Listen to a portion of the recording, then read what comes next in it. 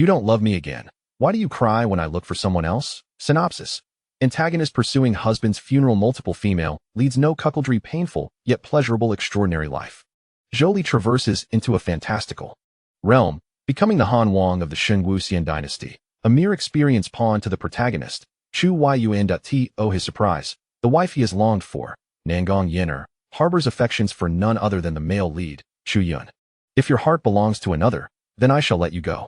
Subsequently, Zhou Li finds himself surrounded by numerous women, including a dragon princess and the holy maiden of the Heroines demon sect.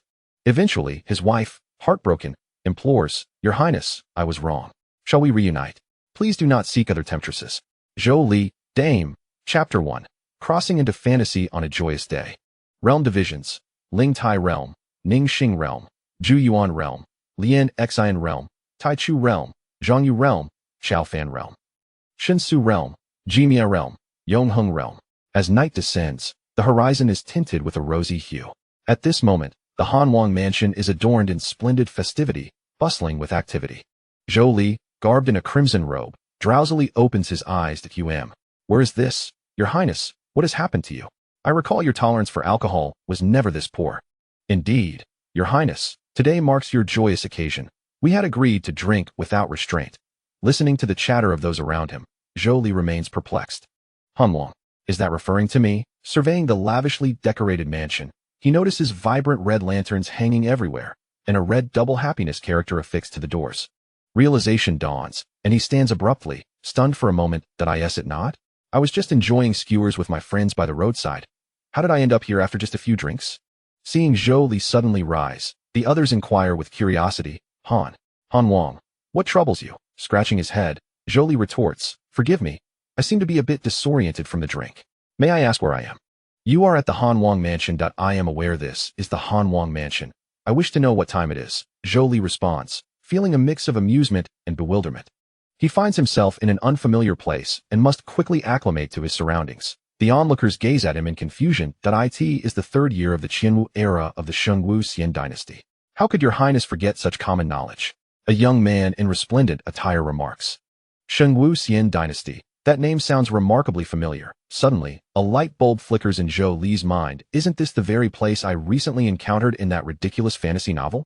As the implications settle in, Zhou Li's head begins to throb. The clues are now apparent. He has traversed into another realm and has assumed the role of a mere antagonist in the story, the Han Wang of the Shang Dynasty, Zhou Li. He is portrayed as an insufferable sycophant, shamelessly pursuing the granddaughter of the Duke of the Southern Kingdom, Nan Gong Yan'er. However, Nan Gong Yan'er is already one of the concubines of the male lead, Chu Yun, with whom she has a long-standing acquaintance, and Chu Yun is indeed the one she desires. Poor Han Wang, reduced to nothing more than a lovesick fool, ultimately meets his demise at the hands of Chu Yun, aided by Nan Gong Yan'er. In a fit of vengeance, the emperor of the Shang Dynasty, Zhou Li's father, the martial emperor Zhou Yuan, annihilates the duke's family and mobilizes the nation to hunt down Chu Yun, only to meet a tragic end at the hands of the male lead. Alas, in the end, he gains nothing after all that adoration. How vexing.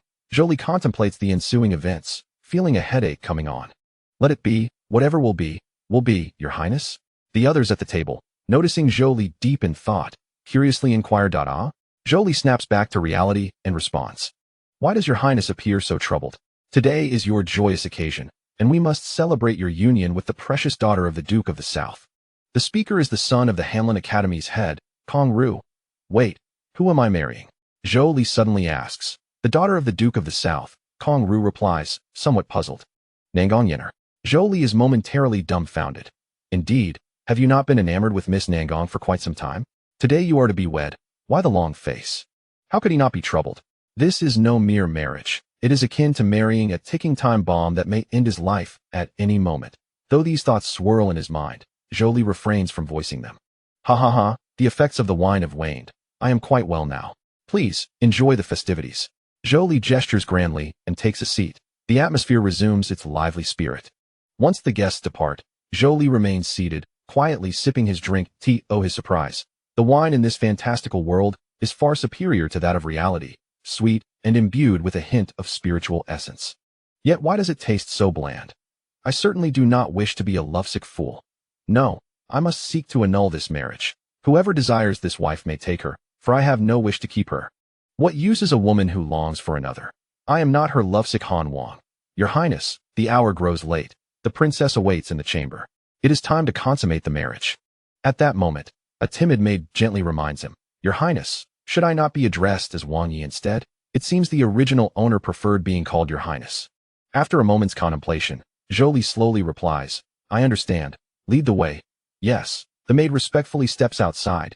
Your Highness, please. Zhou Li rises and follows the maid to the bridal chamber. Your Highness, if there is nothing further, I shall take my leave. Yes, go ahead. Zhou Li smiles at the maid and nods. Yes. With that, the maid exits, originally reluctant to proceed. Curiosity drives him to discover what manner of woman could inspire such devotion from the esteemed Han Wang in the original tale. Zhou Li took a deep breath and gently pushed open the door to the bridal chamber. Inside, flickering red candles illuminated the room, where Nan Gong Yan'er, adorned in a crimson wedding gown and veiled with a scarlet hood, sat gracefully on the edge of the bed. Her back turned toward him. Having admired beauty for many years, Zhou Li was certain, merely from her silhouette, that Nan Gong Yan'er was undoubtedly a stunning woman. Yet, this did not surprise him. Throughout history, heroes have always been enamored with beautiful maidens. If Nan Gong Yan'er were not lovely, the original owner of this body could not have felt such affection for her. Zhou Li's gaze shifted to the table, where a jade rui was placed, seemingly intended for lifting the veil. That he found a chair and slowly sat down. In an instant, the room fell into an awkward silence. Neither Zhou Li nor Nan Gong Yan'er spoke. The two remained in silence, creating a rather uncomfortable atmosphere. Truth be told, Zhou Li did not wish to remain silent, but he was at a loss for words, primarily because he had never been married before. On the other hand, Nan Gong Yan'er simply chose not to acknowledge him. Observing her demeanor, Zhou Li felt a twinge of dissatisfaction. Really? You plan to join forces with the male lead to do me harm, and yet you harbor grievances against me? With this thought in mind, Zhou Li spoke lightly. It is just the two of us here. You may lift your veil yourself. If you have anything to say, do so promptly. Nan Gong Yan'er remained unresponsive. What on earth? Have I given you too much face? Zhou Li picked up the jade rui from the table, but did not use it to lift Nan Gong Yan'er's veil. Instead, he summoned his own spiritual energy. With a sudden grip, the jade rui shattered into fragments. The powerful gust of energy erupted around him, sweeping Nan Gong Yan's red veil away. Having already familiarized himself with this body, he understood the original owner's capabilities and how to wield spiritual power. As the veil floated away, Nan Gong Yan'er slowly turned to face him, and Zhou Li finally beheld her exquisite features. Chapter 2. The Han Princess, Nan Gong Yan'er. Zhou Li gazed upon the unparalleled beauty of Nan Gong Yan'er, his eyes widening in awe. In his perception, her exquisitely flawless visage was forever etched in his memory. Her luscious, crimson lips and captivating, enchanting eyes, skin as smooth as jade, and fingers delicate like green onions. She appeared as though she had stepped out from a painting. It would not be an exaggeration to say she possessed a beauty capable of captivating nations. However, her allure was somewhat marred by an overwhelmingly cold demeanor. It was uncertain whether her indifference extended to all or was reserved solely for him. Zhou Li quickly regained his composure, realizing the peril of his infatuation. A mere glance had almost ensnared him. Indeed, a beauty could be likened to poison. The more exquisite the woman, the greater the danger. It was no wonder the original owner, His Highness, the Han Wang, was infatuated with her. Her beauty warranted such admiration. Yet, Zhou Li was not the original Han Wang. No matter how beautiful a woman may be, she ultimately did not belong to him. He understood one truth. The celestial woman before him was an adversary, not an ally. Nan Gong Yan'er lifted her gaze. Locking eyes with Zhou Li, after a prolonged silence, she finally spoke, her voice tinged with a chilling disdain. Might I inquire why your Highness has been staring at me so intently? At her words, Zhou Li withdrew his gaze, his forehead tightening with veins of frustration. One audacious tone. Had he incurred a debt to her? Yet, he refrained from responding, choosing instead to sit quietly and await her next words. Noticing his silence, Nan Gong Yan'er pressed further. Why do you remain mute, your Highness? This time, Zhou Li chuckled softly. I was pondering, have I offended you in some way?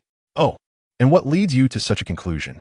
Because your tone suggests that the man standing before you is not your husband on your wedding day, but rather an enemy with whom you share a deep-seated grudge. Upon hearing this, Nan Gong Yan'er retorted coolly, you are overthinking, your Highness. I treat everyone this way. Is it so with all, or just with me? Zhou Li's words momentarily caught Nan Gong Yan'er off guard.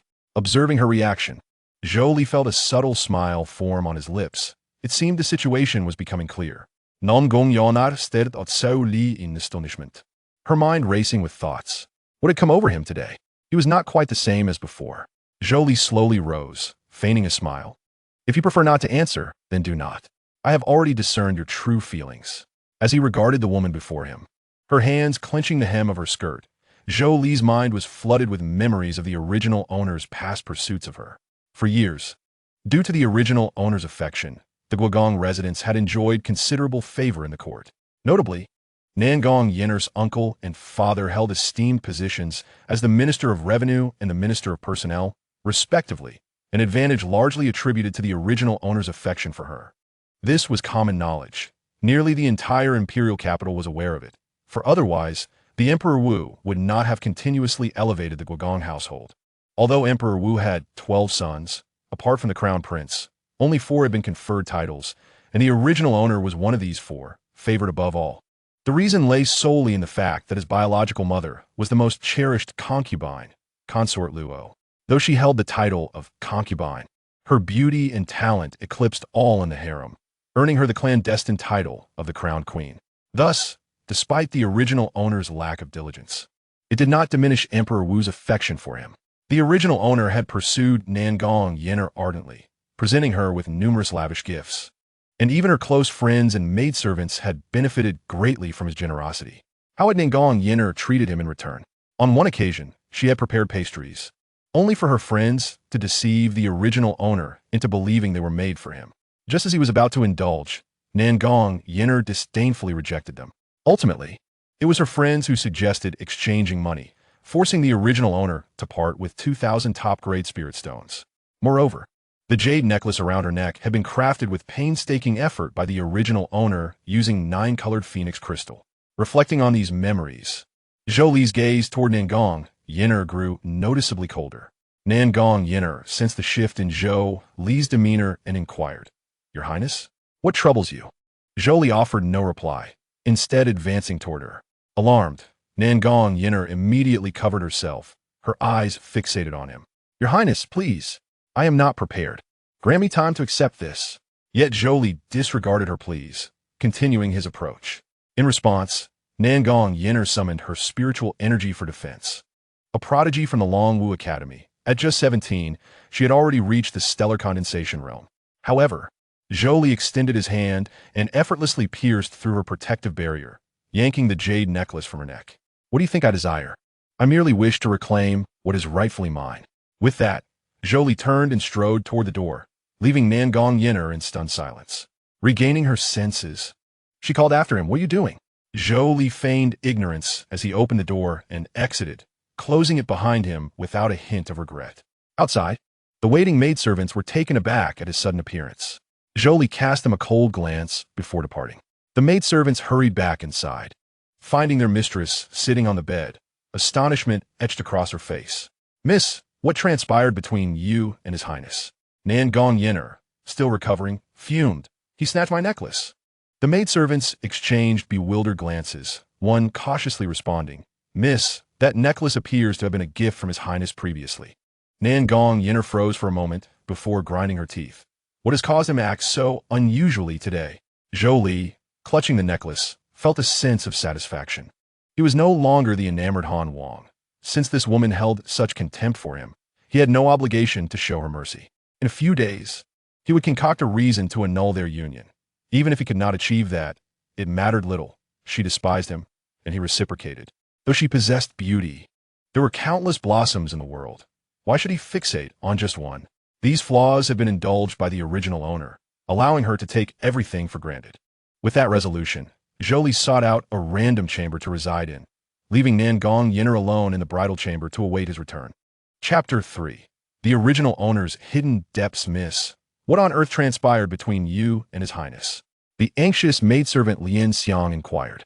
Zhou Li's expression had been far from favorable upon his departure, and it was evident to anyone that her mistress had once again provoked His Highness's anger.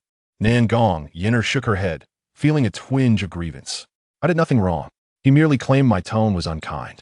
But I have always spoken to him in that manner." Upon hearing this, Lianxiang, with a mix of amusement and exasperation, remarked, "Miss, times have changed.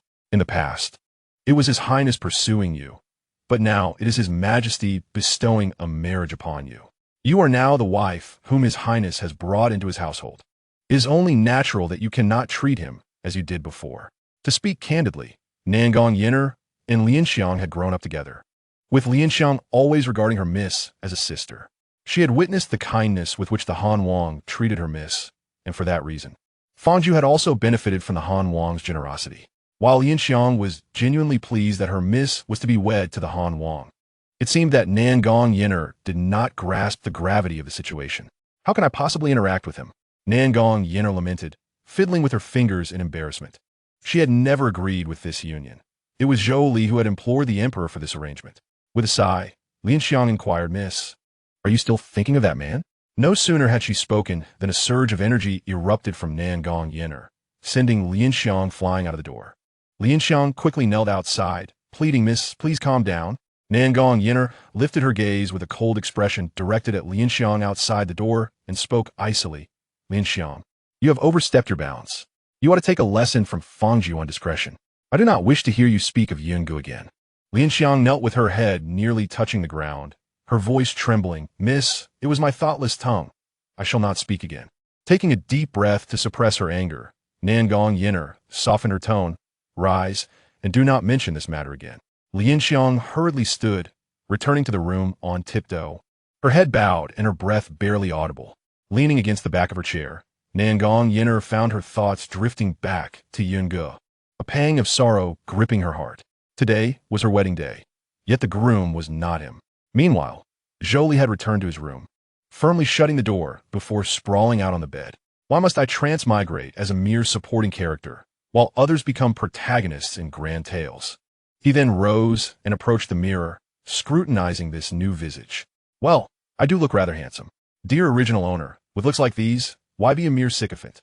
At that moment, Zhou Li noticed a smile forming on his reflection's face, a peculiar and unfamiliar expression that startled him.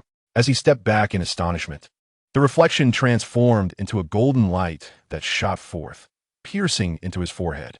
Stunned for several seconds, Zhou Li's eyes suddenly sparkled with clarity. Is this the original owner's hidden ability? Within the depths of this concealed memory, he discovered that the original owner had sealed a portion of their memories within the mirror. Fortuitously, Zhou Li had chosen this particular room in the Han Wang's estate, which housed the mirror. Initially, Zhou Li assumed the original owner was of a similar caliber to Nan Gong Yan'er, both at the Ningxing realm. However, it soon became apparent that he had underestimated the original owner's potential. The original owner was, in fact, at the third level of the Yun realm, surpassing not only Nan Gong Yan'er, but nearly all peers of the Longwu Academy by a significant margin. Such talent could only be described as extraordinary. Moreover, the original owner's skills in alchemy, artifact crafting, formations, and talismans were nearly maxed out. A 9th-grade alchemist, a 9th-tier artifact master, a 9-star formation master, and a 9th-level talisman master. Goodness, is the original owner a reincarnated celestial being? Zhou Li mused aloud to the mirror. Excitement surged through him as he paced the room, realizing that with the original owner's formidable hidden strength and skills, he could now navigate this world with newfound confidence. How foolish I was to think of avoiding the male lead. Things have changed, my friend. If you dare provoke me, I will not hesitate to retaliate. Yet, he pondered why the original owner had chosen to conceal such memories and live as a sycophant. With such remarkable talent, why not reveal it? Zhou Li found himself puzzled. Enough of this. Being a hidden genius is not so bad. With that thought, he reclined on the bed and drifted into a deep slumber.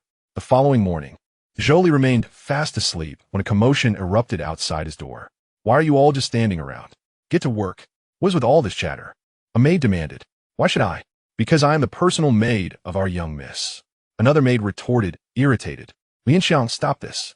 Lianxiang urged, attempting to intervene. No, we have come to the Han Wang's estate with our miss, and these lowly servants need to recognize their place.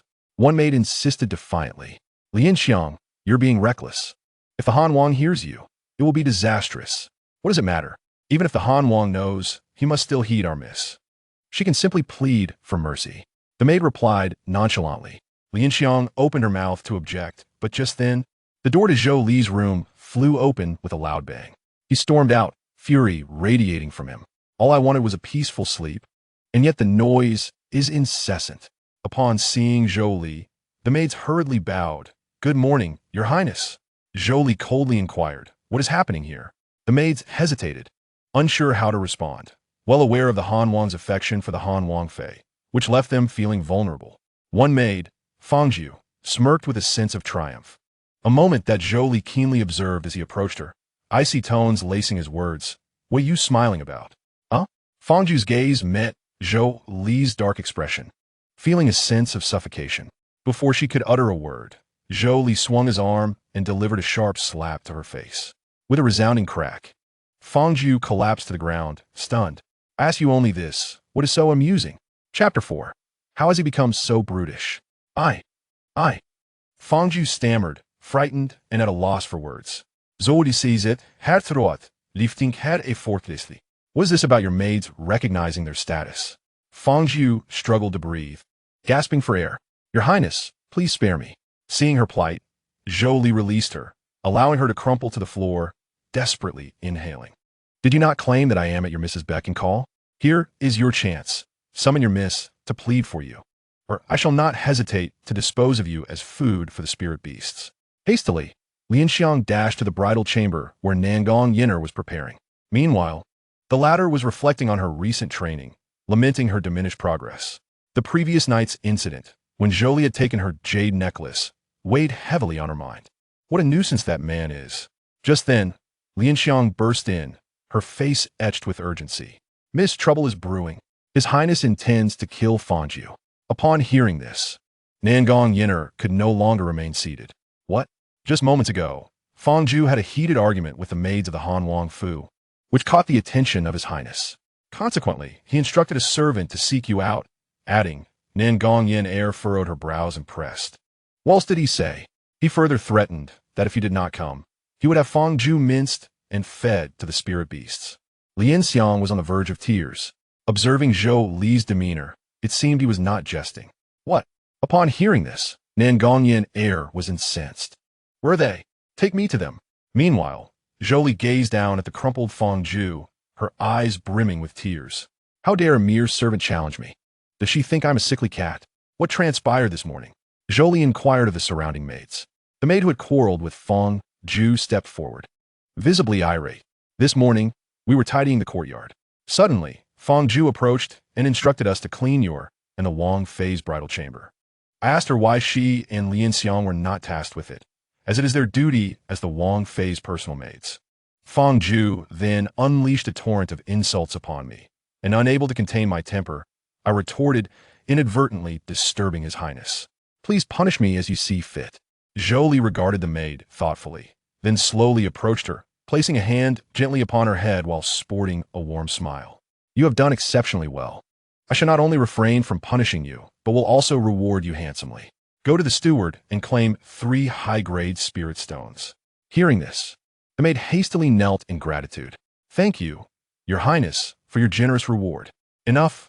Rise," Zhou Li said, turning his attention to the other maids. "From now on, learn from her example. We, the Han Wang Fu, do not instigate trouble, nor do we fear it. I do not wish for you to bully others. But if you are wronged, retaliate with vigor. If you succeed, you shall be rewarded.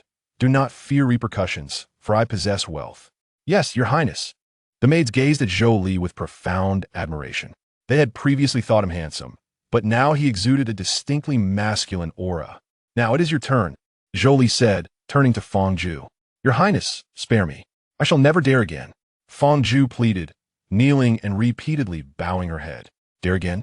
Zhou Li raturta, casually retrieving a whip from his storage pouch and handing it to the maid who had just received his praise. "Strike her well, so I may find enjoyment in it, and there shall be a reward." "Thank you, Your Highness," the maid exclaimed joyfully, taking the whip and striking Fangju with force. "Ah!" Fangju cried out in pain. "Continue until I say stop." Zhou Li commanda. "Yes," the maid responded, delivering another lash to Fangju. "Ah! Your Highness, spare me." Fangju could only beg for mercy. But the maid persisted, fueled by her own grievances against Feng Zhu and the promise of reward from Zhou Li. Just then, Nan Gong Yan'er arrived. Witnessing the scene of the maid whipping Feng Zhu, "Stop this at once." A surge of potent spiritual energy radiated from Nan Gong Yan'er, causing all present, save for Zhou Li, to tremble in fear. The maid was equally intimidated, while Feng Zhu, bruised and battered, turned to Nan Gong Yan'er with tearful eyes. "Miss yet?" Zhou Li coldly interjected, "Did I not say to continue?" "Proceed. You dare." Nan Gong Yan'er threatened. The maid glanced between Zhou Li and Nan Gong Yan'er, caught in a quandary. In the Han Wang Fu, His Highness is the master. You may strike her. The Wang Fei will not retaliate. "Zhou Li," Nan Gong Yan'er shouted furiously. "Strike." "Zhou Li comanda." The maid, receiving her orders, resumed her lashing of Feng Zhu, whose cries and pleas echoed in the air. Nan Gong Yan'er told Zhou Li, "Hearing palpable. What has gotten into you these past few days?" Zhou Li replied, "Your maid does not understand her place. I am merely teaching her a lesson. Feng Zhu is my servant, and I shall manage her without your interference. You are my Wang Fei. She is but a lowly maid in your service," Zhou Li remarked indifferently. "You, shameless," Nan Gong Yan'er retorted angrily. "Why have you become so crude?" Zhou Li shukla legally. "You." The audacity of Zhou Li to use his words from the previous night against her infuriated Nan Gong Yan'er, her teeth clenched in frustration. "I have no desire to elaborate further. Nan Gong Yan'er, take care of yourself." With that, Zhou Li brushed past her. "Oh, by the way," he suddenly turned to the maid, "having lashed out for so long, you must feel satisfied now. For the sake of the Wang Fei, let's go and claim your reward." "Yes, Your Highness." The maid beamed, eagerly following Zhou Li. However, Nan Gong Yan'er called out, "Wait. Enough. I still need to train and have no time for your prattle. Leave." Zhou Li silently cursed, ignoring Nan Gong Yan'er as he continued forward. Witnessing his unwavering resolve, Nan Gong Yan'er felt a pang of sorrow. His silhouette seemed to suggest he would never return. Quickly, she dashed in front of Zhou Li, blocking his path. "What are you doing?" Zhou Li frowned, his tone irritable, feeling a sense of grievance from his tone. Nan Gong Yan'er realized he had never spoken to her in such a manner before. Despite her feelings, she calmly said, "Should you take me to the palace to pay respects to the Empress and Lady Luo today?" "Huh, pay respects?" Zhou Li skufa. "The palace has designated officials to inspect for signs of consummation. If they discover we have not shared the bridal chamber, how will you explain that?" The surrounding maids gasped in shock at Zhou Li's words. It became clear why he had just emerged from that room. He had not consummated the marriage with the Wang Fei the previous night. Alas, how pitiable. On his wedding day, the Wang Fei expelled him from their bridal chamber. No wonder he harbors such resentment toward her today. Realization dawned on Nan Gong Yan'er. "I see now. It is because I rejected him last night that he is treating me this way." Clearing her throat, she said, "That is not important." "Not important?" Zhou Li kuntarat. "The consummation on your wedding night is insignificant to you? Well, then hold significance." He continued, "Or perhaps you are unconcerned about being discovered for not having consummated the marriage, because you indeed have not." At this, Nan Gong Yan'er's expression shifted to one of fury. "Zhou Li, how dare you tarnish my honor? You must apologize." Zhou Li was well aware of her unblemished status, as her character arc in the narrative had yet to depict her losing her virginity. He spoke thusly to provoke her intentionally. As he observed the lingering redness at the corners of Nan Gong Yan'er's eyes and the glimmer of tears within her gaze, Zhou Li felt an urge to smile. Of course, he refrained from doing so, as it would be rather impolite. "All right, no more tears," he said, retrieving a handkerchief from his storage pouch and gently wiping away her tears. "In a little while, I will take you into the palace. You need not worry about the matter with Luo Hong. I shall handle it." He had devised a brilliant plan to take revenge on this woman. Despite the uncertain future, she was still his wife, brought into his home with great ceremony. Displaying excessive disdain for her could lead to gossip, and seeking a divorce from Nan Gong would be troublesome. Since Nan Gong Yan'er, this wretched woman, would inevitably end up with Chu Yun, he decided to play along. After all, he was rather bored. Actively distancing himself from her would only make her appear the victim. Upon hearing Zhou Li's words, Nan Gong Yan'er felt a slight sense of reassurance. She sniffed and took the handkerchief from him, saying softly, "Thank you, Your Highness." Zhou Li nodded. "Let us go. We must not keep the Empress and the imperial concubine waiting. Butler, prepare the carriage." The two of them boarded the horse-drawn carriage bound for the palace. Throughout the journey, Nan Gong Yan'er discreetly studied Zhou Li, her heart filled with confusion. Why had this man suddenly changed his attitude? Unbeknownst to her, Zhou Li was harboring his own schemes, leaving her feeling perplexed. If you wish to keep our lack of consummation a secret, you must heed my words, Zhou Li reminded her. Nan Gong Yan'er nodded vigorously. According to protocol, Zhou Li had to first take her to pay respects to the empress before visiting the imperial concubine Luo. Soon, the carriage came to a halt before the empress's palace. Zhou Li alighted first, extending his hand to assist Nan Gong Yan'er down. The two entered the palace hand in hand and bowed to the empress in greeting. The empress regarded the newlywed pair with a satisfied smile. You young couple seem quite affectionate, she remarked with a smile. Zhou Li respectfully replied, Thank you for your kind words, mother. He gently squeezed Nan Gong Yan'er's hand, causing her heart to race, though she merely complied with his lead. Ah, youth is indeed a blessing. Li Yan'er is one of the 4 great beauties of our imperial capital. You must treat her well. The empress teased. She had always favored Zhou Li among the many princes, not for any particular reason other than his apparent disinterest in the throne, which posed no threat to the crown prince's status. Thus, she had always treated Zhou Li as her own son, as long as he did not resemble the other ambitious princes. Mother, you jest. I will certainly treat Yan'er well. Otherwise, why would I have sought a marriage from father? Zhou Li replied. Well, the hour is late, and there's little to eat here. As per custom, I shall bestow upon you two some 200 top-grade spirit stones, the empress declared, signaling for a maid to fetch the spirit stones. No need, mother. My family already possesses an abundance of spirit stones. Zhou Li waved his hand dismissively. Oh, if you do not want them, I shall give them to Yan'er. With that, the empress gestured, and the maid handed the storage pouch filled with spirit stones to Nan Gong Yan'er. Overwhelmed, Nan Gong Yan'er was astonished at receiving 200 top-grade spirit stones. One must understand that the annual salary of the Nan Guogong's estate was merely 300 top-grade spirit stones, 5,000 middle-grade spirit stones, and 70,000 low-grade spirit stones. To receive such a generous gift from the empress was astonishing. Your Majesty, such wealth is too much. I cannot accept it, Nan Gong Yan'er exclaimed.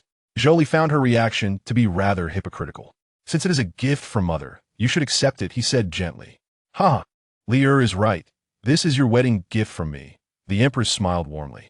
You are to visit sister Luo soon, so I shall not keep you any longer. Xiao Huan, see off the prince and princess. After expressing their gratitude to the empress, Zhou Li and Nan Gong Yan'er followed Xiao Huan out of the palace. The moment they stepped outside, Nan Gong Yan'er gazed at the storage pouch filled with spirit stones, beaming with delight. Observing her expression, Zhou Li shook his head. I gift her so many precious items, yet she remains indifferent, but a mere 200 top-grade spirit stones elicits such joy. One can easily surmise that our male protagonist is in dire need of cultivation resources. However, as Zhou Li surmised, Nan Gong Yan'er indeed intended to pass these 200 top-grade spirit stones to Chu Yun. With these spirit stones, Brother Yun would surely ascend to the 5th level of the star condensation realm. Enough with the foolish grin. We must pay our respects to Mother Concubine shortly. She is not as easily amused as the Empress, Zhou Li cautioned. After all, this was his biological mother, who would undoubtedly be more attentive to him. Humph. Nan Gong Yan'er pouted defiantly. Before long, the carriage arrived at the residence of Imperial Concubine Luo. Remember, do not speak out of turn, Zhou Li reiterated. Understood. Nan Gong Yan'er nodded earnestly. Additionally, you are not to accept anything my mother offers you. Nan Gong Yan'er looked momentarily startled and asked, Why not? Why not? Do you think my mother's gifts will be passed on to Chu Yun, who would then use them against me? Zhou Li waved his sleeve dismissively, his tone cold. With that, he strode directly into the chambers. As Nan Gong Yan'er watched Zhou Li's retreating figure, a myriad of emotions stirred within her. Upon entering the chambers, she beheld a woman adorned in exquisite garments, her beauty striking and unparalleled, seated regally upon a high chair. The woman appeared to be in her early 30s, exuding an air of dignified grace. Undoubtedly Zhou Li's mother, the Empress Dowager Luo.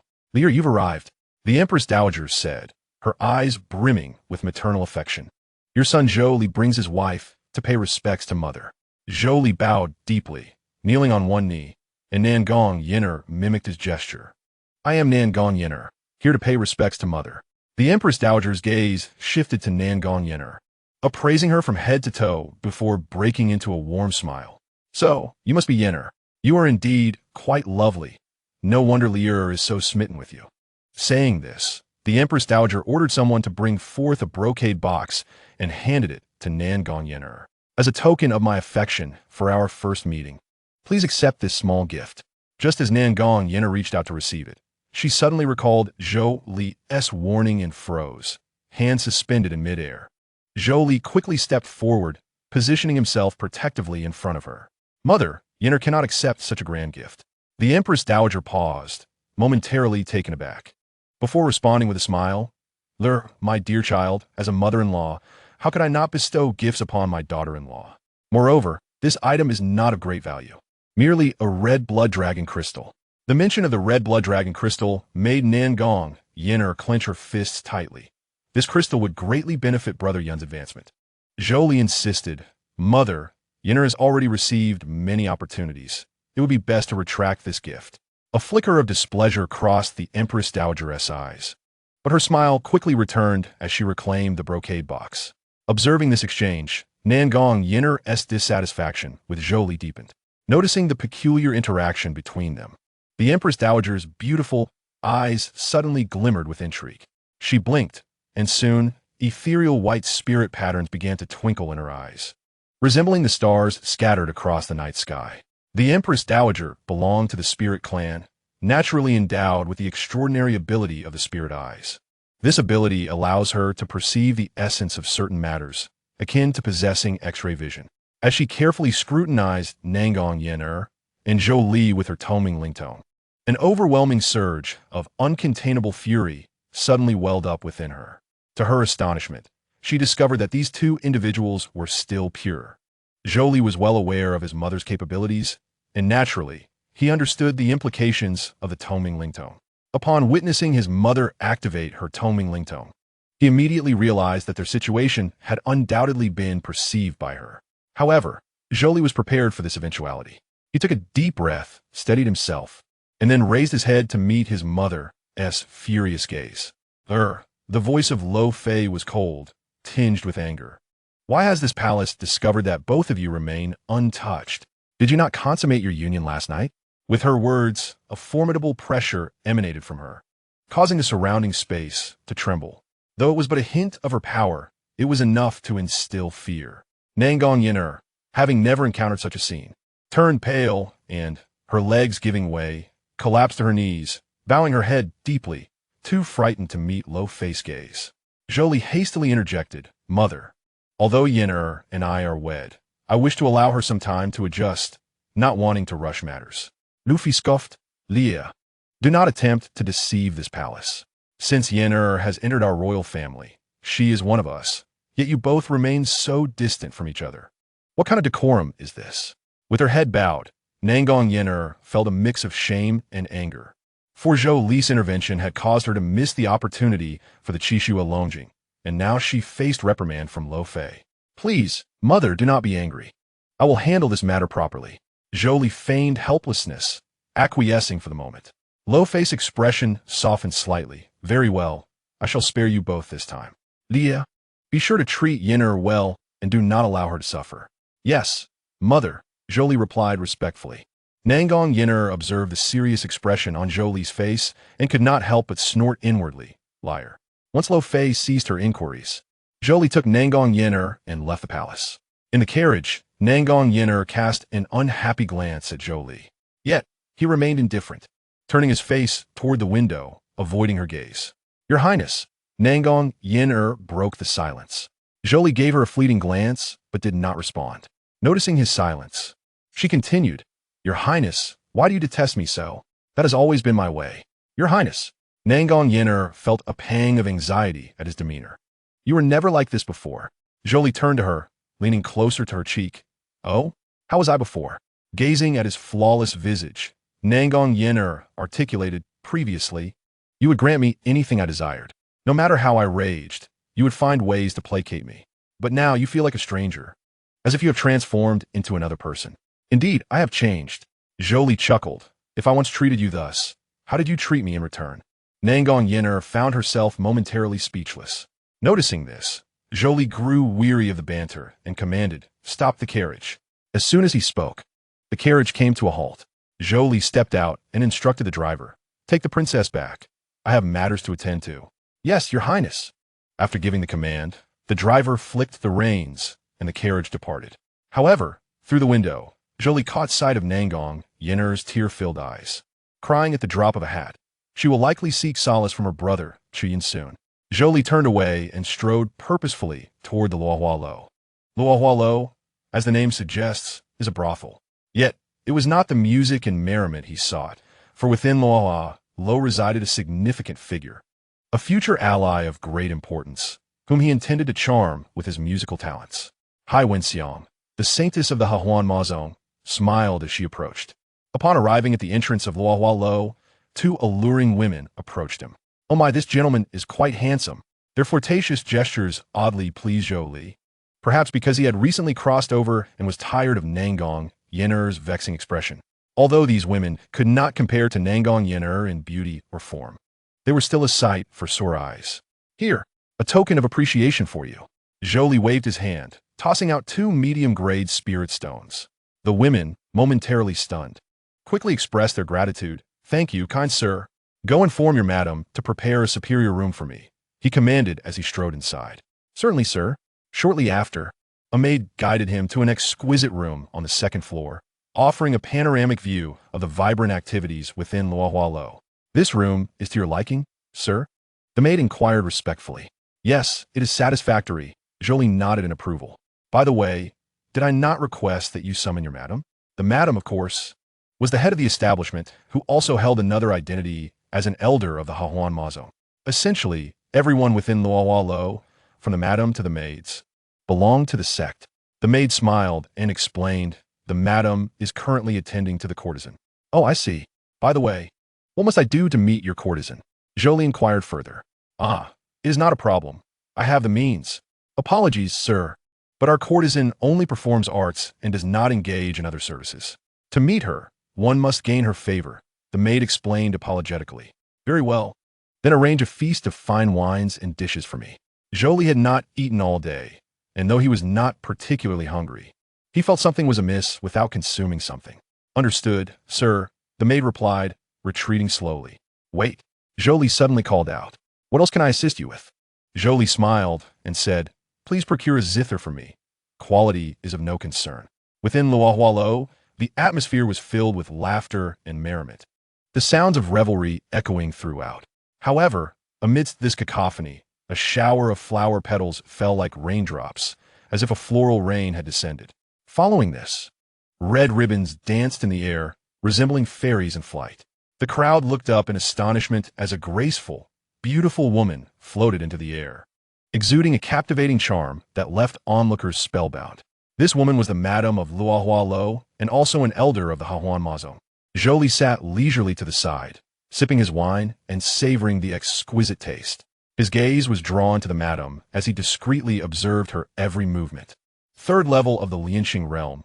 Intriguing," he murmured to himself with a slight smile, as the esteemed guests below caught sight of Hong Mama's appearance. They were instantly filled with excitement, clamoring to meet the enchanting xianxia.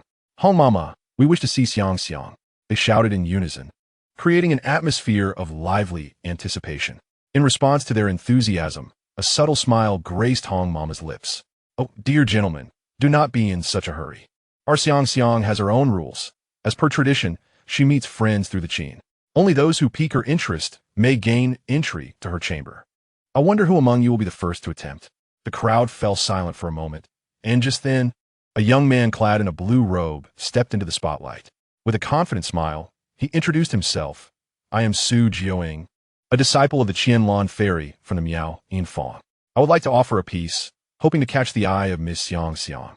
The mention of Miao Yinfang, a revered establishment of Qin artistry, sent whispers of awe through the crowd, leading them to believe that Miss Xianxia would surely take notice of this gentleman. Hong Mama smiled knowingly, acknowledging the talent of a prodigy from Miao Yinfang. No sooner had she thought this than a jade qin appeared before Su Jiaoying. He gently caressed the instrument, plucking the strings with care. "Ah, This chain is crafted from the spirit jade of Han Mountain, and the strings are woven from the silk of heavenly silkworms. Truly an exquisite instrument, he praised. Since you have such discerning taste, might I request you to play a tune? Hong Mama extended her hand graciously. Forgive my humble performance, Su Jiuying said with a gracious smile. He knelt gracefully, blending seamlessly with the surroundings. His fingers delicately caressed the strings, as if handling the most precious of treasures. In an instant, a melodious sound cascaded forth like a flowing stream, a celestial harmony that lingered in the ears of all present. The enchanting melody flowed through the hearts of the audience, ensnaring them in its spell. As the music progressed, vivid scenes began to materialize before their eyes. Snowflakes danced down like plumes of goose feathers, rushing in like a herd of wild horses, creating a majestic spectacle. Yet, in the midst of this breathtaking moment, a gallant young man dashed through like a streak of lightning.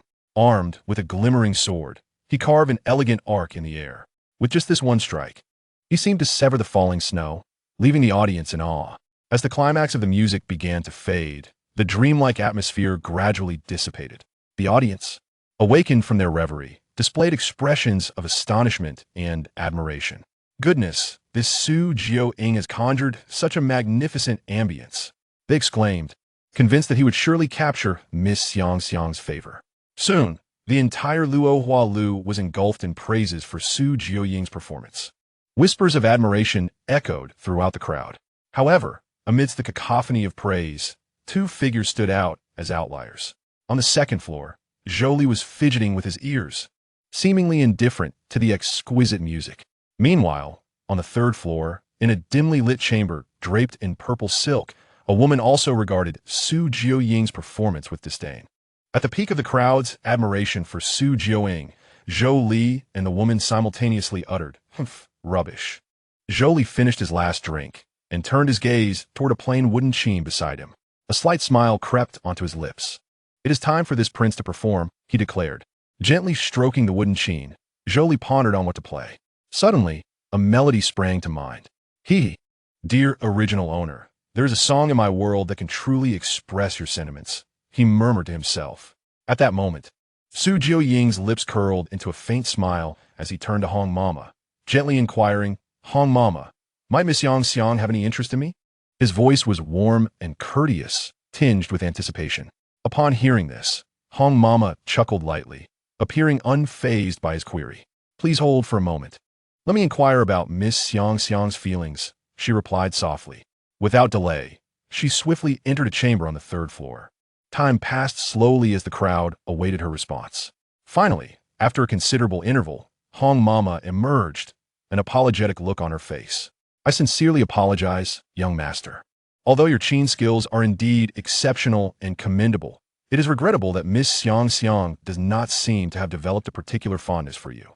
Su Jiuying, upon hearing this verdict, displayed neither disappointment nor dismay. Instead, he offered a serene smile, responding with equanimity, "If that is the case, then it seems I am fated to have no connection with Miss Xianxia." His tone was calm, as if he had anticipated this outcome. Meanwhile, the guests below began to murmur in disbelief.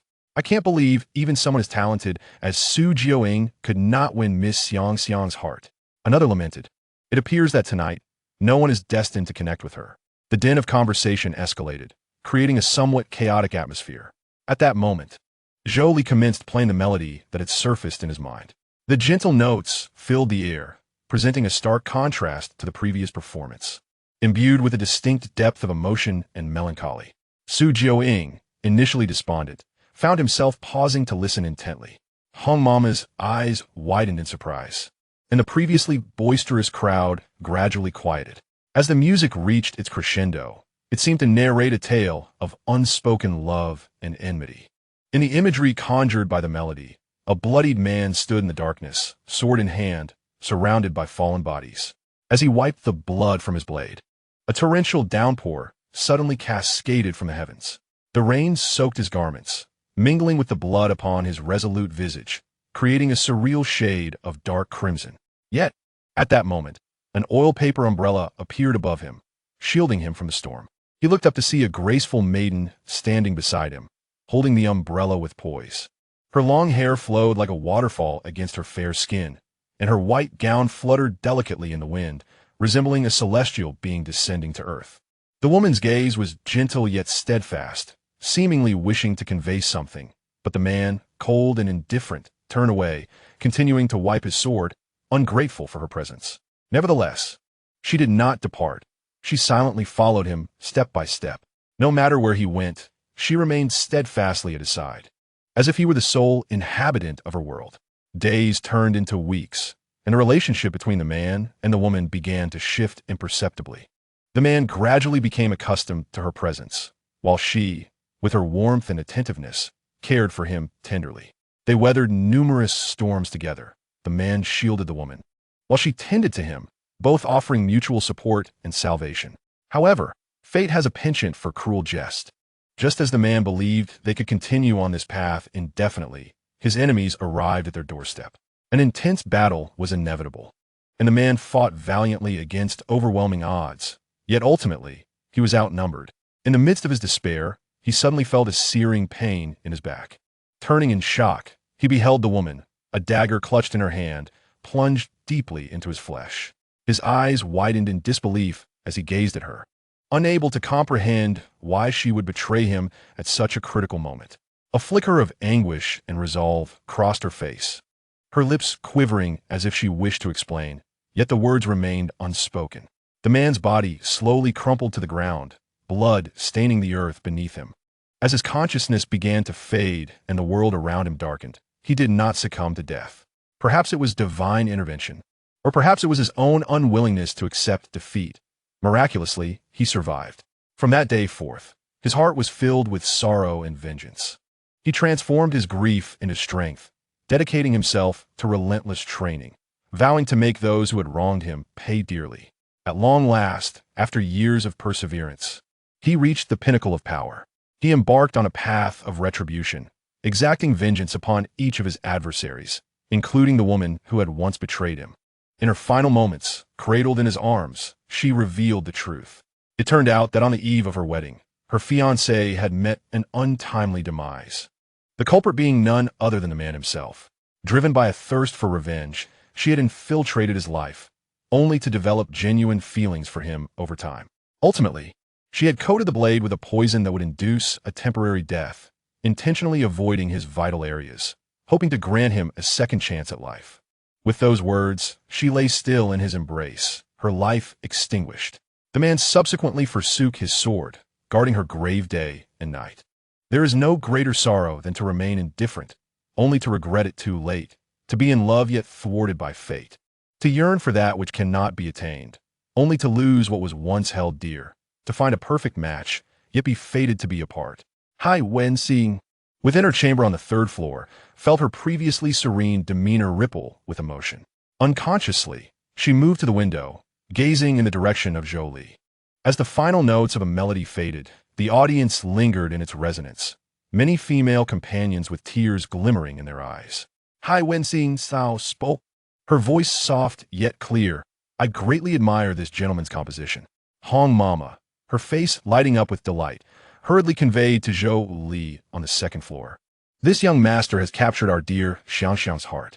Zhou Li's lips curled into a smile, recognizing that these enchanting women would not be swayed by grandiose compositions. They yearned for melodies steeped in romance. In conclusion, the plan was a success. Thus, Zhou Li rose slowly, ready to converse with the esteemed holy maiden of the Heroines Demon Sect. Chapter 9. This prince seeks your collaboration. My lord, please, Hong Mama said respectfully. Zhou Li glanced at the purple veil before him and chuckled. Is it purple? How charming. I understand. You may withdraw now. Zhou Li replied nonchalantly. Upon hearing this, Hong Mama retreated, and Zhou Li parted the veil, stepping into the room. The space was expansive yet dim, akin to the depths of the ocean. A faint fragrance pervaded the air, with flowing purple and blue silks draped around. Inhaling the aroma, Zhou Li immediately discerned it to be an enchanting drug. Welcome, my lord. A melodious voice emerged. Zhou Li turned toward the large bed concealed behind the veil, and through the translucent fabric, he caught a glimpse of a graceful, pale figure reclining. Hai Wenxiang, in turn, gazed at Zhou Li clad in white. She delicately traced her fingers along her smooth leg, a satisfied smile gracing her lips. Please, my lord, Take a seat.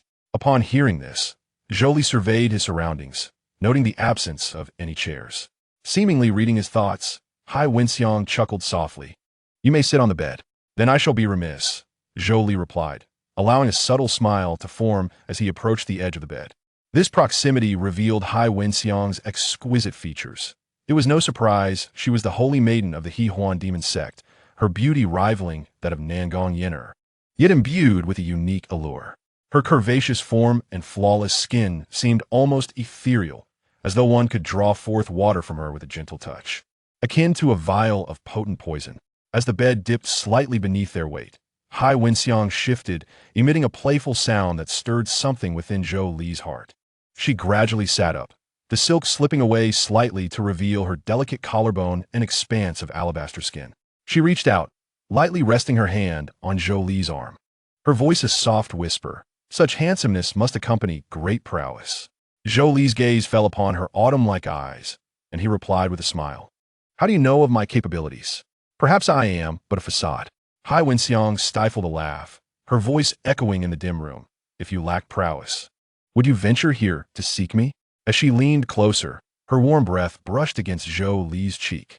Noting this, Zhou Li waved his hand, realizing that she too was aware of his background, and thus she must know that her tactics would not sway him.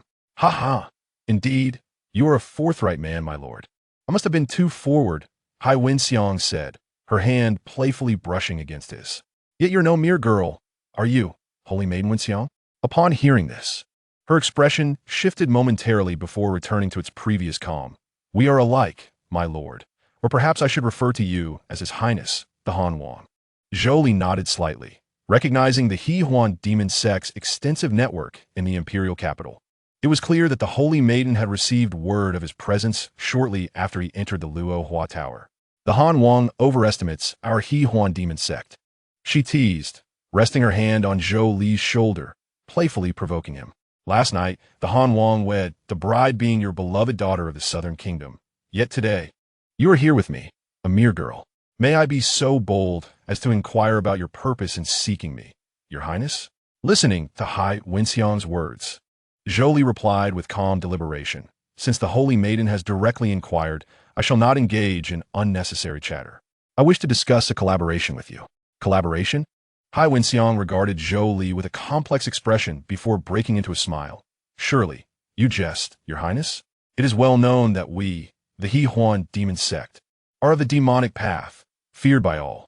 You cannot possibly intend to eradicate us, can you? Zhou Li shook his head, turning to meet Hai Wenxiang's gaze. If I sought to capture you, I would not have come alone.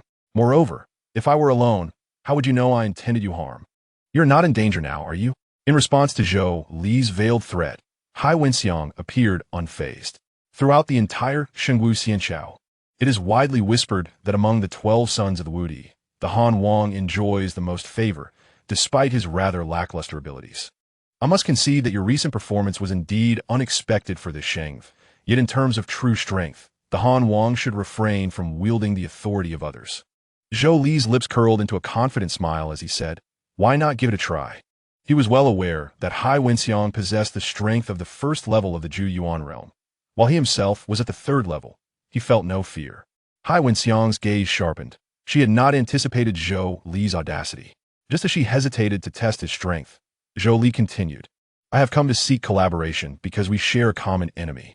In the future, Chu Yun will become the head of the Zhongmeng Dao, seeking to eradicate the demon sects across the continent in a bid to proclaim his righteousness.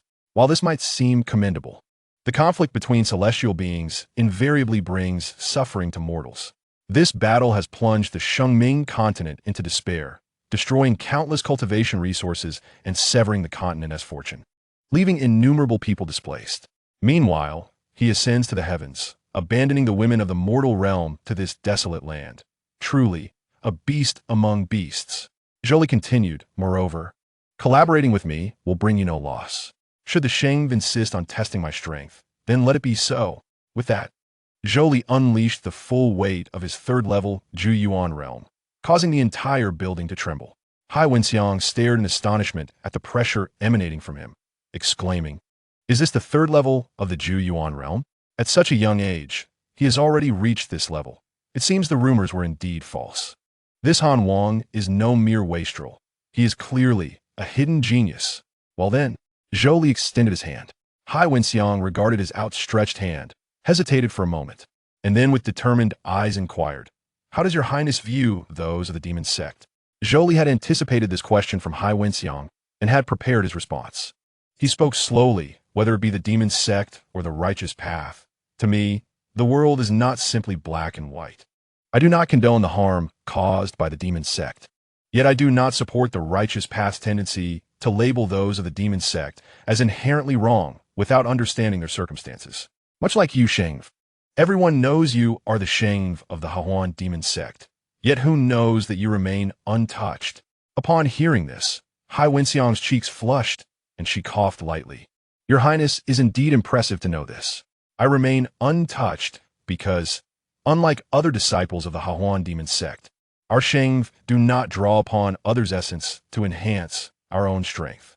Typically, we preserve our virginity, nurturing our bodies with herbs until we ascend to the position of sect leader, at which point we may bear a daughter destined to be the next Shengv. Listening to Hai Wenxiang's explanation, Zhou Li smiled. Her willingness to share such personal details indicated that she had begun to consider him an ally. Thus, do you agree to collaborate with me? Zhou Li asked. The Han Wang's rationality, formidable talent, and powerful background left no room for Hai Wenxiang to dismiss him. However, she paused. But what? Zhou Li queried, slightly puzzled. Hai Wenxiang licked her lips and then, in a playful manner, pushed Zhou Li onto the bed. Her eyes sparkling as she said, "However, I must ask for a few more concessions in our collaboration. Please do not refuse me." Chapter 10. Where have you been so late? Zhou Li had never experienced such an encounter before. He quickly pushed Hai Wenxiang away, saying, "Sheng, please do not. You mentioned that the Sheng of the Hahuan Demon Sect must wait until becoming sect leader to lose their virginity." However, seeing Zhou Li's bashful demeanor only intensified Hai Wenxiang's desire to tease him. "Why are you so shy? You do not seem like someone with experience. When did I ever claim to have such experience?" Zhou Li responded, bewildered. Upon hearing this, Hai Wenxiang paused her antics, shock etching her features. "Could it be? Did you not consummate your marriage with the Han Wangfei yesterday?" she asked. "Otherwise, what? My goodness. So you, like me, are still a virgin." Zhou Li nodded. Hai Wenxiang's expression shifted to one of disbelief. The Han Wangfei, Nan Gong Yan'er, is one of the 4 great beauties of the imperial capital. How could the Han Wang endure such a situation? Zhou Li then slowly stated, "Are you aware of the piece I just played?" "Not all." Hai Wenxiang shook her head, admitting that it was her first time hearing that melody. "The piece is titled Jin Yu Liang Yuan. Do you know why it bears this name?" She shook her head again. Zhou Li sighed and explained, "It signifies love unfulfilled, a bond without fruition." Upon hearing this, Hai Wenxiang immediately comprehended the implications. So this marriage is merely an unreciprocated desire of the Han Wang. Zhou Li continued, "I have laid bare my heart, offering her all that I could. Yet she remains indifferent. I recognize that her heart belongs to another, yet I foolishly believe that if I stood by her side, she would eventually accept me. However, reality has proven me wrong. I was mistaken from the very beginning." At this point, Zhou Li clenched his fists, gritting his teeth with a deep-seated resentment, as he declared, "I have waited long enough. I shall wait no longer." Listening to Zhou Li's words, Hai Wenxiang felt a stirring within her heart. She even felt a pang of sympathy for this exceptionally gifted Han Wang. This was Zhou Li's intention, as in the novel. While Hai Wenxiang is the Sheng of the Hahuan Demon Sect, she is also notably emotional. Thus, he sought to evoke her empathy through the tragic past of the original character. "Is this why you did not consummate your marriage with that Miss Nan Gong?" Hai Wenxiang, without realizing it, had shifted from referring to the Han Wangfei to calling her Miss Nan Gong. Zhou Li nodded vigorously. "She is unwilling to share a bed with me, choosing instead to preserve herself for the one she truly loves. I respect her wishes. This is the final dignity I can offer her. Soon, I will depart from her life." Hai Wenxiang gazed at Zhou Li, her heart stirred by the sorrow reflected in his eyes. "Do not be troubled by such a woman. Your Highness, she is not worth it. If she refuses to share a bed with you, I shall do so instead. I too am a virgin." With that, Hai Wenxiang began to remove her clothing. Zhou Li, witnessing this, hurriedly intervened. No, Sheng, please do not. It would not be proper." "What? Is the Han Wang dissatisfied with me?" Not at all. How could that be? Zhou Li fervently shook his head. Then does the Han Wang believe I am less beautiful than that Miss Nan Gong? That is not the case. You are no less than she. It is simply that I'm still a married man, and I must wait until after my divorce. She may be unkind, but I cannot act unjustly, can I? Zhou Li explained that. Highness pondered for a moment and realized that Zhou Li's reasoning held merit. Moreover, considering that she had only just met the Han Wang, her forwardness was indeed rather abrupt. You make a valid point, Your Highness. We cannot behave like those two shameless individuals. She promptly sat down beside him. Zhou Li stood up and adjusted his attire, then remarked, I certainly did not come empty-handed this time. When seeking collaboration, sincerity is essential. I understand this principle well. As soon as he finished speaking, Zhou Li unhesitatingly produced a petite and exquisite storage pouch from his bosom. This pouch appeared unremarkable at first glance. But when Zhou Li opened it, an astonishing scene unfolded. A cascade of luminous spirit stones gushed forth from the pouch, flowing like a waterfall. These spirit stones were crystal clear, radiating a captivating brilliance, as if the entire world were enveloped in their glow. Highness, standing nearby, was utterly astounded, her eyes wide and her mouth agape, as if it could accommodate an egg. Is this too much? Did the Han Wang bring an entire spirit pool with him? Time passed, and the spirit stones continued to pour out of the pouch, as if they would never cease. Finally, after a considerable duration, the flow of spirit stones gradually subsided, and Zhou Li's pouch returned to tranquility. While the Han Wang mansion may lack other rare treasures, spirit stones are certainly abundant here. Zhou Li's lips curled into a faint smile, and he placed his hands behind his back, exuding an air of composure. There are 2,000 medium-grade spirit stones and 500 high-grade spirit stones here. Does the Holy Maiden wish to verify? Of course. Collaborating with me will promise you far more than just these spirit stones. As Highness gazed at the scattered spirit stones, she swallowed hard. To be honest, her Luhua Tower hardly earned such a sum in a year. The sect did not provide disciples with cultivation resources, only with techniques. It could only be said that the princes of the xianxia were extravagantly affluent. With this thought, Highness cleared her throat and said, Since your Highness is so generous, I cannot afford to be stingy. With that, she waved her hand, and a cup of fragrant tea was handed to Zhou Li. What is this? Zhou Li sniffed and found the tea to be delightfully aromatic. You should drink first, and then I will reveal its secret. Highness replied with a mysterious smile. Upon seeing this, Zhou Li drank it in one gulp. Now can I speak? He inquired. This tea, Highness said with a flirtatious smile, is brewed from my bodily essence. Hearing this, Zhou Li momentarily froze, glancing from the teacup to Highness. What? Does your Highness find this tea unsatisfactory? Highness said, gently caressing her long jade legs and gazing at Zhou Li with an enchanting look. It's quite delightful. Zhou Li shukulata ukuarli. Truly, a person of a demonic path is indeed wicked. Ahem, now that I have accomplished my purpose for this visit, I shall not linger any longer. It is late. Holy Maiden, you should rest early. I take my leave. Zhou Li stood up and prepared to depart, but was stopped by Highness. Your Highness, you have yet to leave me a communication jade slip. Oh, my apologies, my oversight. When Zhou Li returned to the Han Wang mansion, it was already past the hour of the dog, and the servants had all retired.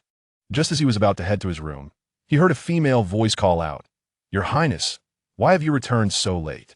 Zhou Li turned to see Nan Gong Yan'er wearing a displeased expression. Why are you so late? Hearing her inquiry, Zhou Li had no desire to engage and turned to walk into the house. Seeing this, Nan Gong Yan'er hurriedly blocked his path. You cannot simply ignore me. You must clarify this. She insisted, her beautiful eyes fixed on Zhou Li. What I do is none of your business. Do I need to report to you? I am your princess. I have the right to know your whereabouts. Nan Gong Yan'er declared haughtily. In truth, she was unsure of her own feelings. She only intended to ask why Zhou Li had returned so late. However, she faintly sensed a delicate fragrance emanating from him, which she found difficult to accept, compelling her to confront him. Princess Nan Gong Yan'er, ask yourself honestly, apart from enjoying the power of the Han Wang mansion, do you ever consider yourself the princess? Zhou Li radurta, scornfully. Hearing his words, Nan Gong Yan'er felt a pang of unease. I simply have not shared a chamber with you. Must you always be so irritable with me? Zhou Li laughed upon hearing this. If it were merely a matter of not sharing a chamber, that would be one thing. But, Nan Gong Yan'er, you know full well that some matters are not so simple. Now step aside. With that, Zhou Li brushed past her, but the closer he got, the stronger the fragrance became. This faint aroma could not possibly originate from a man. Realizing this, Nan Gong Yan'er seized Zhou Li's arm. "What are you doing?" Zhou Li asked, slightly irritated. With a quivering voice, Nan Gong Yan'er questioned, "Your Highness, why do you smell so strongly of that fragrance? Do you have another seductress outside?" Zhou Li's expression changed. He realized he had inadvertently absorbed the scent from too much contact with Hai Wenxiang. "Nan Gong Yan'er, do not falsely accuse others. You know better than I who has been with whom," he replied coldly. At this, Nan Gong Yan'er was momentarily taken aback. Seizing the opportunity, Zhou Li broke free from her grasp, entered his room, and shut the door firmly. Nan Gong Yan'er stood there in a daze, deep in thought. Did he discover the truth about Yinge? No, that is impossible.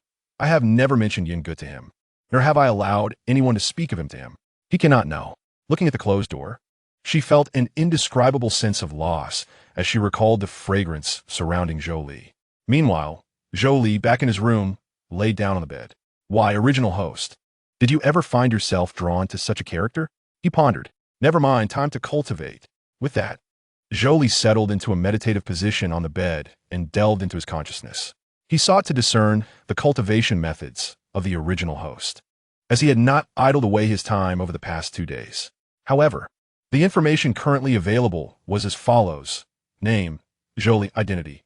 In the narrative, a cannon fodder antagonist. In the story, the fourth prince of the Shengwu Xianxia, Han Wang. Currently suspected identity. The reincarnation of a certain powerful being. Age, 17. Bloodline, spirit clan bloodline. Physique, none as of yet innate divine ability. Bright spirit eye, to be unlocked at 18.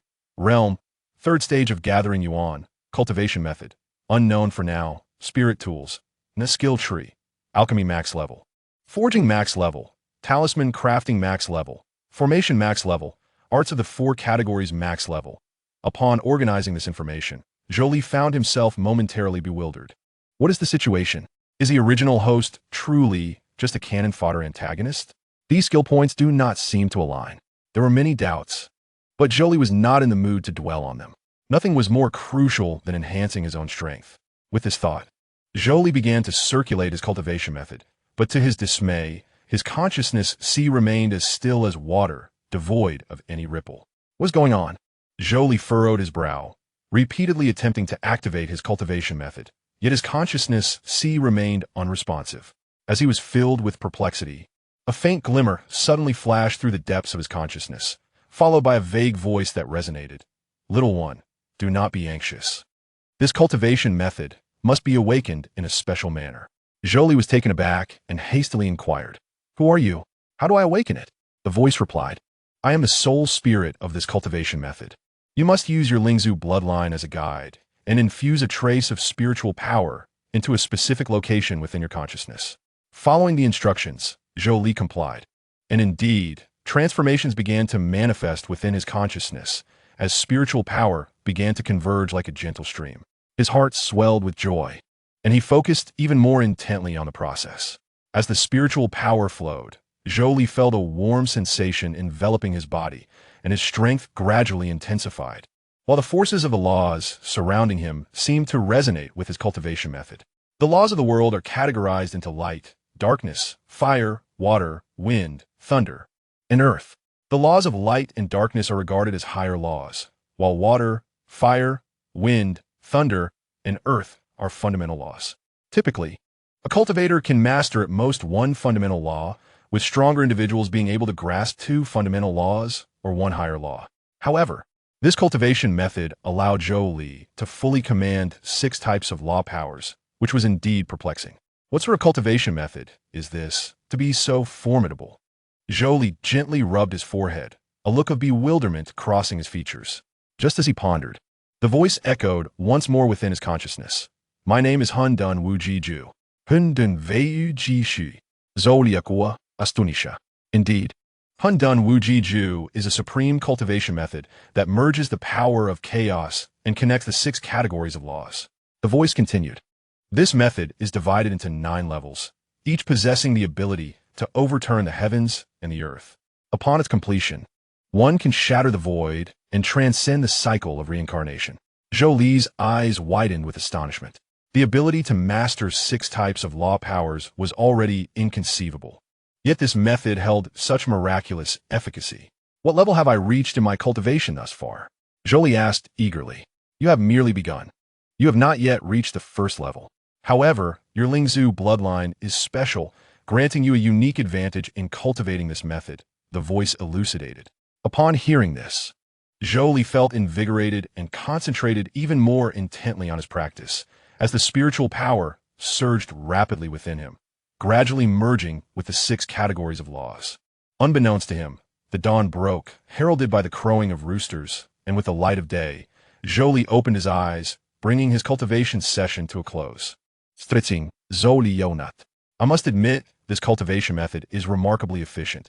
I am nearly on the verge of breaking through to the 4th level of Chu Yun. Just as he stood up, he heard a voice outside his door. Your Highness, it is time for breakfast. Zhou Li was somewhat taken aback. Has this woman changed her ways? He opened the door to find Nan Gong Yan'er standing at the entrance with breakfast in hand, her gaze slightly evasive. Realizing this, Zhou Li understood that she must have ulterior motives. Well, come in. I am curious to see what tricks this wretched woman is up to. Come in. Zhou Li kazwalivikunat. Nan Gong Yan'er's face lit up with joy as she hurriedly placed the breakfast on the table. Your Highness, please try this. I made it all myself.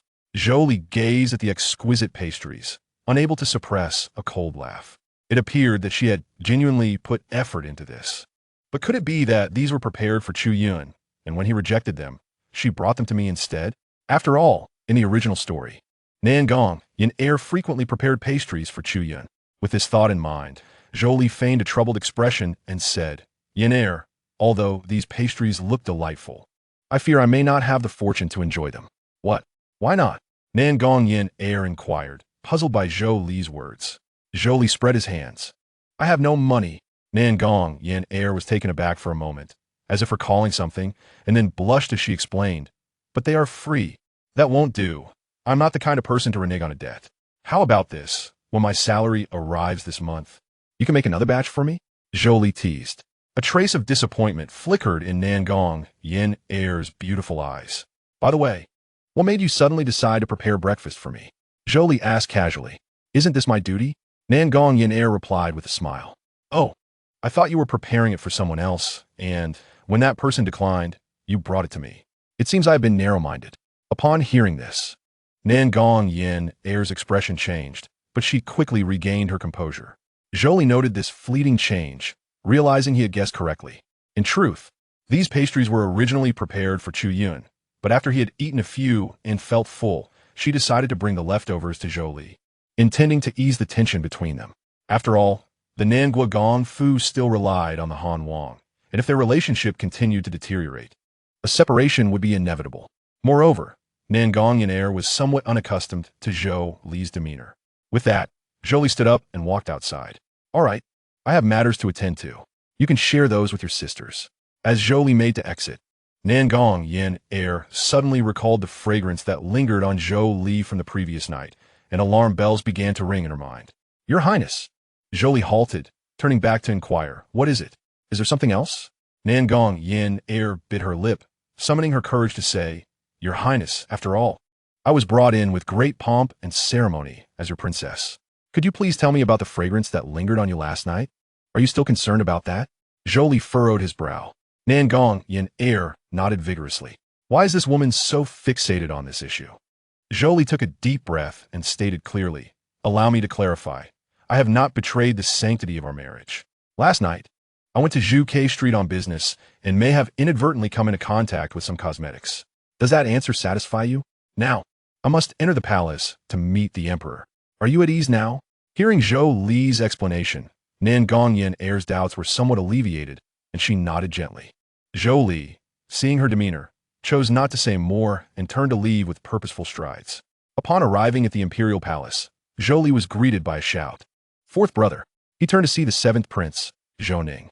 The 7th prince generally maintained a decent relationship with the original character. 7th brother. What brings you to the palace today? Zhou Li. I recently acquired a fine steed and intend to show it off to Brother Tai. Oh, I see. Just then, a voice interjected. Seventh brother, why is it that you think only of your elder brother when you possess something good? Neglecting your second brother? Zhou Li and Zhou Ning turned to see that the speaker was Zhao Wang, Zhou Kun. Behind him stood a young man clad in dark clothing, possessing an attractive countenance, with a pitch-black great sword slung across his back. However, the most distinctive feature was the emblematic smirk reminiscent of a Nike logo. This young man was none other than the primary male protagonist of the tale, Chu Yun. Zhou Li observed Chu Yun quietly, assessing him from head to toe. This protagonist was not even as handsome as I. It is truly perplexing how Nan Gong Yan'er's eyes are so discerning. Ah, fourth brother is also here, Zhou Kun said with a hint of amusement. Oh, second brother, Zhou Li replied leisurely.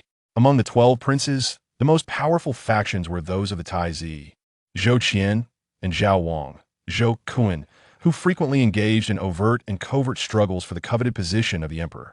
As a result, the court and the princes became divided into factions led by the Zhou and Zhao Wang. The Crown Prince's faction is supported by the 6 ministries, while the Zhao Wang's faction is backed by the Chancellor. Among them, the 7th Prince Zhou Ning, the 9th Prince Zhou Chun, the 11th Prince Zhou Wen, and the 12th Prince Zhou An belong to the Crown Prince's faction. The Wei Wang Zhou Xian, the 6th Prince Zhou Qing, the 8th Prince Zhou Yang, and the 10th Prince Zhou Wu are aligned with the Zhao Wang. The Han Wang Zhou Li and the Qin Wang Zhou Ting do not engage in the strife of factions. However, despite this, Zhou Li holds little regard for his second brother due to his deplorable character. Not only does he frequently indulge in a harem at home, but he also often abuses his power to bully the palace maids. In contrast, although the Crown Prince is not a paragon of virtue either, he appears almost saintly when compared to the Zhao Wang. Seventh brother, what fine steed do you have? Why not bring it out for second brother to see? Tif gun diaklet. Upon hearing this, Zhou Ning coldly replied, it is not a remarkable horse. I believe it best not to present it and embarrass ourselves.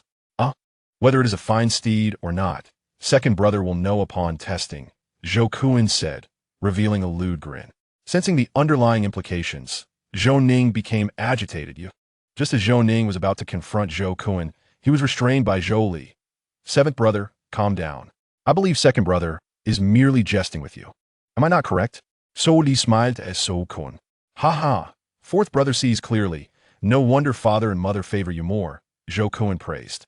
However, Zhou Li's attention shifted to Chu Yun, who stood behind Zhou Kun. And who might this young brother be? Zhou Kun, upon hearing this, immediately donned a sinister grin. He was well aware of the relationship between Chu Yun and Nan Gong Yan'er, and found it amusing that Zhou Li remained oblivious. However, Zhou Li, noticing Zhou Kun's smile, inferred that Zhou Kun certainly knew of the connection between Chu Yun and Nan Gong Yan'er, and he guessed that second brother thought he was being cleverly deceived, which amused him. With this thought, Zhou Li couldn't help but smile. He suddenly wished to witness the scene where Zhou Kun, eager for entertainment, would find himself in a predicament.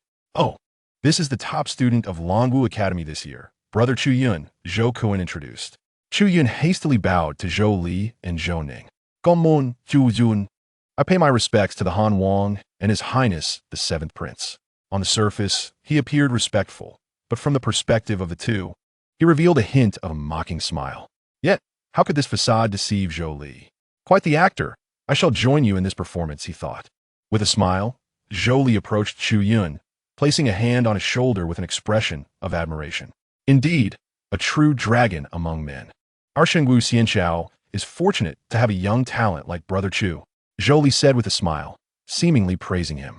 However, as he spoke, his hand suddenly exerted pressure. A subtle yet potent force descended upon Chu Yun's shoulder like a mountain pressing down on an egg.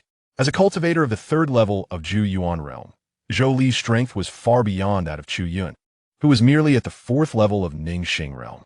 Thus, this pressure was unbearably heavy for Chu Yun. He felt as though a mountain had landed upon his shoulder, causing excruciating pain and turning his face pale, with beads of sweat forming on his forehead. Brother Chu, what troubles you? Zhou Li inquired, a barely perceptible smile tugging at the corners of his mouth, feigning concern. Zhou Kun and Zhou Ning, witnessing Chu Yun's discomfort, were puzzled but, lacking Zhou Li's strength, failed to sense anything amiss. Chu Yun gritted his teeth, enduring the agony, his eyes flashing with determination. He understood that Zhou Li was intentionally tormenting him, yet he dared not reveal his discomfort and silently lamented. However, being a man of integrity, Chu Yun quickly adjusted his demeanor, forcing himself to respond. I am fine. Thank you for your concern, Han Wan. Zhou Li, pleased with himself, wore an even brighter smile. He continued to feign concern. Ah, Brother Chu, while cultivation is indeed crucial, one must also balance work and rest. Look at you working too hard. I cannot bear to see such a talented prodigy of our Shengwu, xianxia, toil so. Suddenly, Zhou Li shifted the conversation. How about this? Allow me to help you straighten your bones. It shall be a modest contribution on my part. And no, please. Chu Yun cried out in pain. Oh, how amusing. Like putting a green hat on me. Zhou Li thought, suppressing a smirk. Ah, Brother Chu, you must endure. The initial discomfort will soon give way to relief. Chu Yun cast a pleading glance at Zhou Kuan. Your Highness, save me.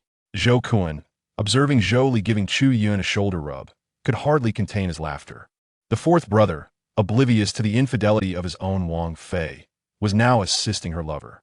Zhou Li also caught Zhou Kuan's amusement, which only further tickled his funny bone. It was indeed laughable. If memory served him right, Chu Yun had an affair with the Zhao Wang Fei. Regardless of the circumstances, Nan Gong Yan'er had yet to cross that line, while the Wang Fei was altogether different. The thought made Zhou Li chuckle even more. However, Zhou Ning, watching the smiling Zhou Li and Zhou Kuan, was bewildered. Why are fourth brother and Zhao Wang so amused? After a while, Zhou Li clapped his hands and slowly said, All right, seventh brother, second brother, I have matters to discuss with father, so I shall take my leave. Zhou Li turned to depart, while Chu Yun rubbed his shoulder. His eyes filled with resentment. Zhou Kuan and Zhou Ning watched Zhou Li's retreating figure, with Zhou Kuan still grinning. Chu Yun, feeling a mix of shame and anger, dared not express his feelings. He feigned calmness and said, If there are no further matters, I shall take my leave. With that, he hurried away. Zhou Li arrived directly at the emperor's study, where the elderly eunuch at the door immediately bowed respectfully.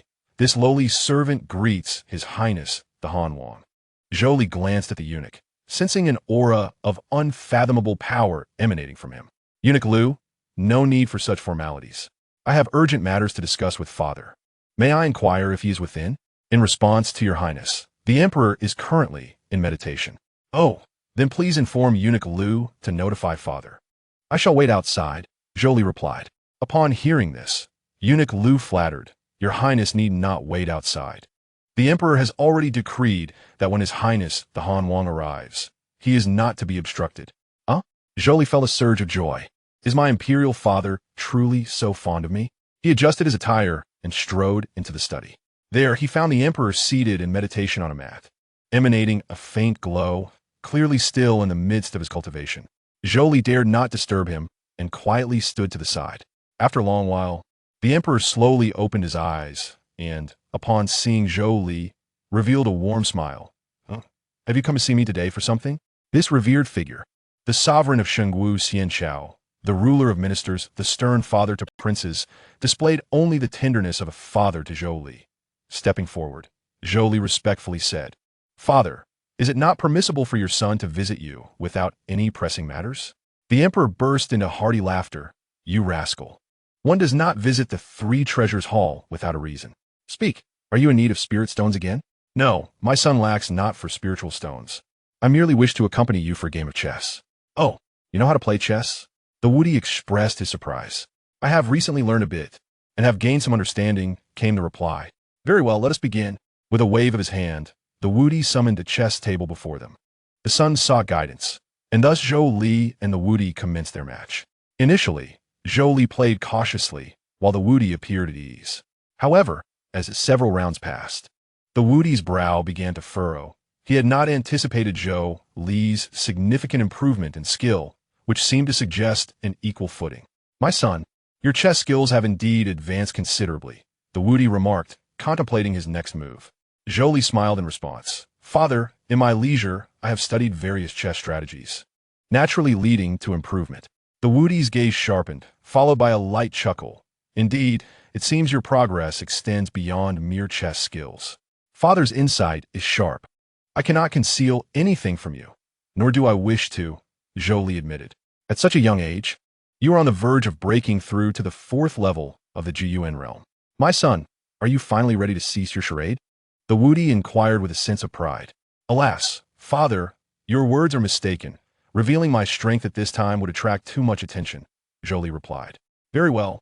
Since you have your own plans, as your father, I shall support you. When you make your remarkable debut, I shall declare you the crown prince. Destined to inherit my throne, the Wudi declared, placing a piece on the board.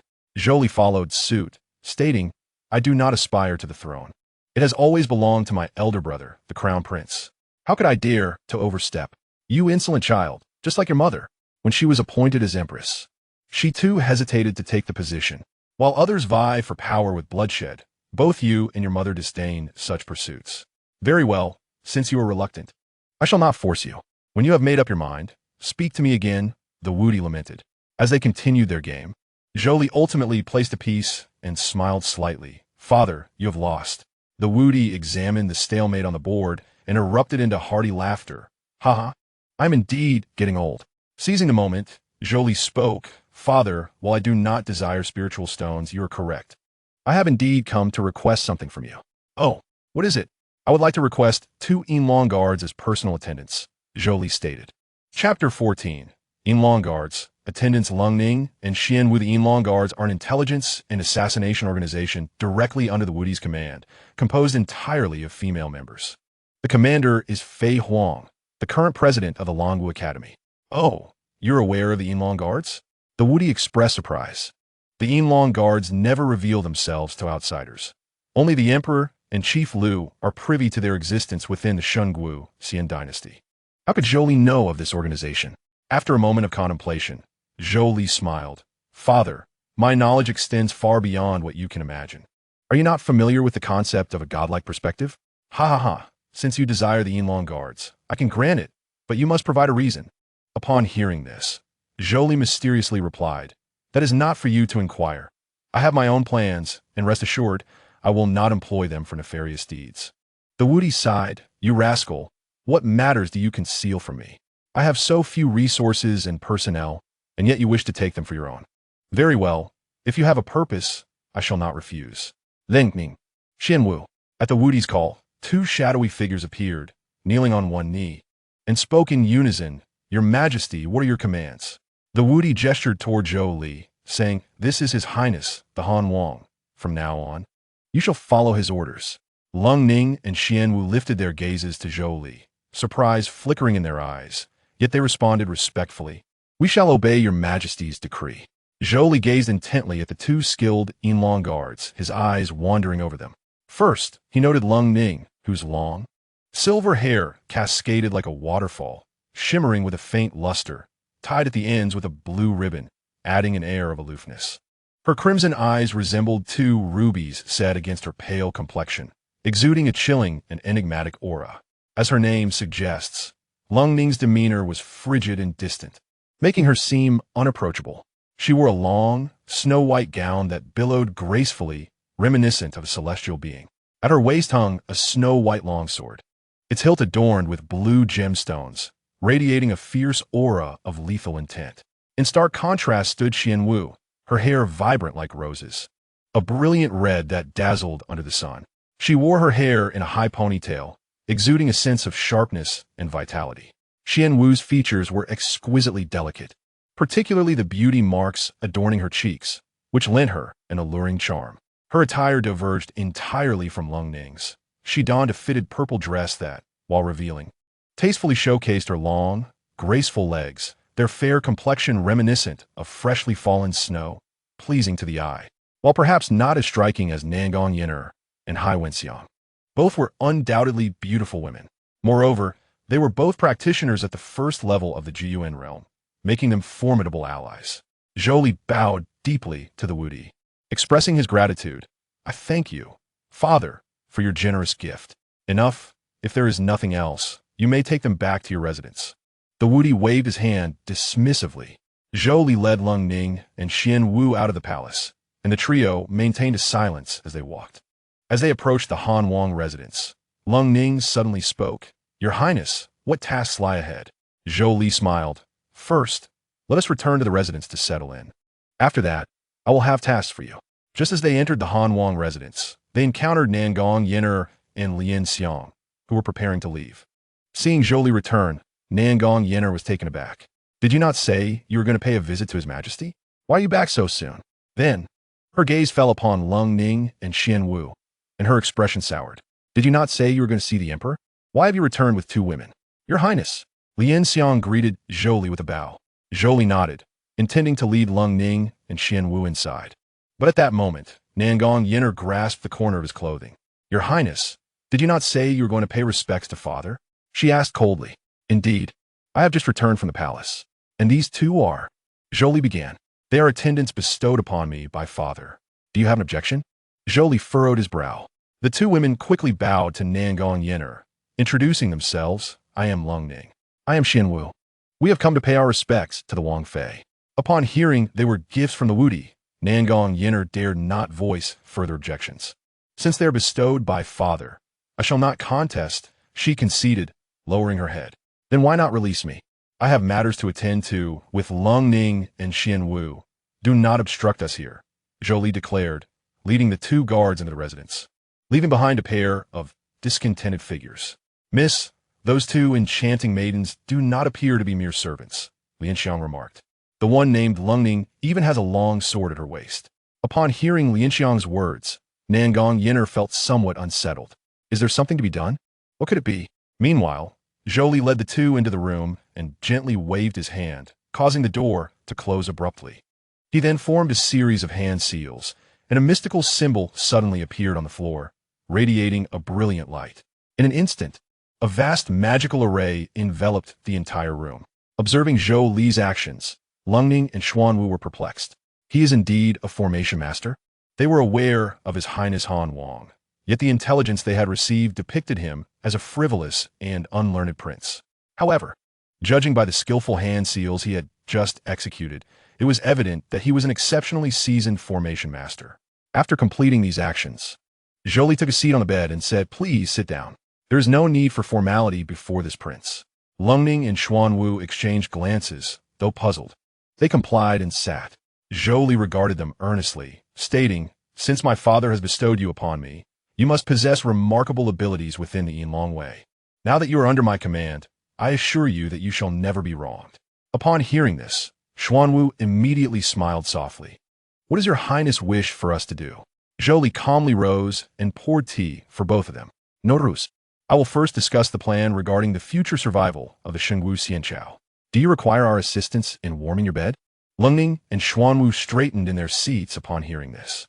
Is the matter concerning the survival of the Shengwu Xianqiao truly of such gravity? Zhou Li slowly began. "I understand that, to outsiders, I have always been viewed as a representation of a frivolous and unlearned young master. You may have had some reservations about me at first, but since you are to serve me, I must lay my cards on the table. I am at the 3rd level of the gathering Yuan realm." Lung Ning and Xuan Wu were taken aback, their eyes widening in shock. To achieve such prowess at this age is undoubtedly exceptional among peers. Yet, this prince appeared to be far from someone with such strength. Observing their expressions, Zhou Li continued, "I have concealed my abilities all along, waiting for the right moment.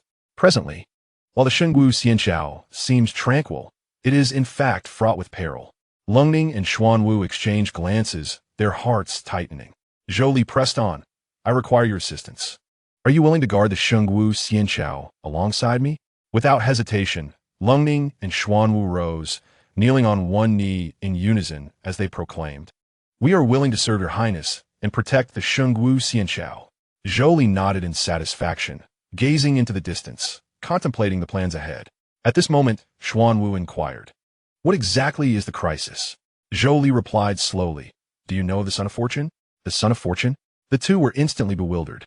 The Son of Fortune seizes the world's fortune to aid in one's ascension. Those who understand gratitude will rise with their kin. But those who are selfish will bring calamity to the world, Zhou Li elucidated. Currently, the Son of Fortune belongs to the latter category. "Who is it?" Xuan Wu inquired further. "The top student of Alangwu Academy, Chu Yun, who is also the little lover of my princess." Lung Ning and Xuan Wu gasped in astonishment. They had not anticipated that this seemingly simple top student could harbor such a significant secret, being the beloved of the prince's consort. Zhou Li continued, "This Chu Yun is not only entangled with the Han Wangfei, but is also secretly colluding with the Zhao Wangfei, aiming to deceive the Zhao Wang. Moreover, the forces behind him are intricate, plotting to overthrow the Shengwu Xianxiao." Xuanwu furrowed her brow, saying, "Your Highness, can we not simply eliminate Chu Yun, who is merely at the Ningxing realm?" A cold smile played on Zhou Li's lips. "Do you remember what I said? He is the son of fortune, blessed by the heavenly path. Though the heavenly path does not intervene directly, should someone attempt to kill him, the heavenly path will surely assist him in overcoming the danger and gaining significant opportunities." At this moment, Lung Ning, who had remained silent, asked, "Your Highness, what should we do?" "We must gradually seize his fortune, thus ensuring he is abandoned by the heavenly path. Only then can we act as we please." "Seize fortune? Is that even possible?" Lung Ning questioned, perplexed. "The son of fortune seizes the world's fortune for ascension, and we can naturally take his fortune. Your primary task now is to gradually dismantle the forces behind Chu Yun, while I will handle the matter of seizing his fortune." Xuanwu clenched her fists resolutely, stating, "Rest assured, Your Highness, we shall exert our utmost effort." Zhou Li patted their shoulders, affirming, "With your assistance, I shall surely safeguard the Shengwu Xianxiao. Fear not, I will not assign this task solely to the two of you. I have allies as well." With that, Zhou Li turned his gaze towards the two. Lung Ning instantly sensed Zhou Li's scrutiny and quickly remarked, "Though His Majesty has bestowed us upon you, we ask that Your Highness show us some respect." "What are you thinking? I was merely assessing your physique and cultivation techniques." Zhou Li responded, somewhat amused. "Physique? Indeed, if I am not mistaken, Lung'er, you must be the legendary Ice Saint body. Although your cultivation is at the first level of the Gathering Yuan realm, you have already cultivated sword intent and mastered the laws of water." "Lengye?" Lung Ning was somewhat reluctant to accept this title, yet she nodded, acknowledging, "Your Highness is indeed wise." "Very well, then. This will make things easier," Zhou Li said, retrieving a blank scroll from his storage pouch. He then pressed his finger to his forehead, and a cold white light shot forth, striking the scroll. After completing this, Zhou Li handed the scroll to Lung Ning. "What is this?" Lung Ning glanced at the scroll, and her expression changed dramatically. "Inventaire technique." Upon hearing this, Xuanwu was equally astonished.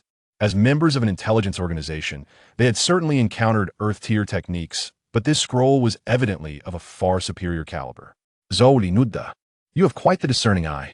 Indeed, this is the heavenly tier technique Ehan Bing Shinju. I believe it is a perfect match for you, so I present it to you." Trembling, Lung Ning accepted the scroll with awe and gratitude in her eyes. "Your Highness, such a precious item is too much for me." Zhou Li waved his hand dismissively. "No need for further words. With your Ice Saint body, cultivating this technique will yield remarkable results, and you will surely become a great asset to me in the future." Xuanwu watched enviously, and Zhou Li seemed to perceive her thoughts. He retrieved another book from his storage pouch. "As for you, Xuanwu, if I am not mistaken, you should be a threefold talisman master who has grasped the laws of thunder." Talisman masters are generally divided into two types: talisman scribes and spirit puppet masters. "But you seem to be proficient in both." Xuanwu nodded vigorously. "In that case, I shall bestow upon you this Wanlei Shunju, which contains over 10,000 types of thunder attribute talismans, categorized into 4 levels: heaven, earth, mystery, and yellow." Xuanwu joyfully accepted the manual and quickly knelt in gratitude.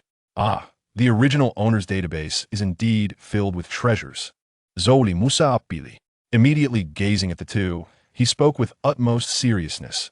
"You must remember not to divulge this information. You are to diligently practice the 2 sets of techniques I have imparted to you. After a few days, I shall forge the spiritual artifacts and spiritual puppets you require." Lung Ning and Xian Wu clenched their fists in unison, responding, "We shall obey Your Highness's orders and will not fail in our mission. As long as we remain loyal to you, we shall not be left wanting when you feast." "I have no shortage of spiritual stones in the Hanwang mansion," he assured them. "Yes, Your Highness." Observing their unwavering loyalty, Zhou Li felt confident that his strategy to win their hearts had succeeded. However, at that moment, Xian Wu approached slowly and placed her hand on Zhou Li's shoulder. "Your Highness just mentioned we need not hold back in your presence. Does that mean I may be unrestrained in front of you?" Gazing into Xianwu's captivating eyes, Zhou Li cleared his throat, considering it prudent to maintain some decorum in front of others. Nevertheless, Xianwu seated herself on Zhou Li's lap, her delicate fingers gently caressing his cheek.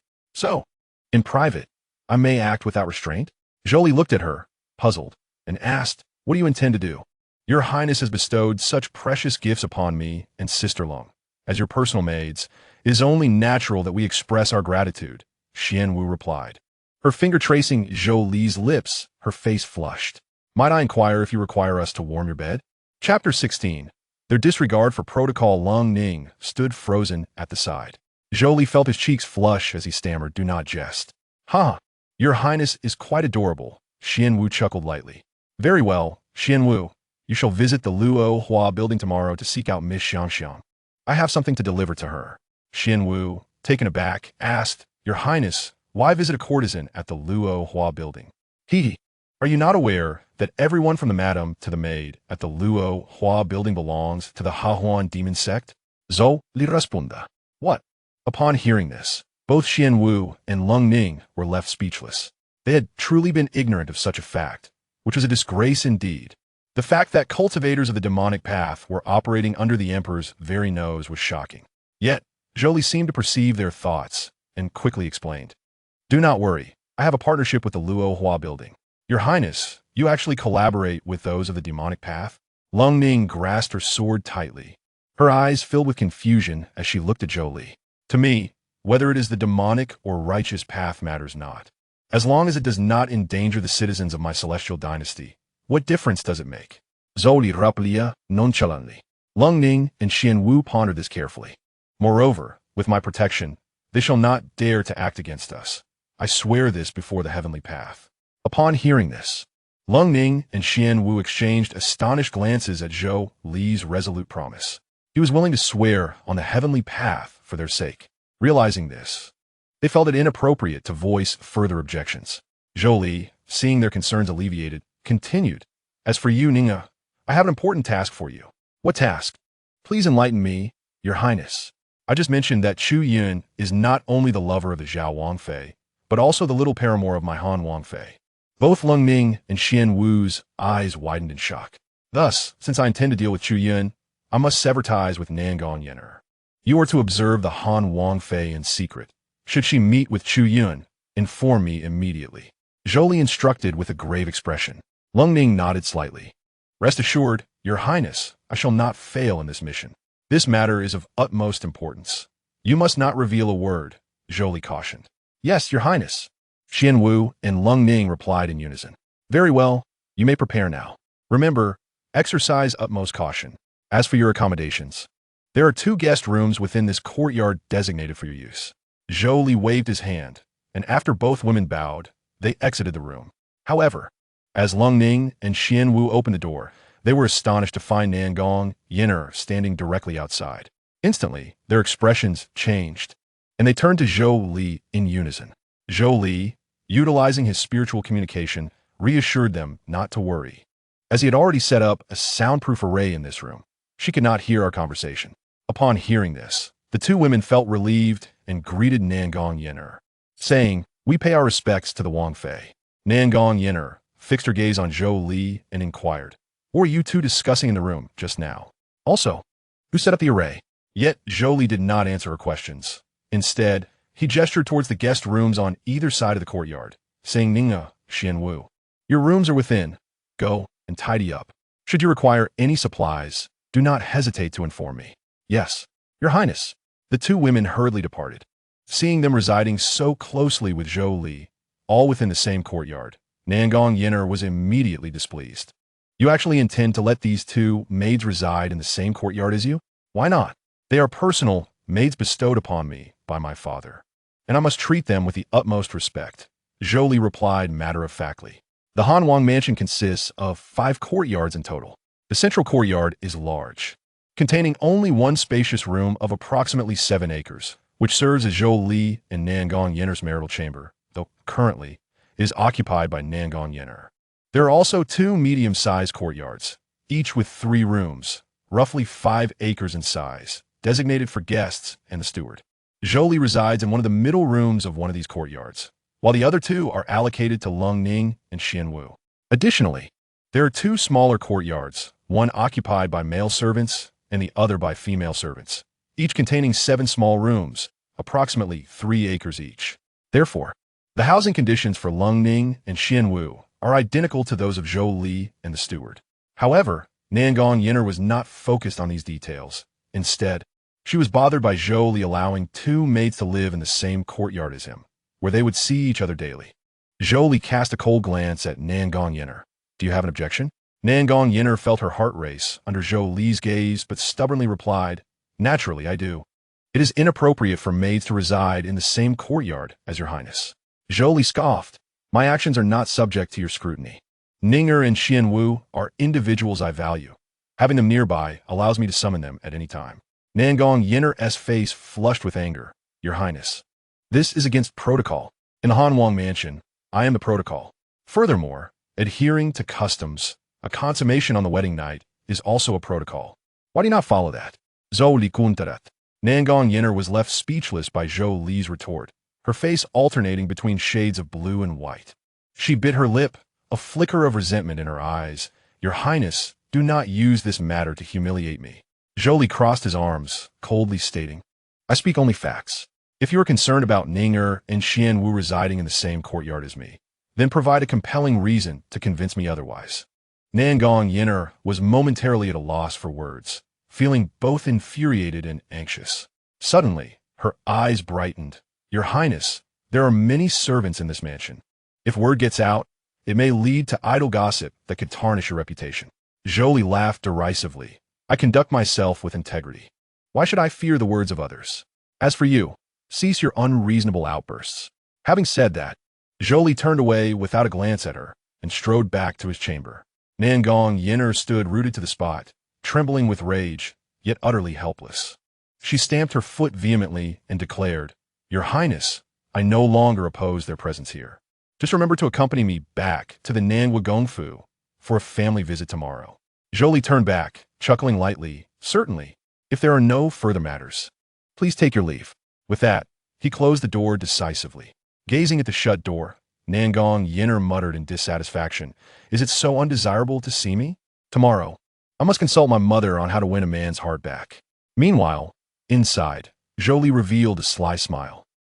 Nan Gong Yan'er. Tomorrow I shall ensure that everyone at your Gongfu stands firmly by my side. Chapter 17. The villainous lady boss Nan Gong Yan'er, the following day. Why did you bring her along? On the way back to the Gongfu, Nan Gong Yan'er cast a displeased glance at the carriage where Lung Ning sat. Ning'er is my personal maid. Of course, she must accompany me to safeguard my well-being, Zhou Li replied nonchalantly. But she cannot share the same carriage with us. Lianxiang is outside. What does her presence outside concern me? I cannot bear to have my Ning'er exposed to the sun. As he spoke, Zhou Li naturally took Lung Ning's delicate hand. Lung Ning was momentarily taken aback, then coldly stated, I kindly ask your highness to maintain propriety. I see this is not a maid bestowed upon you by his majesty, but rather a concubine.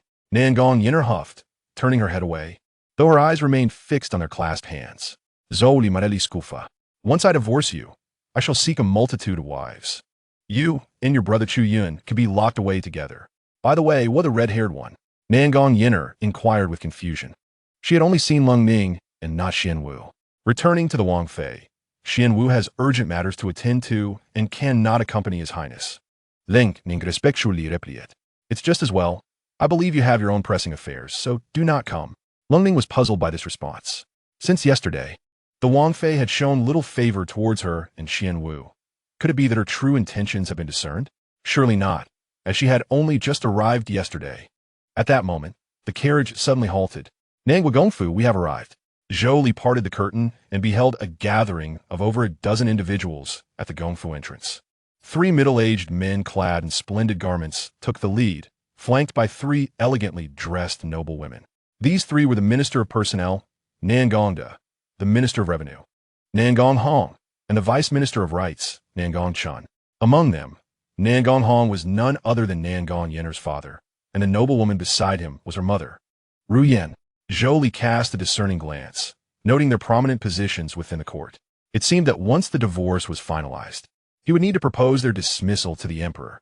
He then dismounted with care, gently pulled back the curtain, and extended his hand to Nan Gong Yan'er inside the carriage. Outside, the performance still had to continue. However, upon seeing Zhou Li's gesture, Nan Gong Yan'er was momentarily stunned before feeling a surge of pride as she placed her hand in his. I knew it. His indifference was merely an act. He seeks to play hard to get. Observing the intimate display between the two, the assembled members of the Nangwa Gongfu nodded in satisfaction. My daughter greets her father, mother, and uncles. Nan Gong Yan'er performed a respectful bow to her elders at the Gongfu. Zhou Li, being a prince, was not required to bow. The members of the Nangwa Gongfu approached reverently. Greeting him, we pay our respects to His Highness, the Wang. No need for such formalities, Zhou Li replied with a smile. Today, I accompany Yan'er on a family visit, and due to time constraints, I have not prepared any gifts. I hope for your understanding. Although Zhou Li was exempt from bowing, being at his in-laws' home made him feel somewhat awkward being addressed as this prince repeatedly. Ah, Your Highness, what is this talk? Our Nangwa Gongfu is indeed prosperous, thanks to Your Highness's support. Nan Gong Yan'er. You are aware of that? Although Zhou Li silently scoffed, he maintained a congenial demeanor. I have not done much.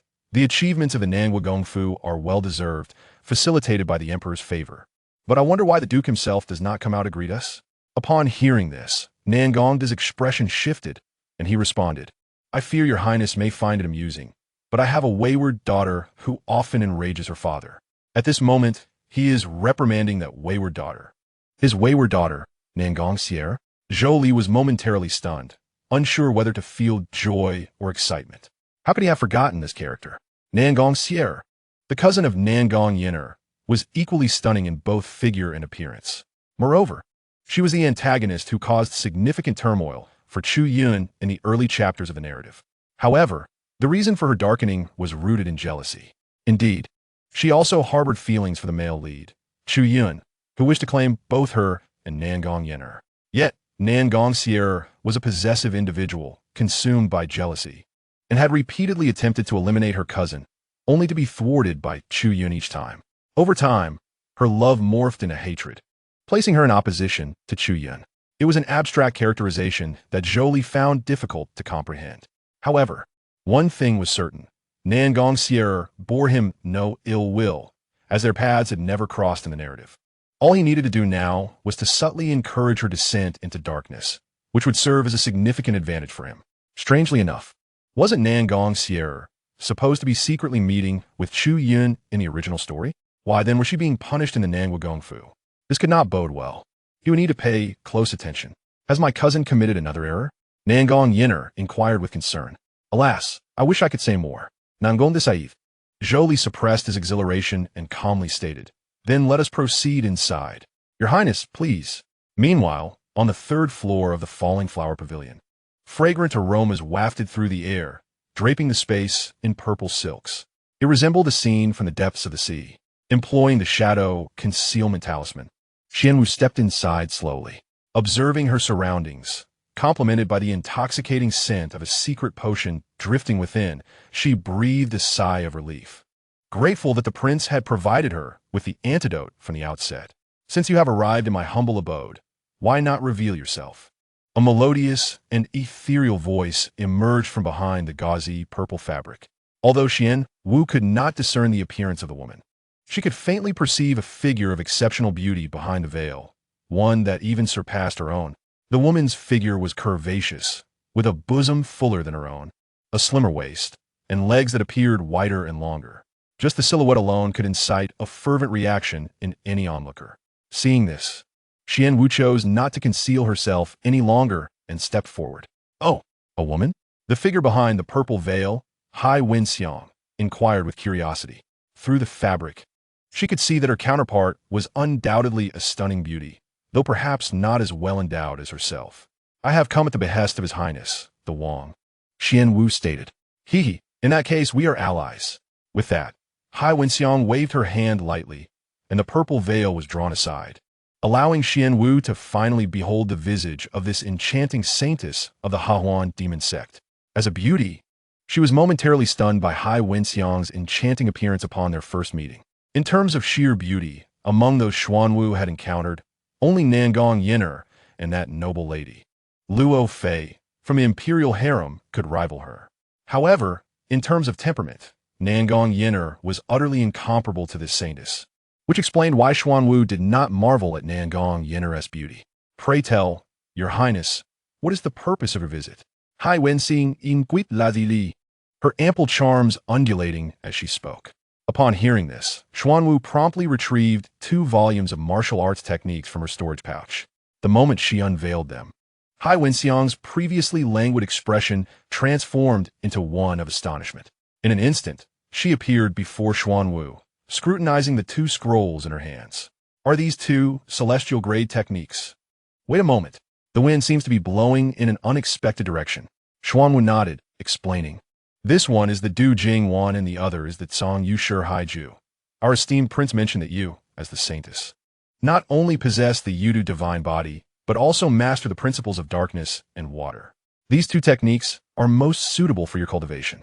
Upon hearing this, Hai Wenxiang, filled with excitement, accepted the 2 sets of techniques from Xuanwu's hands, rendered momentarily speechless by their significance.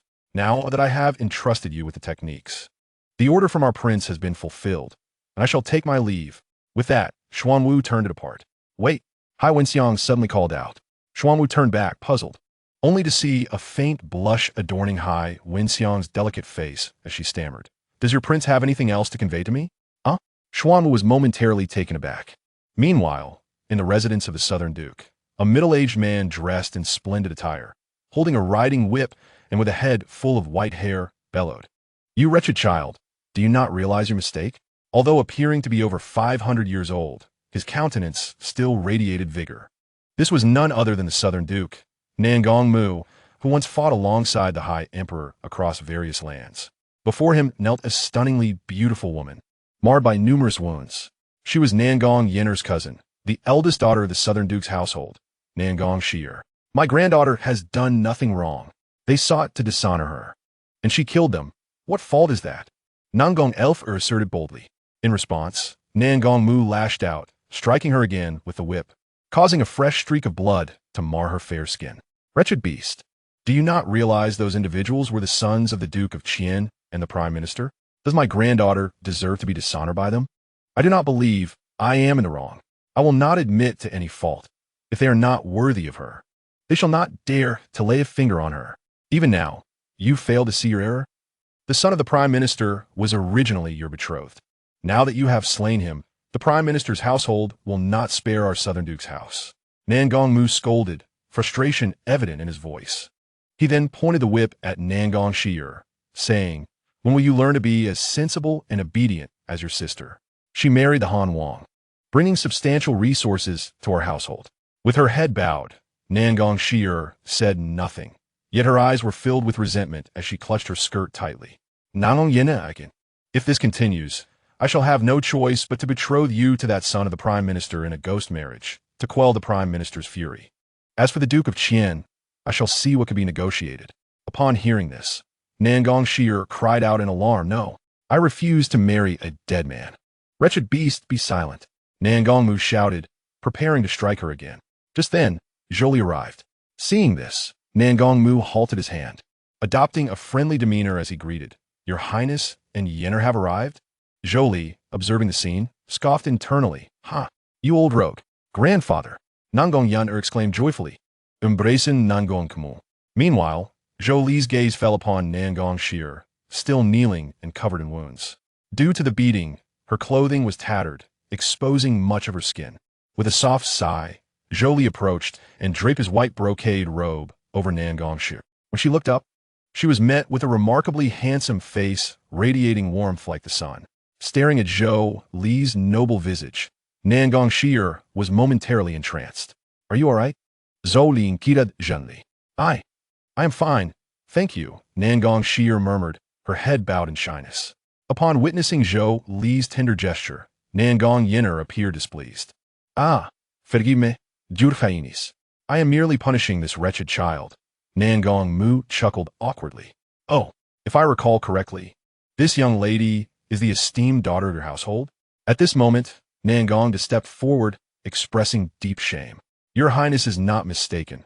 This is indeed my daughter. Then, what grave error has she committed to deserve such treatment?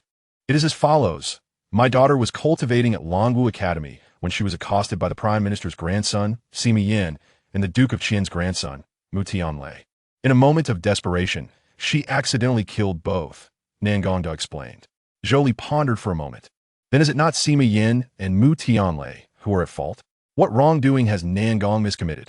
At this point, Nan Gong Mu interjected. Your Highness is unaware that my granddaughter is already betrothed to the son of the Prime Minister. Now that Sima has been killed by this wretched child, our household may face retribution from the Prime Minister's family. What is the Duke's plan? The old minister intends to arrange a ghost marriage between this wretched child and young Master Sima, in hopes of appeasing the Prime Minister's wrath. Nan Gong Yan'er, alarmed, protested, Grandvater. I have said I refuse. Wretched beast. Before Nan Gong Mu could finish, Zhou Li angrily interjected. This is utterly absurd. What grievance does the Prime Minister's family hold? If they raise their offspring without proper guidance, recklessly dishonoring a virtuous lady, who is to blame for the consequences?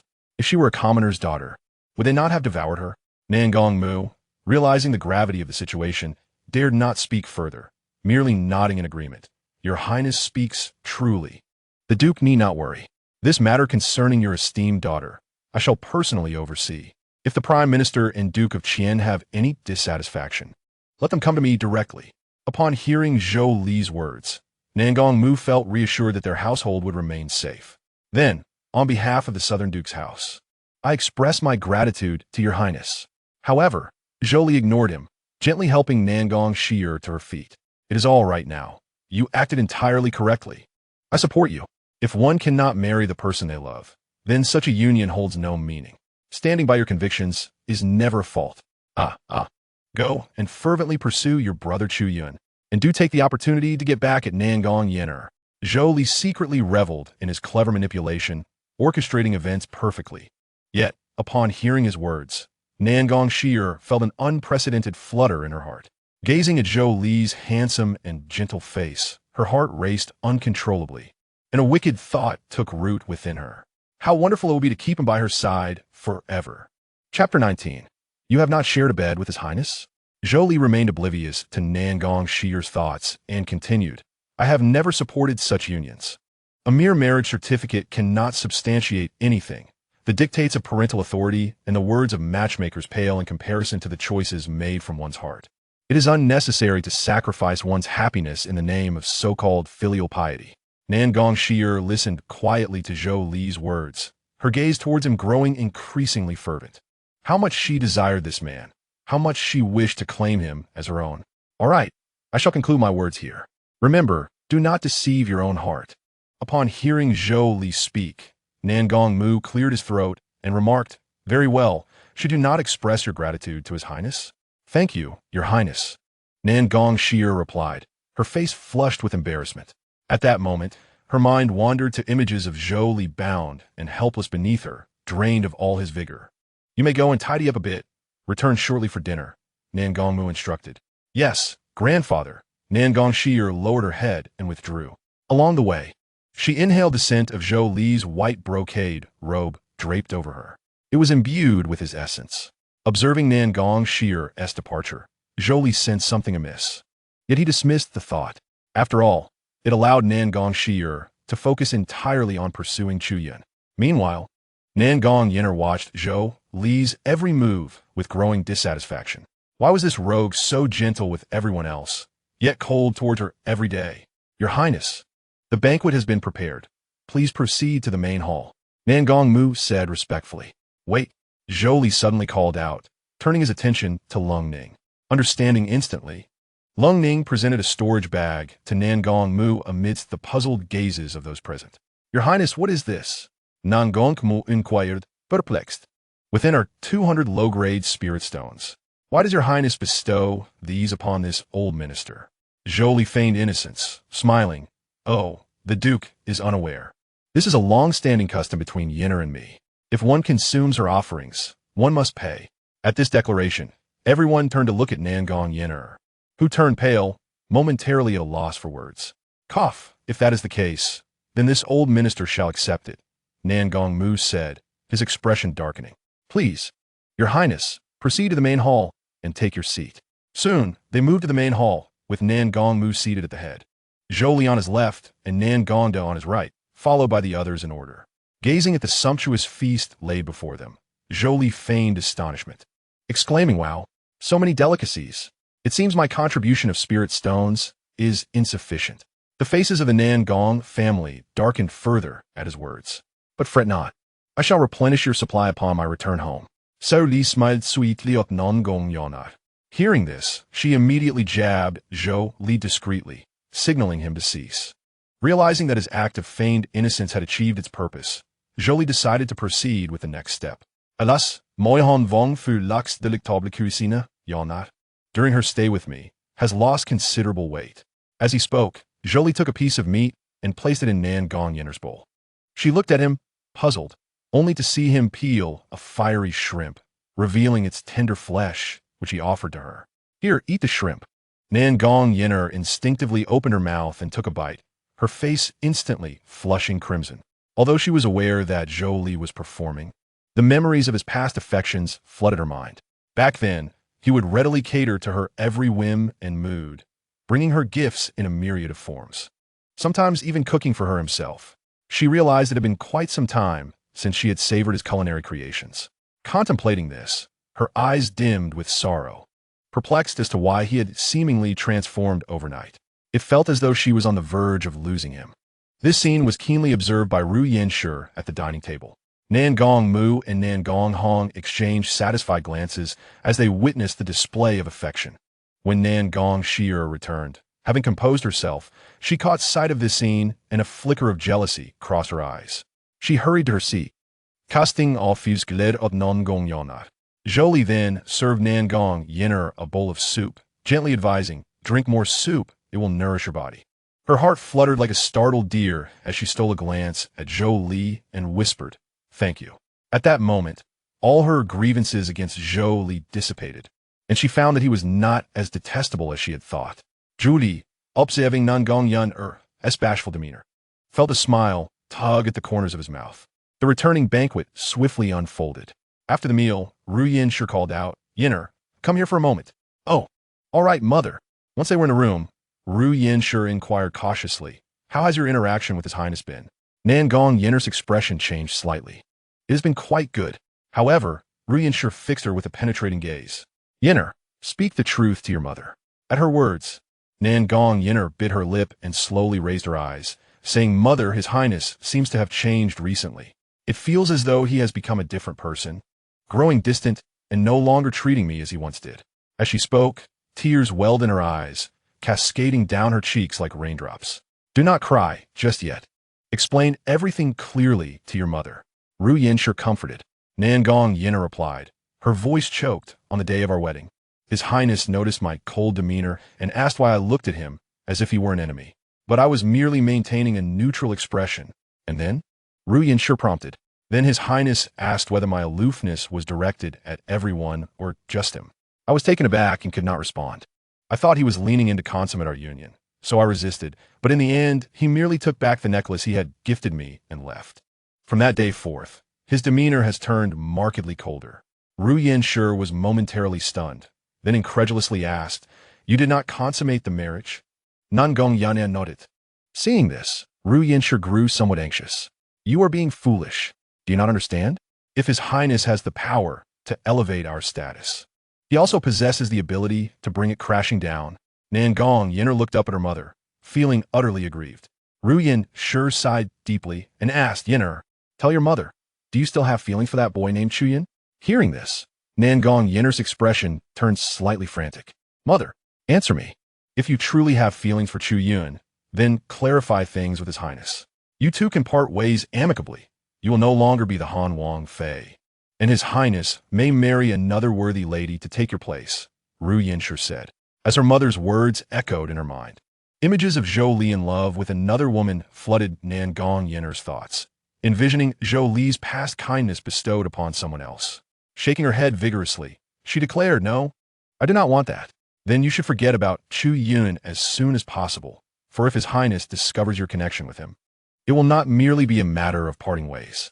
Mother understands well the depth of love and the bitterness of hate. No, it will never find out. Nan Gong Yan'er asserted defiantly.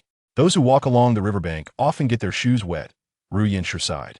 In a room, a mother and daughter were engaged in conversation, oblivious to the fact that Lung Ning was using a sound transmission technique to relay their dialogue to Zhou Li. Upon hearing their words, Zhou Li could not help but let out a cold chuckle.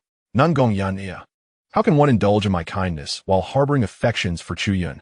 Such a delightful scenario is unheard of. Nan Gong Hong, noticing Zhou Li's smile, inquired, Your Highness, what brings forth your amusement? Oh, nothing in particular, just recalling some humorous matters, he replied. Meanwhile, Ru Yinshi continued to earnestly counsel Nan Gong Yan'er. My dearest, my greatest hope is for your happiness. I have witnessed how your Highness has treated you and our noble household over the years. From my perspective, he is undoubtedly a man worthy of your trust. I need not elaborate further. Contemplate it well. Upon hearing these words, Nan Gong Yan'er fell into silence. After a lengthy pause, she responded, I understand, mother. Good. Remember what I have said. You may return with His Highness. Ru Yinshi gently caressed her daughter's cheek. Once you leave, I will come to visit you with His Highness. Nan Gong Yan'er nodded vigorously. Outside, Lung Ning, observing that their conversation had concluded, transformed into a stream of water and rejoined Zhou Li. Nan Gong Mu, noticing Lung Ning beside Zhou Li, remarked, Your Highness, if I am not mistaken, this maid of yours possesses the cultivation of Zhu Yuan realm. Zhou Li nodded slightly, acknowledging, You possess keen insight, country duke. At that moment, Nan Gong Yan'er emerged alongside Wu Yanxi. After exchanging pleasantries with Nan Gong Mu and Nan Gong Hong, Zhou Li escorted Nan Gong Yan'er and Lung Ning back. However, hidden within the room, Nan Gong Yan'er clutched Zhou Li's white brocade robe, sniffing it incessantly. Sister Yan'er has conceded to you, but His Highness is undoubtedly mine. Nan Gong Yan'er. Within the carriage, Nan Gong Yan'er and Zhou Li remained in silence. Zhou Li gazed quietly out at the scenery beyond the window. Suddenly, Nan Gong Yan'er broke the silence, asking, Why did you defend my cousin so fiercely today? Zhou Li cast a fleeting glance her way, responding, There is no particular reason. I simply detest injustice. Detest injustice? She echoed. Indeed, it is not her fault. Why should she be punished? Those two scoundrels deserve their fate, and I abhor the notion of politically motivated unions. In my view, love is love, and indifference is indifference. I admire those who dare to resist being wed to someone they do not love. At least their actions are unequivocal. Zhou Li spoke with veiled implications. Nan Gong Yan'er's expression shifted, and she pressed her hand to her heart, smiling sweetly. I never noticed before. You are rather gentle. Zhou Li's countenance darkened at her words, leaving him silent. Have your eyes been blind all this time? Was I unkind to you in the past? Did I not care for you? Or did I lose my temper? Seeing Zhou Li's expression grow increasingly grim, Nan Gong Yan'er continued to inquire, What troubles you? Nothing. Just remain silent for a moment and allow me some peace, Zhou Li replied irritably. Feeling wronged, Nan Gong Yan'er lowered her head. Your Highness, are you angry with me? Zhou Li remained unresponsive, and her feelings of grievance deepened.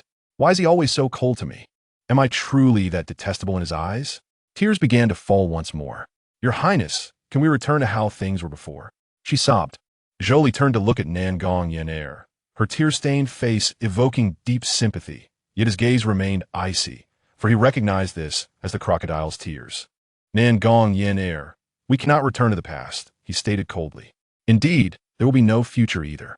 What of your kindness towards me in the past? It means nothing. Nothing at all. It has no bearing on me. The original owner pursued you, not I. At his words, Nan Gong Yan'er stared at Zhou Li in shock.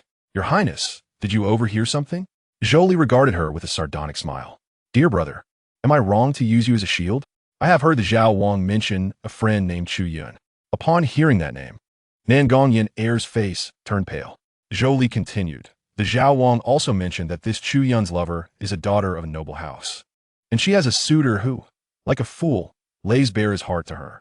This situation is rather amusing, especially since she does not return his affections. He is like a dog, ardently pursuing her, while she gifts everything he offers to this Chu Yun fellow. No wonder the Zhao Wang often quipped that if the noble daughter and Chu Yun were to consummate their union, the suitor would have to step in to assist. In that moment, Nan Gong Yan'er's heart raced. The Zhao Wang praised this noble daughter for her culinary skills, often preparing an array of pastries for Chu Yun, while the suitor must pay to taste them. Is that not amusing? Zhou Li observed Nan Gong Yan'er, his expression unyielding. Noticing the tension within the carriage, Lung Ning swiftly exited, choosing to sit alongside Lian Shi outside. Inside, only Nan Gong Yan'er and Zhou Li remained. Nan Gong Yan'er wished to explain herself, but found herself at a loss for words. I find this individual rather laughable. He is rejected, yet he persists. Why not simply give up? Zhou Li Musha, smiling. Your Highness, do you already know? Nan Gong Yan'er asked fearfully. Zhou Li's gaze sharpened as he slowly inquired. Is what the Zhao Wang said true? When you and Chu Yun consummate your union, would you require my assistance? At those words, Nan Gong Yan'er felt her heart plummet. Chapter 21. A fortunate farewell. Seeing Nan Gong Yan'er's dismay, Zhou Li scoffed. Why the silence? Nan Gong Yan'er's mind buzzed. She had just assured her mother that the prince would remain oblivious. Yet, he had known all along. Since when? The past few days? The day of the wedding? Or perhaps even earlier? It was no surprise that he now treated her as if he were a different person altogether. Oh, by the way, is the wrong party your friends speak of actually me? Zhou Li asked calmly. Indeed, your little admirer compared me to a spineless turtle, while your friends label me a naive fool for being easily exploited. Nan Gong Yan'er, you truly have no respect for me. Hearing such insulting remarks, Nan Gong Yan'er xianxia hit vigorously. No, your Highness, I was unaware of this. Had I known they spoke thus, I would have intervened. Suddenly, Zhou Li erupted in lauter. My apologies, I couldn't help myself. Please continue. Nan Gong Yan'er, observing Zhou Li's indifferent demeanor, grew increasingly anxious. Raising her voice, she cried out, Your Highness, please stop. I am genuinely terrified.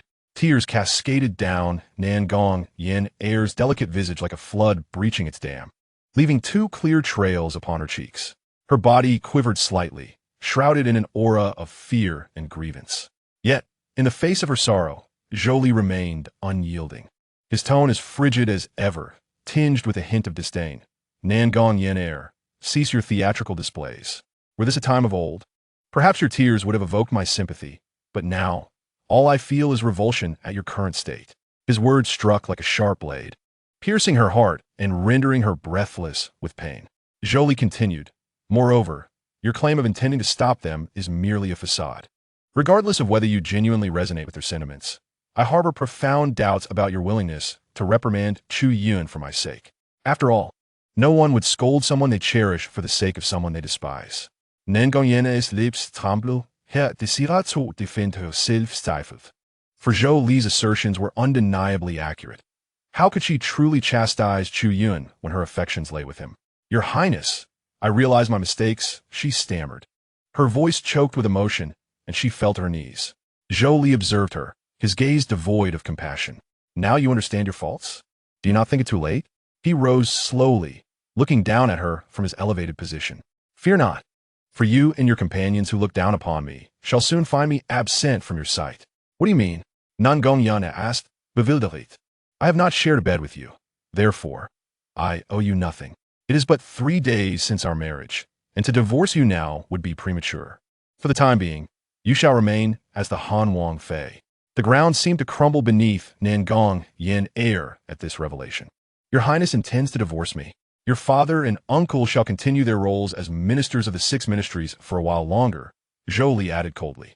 Nan Gong Yan'er's eyes widened in terror, tears streaming forth as she clutched at Zhou Li's garments, pleading desperately, Your Highness, please do not cast me aside. I will change. Grant me one more chance. I will sever ties with Chu Yun. In that fleeting moment, a chilling realization struck her. If Zhou Li truly abandoned her, she would not only lose him forever, but also be cast out from the Guogong residence. Zhou Li brusquely wrenched her hands away. I have waited long enough. I will wait no longer. Nan Gong Yan'er, in due time, we shall part amicably, and the past will serve as a lesson for me. Of course, I was merely jesting. As she opened her mouth to protest, Zhou Li's communication jade slip suddenly illuminated. He swiftly retrieved it, focusing intently. In an instant, he sprang to his feet, dashing out of the carriage like a streak of light, calling to Lung Ning, Ning follow closely. Wu may be in danger. Lung Ning hesitated momentarily, her eyes narrowing with determination as she gripped her long sword, her aura surging with an icy intensity as she pursued him. At that moment, the carriage driver, Lian Xiang, and Nan Gong Yan'er were left dumbfounded. Lung Ning is a master of the Gathering Yuan realm. Nan Gong Yan'er gasped. Yet, upon reflection, she realized that Lung Ning and Xian Wu were gifts from the emperor to Zhou Li. Besides their beauty, they must possess extraordinary abilities. However, why did Lung Ning exude such power yet lag behind Zhou Li in speed? Just then, Lian Xiang approached, inquiring, "Miss, are you unhurt?" Upon seeing Lian Xiang, Nan Gong Yan'er could no longer contain her emotions, embracing her tightly as tears streamed down her face. "Lian Xiang, the prince has discovered my connection with Yinge. He said he would divorce me soon. What should I do?" "What?" Lian Xiang felt as though the sky had fallen, struggling to regain her composure. "I had no idea the prince was enduring such despicable and shameful rumors in private. I never intended for it to come to this." Nan Gong Yan'er wept. Hearing this, Lian Xiang began to understand, gently wiping away Nan Gong Yan'er's tears. "Miss, I have warned you before. That Chu Yun is not a good man. He professes his love for you. Yet has he ever taken action? In contrast, the prince has been entirely sincere, even extending kindness to those around you." Nan Gong Yan'er shook her head, attempting to clarify. "Lian Xiang, Yinge has not been without action. Without him, I would have perished." "So, you love Chu Yun?" Lian Xiang asked. "If your heart truly lies with him, then the prince's decision to divorce you might not be a misfortune." Nan Gong Yan'er paused, deep in thought. "I do not know. Once my heart was solely for Yinge, yet I cannot deny the tenderness and depth of feeling the prince has shown." Lian Xiang sighed. "Miss, the prince has made his intentions clear. If you still harbor feelings for Chu Yun, let him go and also release the prince. If you wish to salvage your relationship with the prince, you must sever ties with Chu Yun completely." Nan Gong Yan'er fell into contemplation. Zhou Li's many virtues flooding her mind along with his anxious demeanor upon learning of Xian Wu's peril, her heart a tumult of emotions. Meanwhile, Zhou Li and Lung Ning had arrived at the Luo Hualu. Upon seeing the Han Wang, the maidens immediately parted to make way, for the Saintesses had proclaimed that this Han Wang was a significant benefactor to their establishment. As one maid began to greet him, a swift, cold glimmer cut through the air. Within the blink of an eye, an ice-blue blade was poised at her throat. Lung Ning's piercing gaze bore into the maid as she demanded, "Speak. Where is Highness Xiang? What have you done with Xian Wu?" The maid, intimidated by Lung Ning's fierce demeanor, struggled to find her voice. Zhou Li, however, raised a hand to gently lower Lung Ning's sword. "Yan'er, do not act rashly. Follow me." Reluctantly, Lung Ning sheathed her sword and accompanied Zhou Li into Highness Xiang's chamber. Upon opening the door, a strong aroma of wine wafted towards them. "Your Highness has arrived." A melodious voice, laden with intoxication, chimed in. Zhou Li and Lung Ning exchanged puzzled glances at the sight of Highness Xiang and Xian Wu, who were enveloped in sheer fabric. "Sister Wu, the prince values you highly. The moment I mentioned your peril, he rushed here without hesitation." Highness Xiang remarked with a hint of envy. Xian Wu, hearing this, raised her glass in a toast. "Sister Xiang, your words may not sit well with me. Though I've known the prince for merely 2 days, he is evidently a person of deep loyalty. Upon learning of your danger, he would certainly come to your aid. Moreover, with your beauty, the prince must have been captivated by you. Otherwise, why would he treat you with such kindness? Your words are quite flattering." Highness Xiang Cuckolding, playfully poking Xian Wu's nose. Zhou Li, listening to their banter, furrowed his brow. What is happening here? Do women forge connections at such an astonishing pace? They're already calling each other sisters? Meanwhile, Lung Ning rushed over, her concern evident. "Xian Wu, are you all right?" she asked, shaking the inebriated Xian Wu. With a blissful smile, Xian Wu replied, "I am fine. I am merely enjoying a drink with Sister Xiang." Lung Ning turned her gaze towards Highness Xiang, who was sprawled on the bed, instantly captivated. "How beautiful! Who is this?" Highness Xiang inquired. "Oh, this is Lung Ning, the prince's personal maid," came the reply. "Ha ha, so it's my dear sister Ning." Highness Xiang gently caressed her cheek and smiled. "Indeed, another stunning beauty, and her cultivation is quite commendable. You flatter me." Lung Ning responded somewhat awkwardly, as she found herself bewildered by the current situation. At that moment, Zhou Li approached, prompting Highness Xiang to hastily leap from the bed and run barefoot towards him. With a playful pout, she exclaimed, "Your Highness," and attempted to embrace Zhou Li. Sensing her intoxicated state, he slightly turned, evading her grasp. "The Saintess has falsely reported a crisis to summon me. What is it that you desire?" Hai Wenxiang chuckled softly, her delicate hand playfully lifting Zhou Li's chin. "I simply miss you, my lord." "Miss me? But we only met for the first time 2 days ago, did we not?" "Indeed, but since you departed, my heart has been captivated by your remarkable presence, making me feel restless." Hai Wenxiang blushed. "Ha! I suspect your restlessness is not quite as you say." Zhou Li chuckled, shaking his head. "Saintess, do not jest.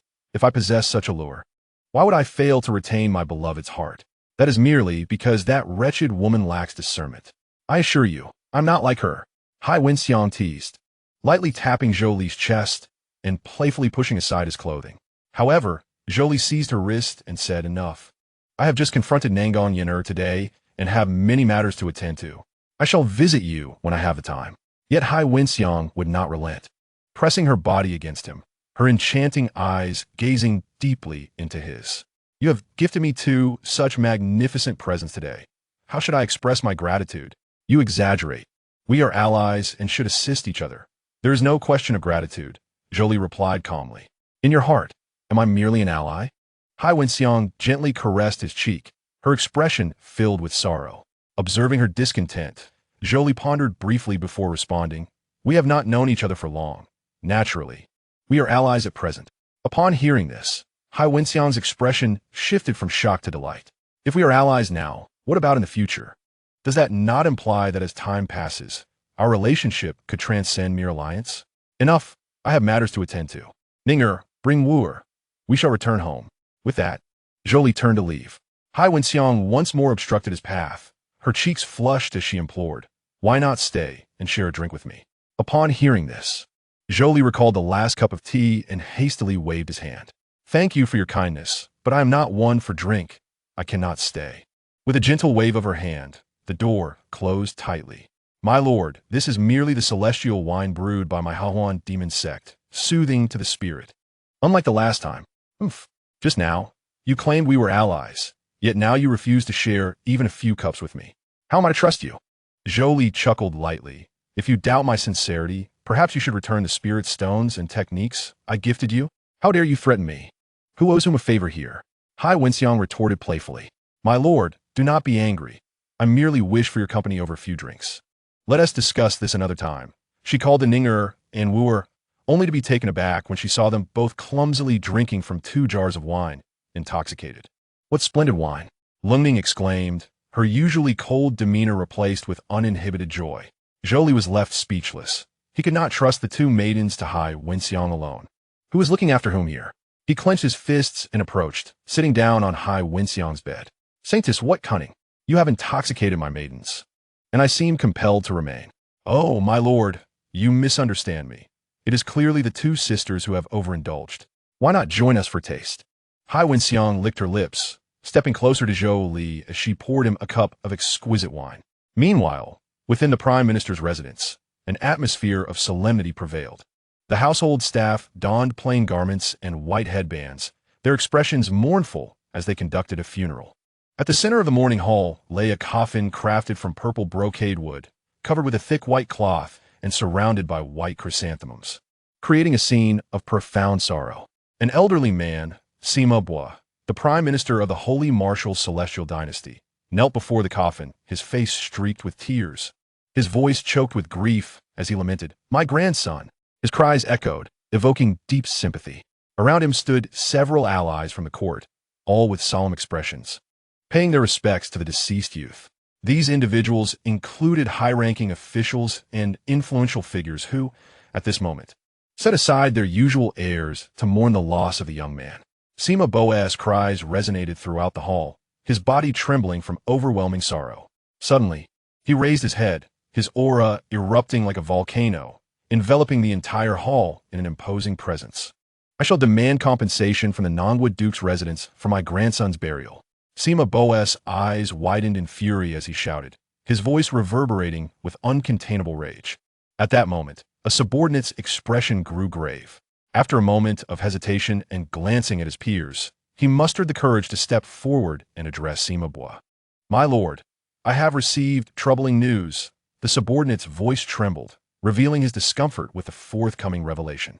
Sima Bo's expression shifted slightly as he glared at the subordinate, impatiently gesturing for him to speak. Leaning closer, the subordinate whispered a few words into Sima Bo's ear. Instantly, the prime minister's face drained of color, resembling that of a pig's liver, his eyes wide with shock. "Quick, go and apologize to Miss Nan Gong," Sima Bo shouted in a panic, his voice heavy with fear and urgency. Meanwhile, Nan Gong Yan'er returned to the Han Wang residence, her spirit shattered. "I have seen the princess," the servants greeted her respectfully. Yet Nan Gong Yan'er gazed blankly at her surroundings, knowing she would soon no longer be the mistress of this residence. The prince seemed genuinely angry this time. "Miss," Lian Xiang called gently. "I'm a bit tired today," Nan Gong Yan'er replied, her eyes reddened as she waved her hand. She had lost the prince. What would her grandfather say if he knew? "Ha! My Nangwa Duke's alliance with Han Wang is undoubtedly the wisest decision."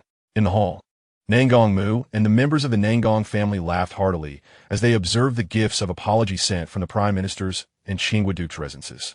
It turned out that just moments ago, the Qingwa Duke, who was conducting the funeral, received news that Zhou Li intended to protect Nan Gong Shi, prompting him to send people to offer apologies. In the realm of the Shengwu xianxia, one may disregard the sentiments of the crown prince and the Zhao Wang. Yet one must invariably show deference to the two imperial princes. The first is the third prince, Qin Wang Zhou Ting, and the second is the fourth prince, An Bang Zhou Li. These two individuals harbor no aspirations for the throne and are not affiliated with any faction. However, they unexpectedly enjoy the favor and esteem of the Emperor Wu. Should you inadvertently provoke the crown prince or the Zhao Wang, they will weigh various considerations before taking action against you. Conversely, if you were to offend Han Wang or Qin Wang, those two formidable figures would not hesitate to create a scene in front of you. Thus, upon hearing that the protector is Han Wang, Qian Guogong and Sima Bo immediately knelt in apology. "It is indeed a stroke of fortune for our noble house that Yan'er is to be united with his Highness." Nan Gong Mu's face radiated with joy, his eyes gleaming with immense satisfaction as he gently patted Nan Gong Hong's shoulder. Nan Gong Hong, with a subtle smile gracing his lips, promptly replied, "This is also Yan'er's fortune."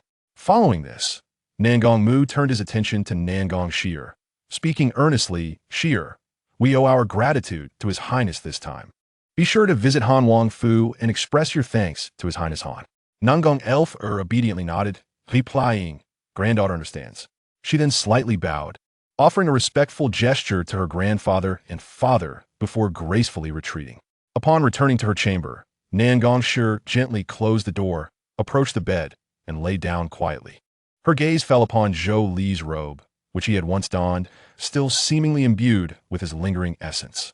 Unable to contain herself, she reached out, lifting the robe to her nose for a gentle inhalation. The faint fragrance quickened her heartbeat, conjuring vivid images of Zhou Li's visage and form. She recalled his profound eyes, tender smile, and the tone and demeanor with which he spoke. These memories swirled within her heart, gradually painting her cheeks with a blush. Though merely a few hours had passed, her heart felt as if countless ants were scuttling about, an insatiable itch that left her restless. Thus, one hand held Zhou Li's robe, while the other slowly ventured toward her own. On the morrow, Zhou Li gradually opened his eyes, surveying his surroundings. He felt an overwhelming heaviness in his head, undoubtedly a result of overindulgence in drink the previous night. As he glanced about, he noticed a delicate figure sprawled upon him, her long violet-blue hair cascading around her. On either side of him lay two more figures, namely Lung Ning and Xian Wu. Zhou Li blinka momentarily before suddenly sitting up, startling the three ladies from their slumber. "What are you doing, Your Highness?" Hai Wenxiang inquired with a tone of reproach. Lung Ning and Xian Wu exchanged bewildered glances, their expressions shifting to one of caution as they regarded Zhou Li. Zhou Li, equally on guard, questioned, "What transpired last night? How did I end up lying with all of you?" Upon hearing this, Hai Wenxiang concocted a scheme, feigning distress as she lamented, "You scoundrel! Last night, while we three were inebriated, you took advantage of us. Now you dare to question us?" Zhou Li's eyes widened in disbelief as he hastily waved his hands. "Absolutely not. I would never take advantage of anyone. Lung Ning and Xian Wu, sensing the oddity of Hai Wenxiang's words, began to recall the events of the previous night. Saintess, please speak candidly. Our honor is not to be trifled with, Lung Ning stated solemnly. Seeing her serious expression, Hai Wenxiang sighed dramatically. Alas, Ning, you truly cannot bear a jest. Very well, nothing untoward occurred. We merely lay together in a drunken stupor. Upon hearing this, Lung Ning exhaled in relief. However, Xian Wu sighed wistfully. What a pity. Zhou Li was left speechless, internally critiquing. What exactly is there to lament? Clearing his throat, he said, well, we have drunk and slept. May we now take our leave? Zhou Li directed his gaze towards Hai Wenxiang. Are you in such a hurry? Hai Wenxiang Chuka Lai Di. Zhou Li nodded. I shall visit again on another day. Farewell, Your Highness. Hai Wenxiang waved her hand as Zhou Li departed with Lung Ning and Xian Wu. Along the way, the two ladies whispered about the previous night's events, while Zhou Li's brow furrowed in contemplation of his forthcoming plans. Upon returning to Han Wang Fu, he found Nan Gong Yan'er already waiting at the entrance. Upon seeing Zhou Li return, a flicker of surprise crossed her eyes, quickly overshadowed by a veil of disappointment. Your Highness, you did not return last night. Zhou Li inquired. What are you doing waiting at the door? Nan Gong Yan'er stammered. I am waiting for you.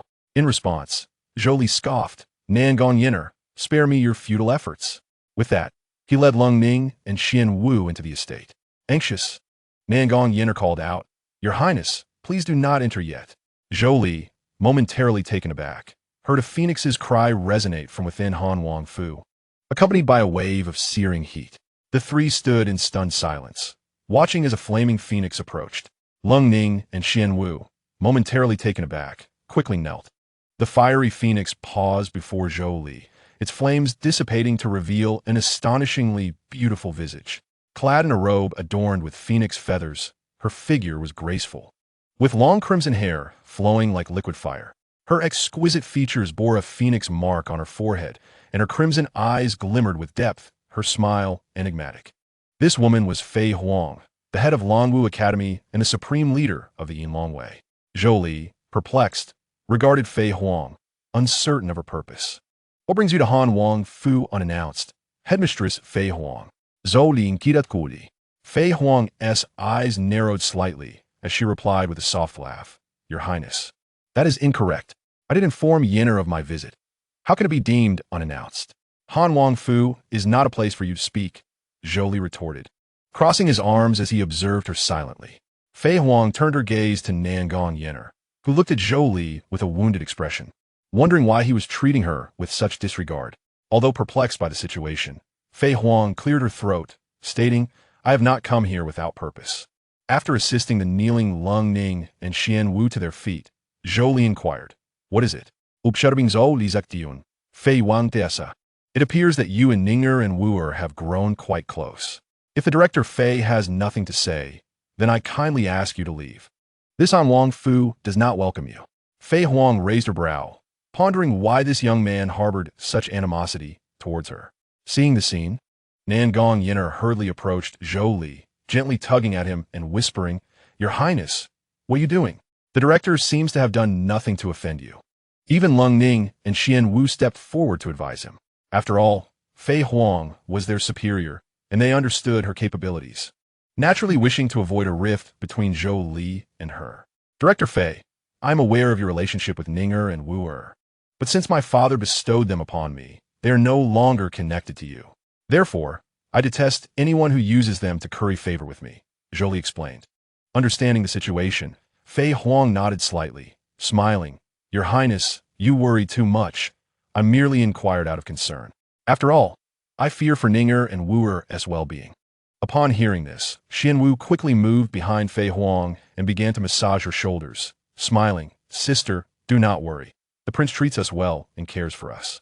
Is that why you, sister, have come to Han Wang Fu? Lung Ning asked. Fei Huang affectionately ruffled Lung Ning's hair. I regret to inform you that my main purpose for coming is not you. Oh, what is it then? Xian Wu inquired. His Majesty informed me last night to come to Han Wang Fu today to arrange for Han Wang's admission to the Longwu Academy. Moreover, Yan'er, as a prodigy of our academy, must not neglect her training, so I came in person, Fei Huang stated. Upon hearing this, Zhou Li pondered for a moment and then smiled. Well, had you mentioned this earlier, I would have agreed. However, I have one condition. Ning'er and Wu'er must also enroll alongside me and reside in the same dormitory. The Longwu Academy has 4 types of dormitories. The first-class dormitory for royal offspring, complete with courtyards and spirit pools, housing 7 rooms, akin to a grand villa. The second-class dormitory accommodates noble children, though smaller, still well-equipped. The third-class dormitory is for the offspring of lower-ranking officials, typically housing 4 students in 1 room. Finally, the fourth-class dormitory is for commoners, where 8 students share a single room without a training area. Nan Gong Yan'er looked displeased at Zhou Li. Your Highness, why must you think of these 2 servants when there is any benefit? After hearing Zhou Li's request, Fei Huang smiled in satisfaction. Very well. Then I shall take my leave, and tomorrow I will bring Ning'er and Wu'er to Longwu Academy. Fei Huang's eyes flickered with surprise. Why did this young man still regard her with such hostility? I traveled a long distance to seek him out, yet he did not even offer me a cup of tea.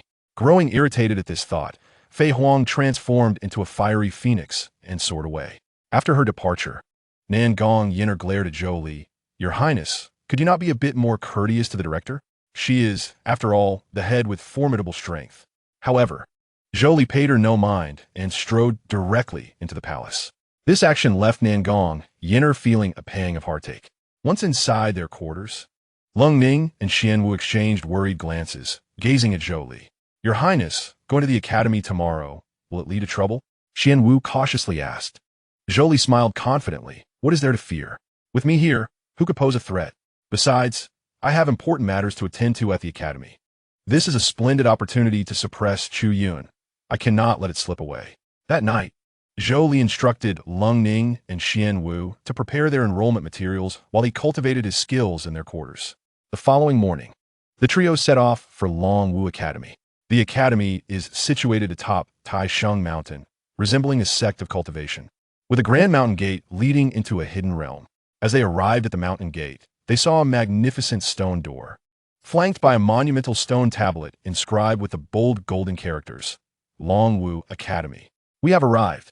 Let us enter, Zhou Li exclaimed, stepping down from the flying vessel alongside Lung Ning and Xianwu. 2 apprentices at the gate immediately approached and bowed. We greet His Highness, Han Wang. Zhou Li nodded slightly, then led Lung Ning and Xianwu through the stone door's array. A beam of white light descended from above, momentarily blinding them. When their eyes adjusted, they were greeted by a breathtaking view. Countless pavilions and towers stood atop the peaks, amidst a sea of clouds, resembling a celestial palace, infused with the fragrance of sandalwood and the essence of herbs. Ah, this is Longwu Academy.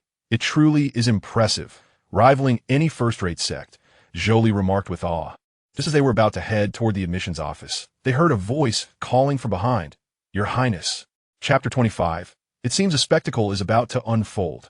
The trio turned to see Nan Gong Yan'er rushing towards them, winded and flustered. Your Highness, why did you not wait for me? She questioned, her expression displeased. Why should I wait for you? Zhou Li retorted. But I am your princess. Nan Gong Yan'er murmured weakly. Huh, that will soon change. Zhou Li replied, turning to leave with Lung Ning and Xianwu. Wait. Nan Gong Yan'er hurriedly caught up, earnestly stating, whether now or later, I am still your wife. Zhou Li dismissed her with indifference, stepping past her. Seeing this, Nan Gong Yan'er quickly followed suit.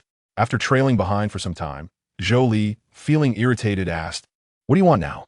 I am your wife and should share a dormitory with you. She asserted boldly. I do not agree. Your disagreement matters not. Unless you divorce me right now. Nan Gong Yan'er understood that Zhou Li, for his own reasons, would not divorce her in the short term. During this period, she must rekindle his affections to alter his decision. Otherwise, she would not only suffer humiliation outside, but also be neglected at home. Please spare me that argument. If we follow your reasoning, as your husband, should you not have served me well on our wedding day? While I'm still calm, I suggest you leave. Nan Gong Yan'er flushed in response to Zhou Li's words, yet she gritted her teeth, unwilling to yield. I was wrong on the day of our wedding, but I have realized my mistakes now. Your Highness, grant me a chance to prove myself. Zhou Li scoffed, about to reprimand her further, when a voice called out, Yan'er. Everyone turned to see Chu Yun approaching, accompanied by Nan Gong Yan'er. Lung Ning and Xianwu glanced at Chu Yun, then at Zhou Li, discreetly stepping aside. It appears a spectacle is about to unfold. I relish the prospect of a dramatic confrontation. Zhou Li mirrored their gaze, glancing between Nan Gong Yan'er and Nan Gong Yan'er, a smile involuntarily forming on his lips. It seems a spectacle is about to unfold. I delight in the notion of a conflict between women. However, standing beside Chu Yun, Nan Gong Yan'er cast a glance at Nan Gong Yan'er before turning her gaze back to Chu Yun.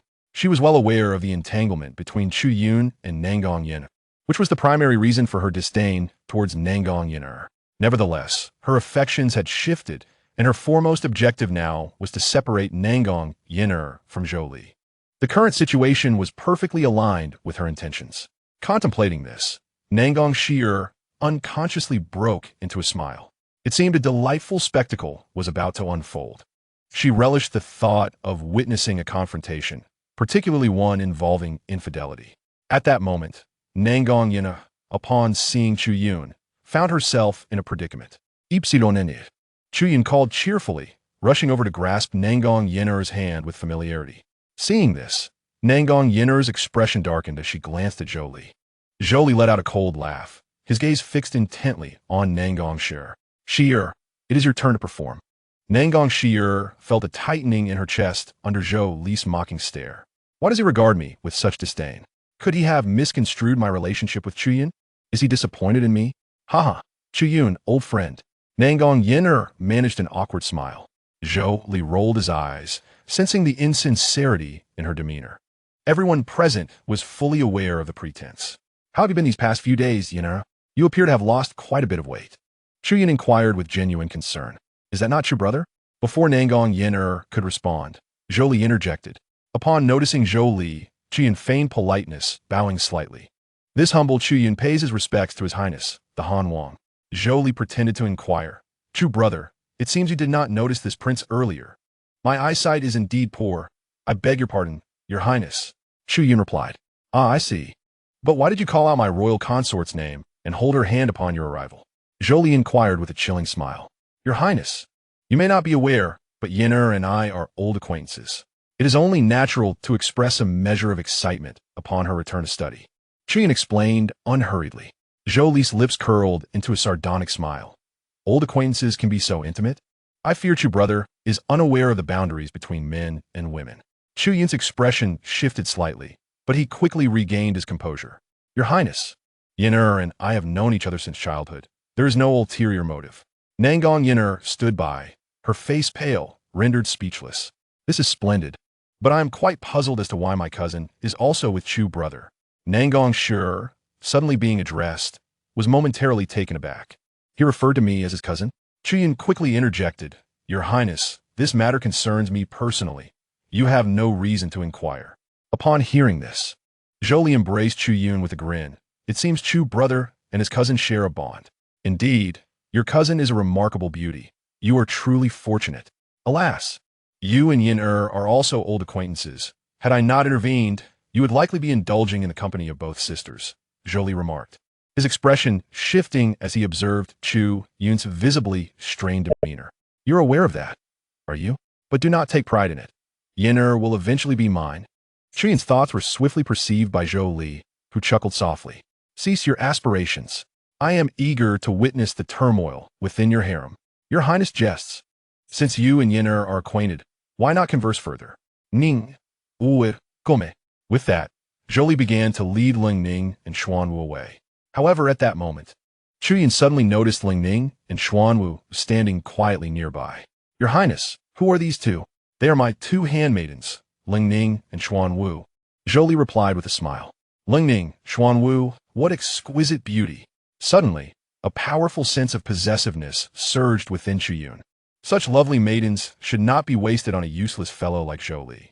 I must have them for myself. With this thought, a smirk formed at the corners of Chu Yun's mouth.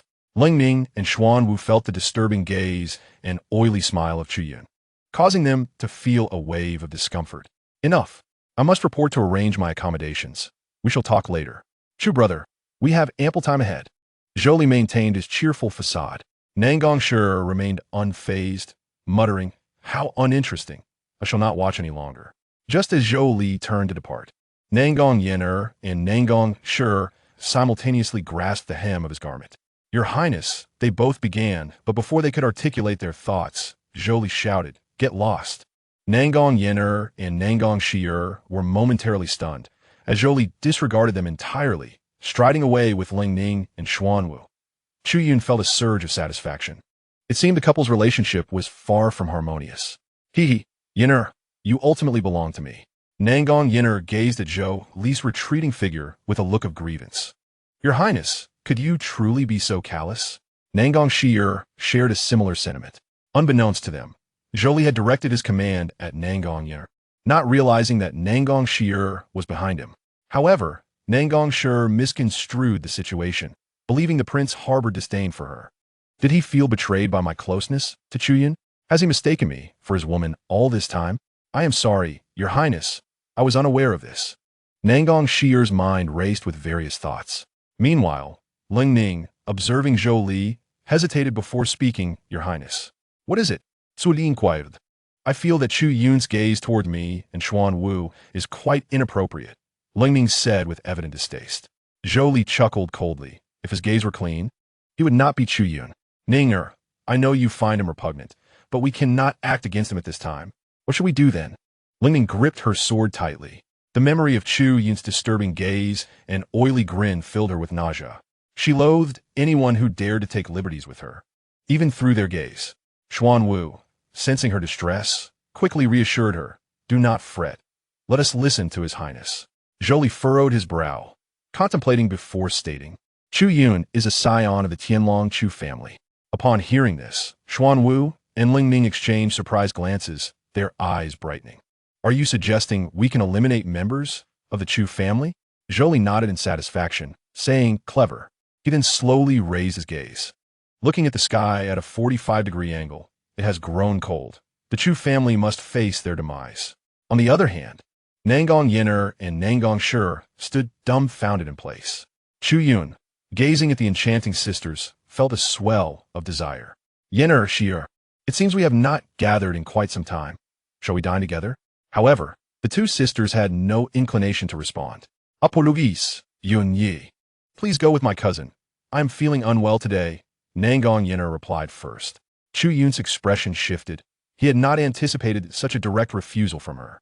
Meanwhile, Nan Gong Yan'er cast an irritated glance at Nan Gong Yan'er. "What do you mean by going with him?" "Chu Shidi, we are both quite occupied today. Perhaps you should leave first." Nan Ixir interjected. Upon hearing the term Chu Shidi, Chu Yun felt puzzled. Why does it seem that Yan'er has grown so distant from me lately? However, he dismissed the thought and smiled. "Very well, we shall gather another day." With that, Chu Yun turned and departed. Observing the silhouette of Chu Yun, Nan Gong Yan'er felt an indescribable emotion, as if she were beginning to lose clarity regarding her own heart. Beside her, Nan Gong Yan'er noticed her sister gazing affectionately at Chu Yun and couldn't help but suggest, "Sister, since you were so reluctant, why not agree to Chu Shidi?" Upon hearing this, Nan Gong Yan'er chuckled lightly. "Then why doesn't T elder sister accompany Yunga?" "What do you mean by that, sister?" Nan Ixir replied. "Chu Shidi clearly invited you for the purpose of extending an invitation to me." Nan Gong Yan'er furrowed her brow slightly. "But didn't T you come with Yunga?" "Then it seems you, like His Highness, have misunderstood me." Nan Gong Yan'er clarified, "I merely encountered Chu Shidi by chance." Upon hearing this, Nan Gong Yan'er felt that her cousin's words were laden with meaning. "Oh, in that case, sister should go and keep Yunga company." With that, Nan Gong Yan'er turned to leave. However, Nan Gong Yan'er seized her arm, exclaiming, "Hey sister, Chu Shidi holds deep feelings for you. How can you refuse him?" "Sister is jesting. I am a married woman, and it is inappropriate to be alone with another man." Upon hearing Nan Gong Yan'er's words, Nan Gong Yan'er couldn't help but scoff. "Huh, what a shameless act." Nan Gong Yan'er smiled slightly. "It appears, sister, that you must be very much in love with His Highness. Yet, for some reason, when His Highness dined at your residence last time, he still required payment?" Nan Gong Yan'er's expression faltered, but she quickly regained her composure. "Sister, do not jest about such matters. His Highness is not one to be concerned with trivialities. That was merely a joke." Nan Gong Yan'er's lips curled into a smirk, tinged with sarcasm. "Joke? His Highness certainly has a unique sense of humor, but today's actions seem to indicate some discord between him and you." Nan Gong Yan'er's heart tightened. Yet she forced a calm facade. Sister, do not speculate about His Highness. My feelings for him are profound and cannot be undermined by others. Enough. Nan Gong Yan'er, stop pretending. Do you truly not know whom you love? Nan Gong Yan'er had grown weary of their verbal sparring. What do you mean by that, sister? Nan Gong. Do not feign ignorance. Your affection for Chu Yun is evident to all. Do you believe that you and His Highness are truly in love? In reality, it is merely His Highness's unreciprocated sentiment. Meanwhile, you shamelessly enjoy his affections only to turn and bestow kindness upon another man. Nan Gong Yan'er's expression darkened noticeably. Sister, do not slander me. My feelings for His Highness are as clear as day. As clear as day? Nan Gong Yan'er mocked. Be honest with yourself. If His Highness were not of noble birth, would you still lower yourself to him? The feelings you harbor for Chu Yun are written all over your face. Nan Gong Yan'er was left speechless, a mixture of shame and anger flooding her being. After a long pause, she retorted, "And what of you, sister? Is it not Yinga whom you love?" Upon hearing this, Nan Gong Yan'er let out a cold laugh. "Ah, so you finally admit that your affections lie with Chu Yun? Sister, do not turn black into white. Please answer my question." Nan Gong Yan'er demanded in frustration. "Very well, I shall tell you. I once had feelings for Chu Yun." Nan Gong Yan'er declared candidly. "And now I have fallen for someone far more deserving of my love, and I have resolved to give myself to him, unlike certain individuals." She concluded, turning to leave. Nan Gong Yan'er stood there, gazing at her cousin's retreating figure, feeling a wave of grievance wash over her, leading her to tears. Why is everyone picking on me? Meanwhile, Zhou Li had brought Lungning Xuanwu to the study. Zhou Li resided on the first floor, while Lungning Xuanwu was on the second, providing a semblance of privacy for the two women. Lungning looked at Zhou Li and said, "Your Highness, allow me to handle the matter of annihilating the Chu family." "No." Zhou Li waved his hand. "The Chu family has strong practitioners in the Lianxin realm. You're not their match." Lungning felt somewhat dissatisfied, about to speak again when Xuanwu tugged at her sleeve, signaling her to relent. Zhou Li continued, "However, such dirty work is not suited for us." "Oh, why is that?" The two looked at him in confusion. "Xuanwu, go to Luohualo once more and explain this operation to Hai Wenxiang." "Your Highness, do you intend to rely on the Hahuan Mazong to destroy the Chu family?" Lingning and Xuanwu inquired. Zhou Li nodded. "This prince will provide both funding and allure, and now they have the means to act." "Yes, I shall go at once." Xuanwu started to leave, but Zhou Li suddenly called out, "Wait, I have more instructions to give." Chapter 27. Compared to His Highness. I seem like a benevolent person? Hai Wenxiang was enjoying tea in her room when she heard some commotion, and a smile graced her lips. "Sister Xuan, it seems you cannot forget the fine wines here." Xuanwu slowly appeared, cupping her hands in respect. "Sister Xiang, I did not come to drink today. His Highness has a matter to discuss." "Oh, what is it?" "His Highness intends to kill and requires your assistance." Upon hearing this, Hai Wenxiang instantly understood Xuanwu's implication. It was apparent that His Highness was unable to act personally and needed her to be the hidden hand. Well then, being a hidden hand is fine, especially since His Highness has provided ample rewards these past few days. "Haha, may I ask who His Highness wishes to eliminate?" Hai Wenxiang smiled lightly. "The Tianlong Chu family." "Ah, the Tianlong Chu family. I have some knowledge of them. There is only one old fellow in the Lianxin realm. I can assist, and I will arrange for several from the sect to go to Tianlong." Just as Hai Wenxiang agreed, Xuanwu added, "Wait, sister, His Highness has further requirements." "Oh, do tell." Hai Wenxiang asked curiously. Xuanwu cleared her throat and began. "His Highness stated that for the destruction of the Chu family, we require a Taichu realm practitioner." Upon hearing this, Hai Wenxiang was puzzled. For such a small Chu family, why the need for a Taichu realm expert? "Do not rush. Listen carefully." Hai Wenxiang immediately sat up straight, her full attention on Xuanwu. Xuanwu spoke deliberately. "His Highness's demands at a sealed time and space disrupt the heavenly mechanisms. To pierce the heart on either side, behead them. To grind bones to ashes, stealthily excavate and plunder. Dig 3 feet deep, ransack the treasury. To scatter eggs, vertically split the earthworms. To pluck flowers and pull weeds, transcend souls and ferry them across."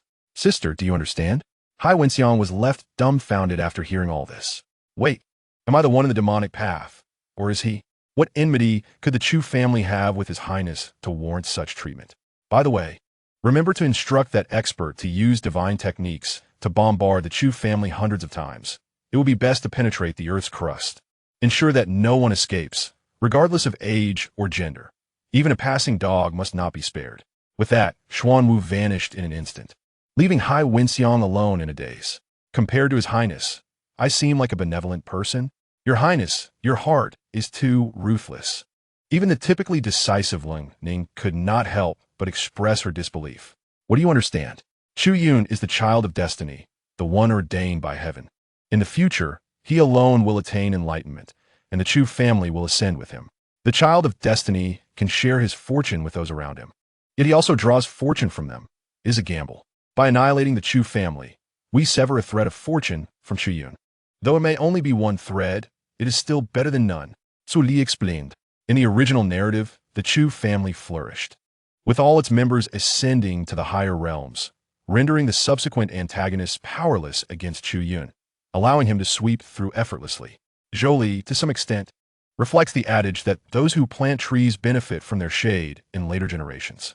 Upon hearing this, Leng Ning nodded in sudden realization. At that moment, Xianwu returned. Have we clarified everything? She inquired. Xianwu nodded, replying, Your Highness, your demands have startled Sister Xianxia, the holy maiden of the demonic path sect. Zhou Li's lips curled into a meaningful smile. It's a good thing to frighten her. I want her to understand my determination.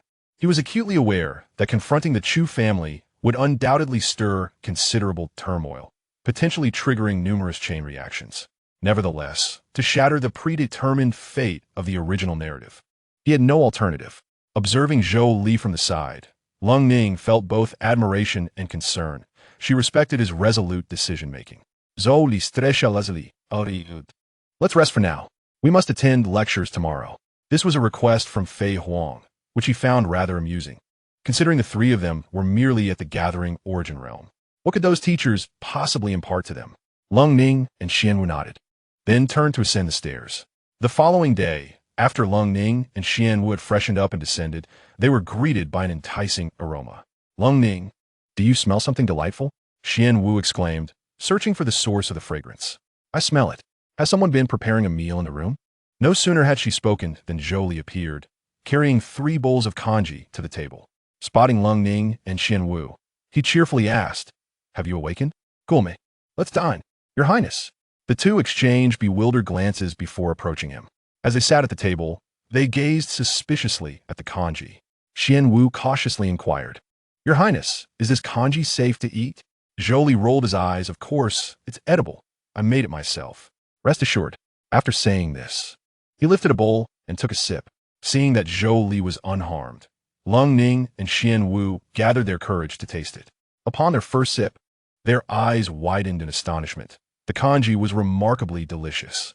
Additionally, they felt a nourishing sensation coursing through their bodies, their meridians unblocked, and their vitality invigorated. Is it delicious? Xianwu exclaimed in surprise. Your Highness, I didn't expect your culinary skills to be so exceptional. Zhou Li beamed with pride. Naturally, I am capable of many things. After all, he had invested considerable effort in learning from the imperial kitchen to amuse Nan Gong Yan'er. I feel like my meridians have become much smoother after drinking this. Ling Ning Preiset. Of course, this is made from by Yuling Su rice, which has the effect of nourishing the spirit and heart. The red leaves are from the Millennium Blood Vitality Grass, which replenishes blood. After finishing their meal, the trio headed to the lecture hall. Upon their arrival, they were surprised to find a substantial number of attendees. Entering the venue, they discovered a spacious area, furnished with approximately 100 sturdy desks, meticulously arranged. These desks appear to be crafted from durable materials, exhibiting exquisite workmanship, clearly designed with great care. Towering jade tablets adorned the surrounding walls, reaching several meters high and imparting a solemn and dignified atmosphere. The surfaces of these jade tablets were as smooth as mirrors, intricately inscribed with various characters, some large, some small, some deep, some shallow, yet all were distinctly legible. Zhou Li surveyed the surroundings, nodding in quiet approval. Indeed, this is the esteemed hall of the Longwu Academy. It is truly extraordinary. Let's find a seat, he suggested. Leng Ning and Xianwu nodded in agreement, but just as they were about to proceed to their seats, Zhou Li was unexpectedly jostled from behind. "I'm so sorry. It was unintentional." A melodious female voice apologized from behind him. Turning around, Zhou Li was taken aback to find it was Nan Gong Yan'er. "Older cousin?" Zhou Li exclaimed in surprise. He was unsure of how to address Nan Gong Yan'er.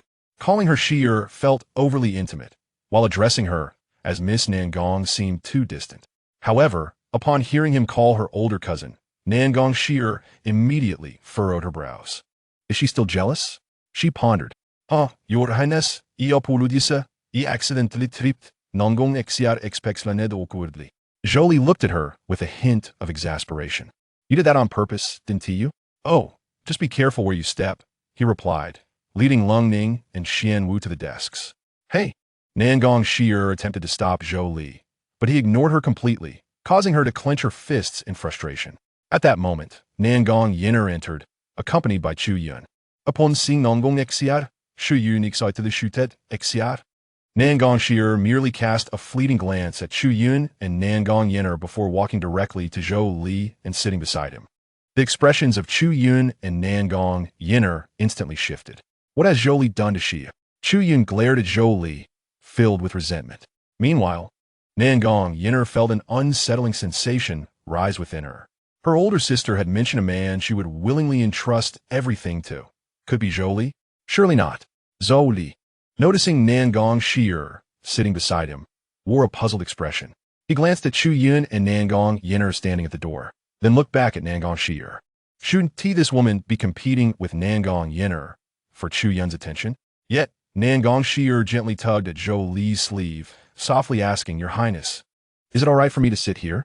Older cousin, shouldn't you sit with Chu? Zhou Li Ruplia.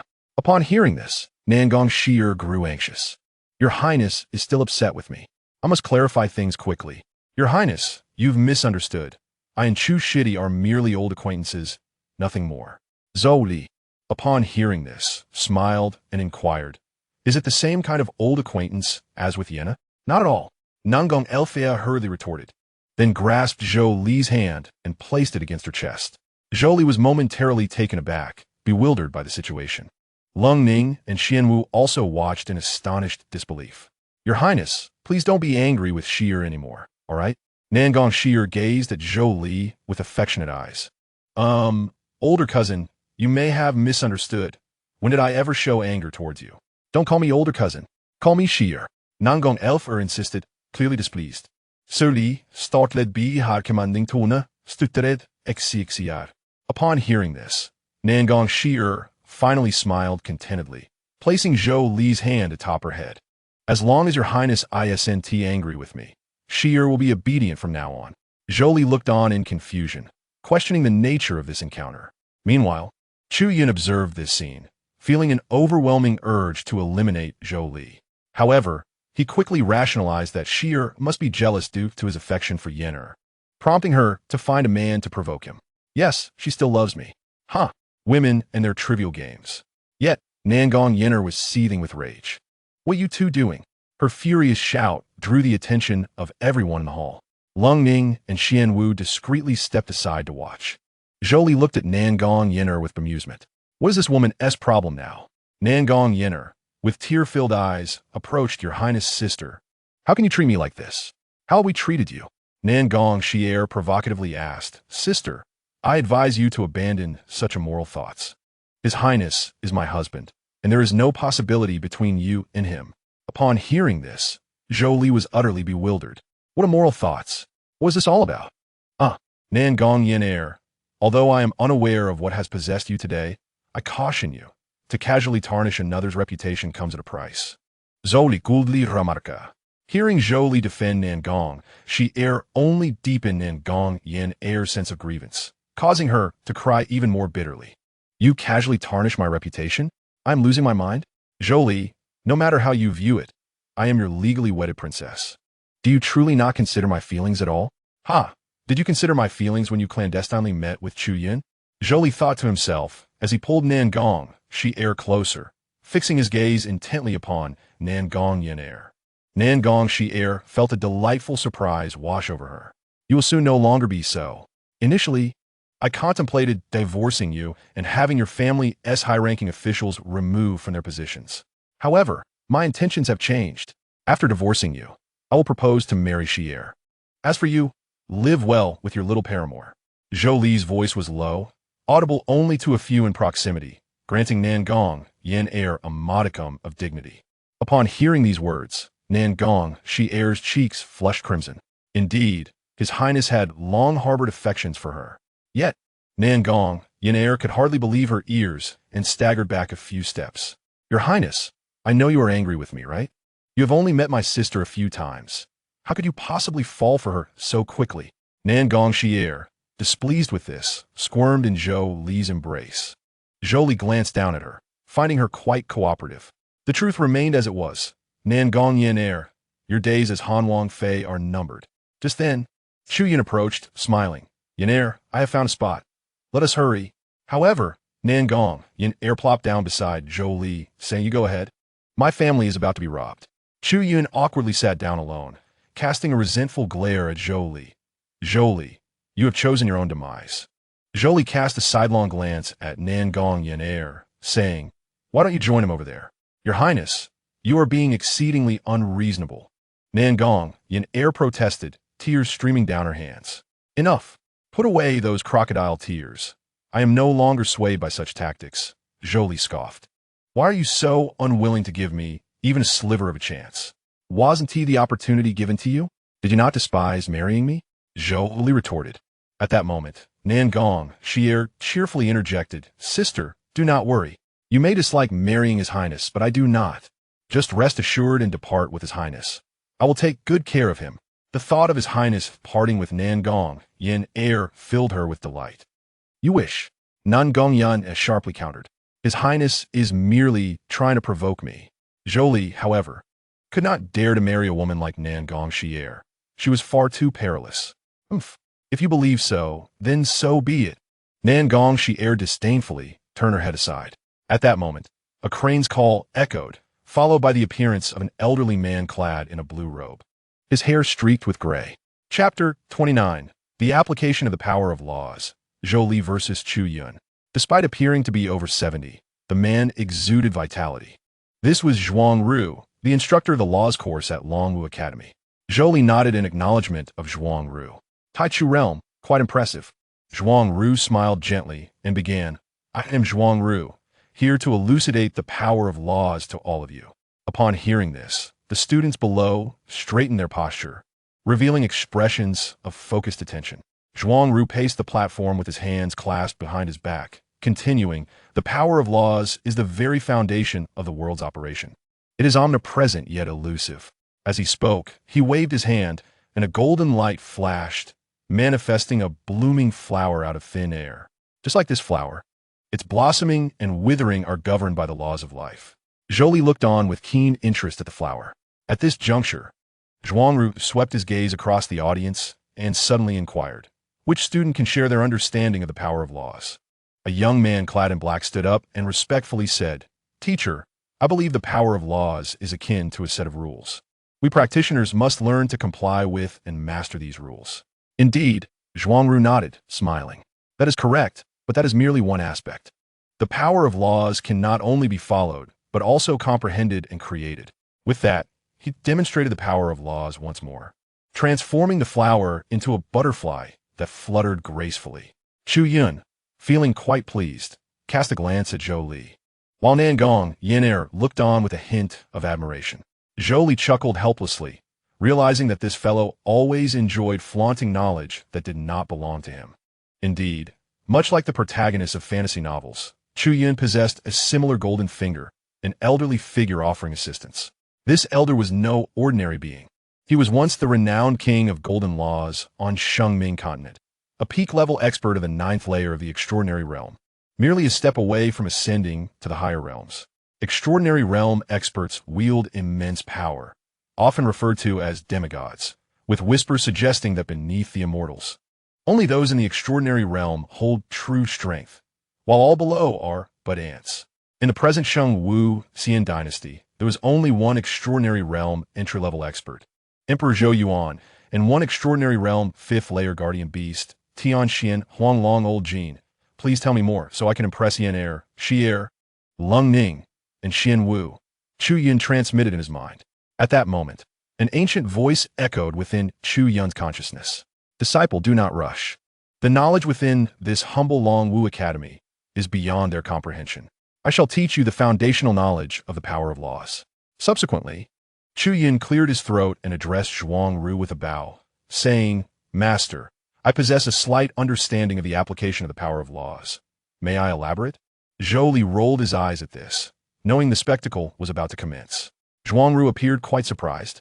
Oh, I see you are merely at the fourth layer of the condensing star realm, yet you grasp the application of the power of laws? I have perused many books and fortuitously encountered this knowledge in one of them, Chu Yun responded. Zhuang Ru scrutinized Chu Yun closely, suddenly exclaiming with delight. Are you not the top student, Chu Yun? With a smug smile, Chu Yun replied, Indeed, that is me. Since you are Chu Yun, do share. Naturally, this Chu Yun was someone the Academy's headmistress, Fei Huang, had specifically requested to care for, so Zhuang Ru was keen to extend his courtesy. Seeing Zhuang Ru's acquiescence, Chu Yun cleared his throat and continued. All my classmates know that on Shengming continent, there are 7 types of powers of laws. Light, darkness, flame, water, lightning, hurricane, and earth. Among these, the light and darkness laws are higher-level powers, exceedingly challenging to comprehend. Yet once understood, one's strength will skyrocket. Within his consciousness, old Jin instructed him, and Chu Yun relayed the information. At that moment, a small hand was raised, and a student inquired, Chu Xiao, may I ask what the powers of laws can achieve? This question is exceptionally insightful. Given the constraints of time, I shall merely elucidate the utility of the Guangming Falu. Chu Yun replied with a smile. For this was indeed a splendid opportunity not to be missed. The so-called Guangming Falu draws the power of light from the laws of heaven and earth. Light is visible yet intangible. It can be wielded in defense or offense and serves to purify malevolent forces. As Chu Yun spoke eloquently, Zhou Li suddenly interjected. While I acknowledge the reason in Brother Chu's words, the Guangming Falu possesses even deeper applications. All eyes turned towards Zhou Li, including those of Nan Gong Yan'er and Nan Gong Yan'er, who gazed at him in disbelief. Chu Yun's expression darkened, irritated by Zhou Li's disruption. Zhuang Ru, intrigued, looked at Zhou Li and remarked, Your Highness, the Prince of Han, please do share your insights. He recognized the illustrious Prince of Han, as he was someone the esteemed Dean Fei Huang had specifically requested to be looked after. Zhou Li stood up leisurely and said, Beyond extracting the power of light for defense and purifying the heart to seal the divine, the Guangming Falu can also integrate with other forces. For instance, when fused with the fire Falu, it produces a blazing light, its might far surpassing that of a singular force. When combined with the lightning Falu, it generates resplendent lightning, astonishing in speed and destructive capability. Similarly, the power of darkness, as an advanced law, can also merge in this manner. But today, I shall solely elaborate on the functions of the Guangming Falu. Moreover, I am here to supplement the knowledge Brother Chu has yet to cover. With a provocative gaze directed at Chu Yun, the latter shot back a resentful look. Fear not, my disciple. With me present, should he speak falsely, I shall refute him, with Elder Jin's assurance. Chu Yun felt a surge of pride as he retorted to Zhou Li. Yet, Zhou Li simply smiled and continued.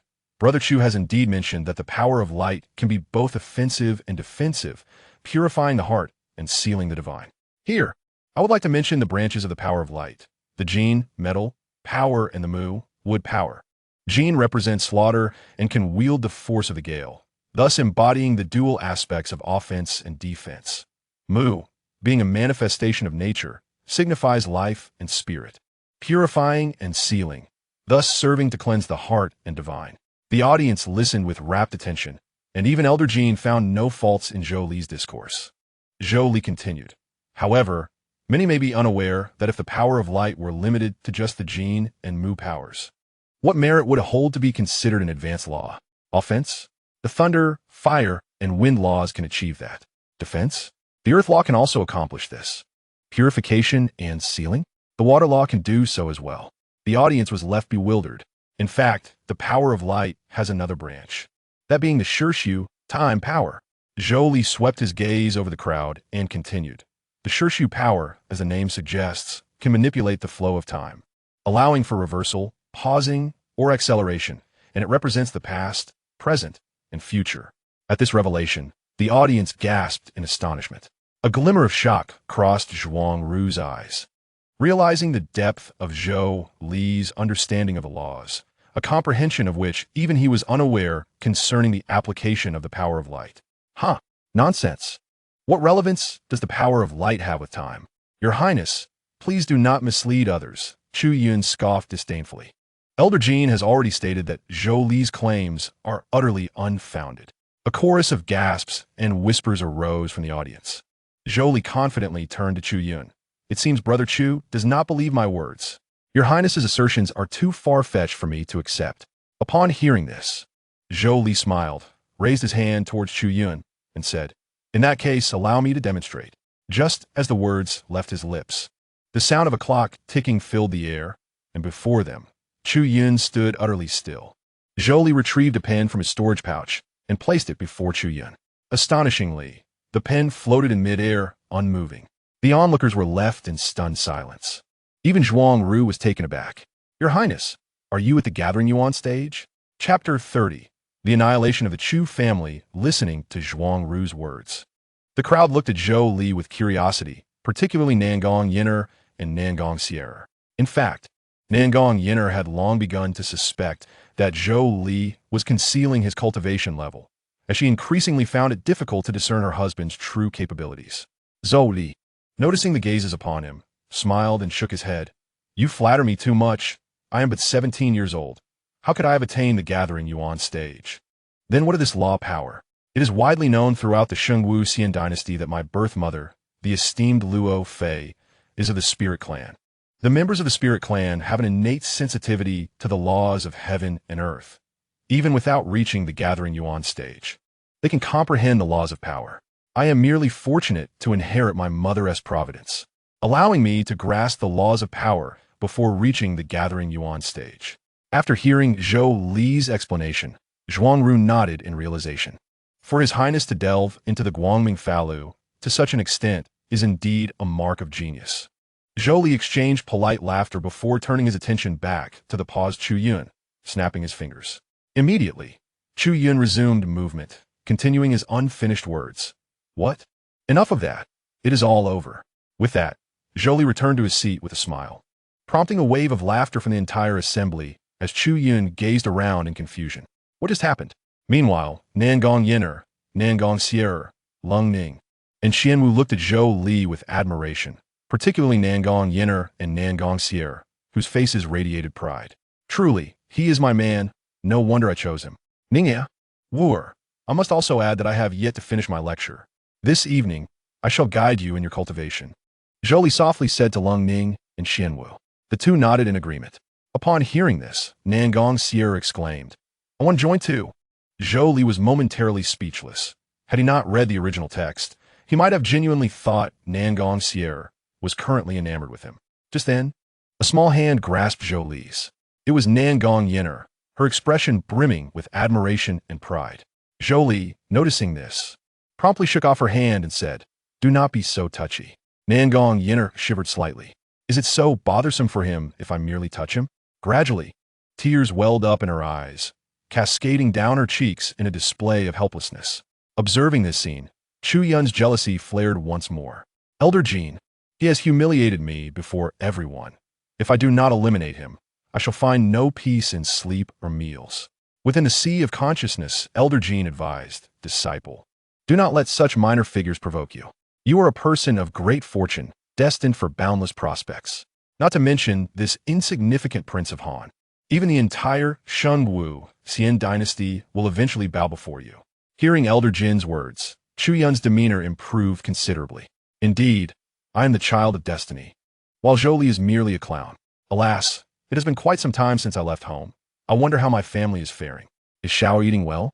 Meanwhile, in Tianlang City, the Chu family, one of the three prominent families, found itself amidst a gruesome scene, with corpses strewn about and blood flowing like rivers. Regardless of age or gender, all were mercilessly slaughtered, their bones shattered and marrow consumed, their heads severed and displayed upon the walls of the Chu family estate. In the air above, a mysterious figure clad in black and veiled, emanating a formidable aura, revealed herself to be a powerful figure of the demonic Tao at the Taichu stage. Who might you be, and why have you brought ruin upon my Chu family? The woman held aloft a bloodied elder, the ancestor of the Chu family who had reached the Lianxin stage. Huh!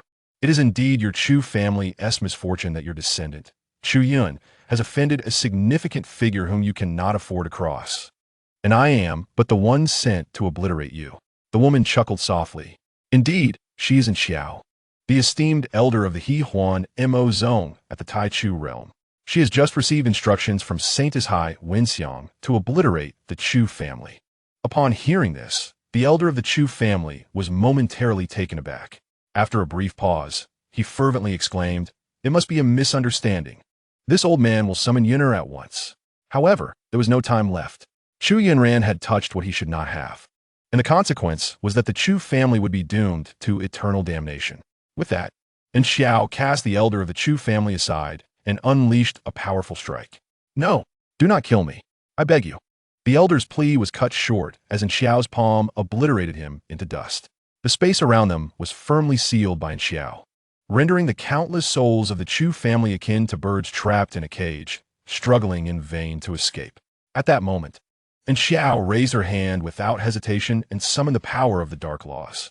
In an instant, an exceedingly minute yet unfathomably potent black hole emerged within the confined space, its gravitational pull immense despite its diminutive size. In the blink of an eye, the souls of the Chu family and everything around them were inexorably drawn toward the black hole. As the souls and surroundings of the Chu family were on the brink of being devoured, Xiao clenched her fist. With her movement, the black hole abruptly closed, emitting a muffled explosion. When the dust settled, what remained where the Chu family mansion once stood was nothing but an empty expanse, as if the Chu family had never existed at all. Xiao descended gracefully to the ground, meticulously scanning her surroundings with her divine sense to ensure no one had escaped, nor were there any hidden treasures. Upon her inspection, she indeed uncovered something. Guided by her divine sense, Xiao approached the spot and beheld a stone door beneath her feet. With a forceful step, she shattered the stone door and descended further. Upon reaching the lower chamber, she was greeted by a vast collection of mid to low-grade spirit stones. Gazing at the meager bounty, Xiao shook her head, lamenting, alas, how impoverished. No wonder such a large family has but one practitioner at the Lianxin realm. Nevertheless, adhering to the adage that even the smallest fly is still meat, she collected all the spirit stones without hesitation. Subsequently, Xiao probed further with her divine sense and discovered a small girl curled up behind the stone wall. Without hesitation, she broke through the wall and approached the girl, who trembled in fear at her presence. "What is your name?" Xiao inquired. The little girl quivered as she responded. "I am Chu Xiao." "Sister, who are you?" "Chu Xiao. Is she not the sister of Chu Yun?" Xiao pondered, then smiled and asked, "What is your relationship with Chu Yun?" "He is my brother." Just as she suspected, if she were to deliver the girl to the Saintess, who would then present her to Han Wang, it would indeed be a significant accomplishment. With this thought, her demeanor transformed into one of warmth. "Then, little sister, why are you here?" "Grandfather said it was safe to hide here." "This place is not safe. I know of somewhere truly secure. Would you like to go?" After a moment's hesitation, Chu Xiao nodded vigorously. Observing this, Xiao swiftly lifted the small girl into her arms and soared into the sky. Casting a cold glance at the barren ground below, she then raised her hand, summoning a massive pillar of searing fire that descended with a thunderous crash, penetrating the earth's crust. The original site of the Chu family had vanished, replaced by a deep, fiery pit. After completing her task, Xiao vanished from the scene, with Chu Xiao in her embrace. Chapter 31. She chose Chu Yun, again elder in. I recall instructing you to leave no trace of the Chu family, did I not? Saintesses High Wenxiang scrutinized the gluttonous Chu Xiao seated upon the chair. Xiao quickly interjected, "Saintess, this girl is Chu Yun's sister." Upon hearing the name Chu Yun, Chu Xiao innocently asked, "Does the beautiful sister know my brother?" Captivated by the stunning beauty of High Wenxiang, the little girl was left in awe, having never encountered such a breathtaking woman in her life. "Oh, the sister of Chu Yun," High Wenxiang mused thoughtfully. Suddenly, her eyes sparkled as if a brilliant idea had struck her. This could be the opportunity to summon His Highness. Meanwhile, At the entrance of Han Wang's study, Zhou Li was being incessantly pestered by Nan Gong Yan'er. "Your Highness, I wish to visit your study," she pleaded playfully. "No." Zhou Li firmly replied. "Why not?" she queried. "You are a prestigious young lady and currently my cousin. If you enter my study, what would outsiders think?" In response to Zhou Li's words, Nan Gong Yan'er pointed at Ling Ning and Xian Wu, exclaiming, "But they are also in your study."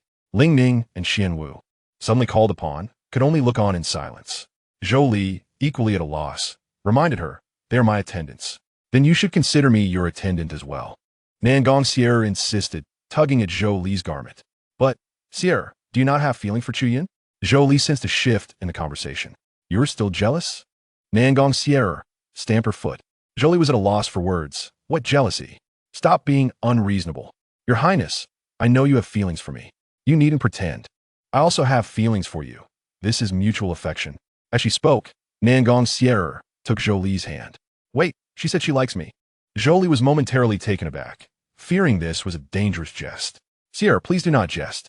To her surprise, Nan Gong Yan'er placed Zhou Li's hand upon her chest. "Your Highness, do you feel it?" Zhou Li could indeed perceive the softness beneath her palm. Nan Gong Yan'er's beauty and figure were undeniably appealing, rivaling that of Nan Gong Yan'er. However, the terrifying possessiveness and jealousy were daunting. "Do you not sense my heartbeat? Ever since that day, I have thought of you constantly. I am certain I have fallen for you. I understand you may harbor reservations due to my past feelings for Chu Yun, but I am pure. If you do not believe me, feel free to test it." Listening to her heartfelt confession, Zhou Li felt despair wash over him. "I was wrong. I should not have engaged with this woman. If you still have reservations, feel free to punish me as you wish. I will gladly accept. Sister, perhaps you should strike me." Zhou Li was on the verge of tears. Yet, Nan Gong Yan'er grew increasingly animated, enveloping Zhou Li in a tight embrace and kissing her neck. The scene left Ling Ning and Xian Wu, who were merely bystanders, utterly astonished. Zhou Li, momentarily stunned, quickly pushed Nan Gong Yan'er away, shouting, "What are you doing?" Nan Gong Yan'er, taken aback by his outburst, felt deeply aggrieved. Her eyes glistened with unshed tears, appearing delicate and utterly endearing. "Your Highness, I have heard that on the day of Nan Gong Yan'er's wedding, she would not even allow you to touch her. You are a man, after all. I understand your moral standards are high, but do you not desire anything? My appearance and figure are not inferior to Nan Gong Yan'er's." As she spoke, tears began to stream down her cheeks. She remained perplexed as to why she was never the one to be loved, despite her many merits. Zhou Li, witnessing the scene, sighed helplessly, "Stop crying. After all, I'm still a married man." "Married man?" Nan Gong Yan'er exclaimed. "Did you not notice how Nan Gong Yan'er treated Chu Yun? She does not care about you at all.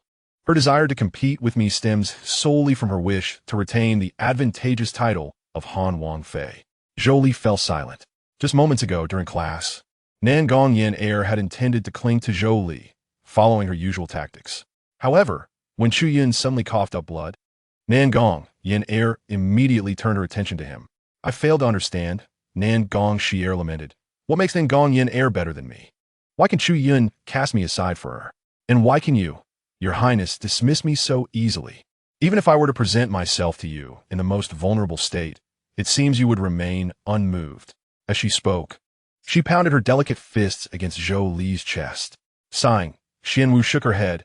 "Your Highness, you must reconsider your leniency. You have yet to resolve your emotional debts with xianxia, and now you owe Nan Gong Yan'er as well." After a considerable time of pummeling, Nan Gong Yan'er pretended to be exhausted and leaned against Zhou Li. When she ceased her antics, Zhou Li finally spoke. "It is not that I lack feelings for you. You are indeed beautiful, and it is impossible for me to be entirely indifferent." At this, Nan Gong Yan'er's eyes sparkled with joy. Zhou Li continued, "However, I must reiterate that I am a married man. I cannot engage in such affairs with other women. Nevertheless, I intend to divorce Nan Gong Yan'er upon our return from the Tai Chu secret realm." With eager anticipation, Nan Gong Yan'er inquired, "So, once you have divorced her, will you marry me?" Zhou Li replied, "No, because I do not plan to remarry in the near future, and I dislike being constrained." The narrative had already veered into irretrievable territory. It was impossible for Nan Gong Yan'er to develop feelings for Chu Yun again. Therefore, he resolved to neither accept nor refuse her advances, for he knew that if he were to reject her, this unstable woman might become uncontrollable.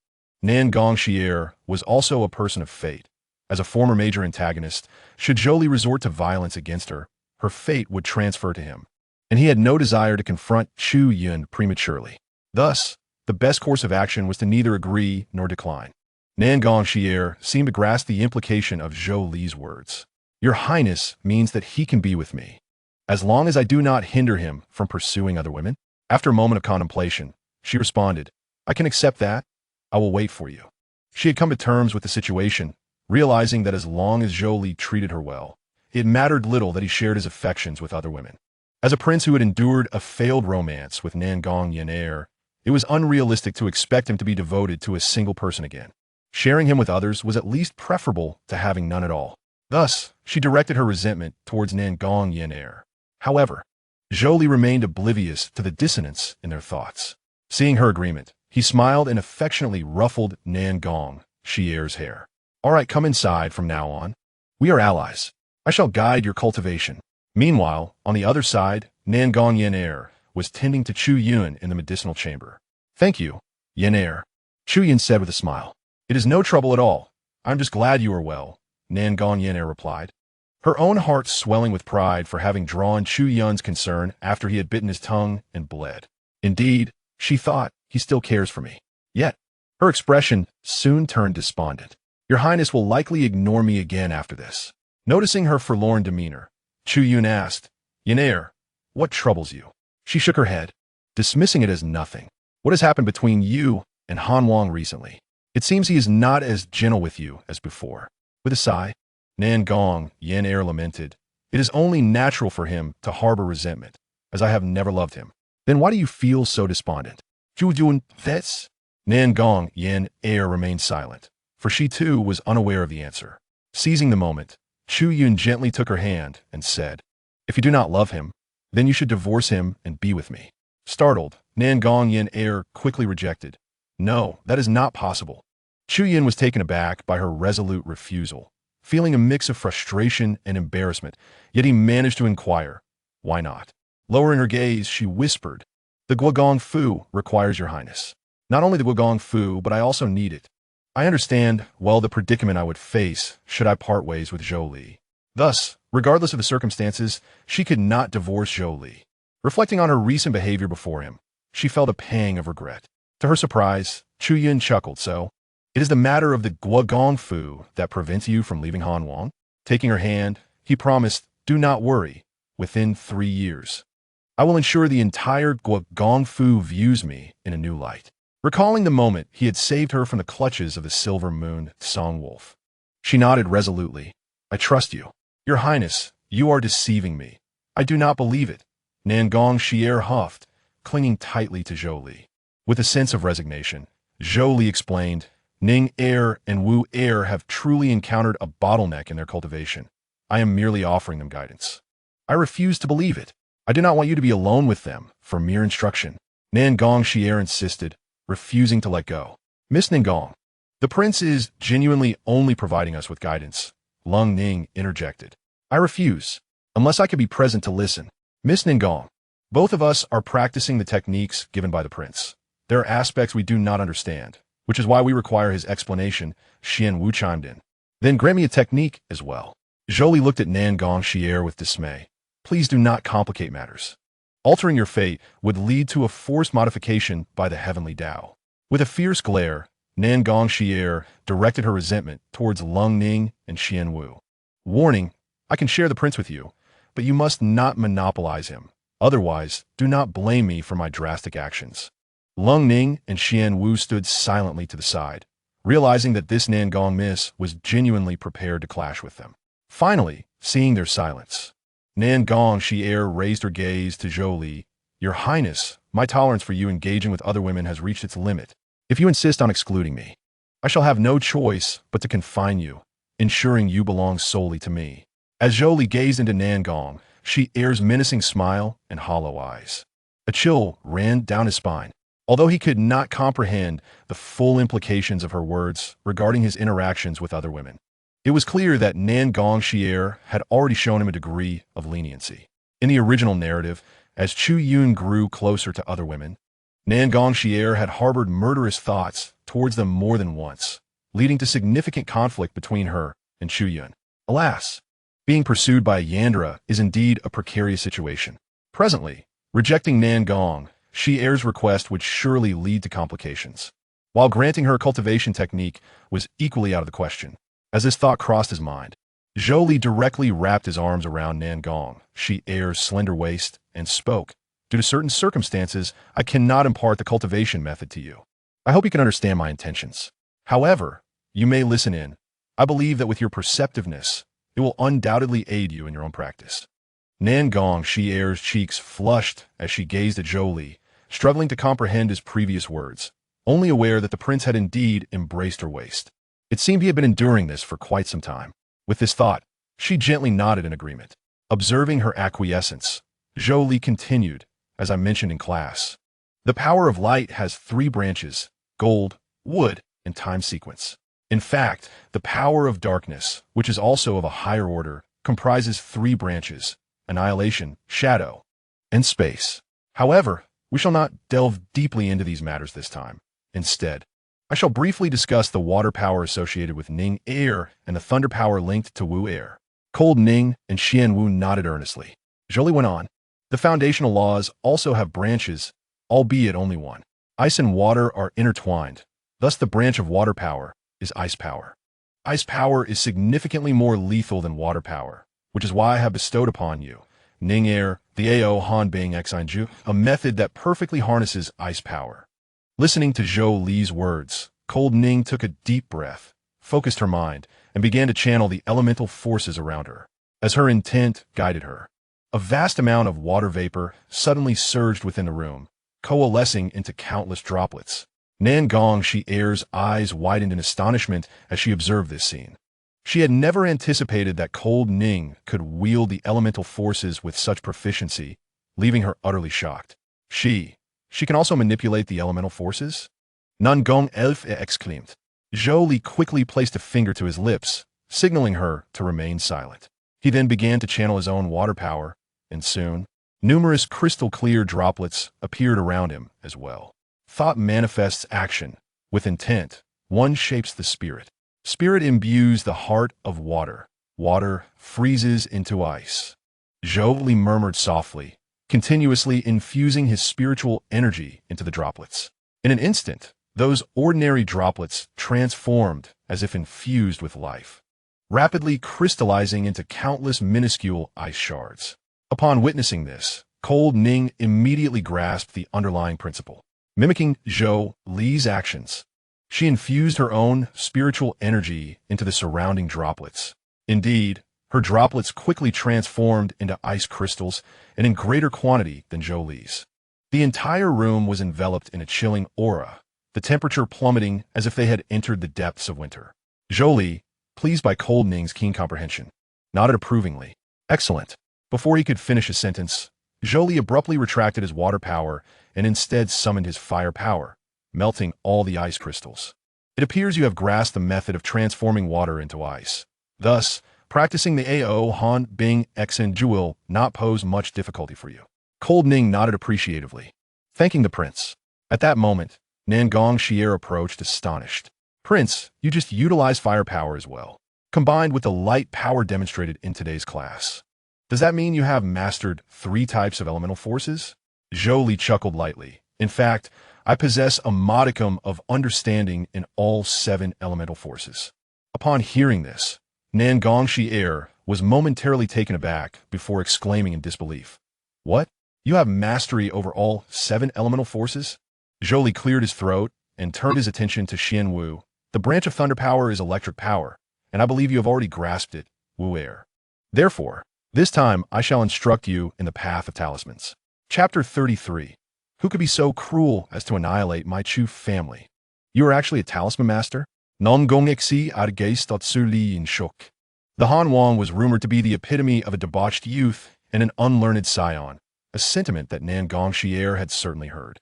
Although she had not encountered him before, Zhou Li's notorious reputation had preceded him, leading her to disparage Nan Gong Yan'er in front of Chu Yun. However, through their days of interaction, Zhou Li had left her with countless surprises. First was his handsome and upright demeanor, followed by his profound understanding of elemental forces, and now he revealed himself as a talisman master. Is it truly surprising? Zhou Li smilat. Nan Gong Yan'er nodded without hesitation, apologizing for her previous hasty judgments. Surprising indeed.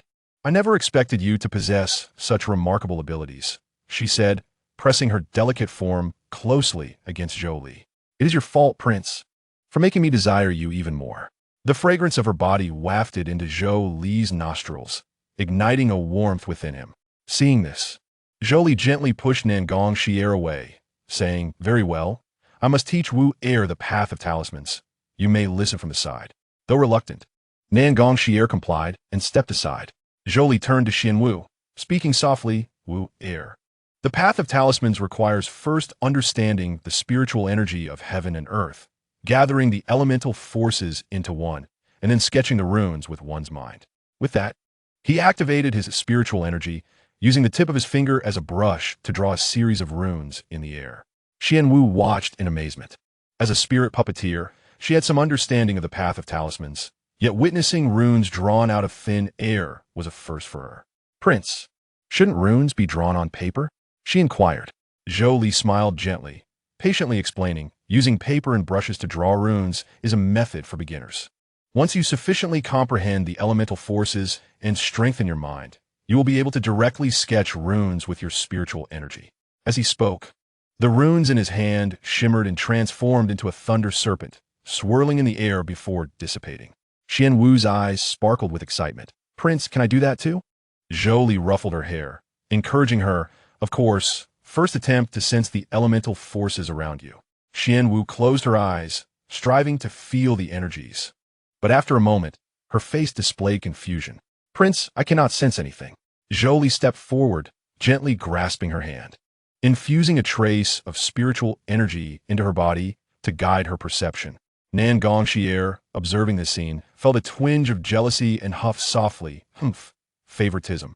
Nevertheless, her eyes remained glued to Zhou Li and Xian Wu, eager not to miss any aspect of the talisman teachings.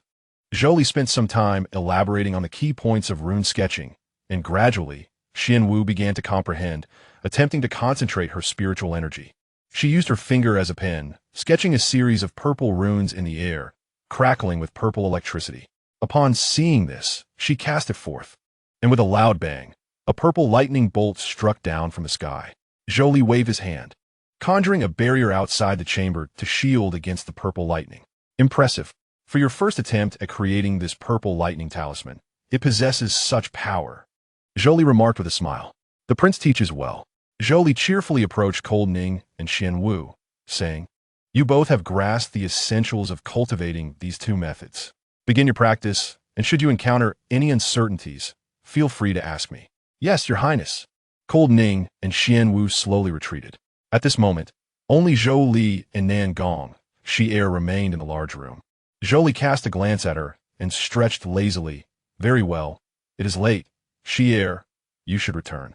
Unexpectedly, Nan Gong Yan'er plopped down in a chair.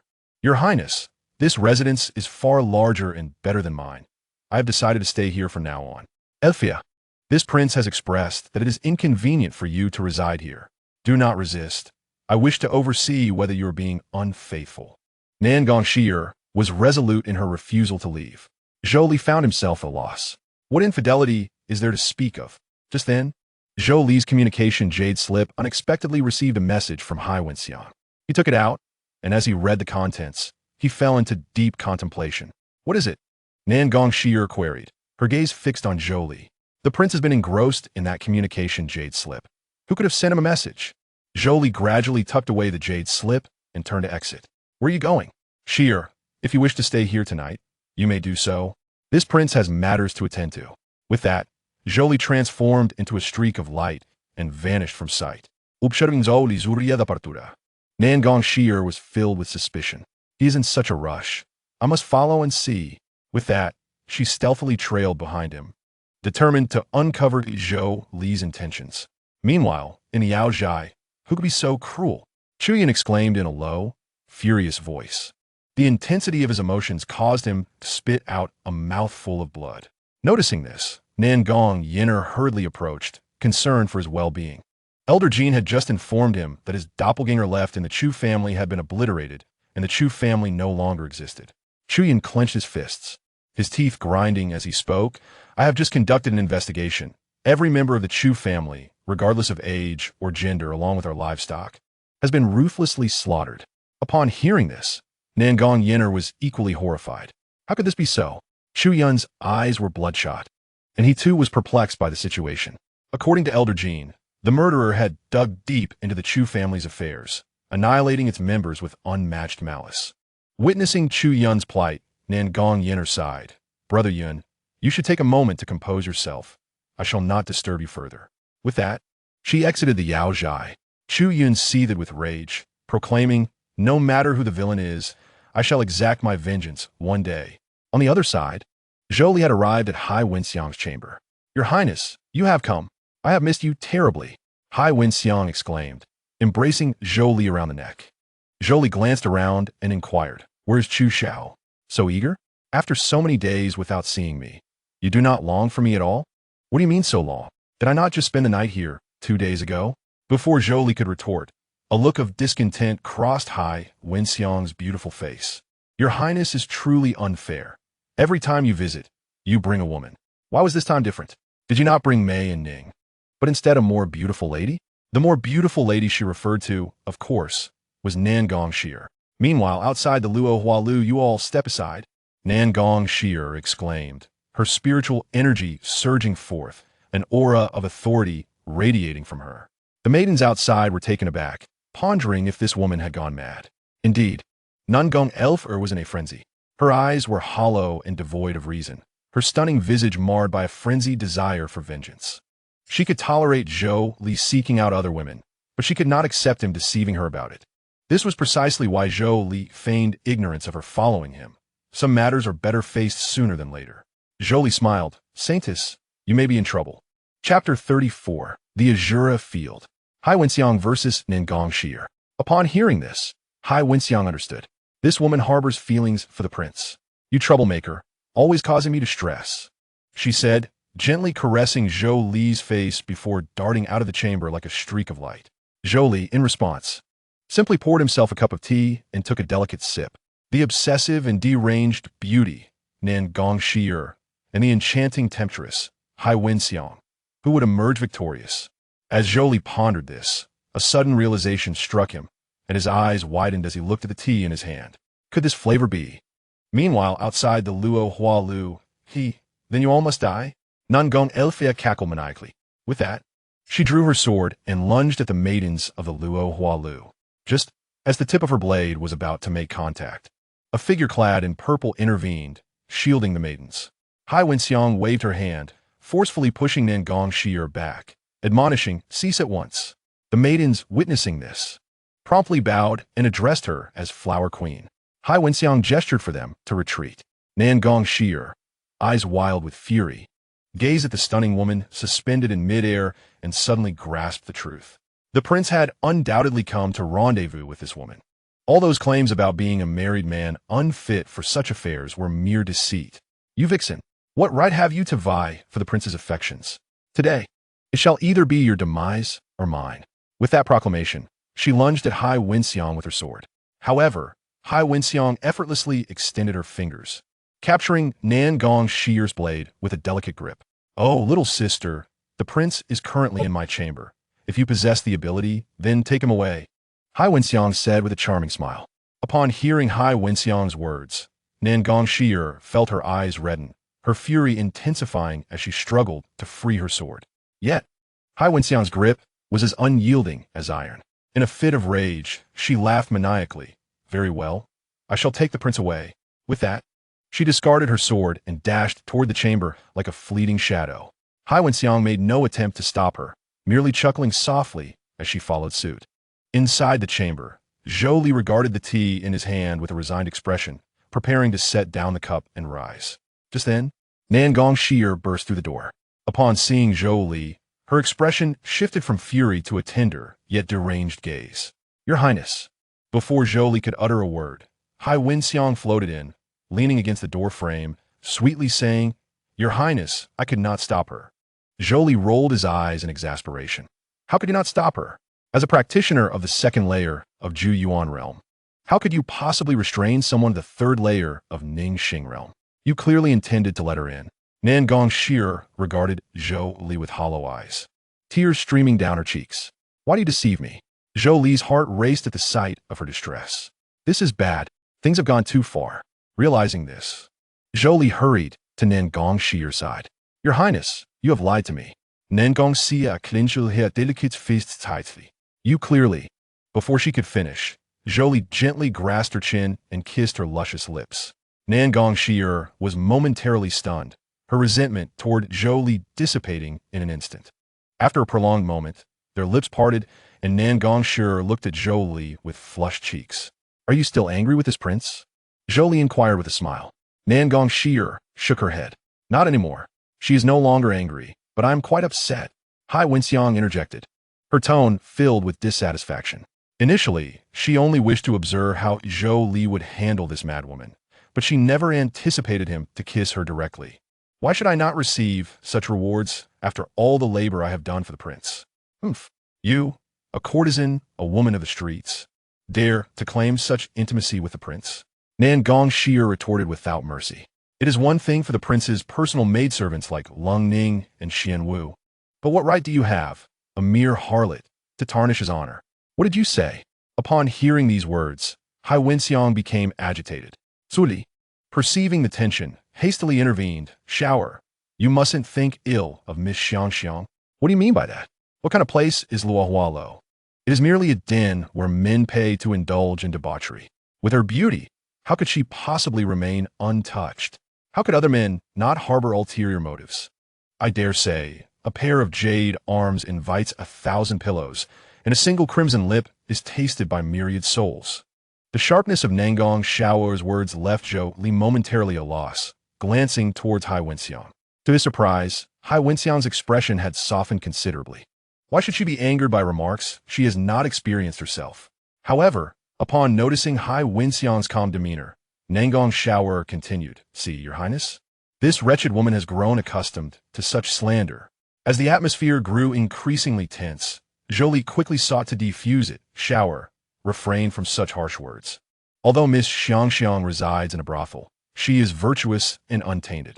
Who would believe that? Highness smiled gracefully and stepped closer to Nan Gong Yan'er, saying, Oh, Miss Xiao, after your lengthy tirade, may I presume you are envious of my beauty? Envious of you? What a jest. Nan Gong Yan'er retorted indignantly. In terms of figure and appearance, the two were quite comparable, yet Nan Gong Yan'er lacked a certain feminine charm that Highness possessed. Zhou Li, observing the two exquisite beauties before him, felt a stir of excitement within. Your Highness, please weigh in on this matter. Who is more beautiful, I or Miss Yan'er? Zhou Li found himself at a loss for words. Your Highness, speak quickly, Nan Gong Yan'er implored, shaking his arm fervently. Growing somewhat exasperated, Zhou Li wrapped one arm around Highness's waist and the other around Nan Gong Yan'er's abdomen, lifting both of them effortlessly. Enough. This is maddening. He then tossed them onto the bed, stating coldly, If you wish to compare beauty, draw the curtains and shed your garments for a proper contest. With that, he turned his back. Goodness, I have never steadied my aim in a game like this before. Realizing Zhou Li was genuinely upset, Nan Gong Yan'er and Highness shared a silent understanding and ceased their bickering. They exchanged glances, both blushing slightly. What? No longer wish to compete? Zhou Li inquired. The two nodded like children caught in mischief. Then let us discuss matters of importance. Zhou Li addressed Yiwangxing. Reluctantly, Highness turned her head aside, teasing. You must kiss me again if you want the information. Zhou Li was momentarily speechless, realizing he would eventually be thoroughly entangled with these two alluring women. I shall reward you later. First, tell me where Chu Xiao is. She is of great importance to me. Nan Gong Yan'er interjected, Your Highness. There must be a profound reason for your actions. Chu Xiao? Isn't she the sister of Chu Yun? Nan Gong Yan'er asked, puzzled. She had heard Chu Yun speak of his sister during their courtship. Highness did not respond to Nan Gong Yan'er. Instead, she directly inquired of Zhou Li, Your Highness. What purpose does that girl serve for you? As your ally, I believe I deserve to know. Startled by this revelation, Nan Gong Yan'er exclaimed, Your Highness, you cannot possibly be seeking revenge on Chu Yun because Nan Gong Yan'er likes him by targeting his sister. Zhou Li was rendered speechless by the absurdity of her logic. Do I appear to you as one with an obsession for copper refining? Have you ever heard of the Wu Wang Jiti? Sudi spoke his lordy. Wu Wang Jiti. Both Hai Wenxiang and Nan Gong Yan'er gasped at the mention of the term. Nan Gong Yan'er, unsure of its meaning, followed Hai Wenxiang's astonished reaction, knowing not to display their ignorance. As a practitioner of the demonic arts, Hai Wenxiang was well aware. After all, the four great dark arts include soul refining, flesh cauldron, corpse puppetry, and blood-sucking. Wu Wang Jiti is the most suitable physique for crafting a corpse puppet. Once refined, it grants immense power, rendering one invincible within the same realm and ensuring absolute obedience to the master. Thus, cultivators possessing Wu Wang Jiti are highly sought after in both righteous and evil circles. Are you suggesting? Hai Wenxiang looked incredulously toward the corner of the room. As she spoke, she lightly touched her fingertip, causing a black vortex to materialize before them. Then, with a gentle pull of her hand, she drew out the concealed Chu Xiao. Chu Xiao, suddenly thrust into the light, wore an expression of terror, trembling uncontrollably. Zhou Li approached her, his gaze calm. In the original tale, in a bid to protect themselves, the Chu family had offered Chu Xiao to the Grand Elder of Dabei, who turned her into a corpse puppet, erasing her personality and making her the nominal lord of the Blood Demon Hall. In truth, she was a mere puppet controlled by the Grand Elder, compelled to commit numerous heinous acts. Ultimately, this unfortunate girl was not saved and was beheaded by her beloved elder brother, Chu Yun, in the name of righteousness. Zhou Li had felt profound sorrow for her fate while reading the story. Alas, an innocent person is often punished for the sins of others. Chu Xiao had not attacked the Holy Martial Celestial Dynasty like the other Chu family members. Her transformation into a corpse puppet was not her fault. The handsome elder brother, Chu Xiao, gazed at Zhou Li with wide, innocent eyes. You are even more handsome than my brother. Your Highness, do you intend to turn her into a corpse puppet? Hai Wenxiang whispered excitedly in Zhou Li's ear. Zhou Li shook his head. No, that is unnecessary. What? Hai Wenxiang was taken aback. Zhou Li slowly crouched down, locking eyes with Chu Xiao, and asked, Little sister, what brings you here? Where are your family? Upon hearing this, the young girl began to sob. Grandfather told me to hide in a dark room, but when I came out, they were all gone. Only Njiejia was left. Then Njiejia brought me here to the Saintesses. I see. Do you have any other family? Zhou Li inquired further. Chu Xiao wiped her tears and sniffled. I have a brother. His name is Chu Yun. Chu Yun? Zhou Li feigned astonishment. Do you know my brother? Chu Xiao asked excitedly. Zhou Li sighed dramatically. Alas. Little sister, it seems your family is no more. No more? Chu Xiao's eyes widened in disbelief, tears welling up. Impossible. Grandfather is so powerful. How could he die? As she spoke, her tears flowed freely like pearls from a broken string. Zhou Li gently patted her head, softly reassuring her, Little sister, it is the truth. Your family is gone. Impossible. You are lying to me. Chu Xiao's emotions flared dramatically. Observing her distress, Zhou Li embraced the petite Chu Xiao, stating, Your family perished because your brother, Chu Yun, committed many heinous acts, leading enemies to seek revenge. In the end, you too shall fall to your brother's hand. Brother? He would kill me? Chu Xiao's eyes were filled with disbelief as she shook her head vigorously. No, he would never do such a thing. You are a bad person. You are lying to me. She struggled in Zhou Li's embrace, her small hands pounding against him. Zhou Li held her tightly, refusing to release her, allowing her to vent her emotions. When the little one was finally exhausted, Zhou Li continued, Little sister, your brother does not love you. If he truly cared, why has he not taken you home after all this time? Chu Xiao was momentarily taken aback. Indeed, she had been here for so long. Why had her brother not come to rescue her? Why was he reveling at Longwu Academy while those she cherished most, her grandfather, uncles, and relatives, had met such tragic fates? Why should her brother's mistakes bring calamity upon the entire family? Why had her loved ones perished while he remained unharmed? Zhou Li's relentless inquiries twisted the tender heart of the young Chu Xiao, planting a seed of hatred towards Chu Yun within her. Children, after all, can easily be deceived. Unable to bear this harsh truth, Chu Xiao fainted. Your Highness, you frightened the child, Hai Wenxiang gently remarked. That string of psychological manipulation was truly impressive. If not for Zhou Li's esteemed status, one might mistake him for a senior from the demonic sect. At that moment, Nan Gong Yan'er interjected, "So, your Highness has annihilated the entire Chu family." She then turned to Hai Wenxiang. "And you? What exactly is your status within the demonic sect?" Upon hearing this, Hai Wenxiang chuckled softly. "What? Are you frightened? Fear? With your Highness present, what is there to fear? Oh, yet this esteemed prince has ordered the slaughter of the entire Chu family. Are you not afraid?" Hai Wenxiang inquired with a smile. His actions must have profound meaning. "Even if he were to annihilate the entire Chu family or the world itself, I would stand by him. My love for his Highness surely surpasses your feelings." "You demonic enchantress." After hearing Nan Gong Yan'er's words, Hai Wenxiang laughed rather than retaliated. "But this time, the task bestowed upon me by his Highness has been accomplished. While, dear Sierra, you have yet to fulfill any of his Highness's requests. Spare me. Who is your sister?"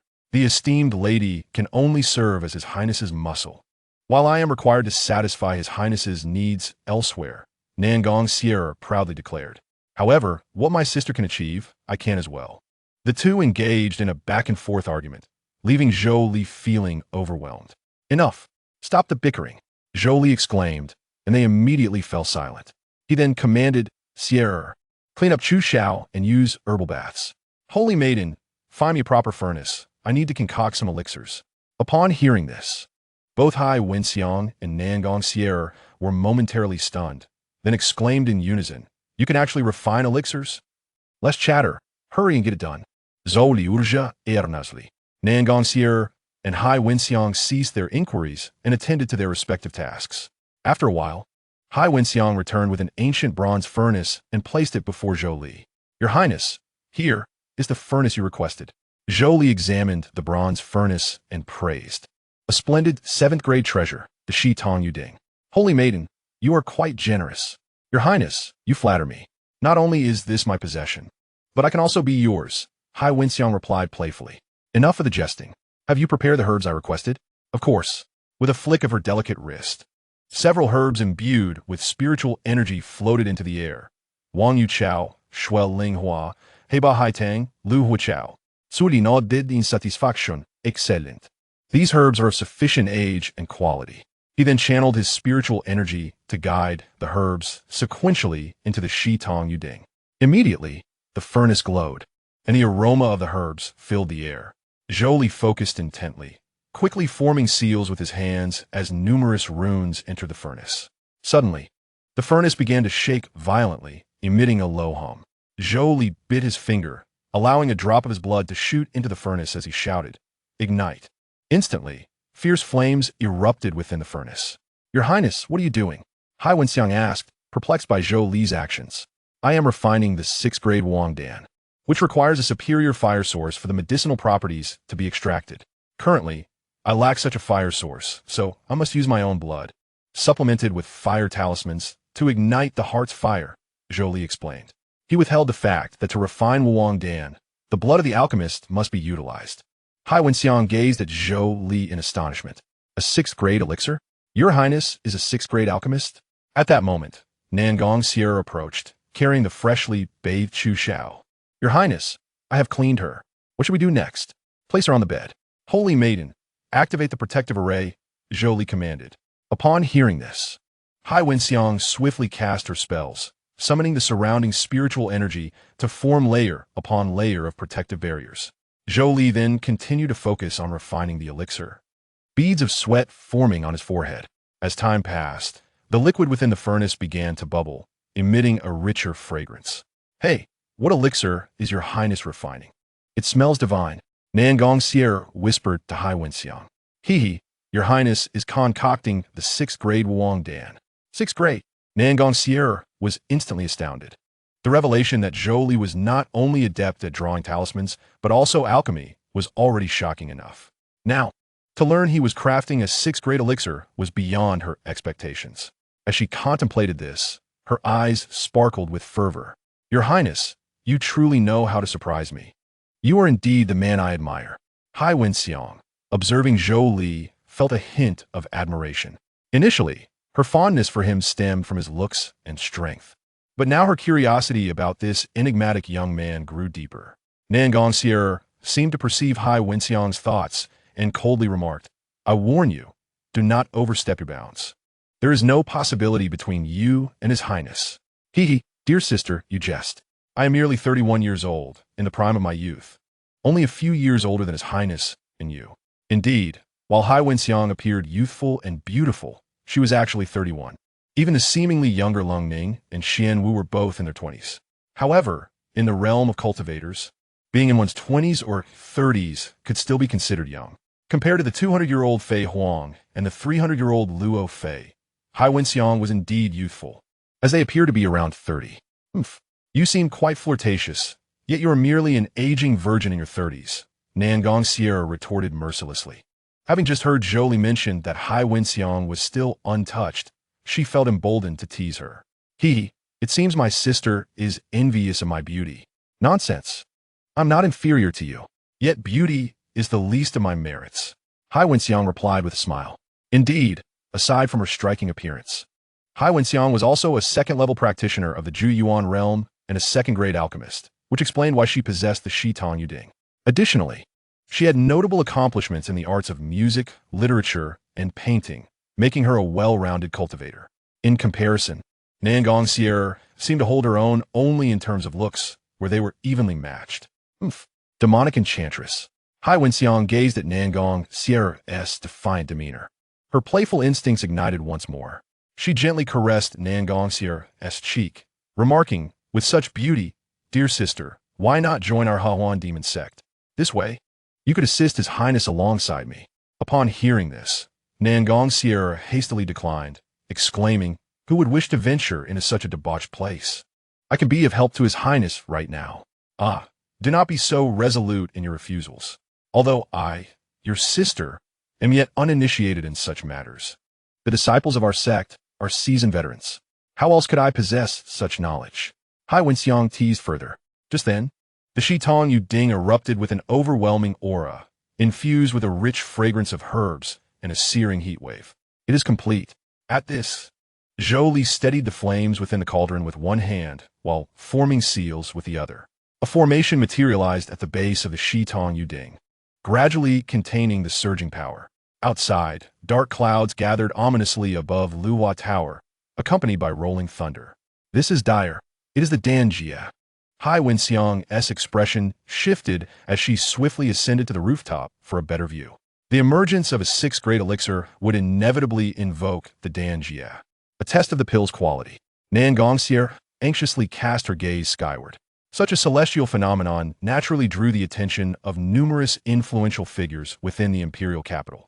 Your Majesty, it appears that the thunder is a manifestation of a sixth-grade elixir's birth, the Emperor mused, observing the distant storm clouds. Meanwhile, Hai Wenxiang inhaled deeply, her hands swiftly weaving seals to activate the grand formation, which enveloped Luhua Tower in a protective spiritual barrier.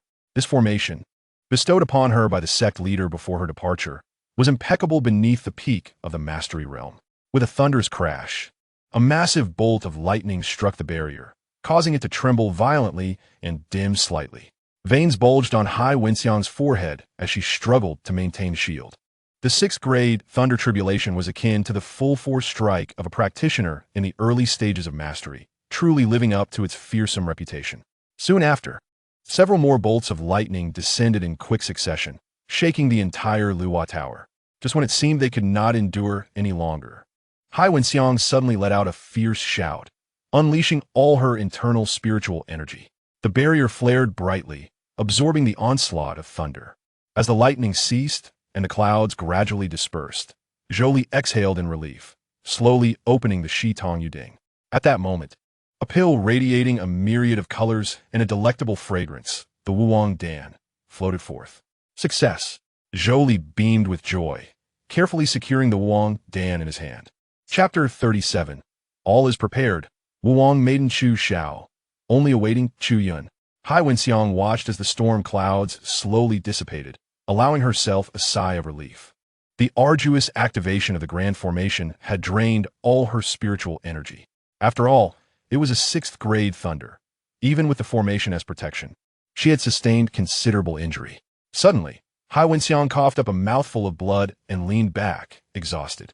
At that moment, a strong hand encircled her slender waist, pulling her into a warm embrace, while continuously channeling spiritual energy into her. Hai Wenxiang lifted her fatigued gaze, discovering it was Zhou Li. "Thank you for your hard work." She smiled in response. Zhou Li, seeing her condition, effortlessly lifted her and transformed into a streak of light, returning directly to the room. Inside, Nan Gong Yan'er observed Zhou Li carrying Hai Wenxiang, feeling a twinge of concern, but ultimately refraining from comment, for this woman had indeed just assisted his Highness. Zhou Li gently placed Hai Wenxiang on the bed, retrieving a pill from his robe to place in her mouth. "Rest for a moment. I have matters to attend to." Hai Wenxiang nodded in acknowledgement. With that, Zhou Li turned his attention to Chu Xiao, who lay flat in the center of the room. He formed seals with his hands, and to their astonishment, Chu Xiao began to levitate. Zhou Li swiftly altered his hand gestures, channeling mysterious light from his fingertips into Chu Xiao's body. Suddenly, Chu Xiao's tightly shut eyes opened, a flicker of confusion crossing her face before clarity returned. Chu Xiao cried out in agony. Yet, Zhou Li remained unfazed. "I apologize. Just endure a little longer." The light he had infused into Chu Xiao represented his spiritual consciousness, revealing all her past experiences. From her sacrifice as a tribute to the great sadness elder by the Chu family for self-preservation to the tragic moment when her beloved brother Chu Yun took her life. The memories surged forth. In her subconscious, she repeatedly cried out for her brother to save her, instinctively resisting her own body's attempts to kill Chu Yun. However, upon recognizing her most beloved brother merely uttered, "I'm sorry, Shower. Good and evil cannot coexist." He then executed her, showcasing his unwavering righteousness through the act of fratricide. "No!" Chu Xiao screamed in torment, blood tears streaming down her cheeks. Betrayed by the family she once cherished and slain by her dearest brother, her heart, fragile and innocent at less than 10 years of age, shattered utterly. The beautiful memories evaporated, leaving only a void of darkness. Zhou Li, witnessing this, quickly formed seals as countless black chains erupted from Chu Xiao's heart. "Your Highness, is she showing signs of demonic transformation?" Nan Gong Yan'er exclaimed in shock. "Do not worry," Zhou Li replied, channeling his energy to securely bind Chu Xiao.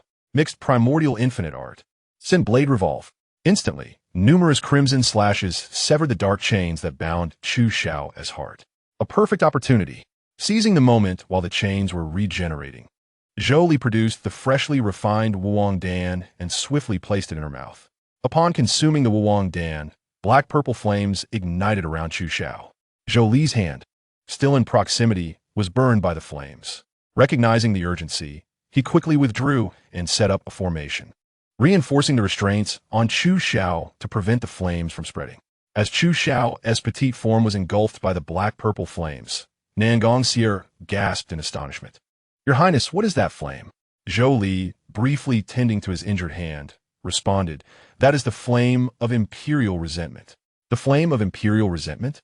Legend has it that in ancient times, an immortal dynasty was annihilated by another, with its emperor unwilling to accept his fate as a fallen ruler.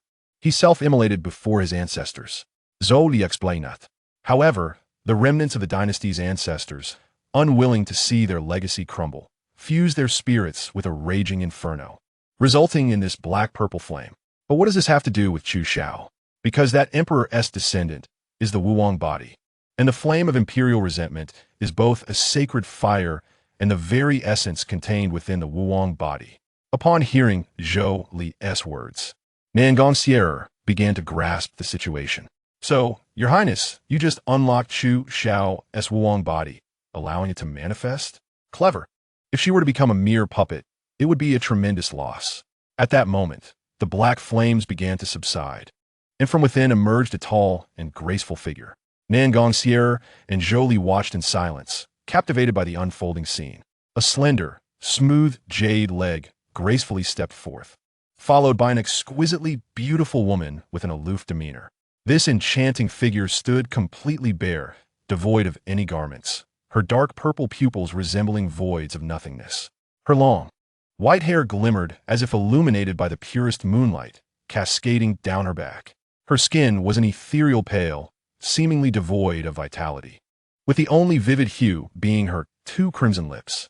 However, What captivated attention the most was her towering height, surpassing Zhou Li by a head. Such a magnificent presence was simply not to be gazed upon. Nan Gong Yan'er hastily shielded Zhou Li's eyes.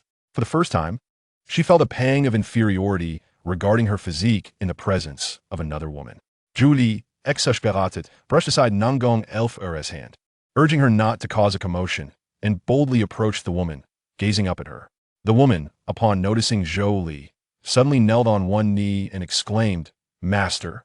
Master, master!" Nan Gong Yan'er was taken aback, realizing that the prince possessed such peculiar inclinations. Yet, Zhou Li spoke, "Shower, you should put on some clothes." Yes. Upon her words, dark purple flames ignited around Chu Xiao, and as they dissipated, she appeared clad in a flowing purple robe before Nan Gong Yan'er and Zhou Li. Observing this, Zhou Li pricked his fingertip, leaving a trail of blood between Chu Xiao's brows. "Do you understand your mission?" "Yes, to serve my master and eliminate Chu Yun." "Chu Xiao zet ponde." Zhou Li nodded in satisfaction, stating, "From this moment forth, you are no longer Chu Xiao, sister of Chu Yun, but rather my servant, Wu Wang-nu. I vow to serve my master until death." The Wu Wang-nu replied with an expressionless visage. Zhou Li beamed at this scene, knowing that Chu Xiao's memories had not vanished. He had intentionally preserved those cherished recollections. For where there is deep love, there is also profound hatred. The depth of past affections only accentuates the bitterness of betrayal. "Chu Yun, I am now fully prepared, merely awaiting your arrival." Meanwhile, Chu Yun was secluded in her chamber, engrossed in her cultivation. "Elder Jean, my sister, do not worry.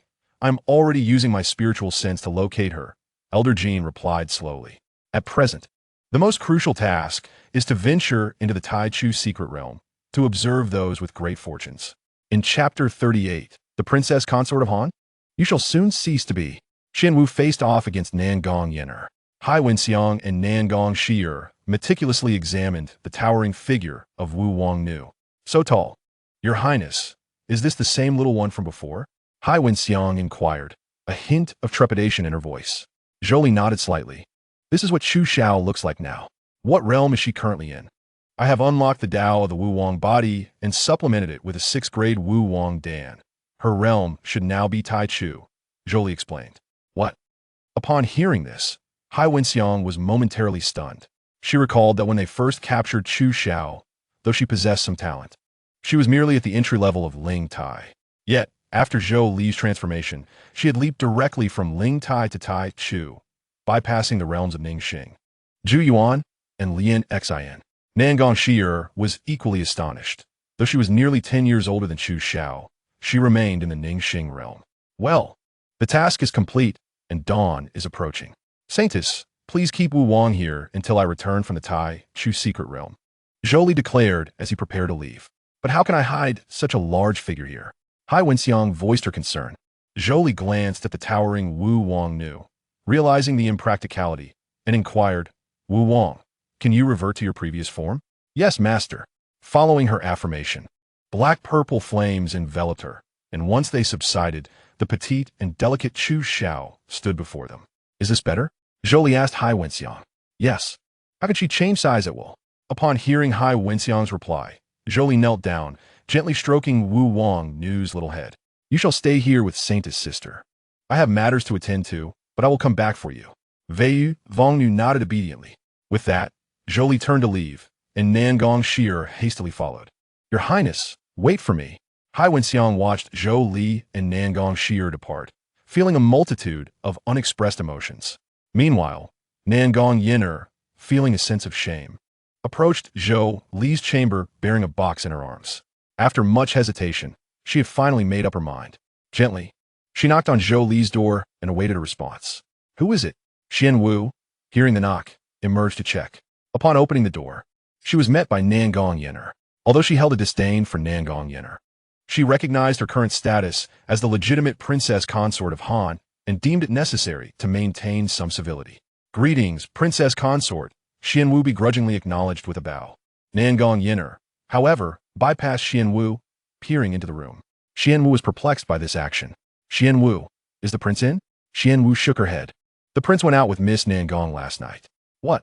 The news struck Nan Gong Yan'er like a thunderbolt. Zhou Li had spent the night with her cousin. Had they been together all night? A solitary man and woman, unchaperoned until dawn? Might I inquire what brings the princess consort to see the prince? Xian Wu probed further. With a wry smile, Nan Gong Yan'er replied, I prepared some pastries this morning, hoping to share them with him. At this, Xian Wu's gaze fell upon the box in Nan Gong Yan'er's hands, and she couldn't help but scoff. Is the sun rising in the west today? Oh, were these pastries specifically prepared for His Highness, or are they merely a consolation for someone else's refusal? Nan Gong Yan'er bristled at the insinuation. What do you mean by that?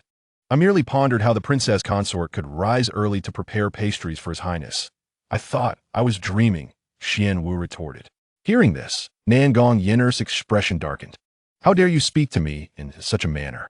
While His Highness may jest with me, how can a mere maid presume to speak so boldly? What would you have me say, princess consort? You yourself stated that I am a maidservant to His Highness, making you my mistress. One ought to speak to their master with respect. Nan Gong Yan'er coldly asserted. Upon hearing this, Xian Wu chuckled lightly. If I did not respect the hierarchy, I would not address you as princess consort. You, insolent, Nan Gong Yan'er shouted, exuding an aura of pressure. Yet, Xian Wu remained unfazed by the intimidation. Such a trivial threat from someone in the Ningxing realm is laughable. I am the princess consort brought into the fold by the prince. Whatever transpires between us is beyond the judgment of a lowly servant. I shall teach you a lesson on behalf of His Highness. With that, Nan Gong Yan'er unleashed a powerful strike, sending a gale of wind rushing forth. In response, Xian Wu remained dismissive, saying, Princess consort, do you believe His Majesty bestowed me upon His Highness merely as a decorative piece? At these words, Nan Gong Yan'er felt a chill run down her spine. Yet before she could react, she was swept off her feet by the force of the wind. As she crashed to the ground, her face reflected shock and fury. She had never anticipated that a mere maid could possess such strength. Faced with her full force attack, she hadn't even released her spiritual energy. How dare you harm me? She struggled to rise, her gaze filled with fury. Xuan Wu crossed her arms coldly and remarked, Wang Fei, consider this a lesson. Do not engage in further unreasonable antics. I shall report today as events to the crown prince truthfully, and I kindly ask that you do not disturb him henceforth. Listening to Xuan Wu's words, Nan Gong Yan'er felt a surge of resentment. Why do you all bully me? Xuan Wu shook her head. That is your own doing. You deserve the consequences. Those who betray sincere affection should endure 1,000 hardships. If the crown prince loved me, I would never indulge in his kindness while treating other men affectionately. Hearing Xuan Wu's declarations, Nan Gong Yan'er let out a derisive laugh. So he could never love you, for his heart will always belong to me. Think as you will. From the moment I was bestowed to the crown prince, I became his. Whether he wishes to take me as a concubine or marry me off to another, I bear no grievances, Xuan Wu stated earnestly. She then looked at Nan Gong Yan'er with a mocking expression. However, the former seems more like what the crown prince would do. It is highly probable that both I and Lung Ning will be taken in as concubines, whereas you will soon cease to be the Han Wang Fei. With that, Xuan Wu turned and closed the door, leaving Nan Gong Yan'er alone, seething with impotent rage. That wretched woman, Nan Gong Yan'er. Just wait. The crown prince will surely forgive me, because he loves me. Inside the room, Lung Ning slowly opened her eyes and asked Xuan Wu, who was making a commotion outside. Xuan Wu smiled, just barking. Pay it no mind and focus on your training. With the Taichu secret realm about to open, we must help the crown prince clear any obstacles. Chapter 39. You are still a refiner. The three shocks of Nan Gong Yan'er. Reflecting on Xuan Wu's words, Lung Ning fell into contemplation. What is it? Seeing her pensive demeanor, Xuan Wu inquired. If the crown prince claims that Chu Yun is the child of destiny, then his fortune includes romantic prospects, undoubtedly. He will win the hearts of many remarkable women. Lung Ning expressed her concern. Xuan Wu was momentarily taken aback, then exclaimed, You cannot be suggesting. Indeed, since the crown prince needs to seize Chu Yun's fortune, he must also claim his romantic prospects, Lung Ning elucidated. Hearing this, Xuan Wu hurriedly shook her head. No. If the crown prince gathers so many women, Sierra and Sister Xiang will go mad. The Taichu secret realm is an ordeal initiated by the Shangwu Xian dynasty in collaboration with the 6 major sections. Those participating in the trial are disciples from the Longwu Academy and the 6 major sects, ranging from the Ningxing to the Chu Yun realms. Just imagine if the crown prince were taken all those female disciples, she mused. I cannot even bear to think about it. Who says he must take them all? He can simply choose the strongest ones. Lung Ning replied calmly. The strongest ones? Such as Shun Xinwei from the Wansheng Pill sect and Fan Tianyin from the Taiwa sword sect? At that moment, Zhou Li, who was on Zhuke Street, suddenly sneezed. Observing this, Nan Gong Yan'er quickly shed her outer garment and draped it over Zhou Li. Crown Prince, look at you, neglecting your rest and catching a chill. Zhou Li furrowed his brow, retorting, this Crown Prince merely sneezed. It does not equate to catching a chill. It is indeed a chill. And tonight you must obediently sleep without running around. Nan Gong Yan'er sternly warned. Zhou Li, touched by her concern, thought to himself, this woman, if not a ticking time bomb, can actually be quite caring. Yet soon after, Nan Gong Yan'er's next words shattered all his fantasies. However, your bedding must be quite cold, so I shall begrudgingly warm it for you. She thought to herself, secretly delighted. Zhou Li was rendered speechless. Well, I suppose I shall have to get used to it. After walking for a while, Nan Gong Yan'er curiously asked, Crown Prince, aren't we returning to Longwu Academy? No rush. We will return before the Taichu's secret realm opens. Zhou Li replied. But we'll miss several days of classes. Nan Gong Yan'er expressed her concern. She feared that such absences would lead to a poor rating from the academy and subsequent reprimands from her grandfather, possibly even resulting in her being expelled or married off to some high-ranking official's son. If you do not wish to miss class, you may return to attend, Zhou Li stated casually. Upon hearing this, Nan Gong Yan'er quickly refused. No, I must keep a close watch on you. She could not trust Zhou Li to act alone. One high Wenxiang was already enough to cause her stress. As for my grandfather, let him scold or punish me. I am not afraid. Very well. Then you shall assist me for the next few days, if you please. Nan Gong Yan'er nodded vigorously. After receiving confirmation, Zhou Li instructed, go to Wanbao Pavilion now and purchase a piece of Tianshan Snow Amber and a superior ice-cold sword mold. Then, visit the Hohot Chamber of Commerce to bid on a 5th-tier spirit puppet. I shall await you at the Refining Guild. I'm not quite clear on your intentions. Nan Gong Yan'er expressed her confusion but refrained from asking further, believing the Crown Prince must have his reasons. She acknowledged and hurried towards Wanbao Pavilion, while Zhou Li headed straight for the Refining Guild. Upon arriving at the guild, Zhou Li entered a superior refining room and began contemplating how to utilize the materials to forge a suitable magical item. Approximately 2 hours later, Nan Gong Yan'er returned, breathless, presenting the Tianshan Snow Amber, the superior ice-cold sword mold, and the 5th-tier spirit puppet to Zhou Li. Crown Prince, I have brought everything you requested. Zhou Li, pleased with the items, nodded in approval, quite efficient. Well done. He then took the Tianshan Snow Amber and placed it into the refining furnace. Crown Prince, what are you doing? Nan Gong Yan'er asked, puzzled by Zhou Li's actions. Refining what else? Zhou Li replied nonchalantly. Refining? You are a refiner. At that moment, Nan Gong Yan'er's worldview was once again upended. A master of talismans, an alchemist capable of concocting 6th-tier pills, and now set to forge a superior spirit weapon? Who exactly is the Crown Prince? Have I ever claimed I am not a refiner? Zhou Li countered with a smile. Nan Gong Yan'er looked at Zhou Li earnestly and asked, please clarify, aside from talismans and weapons, what else can you do? I know a bit about formations and have some skills in music, chess, calligraphy, and painting, Zhou Li reflected. Hearing this, Nan Gong Yan'er awkwardly smiled. Is that what you call having little knowledge? No, the Crown Prince is so exceptional. If I do not take action, surely some other vixen will steal him away. Enough, you may simply observe. I shall likely be too occupied to accompany you in the next few days. With that, Zhou Li sat cross-legged, channeling his spiritual energy, and soon the refining furnace erupted in blazing flames. The Tianshan Snow Amber began to melt at a visible pace. Despite the fierce flames within, ice crystals occasionally burst forth, creating a stunning spectacle. Time slipped away unnoticed, and 2 days later, the Tianshan Snow Amber had entirely transformed into a myriad of ice crystals, floating throughout the refining room. Zhou Li's eyes widened as he directed the superior ice-cold sword mold with his mind, then shouted, gather. As his words fell, the swirling ice crystals gradually converged upon the sword mold. Mirje. At that moment, the ice crystals and the sword mold fused into one, and the previously dull blue mold now radiated a brilliant glow. The sword occasionally emanated a mist of frost, its cold brilliance radiating outward. Upon witnessing this, Zhou Li hastily inscribed the prepared golden runes onto the sword's blade. As the golden runes were etched in, the sword's radiance surged, causing the temperature in the vicinity to plummet, prompting Nan Gong Yan'er to shiver involuntarily. Zhou Li swiftly formed hand seals, muttering incantations, and finally infused a surge of spiritual energy into the sword.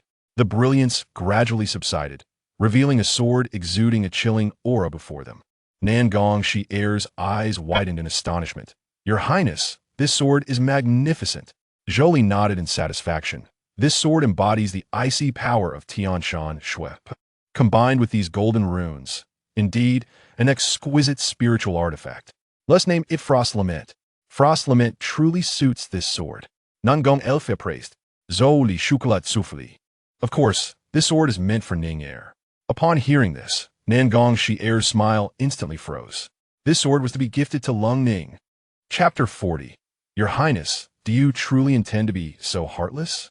Is this sword not meant for your own use? Nan Gong Yan'er found it hard to believe. What are you saying?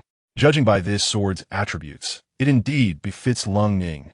Nan Gong Yan'er hesitantly glanced at the elemental spirit puppet, stammering, "Then that one is." "For voir?" Zhou Li replied with a smile, completely oblivious to Nan Gong Yan'er's unease. At this moment, Nan Gong Yan'er's gaze turned vacant and hollow. Though she understood that the prince had the right to show kindness to others, why did her heart feel so uneasy? Why had the prince not prepared a spiritual artifact for her? Why expend energy crafting spiritual artifacts for other women? Elfia. Zhou Li turned around and was startled by the look in Nan Gong Yan'er's eyes. They were vacant yet filled with a frenzied, killing intent. What is wrong? Zhou Li was puzzled, wondering how their pleasant conversation had shifted so abruptly. The complexities of a possessive heart eluded him. "Your Highness," Nan Gong Yan'er spoke slowly. "You belong to me, do you not?" Should the prince dare to refuse, she would take this newly forged, exquisite spiritual artifact and perish alongside him. The more Zhou Li observed Nan Gong Yan'er's smile, the more unsettling it became, prompting him to softly cough. "Yan'er, what is troubling you?" "Your Highness, do you plan to forge a spiritual artifact for me?" Upon hearing this, Zhou Li understood. The girl was consumed by jealousy. Yet, he had no intention of deceiving her. So he replied candidly, "I have no such plans, for your spiritual artifact will not be crafted by me." At this, Nan Gong Yan'er trembled, her body shaking uncontrollably.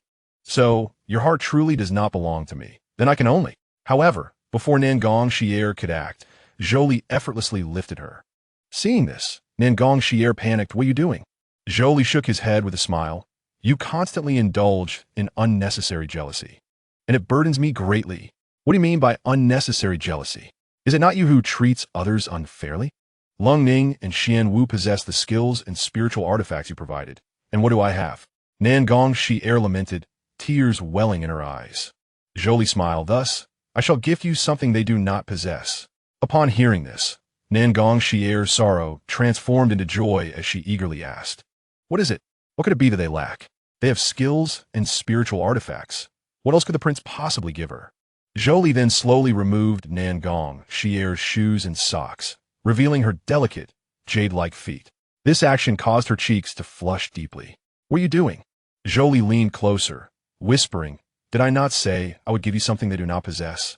This something is my progeny." "Progeny? Your Highness, do you mean—" At this, Nan Gong Yan'er turned her head aside, signaling Zhou Li to proceed as he wished. Yet, Zhou Li playfully tapped her forehead. "Not yet. After I finish with Nan Gong Yan'er, we shall discuss matters of offspring." Upon hearing this, Nan Gong Yan'er felt a mix of embarrassment and anger. "If you're not going to act now, then why remove my shoes and socks? Please, I have endured this for long enough." "You scoundrel, put them back on," she exclaimed in indignation. Once Zhou Li completed the forging of the elemental spirit puppet, he took Nan Gong Yan'er back to Longwu Academy. Upon returning to the dormitory, they encountered Nan Gong Yan'er waiting at the door. Upon seeing Zhou Li, her expression brightened. She had been visiting daily, sacrificing time with Chu Yun, believing her sincerity would not go unnoticed by the prince. However, upon spotting Nan Gong Yan'er beside Zhou Li, her demeanor darkened. Had these two been together all this time? What are you doing here? Zhou Li fronat. Nan Gong Yan'er wore a light pink gauzy dress, adorned with subtle makeup.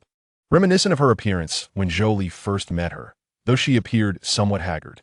Faced with Zhou Li's indifference, Nan Gong Yan'er felt a pang in her heart. Your Highness, please do not treat me so coldly. I'm always this way, Zhou Li replied, causing Nan Gong Yan'er to stifle a laugh. Your Highness, I know you still harbor grievances regarding our wedding day, but I am working to change. If you can forgive me, I am willing to.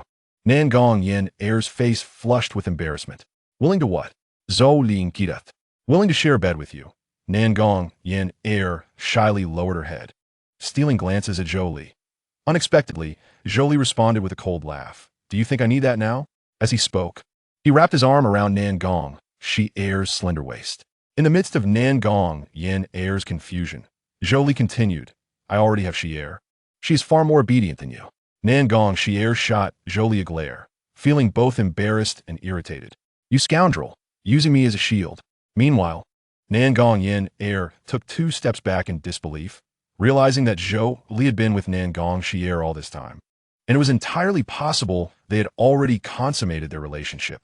Feeling agitated, Nan Gong Yan'er stepped forward, grasping Zhou Li's collar, and cried, Your Highness, why do you treat me this way? Is this your revenge? Do you truly despise me? To which Zhou Li coldly replied, I do not hate you. I only hate myself. Why? Because I once loved you. Hearing this, Nan Gong Yan'er's strength drained from her, and she leaned against Zhou Li's chest, sobbing as she pounded her fist against him. I've been changing. Do you truly wish to be so heartless? Huh? What have you changed? The moment Chu Yun was injured, you rushed to his side without hesitation. When others spoke ill of you before me, why did you not muster a word of rebuttal? Nan Gong Yan'er interjected, inciting Nan Gong Yan'er's fury to its peak. This wretched woman, violating propriety, seducing her own brother-in-law.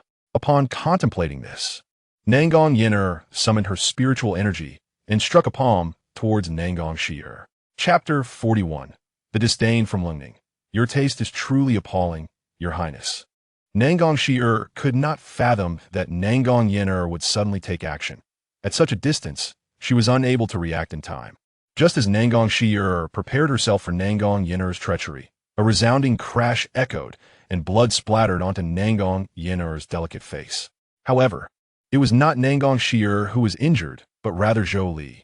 It turned out that Zhou Li had witnessed Nan Gong Yan'er's intent to strike Nan Gong Yan'er and had abruptly interjected, positioning himself between the two, thereby absorbing the full brunt of Nan Gong Yan'er's attack. Although he bore the impact, Zhou Li himself sustained no harm, for he was a practitioner of the 3rd tier of Chu Yun realm, far surpassing Nan Gong Yan'er, who was only at the 3rd tier of Ningxing realm. The blood was from Zhou Li biting his tongue, a calculated act to facilitate discourse. Your Highness, the two exclaimed in unison upon witnessing Zhou Li's injury.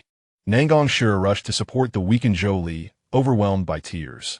She never anticipated that he would shield her with his own body, especially after she had harbored murderous thoughts due to his kindness towards another woman.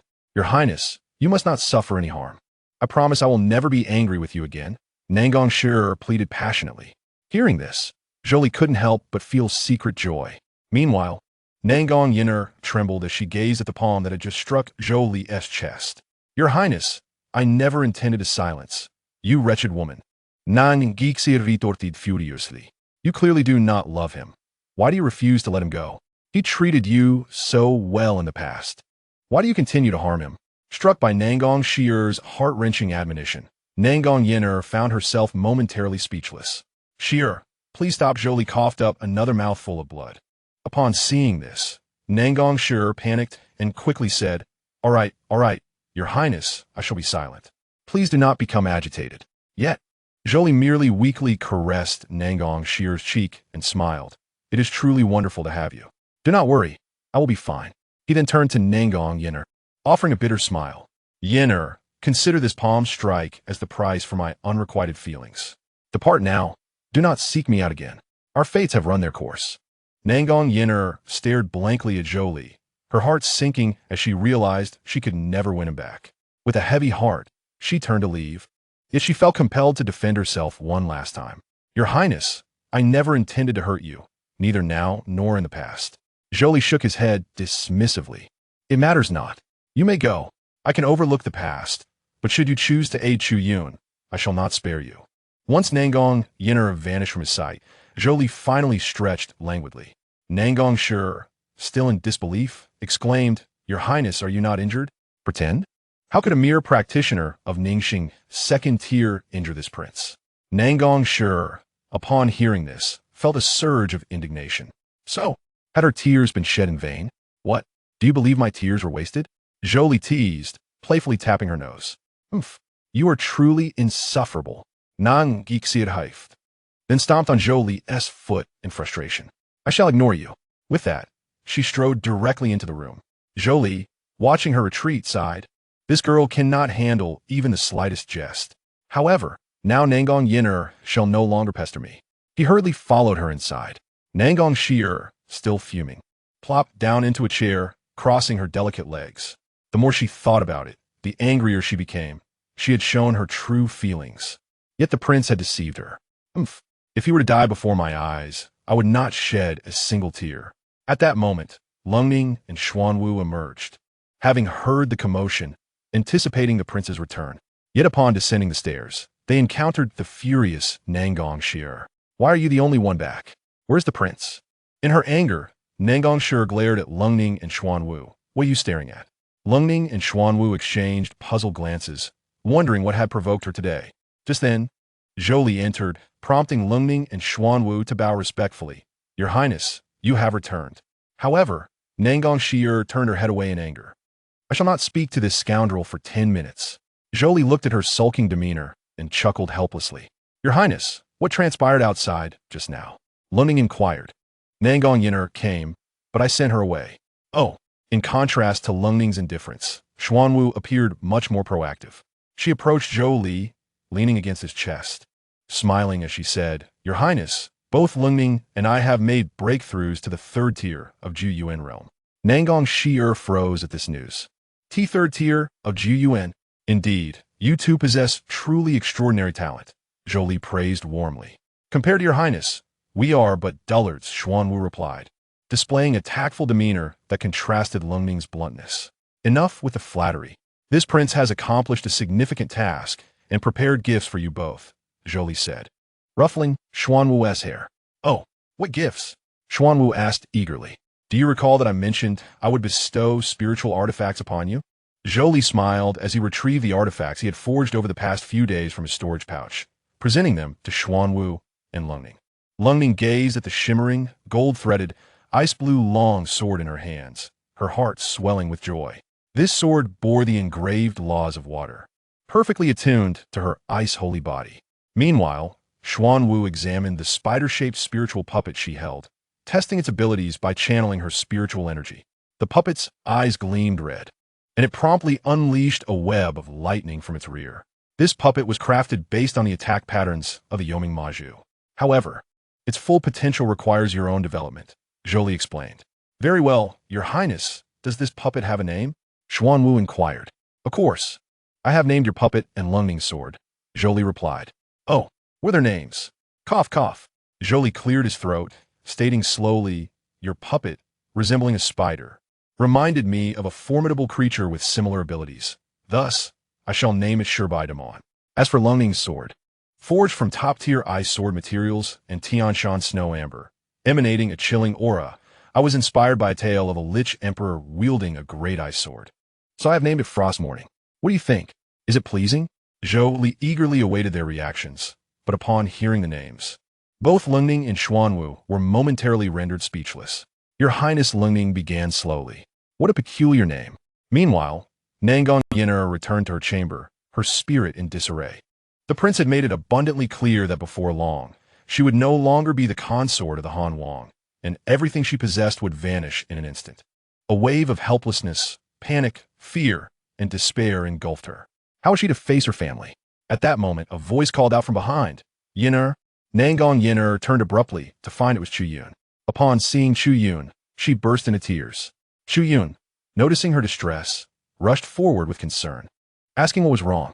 The prince no longer wants me, she lamented, her sorrowful expression evoking a stirring in Chu Yun's heart. In truth, It had become apparent through Zhou Li's recent demeanor towards Nan Gong Yan'er that he likely knew something. However, Chu Yun had not anticipated Zhou Li's utter callousness toward her. He had initially hoped that Nan Gong Yan'er would request more resources for cultivation from him. "Yan'er, how am I to explain this to my grandfather and father?" She cried helplessly. "You need not explain anything to them. Zhou Li's rejection is a reflection of his unworthiness.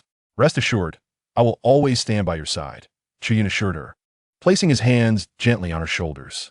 Yet, Yan'er recoiled as if struck by lightning, inexplicably repelled by any contact from the opposite sex. "Yan'er, what troubles you?" Chu Yun asked, perplexed by her sudden retreat. Nan Gong Yan'er did not respond, but instead inquired, "What brings you here, Yunge? Is it wrong to miss you?" He replied, "Of course not. But have you found your sister?" Chu Yun shook his head, expressing his frustration at the lack of news despite his efforts to inquire through various connections. Seeing his dejected expression, Nan Gong Yan'er quickly offered comfort. "Do not worry. Your sister will be all right. Yan'er, you are truly kind. Zhou Li, apart from having a good father, is not worthy of you." Upon hearing this, Nan Gong Yan'er was reminded of how Zhou Li had been ridiculed behind her back, and guilt flooded her heart. Thus, she unexpectedly interjected, "Yunge, please do not speak of the prince in such a manner." Chu Yun was taken aback by her words, yet before he could respond, she continued, "I am tired, please go back." With that, she turned and walked away without looking back. Watching her retreating figure, Chu Yun felt a surge of anger. "Zhou Li, I will ensure your demise. And you, Nan Gong Yan'er, I will claim you for myself." In another scene, Nan Gong Yan'er, clad in sheer silk that barely concealed her delicate skin, lay alluringly on Zhou Li's bed. Zhou Li, baffled, asked, "Isn't that garment from Heroines? Where did you acquire it?" "I borrowed it while she was unconscious," she replied playfully. "Why would you take someone else's clothes? Return it immediately."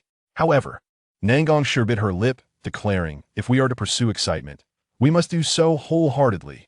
Zhou Li, puzzled, inquired, "Did I not prepare a room for you? Why linger here? Do you think I stay in this chamber for no reason?" She teased. "Do not jest. Quickly return." "Absolutely not. I just bathed and am waiting for you." As she stubbornly insisted, Zhou Li resigned, stating, "Very well, you may stay here tonight. I shall sleep in your room." He turned to leave, but she blocked his path, saying, "Zhou Li, would you perish if you slept with me? I will not harm you." He shook his head. "That is not guaranteed." Her discontent was palpable, and she relented. "All right, I promise I will not do anything to you tonight." After pondering, Zhou Li thought that if she had compromised to this extent, further refusal might provoke her wrath. "Fine." Upon hearing his consent, Nan Gong Yan'er beamed. "Then let me assist you with your garments." "No need, I can manage." Zhou Li quickly declined, beginning to remove his clothing. "How stingy." The two lay in silence beneath the covers. Zhou Li stared at the ceiling, contemplating the absurdity of the situation. He had been in this world for nearly half a month, having shared a bed with several women, Heroines, Lin Gushuan, and now Nan Gong Yan'er. Yet, he had never spent the night with Nan Gong Yan'er, the one he truly desired. Suddenly, he felt a warm sensation on his skin. "Your Highness." Nan Gong Yan'er moved closer, her breath warm against his ear. "What do you intend?" he asked, aware of her proximity. "Remember what you just said?" she responded playfully. To his surprise, she wrapped her arms around his neck, her warm breath brushing against his face. "Just indulge this once." Zhou Li, still innocent in such matters, felt his cheeks heat up. Had she been learning seduction techniques from Heroines? "This cannot continue," he declared. "Either you sleep properly, or one of us must leave." Yet, Nan Gong Yan'er merely smiled. "If your resolve matched your words, I wouldn't have to persist." As she reached towards him, Zhou Li swiftly grasped her wrist. "Nan Gong Yan'er, continue this, and I shall not be gentle." His tone turned frigid, his gaze warning. "Your Highness, just give in," she coaxed, playfully rubbing against him. Zhou Li felt a rush of heat, nearly losing control. In an instant, he flipped her beneath him, gazing at her flushed face, feeling an overwhelming desire. At that moment, a frantic knocking resounded from outside. "Your Highness, the head of the Fei Huang Academy, seeks your presence." Zhou Li frowned, perplexed by the late-night summons, but grateful it offered an escape from his current predicament. Coming, he rose and adjusted his attire. Meanwhile, Nan Gong Yan'er, displeased, bit her lip, eyes filled with longing. Just a moment longer. As Zhou Li opened the door, he met Xuan Wu's gaze, who peeked inside. Her expression a mix of melancholy and disarray. Did I inadvertently ruin your Highness's good fortune? Wooer, what does the head of Fei Huang Academy want with me? Zhou Li inquired. Xian Wu shook her head, expressing ignorance, only stating that she requested your presence. After pondering for a moment, Zhou Li replied affirmatively. Having said that, he transformed into a streak of light and soared away. Nan Gong Yan'er gazed at Zhou Li's vanishing figure. Her eyes filled with malice as she fixed her glare upon Xian Wu. Huh, Sister Wu, your timing is impeccable. Xian Wu awkwardly smiled, suggesting that she should inform him in advance next time. At Longwu Academy, within the Luling Palace. This was the residence of head Fei Huang, a palace specially constructed by the martial emperor for her.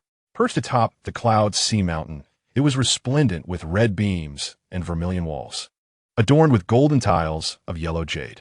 Outside the door, a mystical spring bubbled forth, beside which stood a magnificent peach tree. Zhou Li surveyed the Luling Palace, finding himself at a loss for words, save for its grandeur. Were it not for his knowledge of the characters involved, he might have mistaken head Fei Huang for a favored concubine of the martial emperor. Just then, the originally closed red sandalwood door swung open, and a voice, both authoritative and melodious, emanated from within the palace. Please come in. At this, Zhou Li stepped inside, eager to discover the purpose behind head Fei Huang's summons. Upon entering the grand hall, he noticed a curtain adorned with colorful beads hanging in the center, behind which a graceful silhouette was vaguely discernible. Zhou Li could not help but internally scoff, noting how this headmaster seemed akin to Hai Wenxiang, preferring to shroud her room with curtains. Zhou Li, here to pay my respects to the headmaster. Zhou Li clasped his hands in a gesture of courtesy. The figure behind the curtain let out a cold laugh, slowly responding. There is no need for such formalities when His Highness meets me. We may converse normally. Upon hearing this, Zhou Li dispensed with the niceties and directly inquired, what does the headmaster wish to discuss with me at this late hour? Oh, does your Highness think I have obstructed your affairs? Zhou Li furrowed his brow, unable to comprehend her meaning.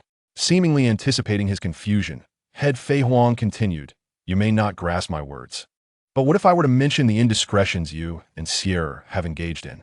Realizing her implication, Zhou Li retorted with a cold smile, indiscretions? My feelings for Sierra are genuine. How can that be deemed improper? However, he reminded her, do not forget, your wife is Yan'er. Nan Gong Yan'er is frivolous. I have already decided to divorce her. Is this decision influenced by the matters concerning Yan'er and Chu Yun? It appeared that the headmaster was aware of their affair. In response to Zhou Li's inquiry, Fei Huang replied nonchalantly, whether you know or not is irrelevant. I recently received news that the Tianlang Chu family has been annihilated, and the culprit is a member of the demonic sect. I trust your Highness is aware of my hidden identity. We have traced the perpetrator back to the Hahuan Demon Sect. Her sharp gaze pierced through the curtain toward Zhou Li. Yet, Zhou Li remained unperturbed, calmly questioning. What does this imply, headmaster? Are you suggesting that I, driven by personal grievances, conspired with the Hahuan Demon Sect to eradicate the Chu family? In response to Zhou Li's inquiry, Fei Huang merely stretched lazily and said, I have heard from Ning'er and Wooer that you often provide them with massages. I have recently encountered some hurdles in my training, leading to a headache. Might you assist me with a massage? I believe my beauty surpasses that of Ning'er and Wooer, so you have no reason to refuse. Upon hearing this, Zhou Li smiled lightly. Headmaster, you jest. I do not judge by appearance when it comes to massages. If I can assist the headmaster, I will be delighted to do so. With that, Zhou Li parted the curtain, revealing head Fei Huang clad in a sheer red veil, reclining on the bed with her legs crossed, her delicate feet swaying. Beneath the veil, her snow-white skin was tantalizingly visible, hinting at an alluring silhouette. Zhou Li Musha. Does this woman know Hai Wenxiang? Their habits in the room are remarkably similar. Are you captivated by my beauty, your Highness? Head Fei Huang smiled sweetly. Not all. Zhou Li replied with a smile as he approached her. I kindly asked the headmaster to turn around. Complying readily, Fei Huang turned her back. Zhou Li extended his hands and began to gently massage her temples. Fei Huang closed her eyes slightly, seemingly relishing the experience. Your Highness's technique is quite adept, she remarked softly. Zhou Li chuckled, continuing his ministrations. It is merely a modest skill. Just then, Fei Huang suddenly grasped Zhou Li's wrist, pulling him close, their faces mere inches apart. Your Highness, are you truly uninvolved in the Chu family's demise? Her gaze was sharp, as if attempting to pierce through him. Zhou Li felt a surge of alarm, but quickly regained his composure, asserting, "I am upright in my conduct, naturally uninvolved." Fei Huang scrutinized his eyes for an extended moment before releasing her grip and sitting up straight. "I hope that is indeed the case." Zhou Li adjusted his cuffs, speaking earnestly. "But why does the headmaster take such an interest in the insignificant Chu family? Ordinarily, this matter should not concern the Yinlong guards. Linking it to the demonic sect means it concerns me." Hearing Fei Huang's response, Zhou Li could not help but chuckle. "Is it merely because of the demonic sect, and not due to personal feelings?" Upon hearing this, Fei Huang trembled slightly. "Your Highness, do not jest. What personal feelings could I possibly have for the Chu family?" Despite her words, Zhou Li had keenly observed her earlier panic, and an insidious thought began to bubble within him.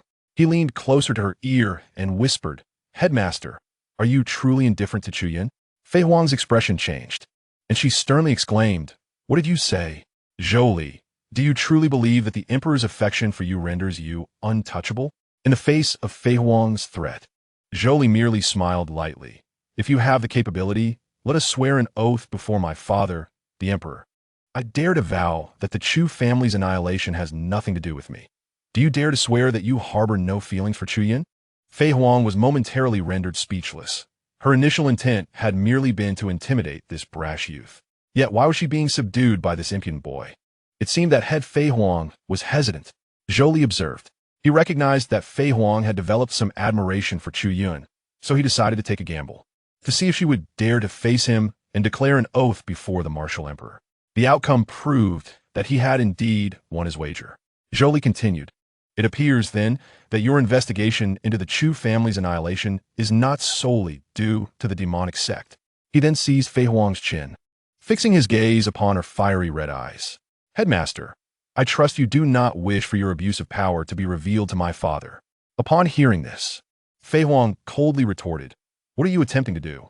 Immediately, as Fei Huang's astonished gaze bore into him, Zhou Li gently lifted her chin and pressed his lips against her luscious crimson ones. Chapter 44. The selection of the Luo Fei Huang stared in disbelief at Zhou Li, who was kissing her, his tongue intertwined with hers. How dare this little rascal? When had a 200-year-old maiden ever been kissed so boldly, especially by such a young imp? Seeing this, Fei Huang unleashed a surge of pressure, sending Zhou Li flying.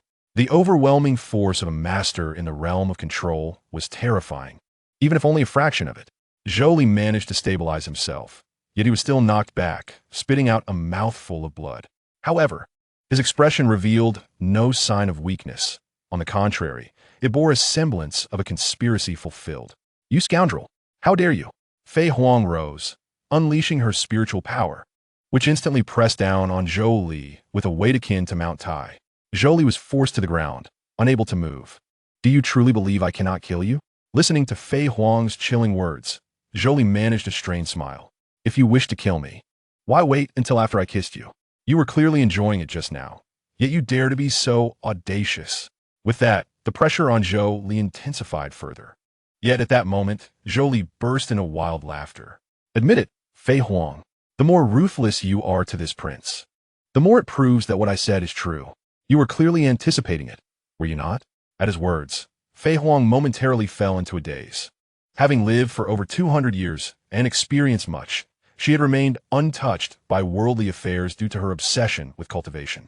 That kiss from Zhou Li had indeed stirred feelings within her, awakening emotions she had never known. But why must it be with this impudent youth? Sighing helplessly, Fei Huang retracted the pressure she had exerted on Zhou Li. Observing this, Zhou Li slowly stood up, a cunning smile gracing his lips. While conversing with Fei Huang, he had suddenly realized that confronting her head-on would yield no advantage for him. Instead, it would be far more prudent to preemptively intercept Chu Yun and claim Fei Huang as his own. After all, in a certain sense, it would sever a thread of fortune for Chu Yun. "Chu Yun, your woman now belongs to this prince." He cackled. "Leave. I no longer wish to see you." Fei Huang turned to depart. Yet Zhou Li brushed off the dust from his clothes. "Wait, esteemed Dean. What else is it?" Fei Huang asked impatiently. Zhou Li stepped closer to her, then audaciously embraced her curvaceous form. Fei Huang was momentarily taken aback. "Esteemed Dean, you vented your frustrations. But now it is time to discuss my matters. Do you think I should inform my father, the emperor, about your abuse of power?" As he spoke, he playfully squeezed. This action mirrored that of Chu Yun from the book, which detailed how he successfully wooed Fei Huang. It was not unreasonable to borrow from a proven strategy, was it? Do you understand the power of having read the script? Feeling the sensation on her body, Fei Huang's cheeks flushed like an innocent maiden. "What do you intend to do?" "Nothing for now, but we have plenty of time ahead." With that, Zhou Li turned to leave, leaving Fei Huang standing there, dazed, relishing the lingering sensation on her form. Was this little rascal truly only 17? Meanwhile, in the palace, Luo Fei lay quietly in the embrace of the martial emperor, radiating allure. The martial emperor gazed at the delicate beauty in his arms and remarked, "My love, have you heard about the recent stirrings caused by Lier?" "No, what happened?" "Oh, nothing much, but you should properly restrain Lier. He seems to be attracting an excessive amount of romantic interest lately." To his surprise, Luo Fei nonchalantly replied, "Excessive? I think it's not enough. Compared to his father, it's far too few." Hearing this, the martial emperor awkwardly chuckled. "My love, you certainly have a way with words. I do not oppose Lier seeking companionship, but the eldest daughter of the Nan Gong family is a cousin to Yan'er. Isn't that somewhat inappropriate?" "What is inappropriate? If that old man Nan Gong Mu has any grievances, let him come to me," Luo Fei huffed. The martial emperor was left speechless. Setting aside the eldest daughter of the Nan Gong family, what should be done about the Saintesses of the Hahuan Demon Sect? If she truly loves Lier, she should not be barred from entering the Han Prince's residence, provided she is not a promiscuous woman, Luo Fei asserted without hesitation. The martial emperor found himself momentarily at a loss for words, struggling to comprehend his beloved's line of reasoning. "Your Majesty, you must not break up the couple," Luo Fei warned. "Haha, of course not," the martial emperor replied. "In truth, I've heard some news regarding that Nan Gong Yan'er. It was wise of Lier to dismiss her. But how can the esteemed Han Prince not have a Han Princess?" Contemplating this, the martial emperor asked, "So, my love, do you intend to choose between Nan Gong Yan'er and Hai Wenxiang?"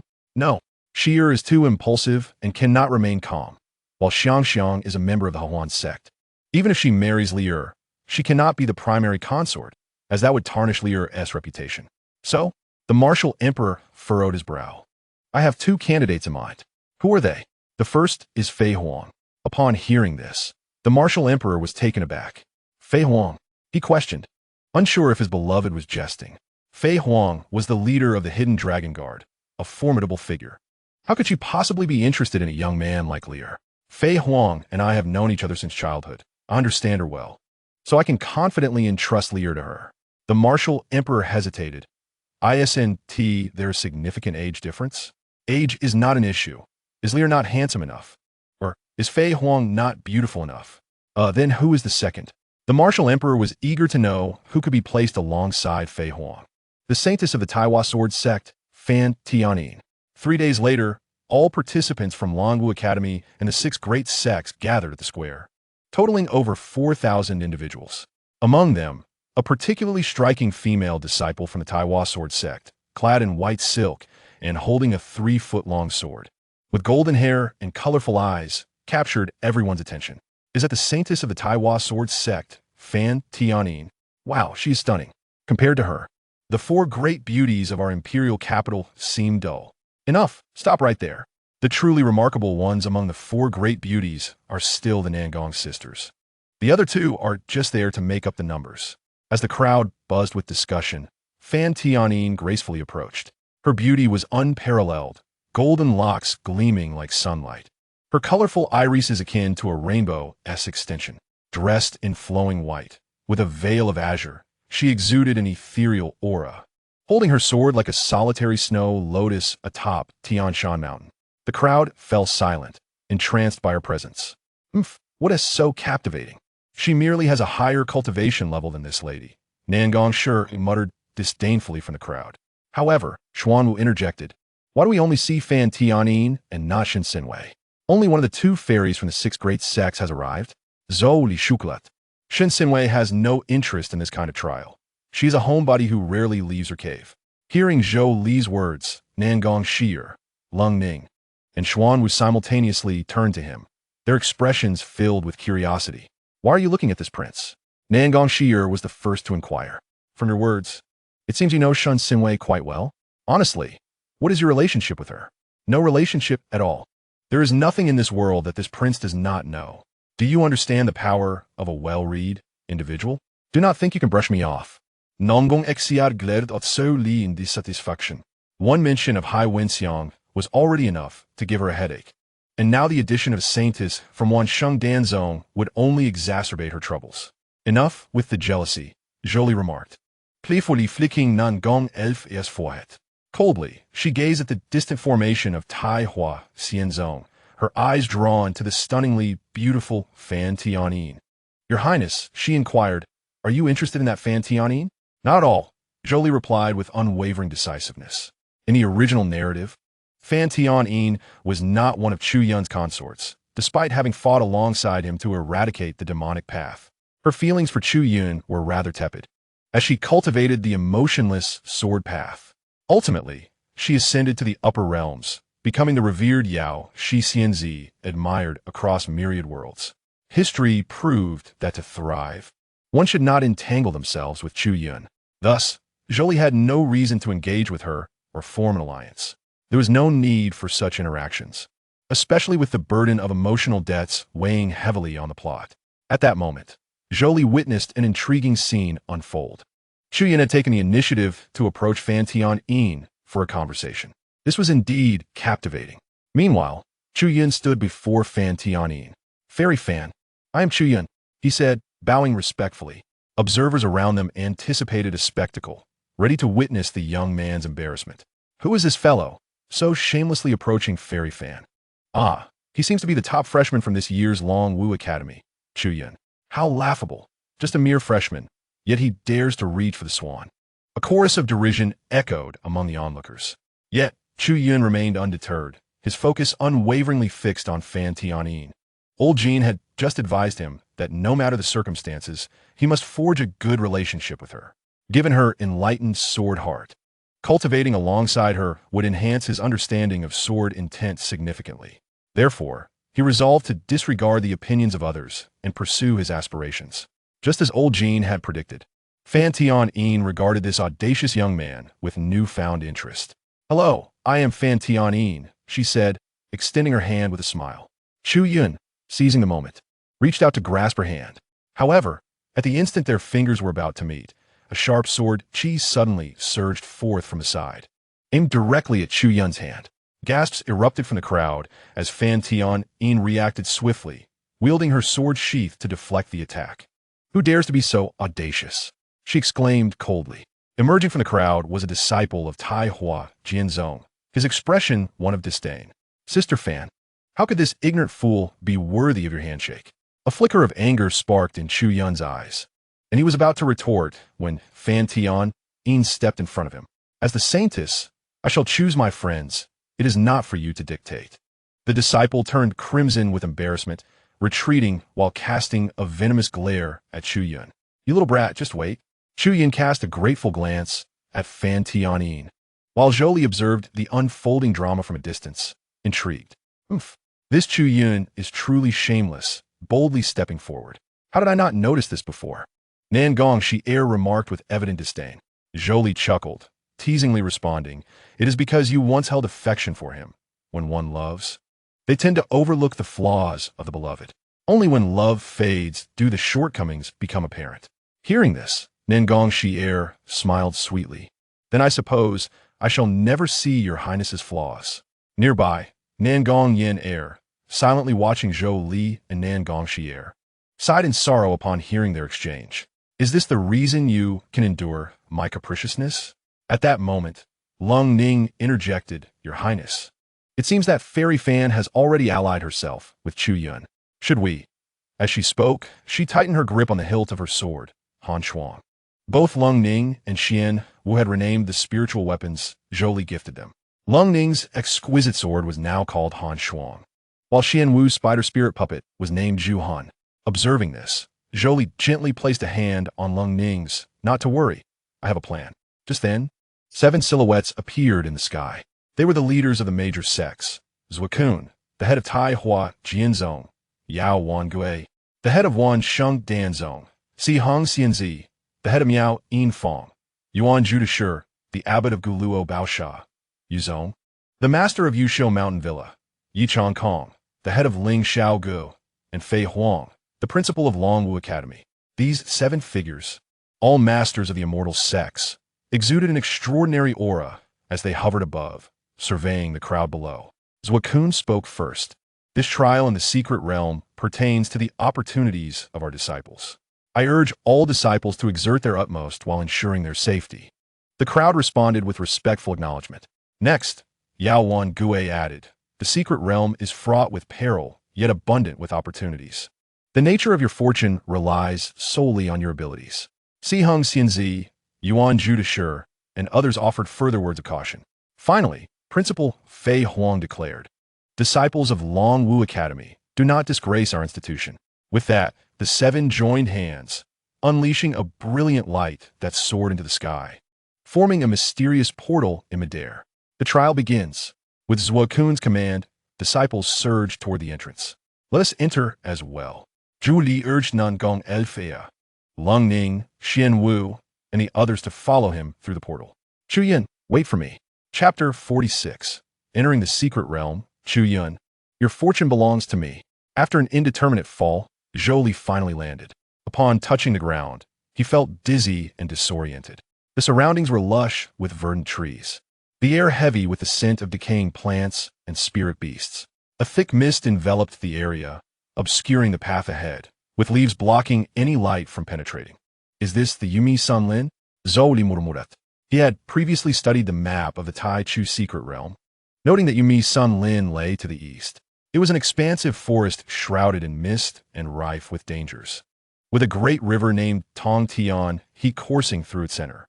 It spanned countless miles in length, measuring 500 zhang in width, with an unknown depth leading to the central Tong Tian High of the Tai Chu secret realm.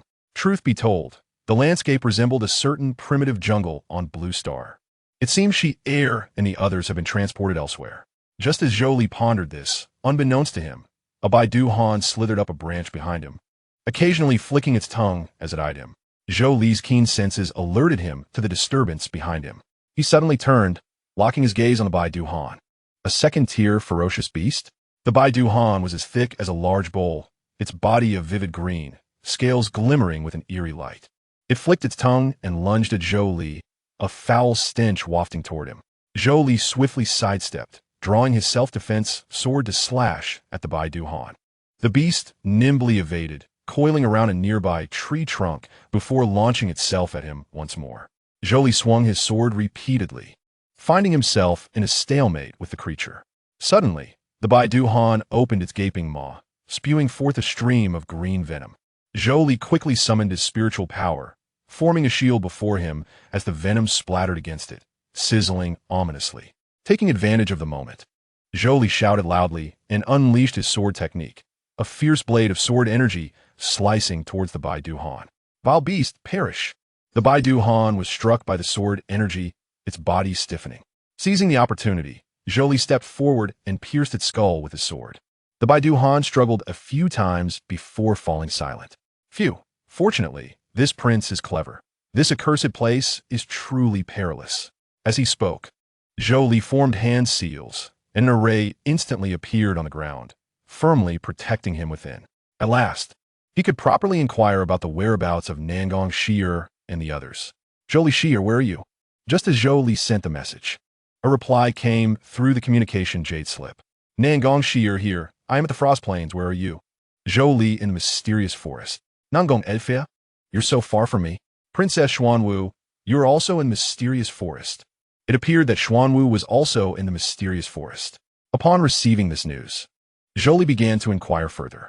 Zhou Li Wooer, where exactly are you in the mysterious forest? Xuanwu, I am roughly at the position of the Poison Barrier Marsh.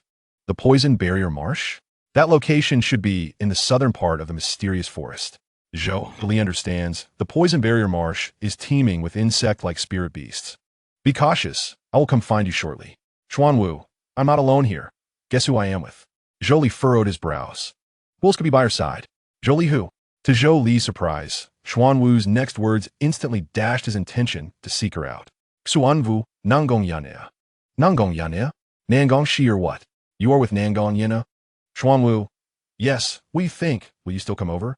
Zhou Li pondered for a moment and replied, Zhou Li, no need, be careful yourself. Xuanwu understood. Meanwhile, Xuanwu looked helplessly at Nan Gong Yan'er, who sat beneath a tree. What's the situation? Is the prince still coming? Nan Gong Yan'er asked anxiously. She had just learned that Zhou Li was also in the mysterious forest and felt a secret delight. Xuanwu shook her head. As soon as he heard you were here, he immediately decided against coming. Upon hearing this, the hopeful light in Nan Gong Yan'er's eyes dimmed instantly. Seeing her like this, Xuanwu teased, What about your brother Chu Yun? Did he forget about you? Don't mention that fickle man. Before the trial, Chu Yun had clearly come along with her, but the moment he saw Fan Tianyin, he rushed over to ingratiate himself, leaving her abandoned. This caused Nan Gong Yan'er's fondness for Chu Yun to plummet. Huh, Chu Yun doesn't want you anymore and is thinking of returning to the prince. Do you think the prince is some sort of backup? Being mocked like this by a maid, the dignified princess felt unable to retort, for her status as the Han princess had long since become a mere formality. I never regarded him as a backup, Nan Gong Yan'er weakly explained. Huh, who would believe that? Meanwhile, as Zhou Li contemplated his next destination, Lung Ning brought him good news. Lung Ning, I'm also at the Frost Plains, and I have seen Chu Yun. Zhou Li rejoiced at this news. Zhou Li, he discovered you. Has he? Ling Ning, no. Zhou Li, stealthily follow him. Do not let him notice. He is a child of fortune, possessing a unique allure when it comes to finding treasures. Ling Ning understood. Haha, Chu Yun, all the opportunities on this journey are mine. On the other side, Chu Yun was unexpectedly getting close to the Saintess Yuqin of the Miaoyin Pavilion. He had arrived at a cave with the followers of the Miaoyin Pavilion and was boasting about his abilities. Fairy, it is not mere self-praise. I possess a natural allure for treasures. Really? Yuqin gazed at Chu Yun with admiration. Chu Yun, filled with pride, pointed to the cave before him and proclaimed, Of course, there must be great opportunities within this cave. Then let us hurry inside and take a look. However, upon entering the cave, Chu Yun and the Miaoyin Pavilion's members found it completely empty, devoid of even a single spirit herb. Brother Chu, where are the opportunities? Yuqin frowned. Chu Yun was also taken aback. Had an elder Jean just said there were treasures inside? How could there be nothing? Unbeknownst to them, Lung Ning had already arrived ahead of them and taken all the spirit flowers and herbs. Looking at her full storage bags, Lung Ning finally understood why the prince had instructed her to bring multiple storage bags. Meanwhile, Zhou Li intended to explore the mysterious forest. Although his primary goal in entering the Taichu secret realm was to confront Chu Yun, he had a secondary objective, to find 2 immortal-grade sword embryos to forge flying swords for himself and Wu Wangnu. However, he never imagined he would unexpectedly encounter someone at an ancient divine relic. Fan Tianyin, Chapter 47. Who do you think you are? How dare you show off before this prince? Fan Tianyin was currently observing the desolate ancient divine relic with several disciples. There were both male and female disciples from various sects, approximately 20 in total, gazing at the towering, ancient structure before him. Zhou Li was certain that what he saw would undoubtedly be found within. With this in mind, he walked straight over. Fairy, there are special runes and restrictions in this area. We cannot open it. A disciple from the Beastmaster Mountain exclaimed. Fan Tianyin looked at the densely packed runes on the door and fell into deep thought. She was utterly clueless about the way of talismans and felt utterly helpless. She then turned to the female disciples of the Miaoyin Pavilion, having heard they used sound to work with talismans, wondering if they could unlock the restrictions. However, those female disciples could only shake their heads in helplessness, indicating they were powerless to assist. At this moment, Zhou Li pushed through the crowd and stepped forward. He approached the ancient stone door. Fan Tianyin and the other disciples looked at Zhou Li with puzzled expressions. Hey, who's this handsome guy? Him? You don't know? He is Zhou Li, the Han Prince of the Shengwu Xian Dynasty. Han Prince? Why is he here? It was speculated that the martial emperor must have sent him down to gain experience. But unfortunately, this Han Prince, aside from his abilities in music and performance, knew nothing about cultivation. A murmur spread through the crowd. Listening to these words, Fan Tianyin understood a bit more. This man before her was just a pampered scion who relied on his power to act recklessly. She had always looked down upon such individuals, and, thus, a hint of disdain arose in her heart towards Zhou Li. Zhou Li, unconcerned with her opinions, coldly declared, If you all continue to speak ill of this prince behind his back, I believe that once we exit this Taichu secret realm, your sect will be unable to protect you. Upon hearing this, the crowd fell silent instantly. After all, the sect would indeed hesitate to offend the favored prince of the martial emperor for the sake of a single disciple. Furthermore, the Han prince had not provoked them, so they had no reason to retaliate. However, they were fearful, while Fan Tianyin was not. She retorted mercilessly, "Is it appropriate for His Highness, the Han prince, to oppress others with power?" Zhou Li raised an eyebrow and turned to look at Fan Tianyin. "Who do you think you are? How dare you show off before this prince?" "Ah, it is Fairy Fan, one honor. How could I dare to have an audience with the illustrious Han prince?" Fan Tianyin's tone was filled with disdain. Upon hearing these words, Zhou Li ceased to engage in idle pleasantries. It appeared that Fairy Fan possessed a modicum of self-awareness, recognizing her unworthiness. "You? A prince of the Shengwu Xianxia with such demeanor?" Fan Tianyin seethed with barely contained fury. "What of it? I have done nothing to merit your slander. Am I not a dignified Han Wang, not even permitted to retort? Is it the case that disciples of the 6 great sects exhibit such conduct? This aversion to certain righteous factions is thus explained. Their facade is hypocritical, and their double standards egregious. You occupy public resources. How can you not be reprimanded?" Fan Tianyin asserted. "Public resources? Are you referring to the stone door that your inept group cannot open?" Zhou Li scanned the assembly. "If you lack the ability to unlock it, then be gone. Who truly occupies the public resources here?"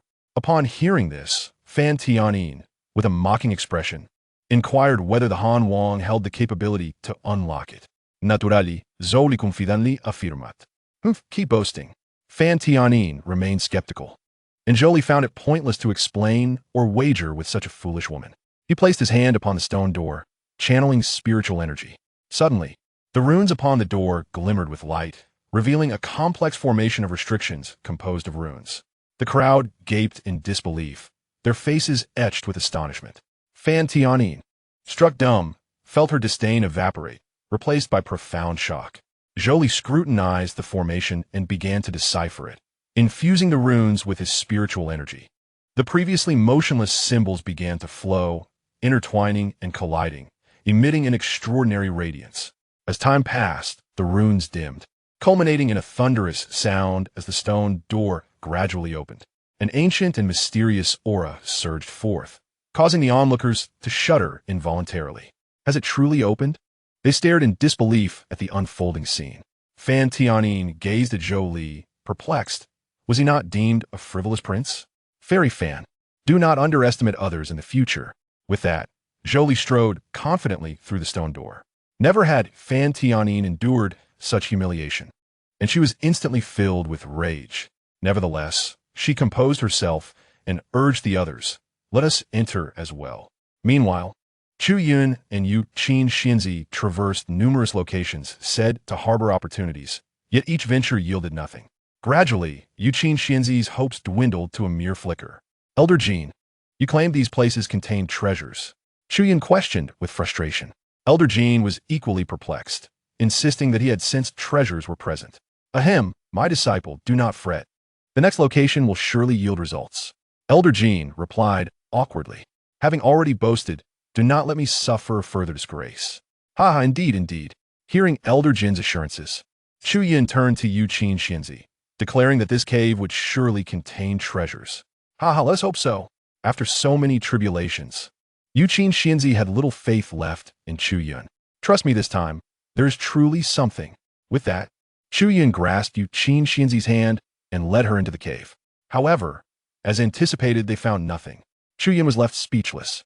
"Elder Jean, did you not assert that treasures awaited us here?" Elder Jean was bewildered. "What is happening? I distinctly sense treasures here." Pondering, he utilized his spiritual sense once more, and to his shock, he exclaimed, "Disciple, retreat quickly." "Huh?" Chu Yun was bewildered. Just then, a chilling roar emanated from the depths of the cave, accompanied by a powerful aura. It was a second-tier ferocious beast, the frost giant bear, Flea. A second-tier beast? Chu Yun, after a moment of stunned silence, seized Yu Xianxia's wrist and dashed toward the exit. The frost giant bear, enraged by the theft of its treasure, pursued them relentlessly. "Brother Chu, what is that?" Yu Xianxia questioned in panic. "A second-tier ferocious beast, the frost giant bear." a second-tier beast, xianxia was now in a state of utter disarray. Having failed to locate the treasure, how had they drawn the ire of such a beast? Meanwhile, the disciples of Miaoyin Fong, waiting outside the cave, saw Chu Yun and their Saintesses emerge. Assuming they had found treasure, they approached with smiles. Yet Chu Yun shouted, "Do not stand there laughing, run." Before they could react, a massive white bear erupted from the cave, relentlessly pursuing Chu Yun and xianxia. Witnessing this, the group turned and fled without a moment's hesitation, fearing they would be left behind. At that moment, atop a nearby hill, Lung Ning stood, observing the competition below. "Your Highness Lung Ning, my storage bag is nearly full. Zhou Li, I will send Xier to meet you. I have matters to attend to." After receiving the communication jade slip, Zhou Li curiously surveyed the pitch-black surroundings of the ruins. Chapter 48. Those who do not wish to die should not act recklessly. Gazing into the inky darkness before him, Zhou Li ignited a flame in his palm to illuminate the area. "You can wield the power of laws." At this moment, Fan Tianyin and the others entered. Upon witnessing Zhou Li's ability to manipulate fire, they were taken aback. Generally, comprehending the power of laws requires one to reach the Gathering Yuan realm. Fan Tianyin, at the peak of the Condensing Star realm, was but a paper's breadth from the Gathering Yuan realm. However, due to her exceptional comprehension, she had grasped some aspects of the law's power. Zhou Li ignored her and continued onward. Observing this, Fan Tianyin led her companions in following Zhou Li. After a short distance, Zhou Li abruptly halted. "Why have you stopped?" Fan Tianyin inquired, puzzled. Zhou Li furrowed his brow, gazing downward. Fan Tianyin approached to investigate, only to discover that the path ahead had vanished, revealing an unfathomable abyss. Since there is no path ahead, the treasure must lie below. With that, Fan Tianyin sought to descend. Unexpectedly, Zhou Li, who had remained silent, suddenly declared, "Those who do not wish to perish should refrain from moving recklessly." Fan Tianyin ceased her actions and glared at Zhou Li, her expression one of irritation. "What do you mean? Do you know something about what lies below?" Zhou Li replied coldly, "This abyss emanates an ominous aura, clearly harboring danger." Fan Tianyin dismissed him with disdain. "Are you perhaps timid, deliberately hindering us?" At that moment, a low growl reverberated from the abyss, accompanied by a powerful presence. The crowd's expressions changed dramatically, and Fan Tianyin could not help but feel a twinge of panic. "It is your fault.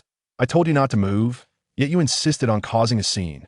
Listening to Zhou Li's reprimand, Fan Tianyin recognized her misstep and refrained from retorting. Zhou Li's gaze sharpened, the flames in his hand flaring higher as he warily fixed his attention on the abyss. Suddenly, a colossal black serpent emerged from the depths, enveloped in a sinister aura. The second-tier ferocious beast left the onlookers stunned as it charged forth. Its gaping maw aimed directly at them. The Hunyuan Wujue, as solid as rock. With that, a brilliant golden shield enveloped the group, offering them protection. A resounding roar echoed as the monstrous python violently collided with the protective shield, leaving everyone momentarily disoriented. Was this the law of light? Astonishment gripped the onlookers as they gazed at Zhou Li. Not only did His Highness, the Han Wang, master the law of fire, but he also possessed knowledge of the law of light. The ominous python, feeling the sting, thrashed its body in fury, launching another fierce assault on the barrier. The golden shield flickered with brilliance, yet remained unyielding. As Zhou Li stood resolutely before the crowd, Fan Tianyin felt a spark of curiosity towards this Han Wang. "Fairy, stop merely spectating and take action," Zhou Li remarked casually, unfurling a folding fan and fanning himself leisurely. Awakened by his words, Fan Tianyin retorted with a cold huff. "This fairy needs no reminder from you." She formed seals with her hands, chanting incantations as a shimmering ice-blue light shot towards the malevolent python. The icy brilliance struck, enveloping the beast in a thin layer of frost. Roaring in pain, the python shattered the ice with a furious swing of its tail. At that moment, Zhou Li closed his fan, swiftly forming seals with his hands as flames coalesced into a fiery serpent, lunging toward the beast. The fire serpent entwined with the python, producing crackling sounds. Observing this, Fan Tianyin executed a sword technique, sending a flurry of sword energy toward the creature. The others followed suit, unleashing their powers against the python. With their combined efforts, the beast began to falter. Suddenly, The python swept its tail, sending Zhou Li and Fan Tianyin sprawling. Zhou Li steadied himself, his gaze turning icy as flames consolidated into a long spear, which he thrust at the python. The spear pierced through the creature, eliciting a wretched cry as it collapsed lifelessly to the ground. A collective sigh of relief escaped the group, and Fan Tianyin regarded Zhou Li, her earlier disdain slightly diminished. "You possess some skill," she conceded. Zhou Li chuckled. "Now you see the merit in heeding my words. Follow closely now and refrain from recklessness." Subsequently, the group leaped into the abyss to continue their exploration of this enigmatic realm. In stark contrast to Zhou Li's smooth progress, Chu Yun's group faced dire misfortune. After narrowly escaping the frost giant bear, they had lost several disciples in the process. Chu Yun felt embarrassed as he attempted to explain to Yu Qin, but before he could utter a word, she sharply commanded, "Stop. Keep your distance." Her regard for him had plummeted to an all-time low. What nonsense about having a natural attraction to treasures. She felt like a fool, repeatedly believing his words, utterly exasperated. Not only had they failed to find any treasures, but they had also sacrificed several disciples. Observing Yu Qin's disdainful gaze, Chu Yun silently vowed, "You scorn me? Just wait. You may disregard me now, but once I discover the treasure, you will regret underestimating me." Meanwhile, Nan Gong Yan'er and Lung Ning successfully reunited, with Lung Ning recounting the events of their journey. "Ha ha! How unfortunate for Chu Yun." Nan Gong Yan'er laughed heartily. "My storage bag is filled to the brim, and the treasures are indeed remarkable. A plethora of celestial herbs and spiritual flowers." An idea suddenly struck her, and she shared her wicked plan with Lung Ning. After listening, Lung Ning inquired, "Is this feasible?" "Trust me. Continue your surveillance while I execute the plan," Nan Gong Yan'er declared, handing over all her storage bags to Lung Ning. On the other side, Zhou Li and Fan Tianyin had now reached the lower level of the abyss. As soon as they touched down, flames erupted from the ground, causing chaos among the group. "Do not panic," Zhou Li shouted, and the crowd immediately halted. The flames posed no threat. Instead, they illuminated the candelabras adorning the stone walls. A narrow path led straight to a stone door at the center of the wall. "This must be the true entrance to the ruins," Zhou Li proclaimed. Turning to the others, he advised, "If you wish to acquire the treasures and survive, heed my commands." They all nodded vigorously, having repeatedly escaped peril. They had begun to acknowledge Zhou Li's capabilities. Zhou Li led the group along the path to the stone door. Upon examining the runes inscribed on it, Fan Tianyin wondered aloud, "Another restriction?" Without a word, Zhou Li swiftly dispelled the barrier. With a thunderous sound, the stone door creaked open, revealing a brightly lit interior unlike the exterior. A magnificent crystal tree, radiating dazzling white light, stood within. "What is that tree?" Fan Tianyin inquired. Zhou Li pondered for a moment before responding, "It is the Hongmeng Divine Tree." "The Hongmeng Divine Tree?" Fan Tianyin echoed, perplexed. Zhou Li stared in awe at the crystal giant, recalling the descriptions from the original text. It was indeed the same tree emanating a brilliant white light. Moreover, at the moment the door opened, he felt the surrounding laws intensify, imbued with a hint of heavenly aura. The closer he drew to the divine tree, the more potent the energy became. Zhou Li approached the tree, captivated by its grandeur, and began to probe with his divine sense. He discovered that the massive stone statues surrounding the tree were alive, with a door beneath each statue. "How peculiar. Why can I easily perceive the layout of this ruin with my divine sense?" he mused. "For those seeking treasures, proceed to the 4 doors. The eastern door contains celestial medicinal herbs. The western door houses divine weapons. The northern door leads to a mountain of spirit stones. And the southern door holds martial arts manuals. There is no danger within, but remember, do not raise your voices. Do not awaken the 4 statues," Zhou Li instructed. Initially, he had come seeking a sword embryo, but now his intent had shifted. He wished to study the Hongmeng Divine Tree thoroughly. Upon hearing Zhou Li's words, everyone hurried to seek their desired treasures. At that moment, only Zhou Li and Fan Tianyin remained beneath the Hongmeng Divine Tree.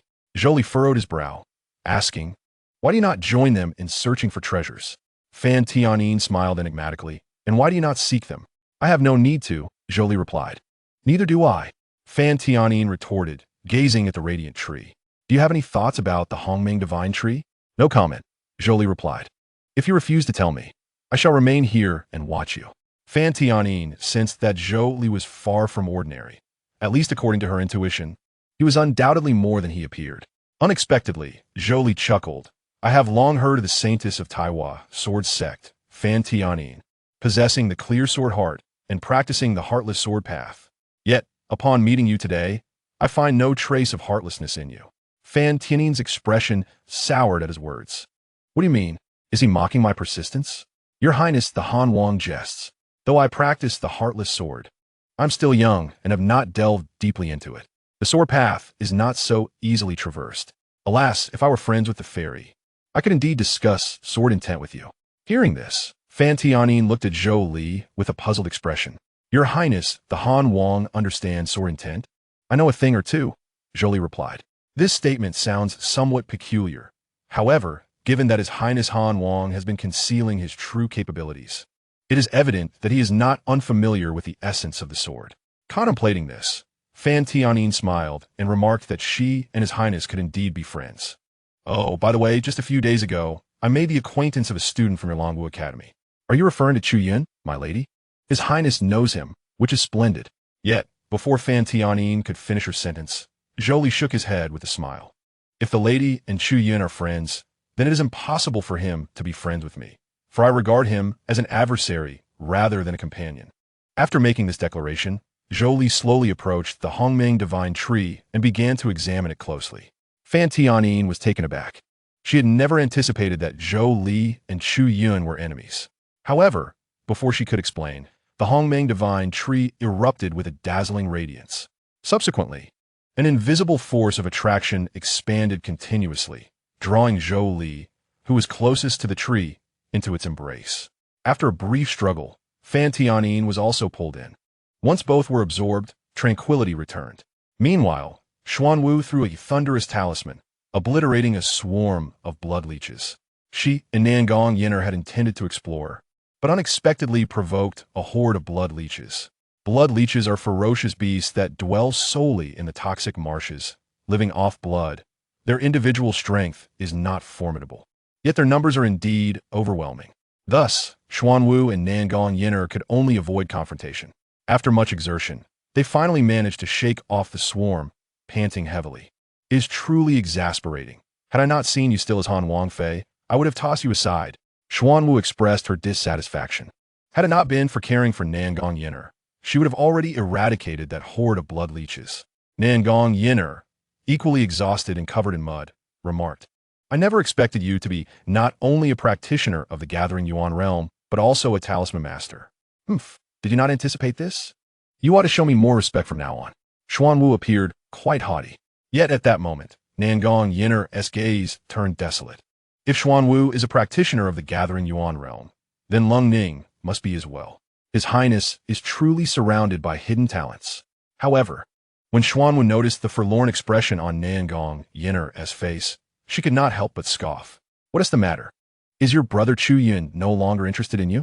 Nan Gong Yan'er forced a smile and replied, I was merely pondering why you and Lung Ning are so devotedly following His Highness. That is of no concern to you. It is merely that His Highness treats us well, regarding us as family. Although he constantly refers to himself as this prince, he does not possess the airs of many nobles.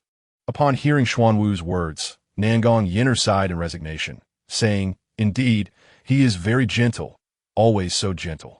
Xuanwu furrowed her brow and inquired, I wonder, what qualities does Chu Yun possess that surpass those of His Highness, allowing you to be so deeply enamored? After a long silence, Nan Gong Yan'er finally spoke. He once saved me. When I was young and ignorant, I wandered into Shuesong Ridge and was ambushed by the Silver Moon Wolf. It was Chu Yun who rescued me. Upon hearing this, Xuanwu felt something was amiss. The Silver Moon Wolf is a first-tier ferocious beast. How could Chu Yun, at that age, have slain alone? I do not know. I only know that it was indeed Chu Yun. From that moment on, I have harbored feelings for this enigmatic young man. You have loved Chu Yun since then, what? When His Highness pursued you, did you not refuse him, instead accepting his kindness without reciprocation? Xuanwu inquired with discontent. Nan Gong Yan'er lamented.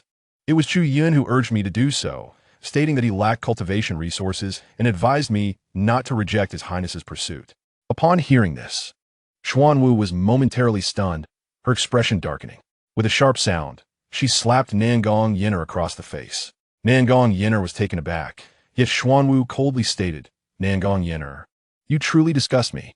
Before Nan Gong Yan'er could explain, a slender purple thread suddenly tightened around her neck. Xuanwu, her pretty face filled with anger, manipulated the spider spirit and spoke each word with precision. "What do you two wretched lovers take His Highness for?" Struggling for breath, Nan Gong Yan'er managed to utter 3 words, "I'm sorry," while tears streamed down her cheeks. Hearing this, Xuanwu reluctantly released the thread, allowing Nan Gong Yan'er to gasp for air. "I am merely a maid and have no authority to make decisions for His Highness, but I warn you, this matter ends here.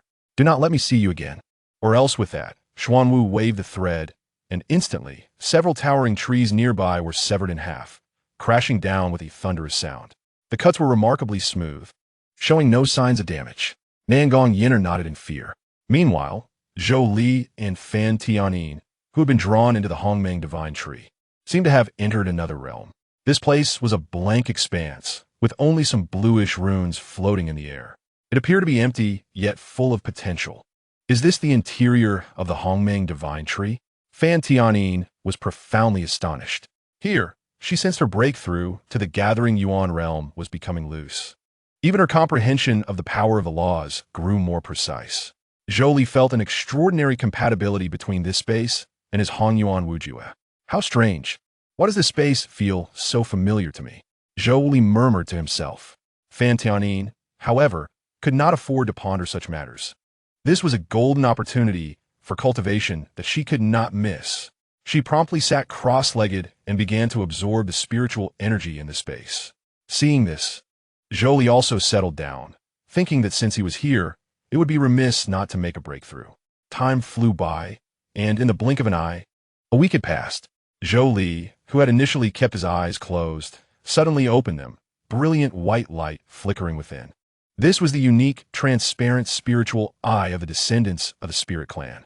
Zhou Li had now ascended from the 3rd to the 5th level of the Gathering Yuan realm. He had been on the verge of breaking through to the 4th level.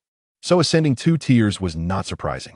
Coupled with his comprehension of the power of the laws and his proficiency in talisman arrays, none in the Gathering Yuan realm could defeat him. At that moment, Fan Tianyin also radiated immense power. It appeared she had successfully broken through to the Gathering Yuan realm. Achieving this at 17 is undoubtedly a mark of genius. Observing the spiritual energy enveloping her, Fan Tianyin felt as though she had undergone a complete transformation. "I have successfully broken through to the Gathering Yuan realm," Fan Tianyin exclaimed with joy. "Congratulations." Zhou Li responded warmly. "Quickly, check what kind of law power you are compatible with." Upon hearing this, Fan Tianyin hurriedly pondered, and soon her hands formed seals. Instantly, a gentle breeze swept through the space, and gradually, the wind converged around her, forming a whirlwind. Zhou Li observed closely and nodded in appreciation, remarking, "It seems to be the law of wind." It is not a higher law." Fan Tianyin felt somewhat disheartened. Where would a newly ascended practitioner to the Gathering Yuan realm find the means to comprehend higher laws? Besides, the law of wind is not lacking. Its power can sever even those things that other laws cannot touch, Zhou Li replied. Then why can you master the law of light? Do not tell me you have long since achieved the Gathering Yuan realm. Fan Tianyin expressed her discontent. Zhou Li chuckled lightly. Indeed, you have guessed correctly. I am currently at the 5th level of the Zhu Yuan realm. What? Fan Tianyin gazed at Zhou Li in disbelief. This prince was clearly of similar age to her. How could there be such a disparity in their realms? In that instant, Fan Tianyin felt a sense of absurdity about her status as a proud daughter of the heavens. Just as she was about to say something, a thunderous roar erupted nearby. At the sound, Zhou Li immediately became serious, his gaze alert as he scanned the surroundings. Fan Tianyin drew her Qingfeng sword, ready for battle. Suddenly, a rune in the sky ignited with a blazing crimson gold flame.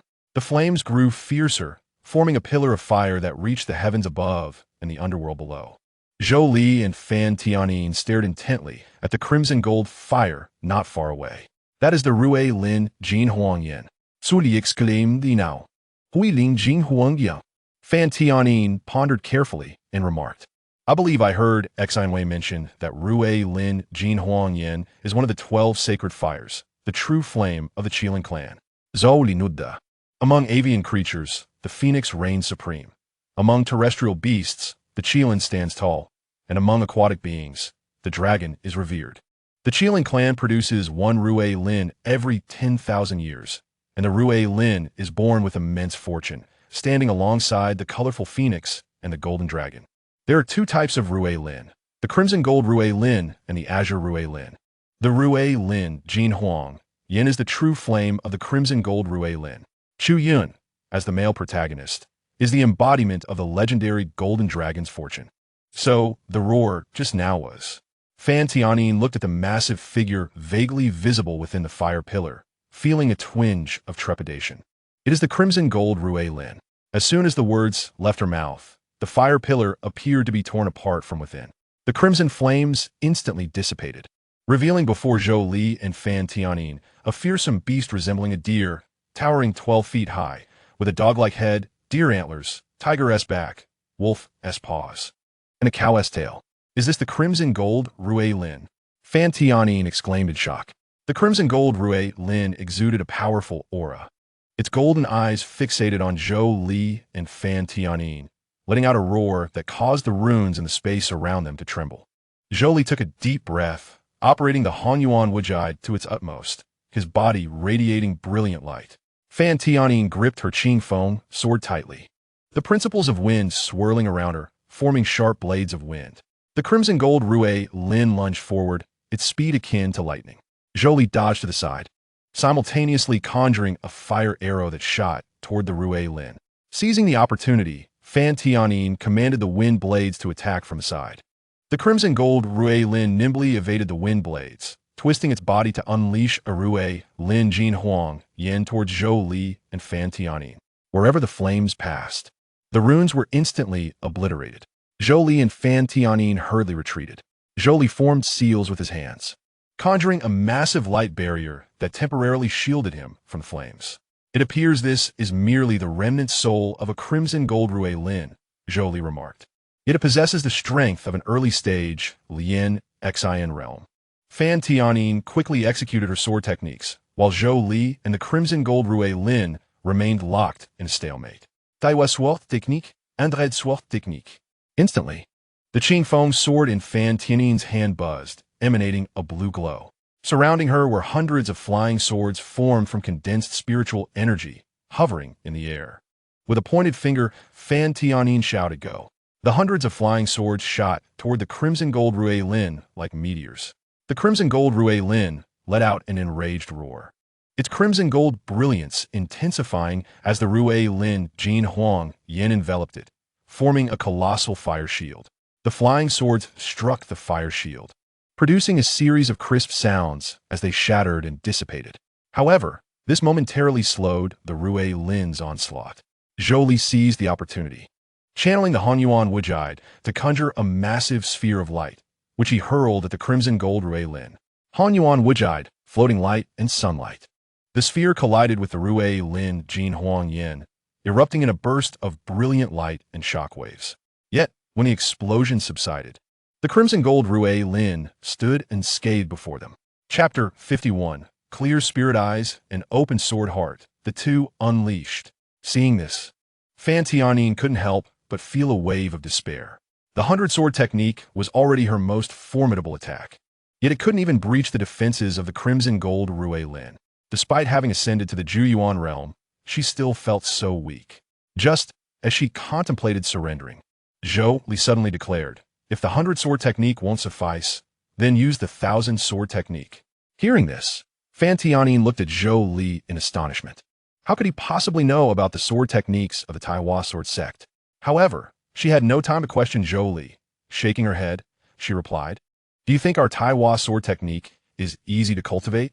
Transitioning from 100 swords to 1,000 isn't something that can be achieved just by saying it. You need at least a clear sword heart, and you're still at the Zhu Yuan realm. You can do it." Before Fan Tianyin could finish her sentence, Zhou Li shouted, having read the original text. He knew that the later peak of the Mastery Realm version of Fan Tianyin successfully killed the Extraordinary Realm Demon Lord using the Million Sword technique. Killing a remnant soul in the early stage Lien Xian realm with the Thousand Sword technique was certainly within reach. Seeing Fan Tianyin still hesitating, Zhou Li pressed his forehead, and a beam of light shot into Fan Tianyin's brow. She felt a surge of immense sword intent and knowledge flooding her mind. Zhou Li had directly transmitted the cultivation method and insights of the Thousand Sword technique to her. If you cannot master the Thousand Sword technique, both you and I will perish at the jaws of this beast today. Upon hearing this, Fan Tianyin's heart tightened, realizing there was no time for further hesitation. Suppressing her shock and confusion, she swiftly channeled her inner spiritual power, attempting to execute the Thousand Sword technique. As her spiritual power surged, the surrounding spiritual energy began to converge wildly, forming sword after sword in the air. Initially, there were only a few dozen swords, but with Fan Tianyin's efforts, the number quickly increased, soon surpassing 100 and approaching 1,000. The Crimson Gold Ray Lin seemed to sense the impending danger, letting out an enraged roar. Its crimson gold light intensifying as it lunged toward Fan Tianyin. Suddenly, with a loud crash, the Crimson Gold Ray Lin collided with a barrier of golden light. Focus on your comprehension. I will buy you time, Zhou Li instructed. Immediately, Zhou Li formed seals with his hands, causing a formation to appear beneath the Crimson Gold Ray Lin. Fourfold heavenly prison array. In an instant, countless chains erupted from the formation, binding and restraining the Crimson Gold Ray Lin tightly. The Crimson Gold Ray Lin struggled furiously for a moment, but remained firmly held. Then, with a furious cry, it ignited the Ray Lin Jin Huang Yin, burning through the chains that bound it. However, before it could completely free itself, Zhou Li waved his hand and chanted, Han Yuan Wujide, 1,000 rocks pressing down. As the words fell, countless massive boulders plummeted from the sky, crashing down upon the Crimson Gold Ray Lin. The sudden onslaught left the Ray Lin somewhat disoriented, and its Ray Lin Jin Huang Yin flared up wildly, attempting to fend off the rocks. However, the sheer number of boulders was overwhelming, with many striking it and producing dull thuds. At this moment, the Thousand Sword technique on Fan Tianyin's side also made progress. The number of spiritual swords in the air had surpassed 500 and continued to increase. She tightly closed her eyes, channeling her spiritual energy with all her might, beads of sweat soaking through her garments. The Crimson Golden Ray Lin, gradually weary under Zhou Li's relentless assault, let out an enraged roar, its aura surging dramatically as it forcibly broke free from some of the rock's constraints. It then unleashed a torrent of Ray Lin's golden flames towards Zhou Li. In response, Zhou Li swiftly formed a hand seal, vanishing from his original position in an instant, leaving behind only an afterimage of electric light. The Hunyuan Wujiju, electric light, flowing shadow. The Crimson Golden Ray Lin, missing its mark, became even more furious, its flames blazing fiercely, causing the temperature of the entire space to rise sharply. Seizing the opportunity while it attacked him, Zhou Li quickly approached Fan Tianyin to protect her. At this moment, Fan Tianyin was deeply immersed in the performance of the Thousand Sword technique, the number of spiritual swords around her having reached 800, their radiance flickering with an awe-inspiring might. Sensing a greater threat from Fan Tianyin, the Crimson Golden Ray Lin abandoned Zhou Li and lunged towards her once again. Zhou Li shouted loudly, forming hand seals, invoking the Hunyuan Wujiju, ice prison locking heaven. Following this, the death soul binding. Countless ice spikes erupted from the ground, ensnaring the Crimson Golden Ray Lin. Soon after, numerous ghostly hands emerged from the earth, firmly grasping the Ray Lin. The Crimson Golden Ray Lin struggled fiercely, shattering ice spikes and breaking free from ghostly hands. Yet this provided precious time for Fan Tianyin. Just as the Ray Lin was about to escape, Fan Tianyin suddenly opened her eyes, exclaiming, "Thousand Sword technique, go! Monster, perish!" 1,000 spiritual swords shot forth like meteors towards the Crimson Golden Ray Lin, instantly engulfing it. The Ray Lin emitted a wretched cry, its defenses utterly shattered, its spiritual energy dissipating. Ultimately, under the tsunami-like onslaught of the Thousand Sword technique, the remnants of the Crimson Golden Ray Lin's soul were reduced to ashes. Fan Tianyin, exhausted, collapsed to the ground, and Zhou Li hurried to support her. Is it over? Fan Tianyin gasped, gazing at Zhou Li. Zhou Li smiled and praised her. Indeed, it is over. You truly live up to the title of the Holy Maiden of Taiwa Sword Sect. Leaning weakly against Zhou Li, Fan Tianyin's eyes were filled with fatigue, yet also a hint of curiosity. Your Highness, who exactly are you? How do you possess so many spells and know of our Taiwa Sword Sect's thousand sword technique? She had witnessed all the techniques Zhou Li had displayed. The forces of darkness, thunder, earth, along with the previous powers of light and fire. How much knowledge does this Prince of Han truly possess? Zhou Li felt a tightening in his heart, but quickly regained his composure, smiling as he replied, This humble prince has merely learned a few miscellaneous arts by chance. And as for the thousand sword technique, it was also an incidental discovery. For now, do not dwell on it. Focus on recovering your spiritual energy. Although Fan Tianyin was not entirely convinced, she refrained from further questioning, understanding that everyone harbors their own little secrets, and excessive probing only breeds resentment. At that moment, a sudden flickering of light surrounded them, revealing mysterious runes that glimmered with an eerie brilliance, slowly advancing towards them.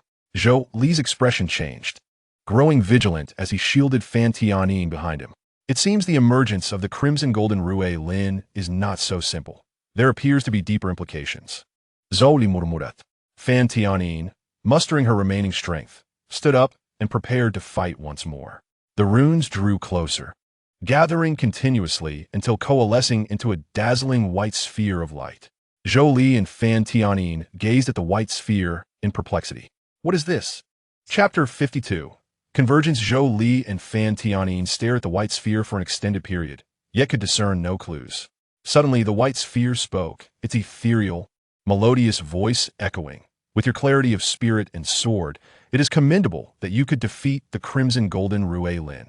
The voice felt strangely familiar to Zhou Li, but he had no time to ponder. Hastily bowing, Senior, I did not mean to disturb your serenity. The situation compelled my actions. To his surprise, the white sphere responded with a delicate laugh, leaving Zhou Li puzzled. Why did it sound somewhat mocking? Your name is Zhou Li, is it not? Upon hearing this, Zhou Li quickly replied, Yes, I am Zhou Li, the fourth prince of the Shungu Xian dynasty. Zhou Li comprehended that the power of the white sphere was beyond his comparisons. After a prolonged silence, the white sphere finally spoke. Understand. Understand what? Zhou Li was bewildered, wishing only to escape this perilous place. Thus, he respectfully gestured, It is a rare honor to witness your presence, Senior. However, I must take my leave now. Oh, you haven't even seen my true form. How can you claim to have witnessed my grandeur? Zhou Li chuckled, hearing your voice, which is so exquisite. I can only imagine that you must be a stunning beauty, enchanting and captivating. At this, the white sphere burst into laughter. Fan Tianyin shot Zhou Li an exasperated glance, rolling her eyes. Smooth talker. Indeed, you echo the thoughts of this young lady beside you. Smooth talker. The sudden remark from the white sphere startled Fan Tianyin, a chill running down her spine. Had she not just thought that? How could it possibly know? Could it read minds? I can do more than just read minds, the white sphere stated. Just as Fan Tianyin was about to speak, Zhou Li intervened, signaling her to remain silent and allow him to respond.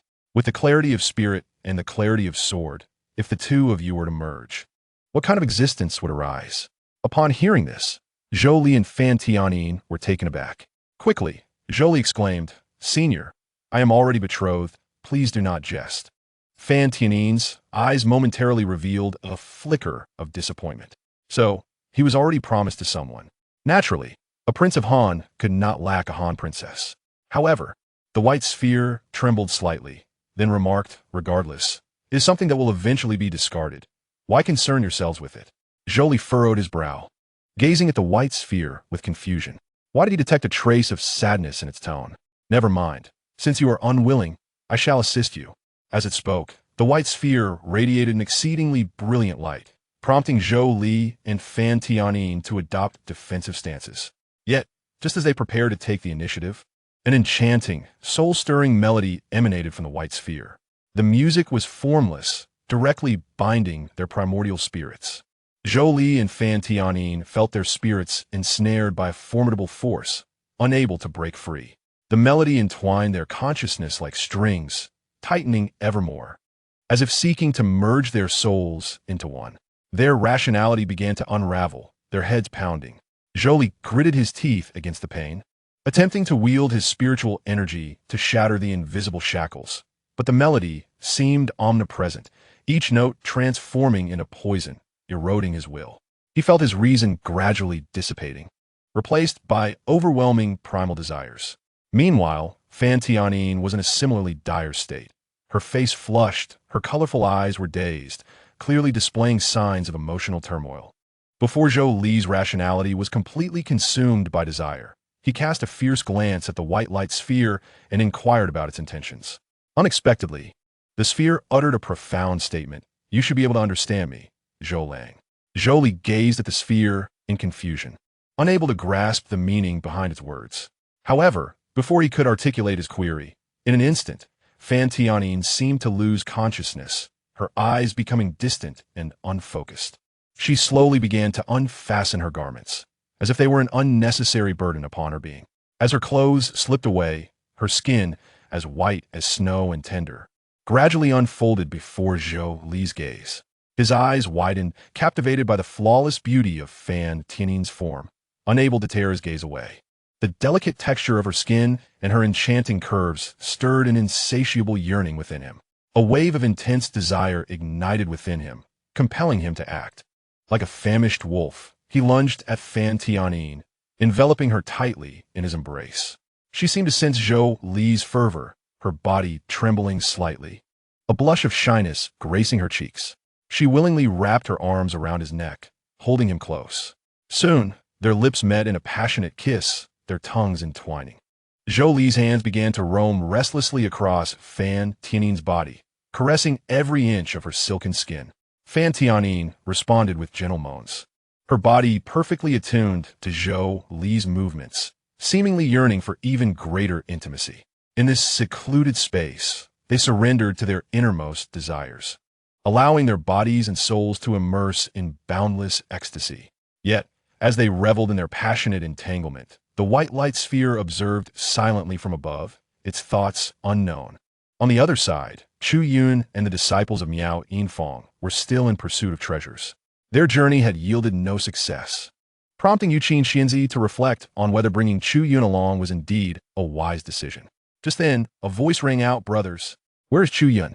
Chu Yun turned in confusion, only to find a throng of people rushing towards him. What was happening? On a nearby hillside, Nan Gong Yan'er looked down with a triumphant expression. "Prepare for your misfortune, Chu Yun." Chapter 53. You say you didn't take it, then what is this? Chu Yun was utterly bewildered by the large crowd approaching him. In an instant, he and the disciples of Miao Yinfang found themselves surrounded. Seeing the aggressive group, Chu Yun couldn't help but ask, "What is the purpose of your actions?" The leader, a disciple from Yushu Mountain Villa named Wang Tong, pointed at Chu Yun and shouted, "You little brat, stop pretending. Let me ask you, that frost giant bear that attacks on sight, did you take its companion spirit flower, the Ice Heart Snow Lotus?" It turned out that just moments ago, a group from Yushu Mountain Villa had passed by the frost giant bear's lair, only for the bear to charge out and injure 3 or 4 of their disciples. "What Ice Heart Snow Lotus? I went into that cave and found nothing. We even lost someone to that beast." Zhu Jun Vito, still pretending? Seeing your brother Han Jun from Tai Hua Sword Sect witnessed it. How could it be false? Wang Tong countered. "And Yun?" Chu Yun furrowed his brow, unfamiliar with who Wang Tong referred to. At that moment, a figure stepped forward from the crowd. It was indeed Han Jun from Tai Hua Sword Sect, the very disciple who had angrily rebuked Chu Yun for being unworthy of interacting with Fan Tianyin. Recognizing him, Chu Yun exclaimed in surprise, "It's you." With righteous indignation, Han Jun declared, "I saw you emerge from that cave," and immediately the frost giant bear went berserk. "If you didn't take the Ice Heart Snow Lotus, then who did?" Chu Yun scoffed. "You claim to have seen it? What evidence do you have? Are you not attempting to slander us for your own gain?" "And Yunis expression dokent. Do not speak falsely. Our Tai Hua Sword Sect has always acted with integrity." Wang Tong chimed in. "Indeed, how dare you question senior brother Han Jun? We lost so many brothers because of you. If you don't hand over the Ice Heart Snow Lotus today, you won't be leaving. Do not push me." Chu Yun tightened his fists, a glint of murderous intent flashing in his eyes. Meanwhile, Nan Gong Yan'er atop the hill was nearly laughing herself into a fit. Cold Ning pulled out a pristine white lotus emanating a chilling aura. Is this what they call the Ice Heart Snow Lotus? Yes. I told that Han Jun to frame Chu Yun, and coincidentally, the people from Yusho Mountain Villa were injured by the frost giant bear.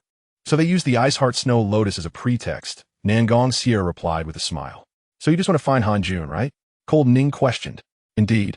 The Crown Prince mentioned that there was a conflict between Han Jun and Chu Yun, which could be exploited, Nan Gong Yan'er mused. What did you promise Han Jun in return? Cold Ning inquired. Nothing. It was a mutual arrangement. There is no need for benefits, Nan Gong Yan'er replied confidently. After hearing this, Cold Ning smiled awkwardly. You and the Crown Prince are truly cunning. Below, tensions were escalating, and suddenly, Yuqin Xinzi interjected, I believe there has been a misunderstanding. We have indeed not seen the Ice Heart Snow Lotus you mentioned. As for the frost giant bear, it went berserk as soon as we entered the cave. Wang Tong, realizing the speaker was the Saintess of Miao Yin Fong, thought her words might hold some credibility. However, Han Jun dismissed it. The Saintess and this Chu Yun are companions. Who knows if you are both deceiving us? Yuqin Xinzi raised an eyebrow. And what does Han Shidi propose we do? What else? Search him. Han Jun knew that the Ice Heart Snow Lotus was not on Chu Yun, but just moments ago, Nan Gong Yan'er had informed him to search him thoroughly. The Ice Heart Snow Lotus will be found on Chu Yun. On the hillside, Cold Ning watched the unfolding scene and asked, Isn't searching him going to expose the plan? Unexpectedly, Nan Gong Yan'er confidently produced a talisman from her bosom. Cold Ning stared at the talisman in shock.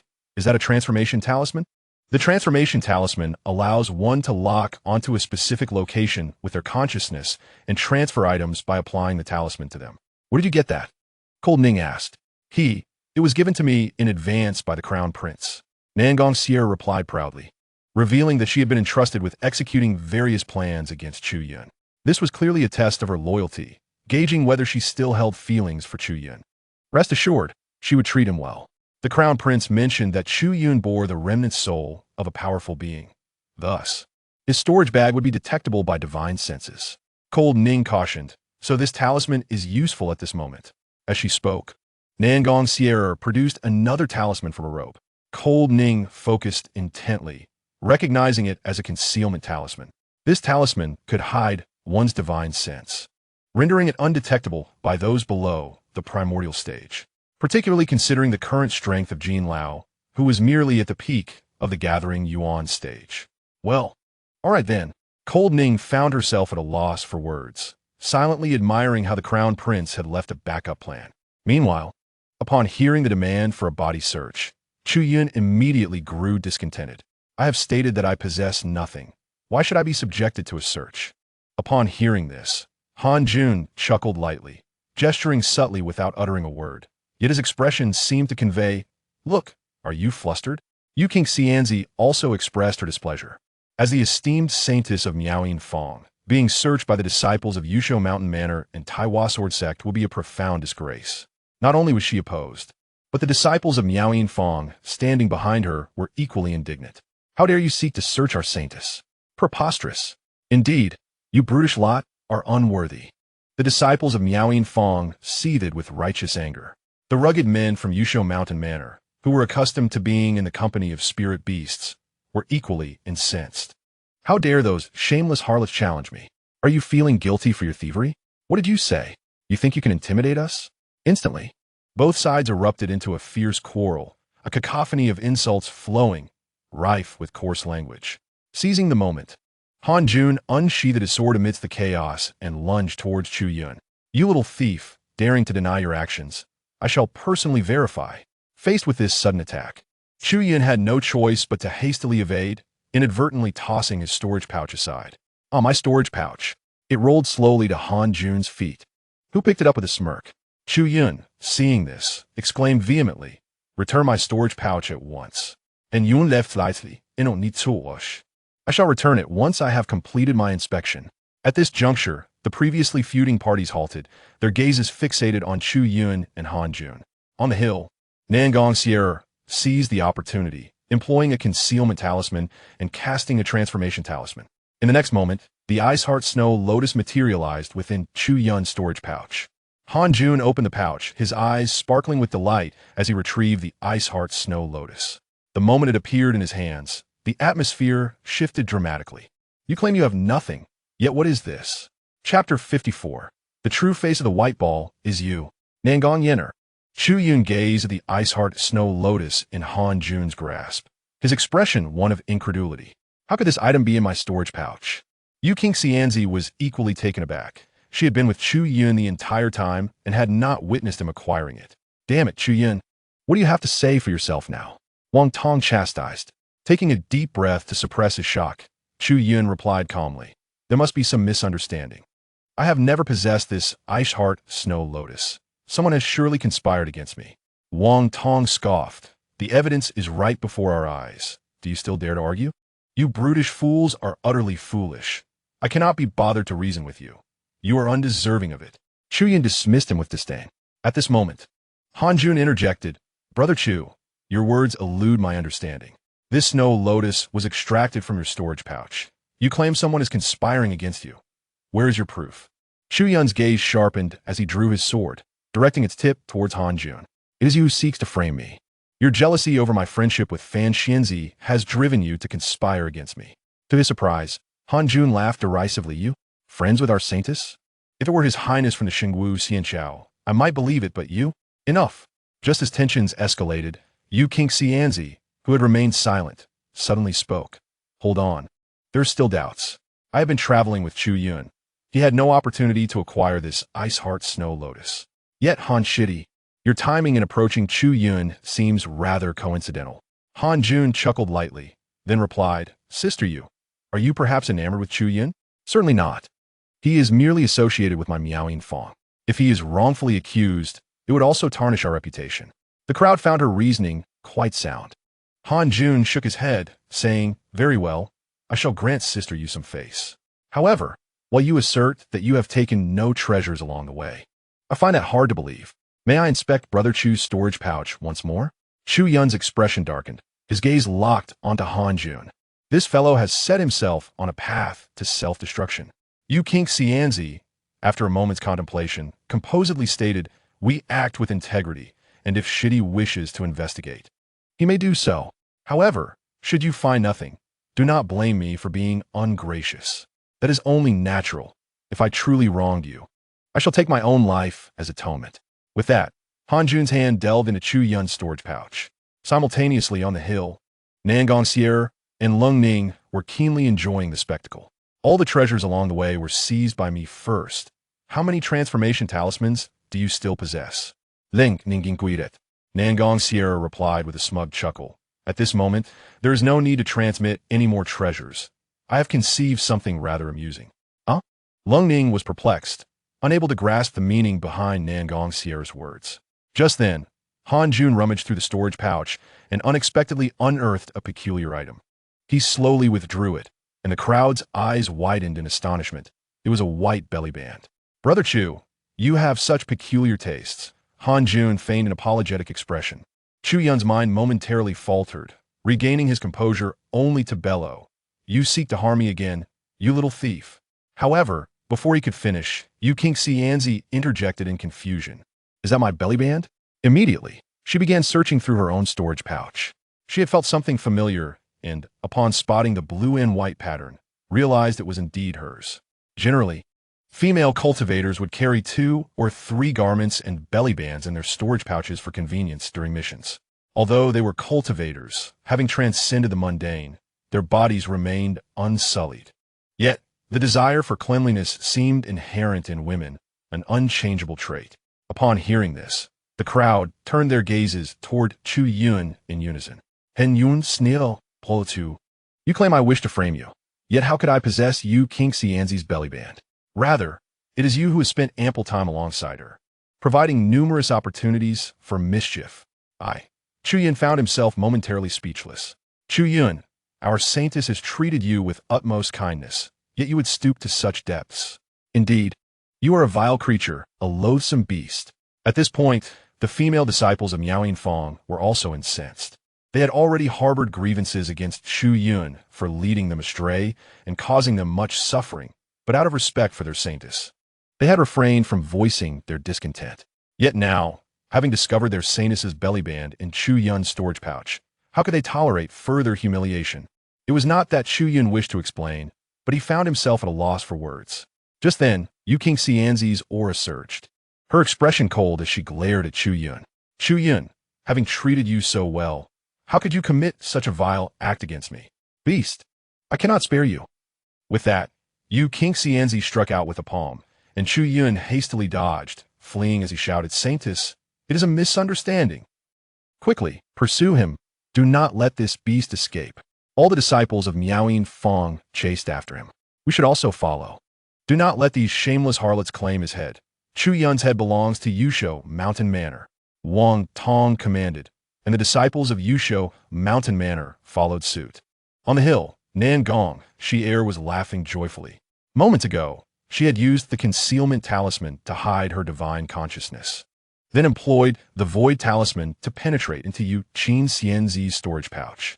Finally, she utilized the transference talisman to transfer the contents of Yu Qin Xianxi's pouch into Chu Yun's. A perfect little combination of moves. It was no wonder Yan'er and the prince could get along so well. Truly, birds of a feather flock together. Meanwhile, within the space of the Hongmeng divine tree, Zhou Li groggily awakened, only to discover his attire was insufficient. Ouch, his head throbbed. Zhou Li shook his head and then noticed the flawless figure lying beside him. He was somewhat bewildered, beginning to recall what had transpired. Just then, the white sphere of light above suddenly spoke. Zhou Li looked up at it, immediately unleashing his spiritual power and assuming a combat stance. Who exactly are you, and why do you harm this prince? Zhou Li Cuckolding. Harm you? You seem rather formidable. That girl with the transparent sword heart has a lovely voice, the white sphere replied. Upon hearing this, Zhou Li's face flushed, and he coughed twice to ease the awkwardness, then asked, Who are you, really? But as soon as he finished speaking, the white sphere emitted a blinding light that prevented Zhou Li from opening his eyes. In that dazzling brilliance, the white sphere suddenly exploded and began to reassemble in an instant. Before long, a woman appeared. Her figure was graceful, with flowing blue hair like the tide and golden pupils reminiscent of the sun, adorned in a flowing blue gown that sparkled with starlight. She exuded an aura of divine allure. Zhou Li gazed at her, feeling an overwhelming sense of reverence. In his eyes, she was not merely a woman, but an exalted deity, sacred and untouchable. Yet, as he discerned her face, the thought dissipated instantly. Nan Gong Yan'er? Chapter 55, Past Life and Present, Second Heavenly Dao Fan Xian. Staring at the face that bore an uncanny resemblance to Nan Gong Yan'er, Zhou Li was struck with astonishment.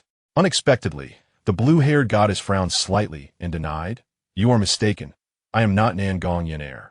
I am the second heavenly Dao of all realms, known as Fan Xian. Zhou Li's expression turned pale with shock. The second heavenly Dao, Fan Xian? As she gazed at Zhou Li's familiar visage, Fan Xian descended gracefully, approaching him and gently caressing his cheek as if it were a rare treasure. Zhu, you have finally arrived. I have waited for you for a long time. At that moment, Fan Xian referred to herself no longer as I, but as me. Observing the sorrowful expression on Fan Xian's face, Zhou Li awkwardly stated, That heavenly Dao lady calls me Xian'er. Oh, Xian'er, have you mistaken me for someone else? Zhou Li was befuddled, recalling that he had not encountered this part during his readings in his past life. The place you once inhabited, known as Blue Star, was your trial of existence. What? Fan Xian's unexpected words caused Zhou Li to exclaim. Are you implying that I was originally a person of that world? No, neither you nor I belong to this world, Fan Xian refuted. Zhou Li's eyes widened in shock as he urgently inquired. Then for where do we come? Fan Xian sighed softly, her gaze distant. We hail from the supreme realm deep within the Hongmeng chaos. It is the origin of all creation, possessing boundless power and rules. Due to a great war, you perished while I was sealed here. As Zhou Li absorbed this astonishing information, he asked, Why do you remember? I have no recollection. Fan Xian gazed at him tenderly. When you fell, the current heavenly Dao cast a curse of reincarnation upon you, forcing you to relive the past countless times. Meanwhile I, as the embodiment of the heavenly Dao, retained some memories but was powerless to witness your suffering repeatedly. Only when I reclaimed a portion of my authority could I liberate you from the curse and bring you to that place known as Blue Star. Zhou Li's heart surged with emotions as he looked at the face reminiscent of Nan Gong Yan'er, feeling a mix of disbelief and intrigue. Fan Xian took his hand. Zhou Lang, now that we have reunited, it is truly wonderful. Wait, you said my experiences on Blue Star were simply a trial. Why then did I see that book? Because I wish for you to see it, Fan Xian replied. So, my crossing from Blue Star to here was also your doing? Fan Xian nodded candidly. I missed you. My authority has been stripped by the current heavenly Tao, yet I can still draw you from another dimension.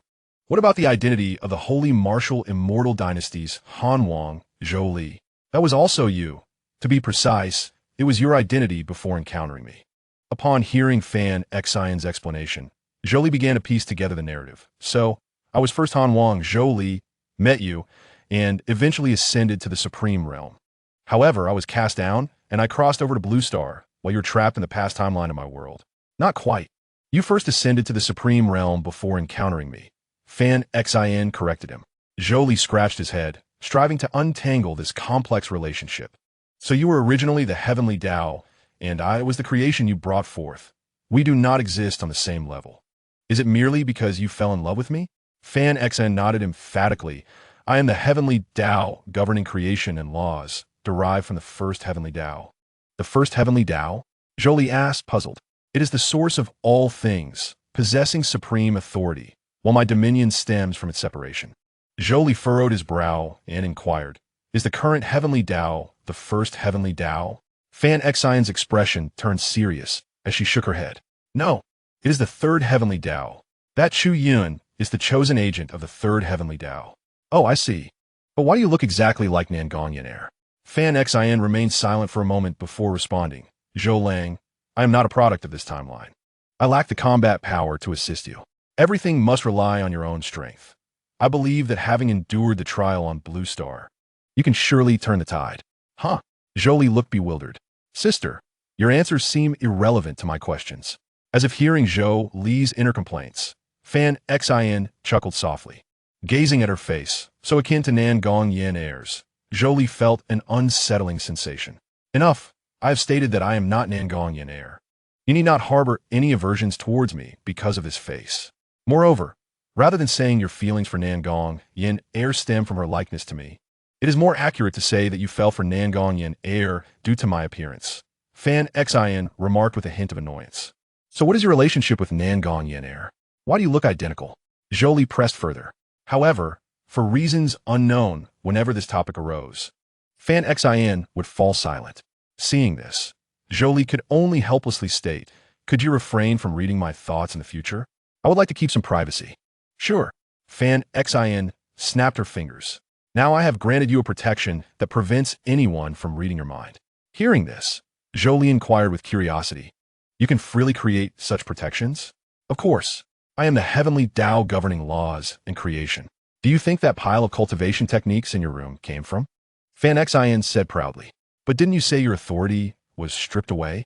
In truth, strictly speaking, it cannot be deemed as deprivation. Rather, it is merely a form of control. However, it will not dissipate from within me. The extent of the authority I wield will simply be somewhat limited. Zhou Li felt a surge of excitement. Did this mean he had acquired a golden finger? At that moment, Fan Xian cheerfully inquired whether he had enjoyed himself. Upon hearing this, Zhou Li cast a glance at the exhausted and unconscious Fan Tianyin on the ground and indignantly retorted, enjoyed myself? How absurd. Did you not profess your love for me? Why compel me to engage with other women? My affection for you does not preclude your interactions with others. This girl is a Tongming Jinshin, and her presence will aid in your cultivation. Fan Xian pouted. Zhou Li sighed, unable to comprehend her reasoning, and acquiesced. Subsequently, Fan Xian touched Zhou Li's forehead with her fingertip, seemingly imparting something into him. This Taichu's secret realm is, in fact, an imprisonment set by the third heavenly Tao to suppress me. I am presently unable to leave. Hence, I have transmitted a fragment of my spiritual consciousness into your sea of consciousness. Through this fragment, I can converse with you and offer assistance. Zhou Li farban li nudda. Having gained a golden finger in the form of a wife, he was determined to host a grand banquet upon his return home. His goals were now clear, not only to eradicate Chu Yun, but also to eliminate the third heavenly Tao. However, Undertaking such endeavors required resources, and he would need to extract some gold coins from this golden-fingered wife. What is it, Exine? What is it? Fan Xin, having just granted him a protective charm that prevented mind-reading, was perplexed by Zhou Li's inquiry. Could you provide me with an opportunity? Upon hearing this, Fan Exine readily agreed. Of course. With a snap of her fingers, crimson gold flames suddenly ignited around Zhou Li. Is this the Rui Lin Jin Huangyan? He exclaimed in astonishment. Indeed, this is one of the 12 sacred fires, the innate true fire of the Qilin clan. Its power is not to be underestimated. Those scorched by this flame will gradually have their fortune stripped away, making it perfectly suitable for dealing with Chu Yun. In any case, I will assist you. After Fan Exan spoke, she dissipated and vanished from sight. Zhou Li, taken aback, was about to call out, but was interrupted by a delicate voice. Turning around, he discovered that Fan Tianyin had awakened. Chapter 56, A Desperate Situation. Chu Yun jumps off the cliff. Fan Tianyin awoke in a daze. Unsure of how long she had been unconscious, she felt utterly weak and experienced a sharp pain in her abdomen. Yet her heart felt unexpectedly light and radiant. Glancing down at her bare body, she was momentarily stunned before catching sight of Zhou Li standing not far away. Ah! Fan Tianyin shrieked, quickly retrieving garments from her storage bag to cover herself. She then seized the Qingfeng sword and pressed the blade against Zhou Li's neck. What is happening? Zhou Li questioned, bewildered by the sword at his throat.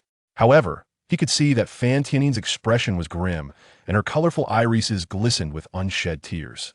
Zhou Li, I genuinely considered you a friend, yet you have committed such a beastly act against me, tarnishing my purity. This was not merely a trivial matter. Fan Tianyin had originally practiced the ruthless sword path, but having now experienced the pleasures of intimacy, she could no longer pursue that path, rendering years of her cultivation efforts futile. Zhou Li awkwardly chuckled. If we take a step back, I too was momentarily out of my wits. Being out of your wits justifies your actions? Fan Tianyin glared at him, pressing the sword closer. Do you realize that you have destroyed the foundation of my ruthless sword path? Zhou Li grimaced, hastily explaining, I had no intention for things to unfold this way. I was afflicted by a demonic intrusion of the mind and was unable to control myself. However, I assure you that I will take responsibility for what has transpired. Responsibility? How do you intend to take responsibility? Fan Tianyin sneered. Can you restore my ability to practice the ruthless sword path? Zhou Li furrowed his brow, responding. Why would you wish to pursue that path? You are a Tongming Jinshin. Naturally, you should cultivate the Tongming sword path. Who led you to practice the ruthless sword path? You lecherous fiend. You have defiled my purity and dare to insult my chosen path. I shall slay you. With that, Fan Tianyin lunged forward with her sword, and Zhou Li, aware of his culpability, could only evade her strikes. Hey, let us talk reason. I have no reason to discuss with you. Can you bear to let your child be born without a father? At this, Fan Tianyin halted her movements, dumbfounded as she touched her abdomen. Child? Zhou Li seized the opportunity to step closer, speaking softly. Indeed, I possess the Tongming Ling Tong and can see a vibrant life forming within you. In truth, Zhou Li could not see anything. It was Fan Xian's voice in his mind that informed him. He too was incredulous, as he was still quite young. And Fan Tianyin was even a year younger than he. How could this be? Yet, he could not dwell on such thoughts. He hoped that the radiance of motherhood would calm Fan Tianyin. I understand that this is hard to believe, yet it is indeed occurring. Your body is nurturing our offspring, a manifestation of our union. After uttering these words, Fan Tianyin staggered back a few steps, her eyes filled with confusion and panic, her sword involuntarily falling to her side. How is this possible? Fan Tianyin murmured, tears welling in her eyes. Seizing the moment, Zhou Li gently grasped her hand. Tianyin, given the circumstances, we must confront this together.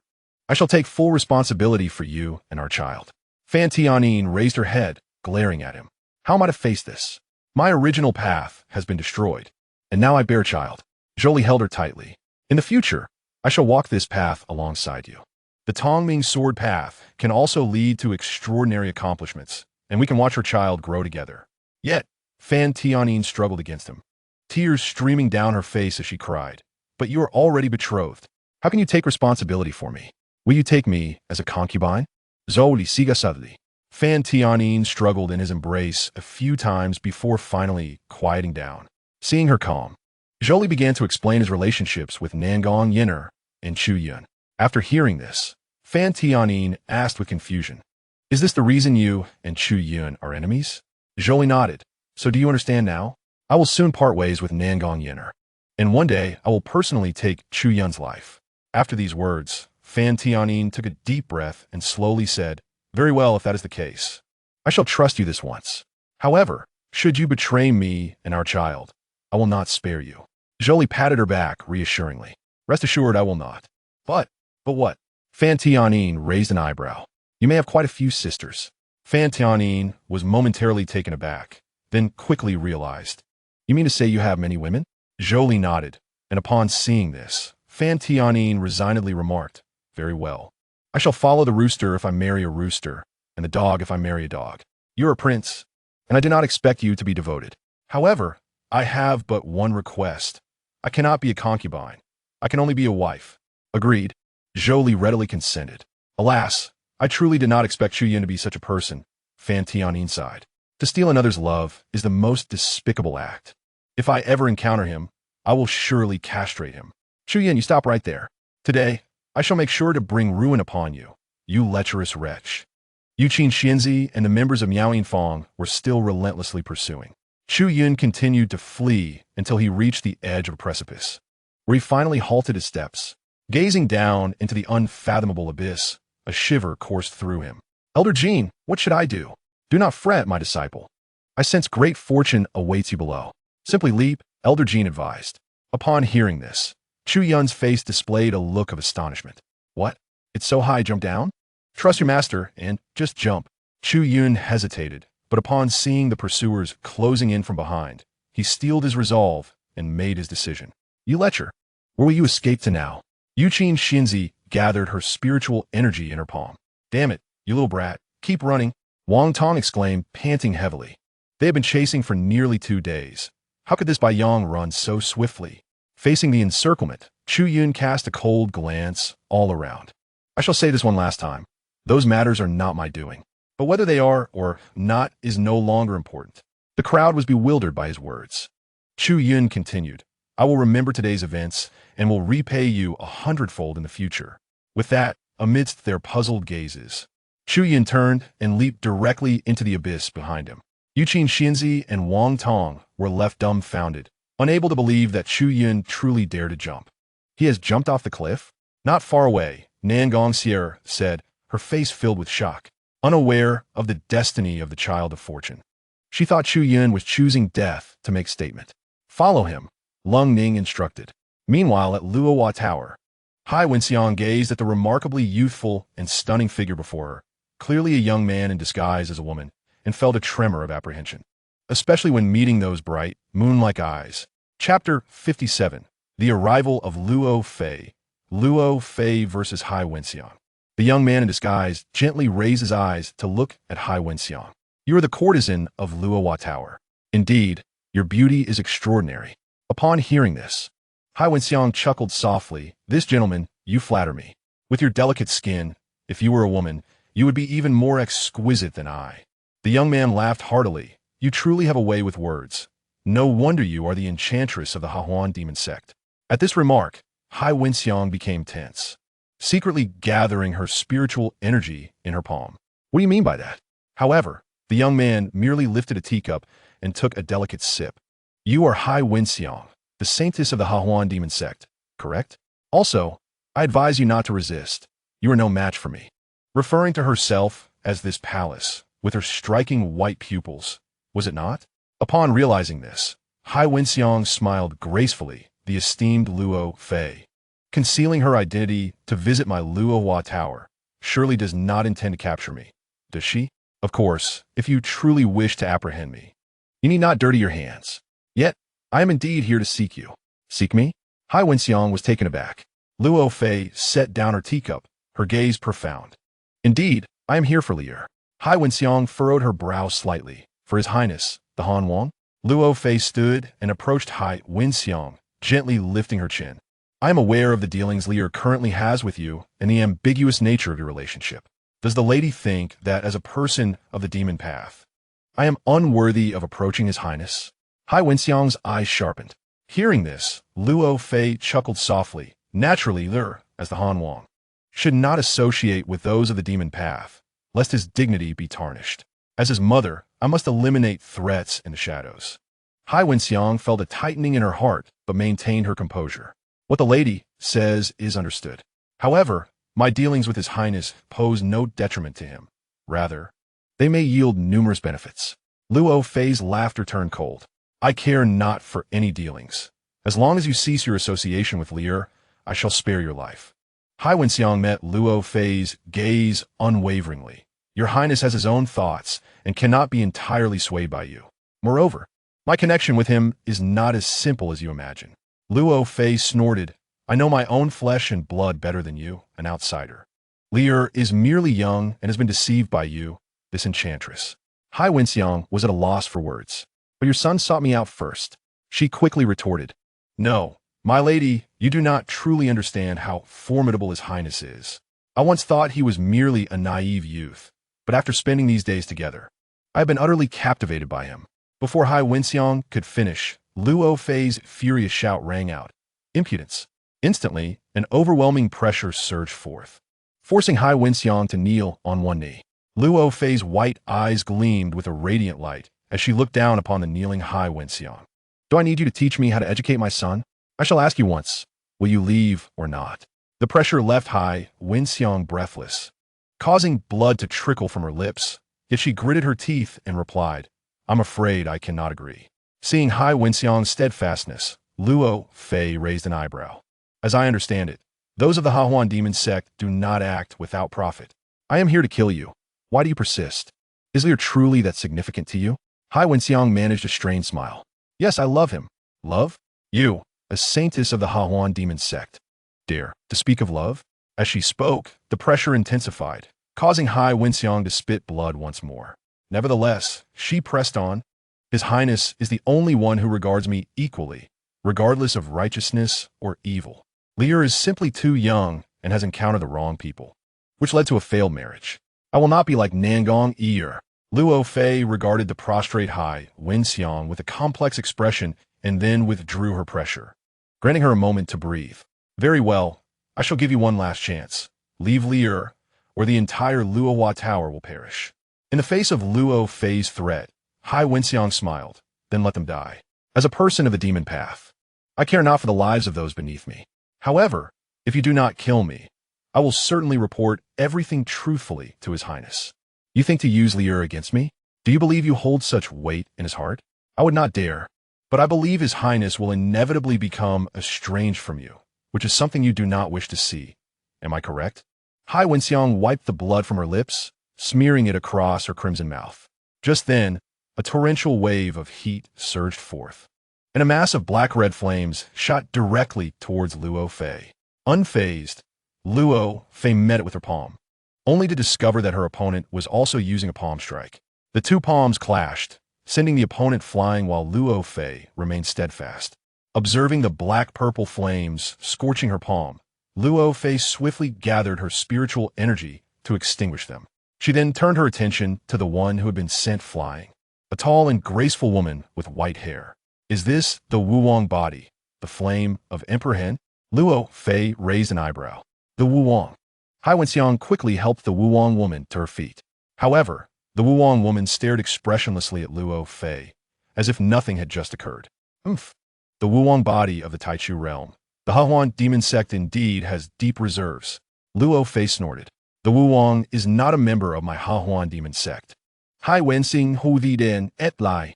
Unexpectedly, Luo Fei coldly remarked, whether it is right or wrong is of no consequence.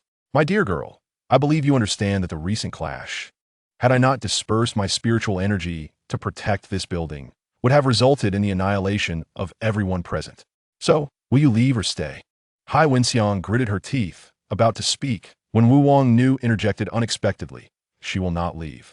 Luo Fei cast a frosty gaze towards Wuwang Nu, asserting, And you think you can challenge me?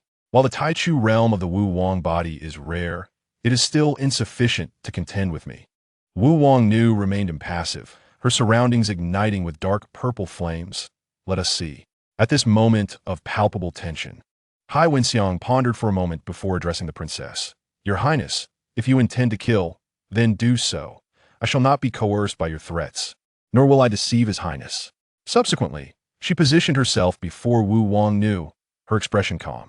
Since your Highness disapproves of my relationship with His Highness, it can only be said that we are fated yet unconnected.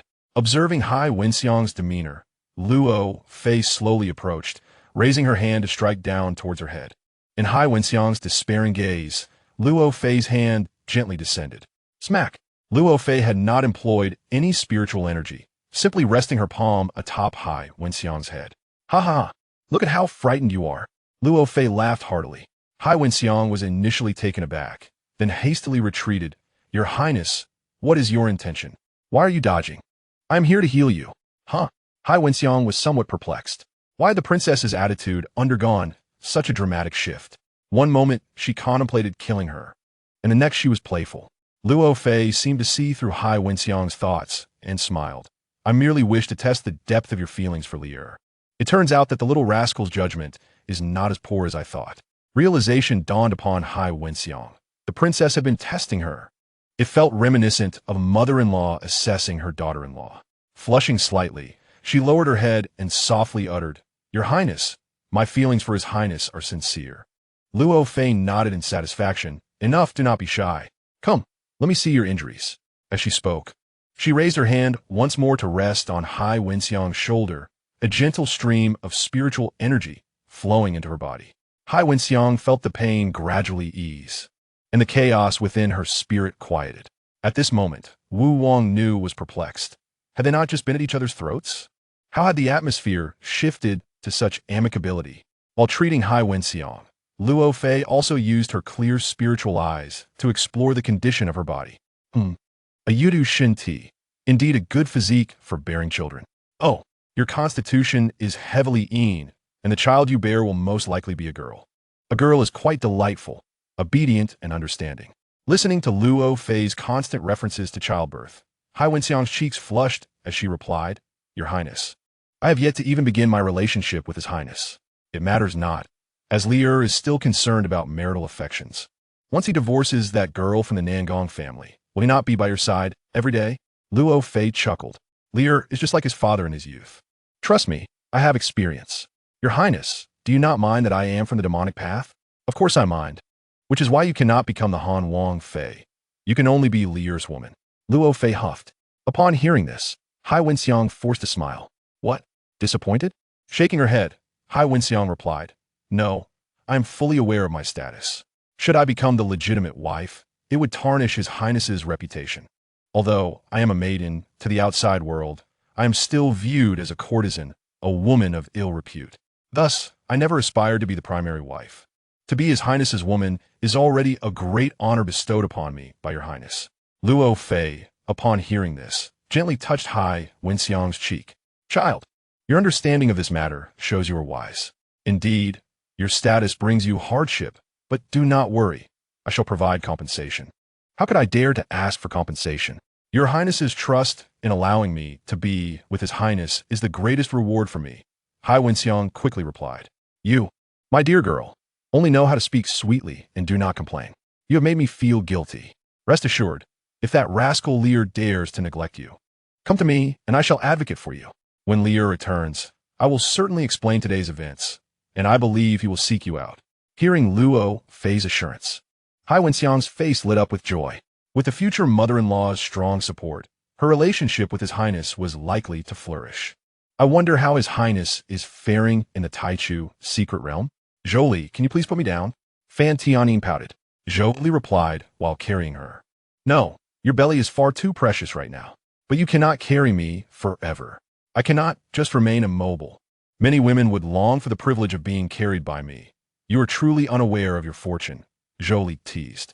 They had emerged from the Hongmeng Shun Shu space 2 days prior, and it seemed the others who had accompanied them had long since returned.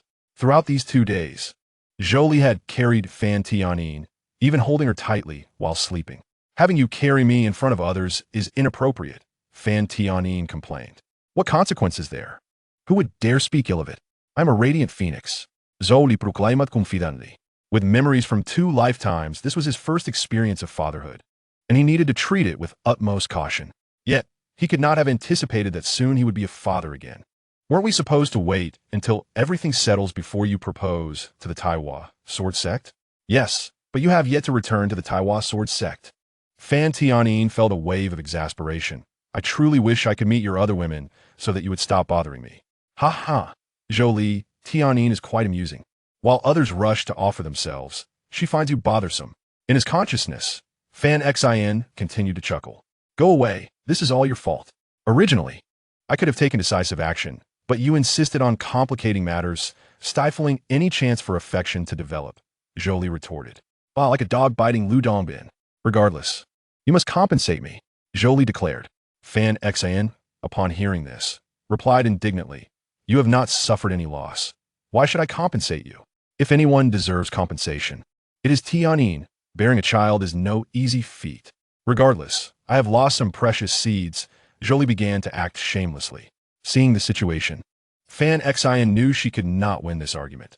So she quickly conceded, fine, since you insist, I shall grant your request. You are in need of a spiritual weapon, flying sword, correct? I shall conjure one for you. With that, she raised her small hand, light converging, and in an instant, a vibrant, multicolored sacred flying sword appeared. This sword is called Xin Li. It is now in your storage bag. Fan Xin snapped her fingers. Thank you, my heavenly wife, Zhou Li said playfully. Meanwhile, in reality, Fan Tianyin continued to protest. You must put me down. If someone sees, it would truly be inappropriate. In this desolate wilderness, who could possibly see us? Zhou Li shukulat sufli. But the moment those words left his lips, a shout of your highness echoed from behind. Zhou Li, caught off guard, turned around to find that it was none other than Xian Wu and Nan Gong Yan'er. Your highness, Xian Wu greeted warmly. However, Nan Gong Yan'er stood by, casting a puzzled look at Zhou Li and Fan Tianyin. Why was the prince carrying another woman? Wu. Zhou Li frowned slightly, surprised to encounter her. His gaze then drifted to Nan Gong Yan'er behind Xian Wu, and his previously pleasant mood soured.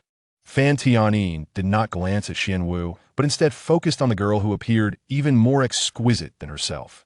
Observing Zhou Li's change in expression, Fan Tianyin became more certain of her suspicions. Was this girl the current Han Wangfei, Nan Gong Yan'er?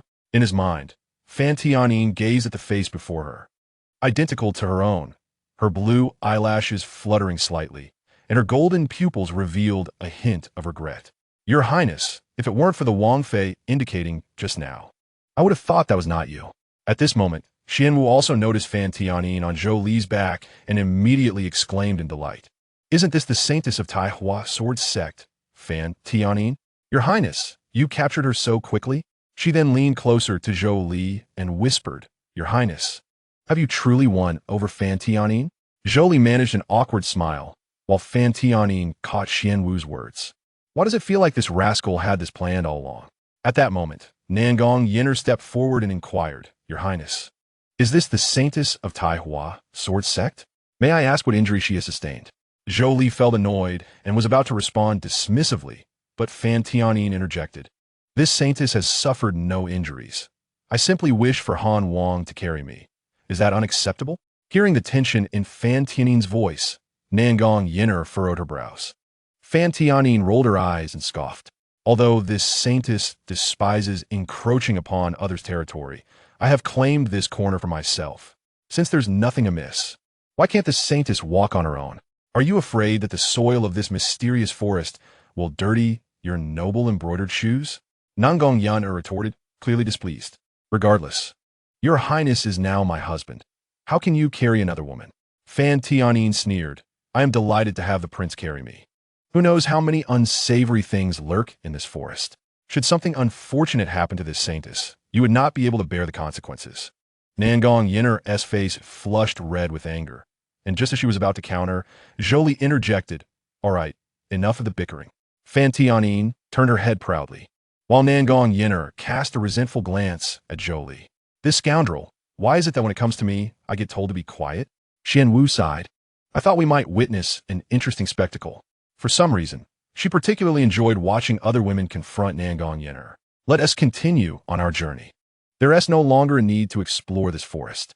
Let us head towards Tongtian High along Tongtian River, Zhou Li suggested. The group nodded in agreement. As they proceeded along Tongtian River, the atmosphere grew somewhat peculiar.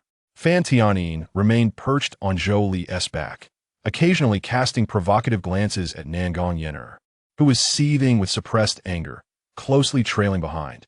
Suddenly, a massive wave surged from Tongtian River, and a gigantic water python burst forth, opening its gaping maw to lunge at them. Zhou Li reacted swiftly, gently setting down Fan Tianyin, and drew out the xianxia sword from his storage bag to confront the beast. A third-tier fierce beast, this water python shall be slain, and I shall prepare a nourishing stew for you. With a sound as clear as wind chimes, the xianxia sword split into thousands of blades. Fan Tianyin gazed at Zhou Li, displeased. What are you showing off for? Is it to flaunt your ability to casually execute the thousand-sword technique? In response, Zhou Li's hand ignited with a blazing golden flame, which spread in accordance with his aura. In an instant, thousands of flying swords were engulfed in golden flames. The fiery blades rained down upon the water python, which writhed and twisted in an attempt to evade, but many swords struck true, igniting its body in flames and eliciting pained howls. With the aid of the Holy Grade Flying Sword and the Rui Lin Jin Huang Yin, Zhou Li, at the 5th level of the Gathering Yuan realm, had no trouble defeating an opponent in the initial stage of the Refining Heart realm. As the water python continued to be charred and rolled in the water, Zhou Li sheathed the xianxia sword and stood with his hands clasped behind his back until the creature ceased its thrashing, its enormous head collapsing onto the riverbank. Both Nan Gong Yan'er and Xian Wu, who had been watching, were left in shock. The aura of that water python should have been at the Refining Heart realm. To think it was so effortlessly dispatched by the prince. How strong must he be now? Zhou Li, gazing at the lifeless water python, summoned the Rui Lin Jin Huang Yin to incinerate its remains. Before long, the carcass began to coalesce into a palm-sized blood crystal amidst the golden flames. Smiling, Zhou Li approached Fan Tianyin with the crystal. What do you think? Humph, don't get too cocky. One day, I shall surpass you. Fan Tianyin declared defiantly. All right, just recuperate well, and I shall allow you to surpass me, Zhou Li replied. You shameless. Fan Tianyin scolded, her cheeks flushing. Zhou Li feigned innocence, saying, when I said surpass, I meant to exceed. You misinterpreted and accused me. Humph, you only know how to bully me. Fan Tianyin coldly huffed, observing their playful banter. Nan Gong Yan'er felt an indescribable discomfort within her. Xian Wu glanced at her and calmly asked, what's the matter? Seeing the prince's capabilities now, do you regret it? Nan Gong Yan'er did not deny it and nodded vigorously. The prince and Saintesses fan now are merely a reflection of what you once were with Chu Yun. The greatest mistake you made was luring the prince due to Chu Yun. Upon hearing Xian Wu's words, Nan Gong Yan'er lowered her head, lost in thought. Meanwhile, after falling into the abyss, Chu Yun had not perished. Blessed with great fortune, he discovered a cave beneath the cliff. What? He fell from such a height and still survived? Nan Gong Yan'er, who was watching from the shadows, gasped.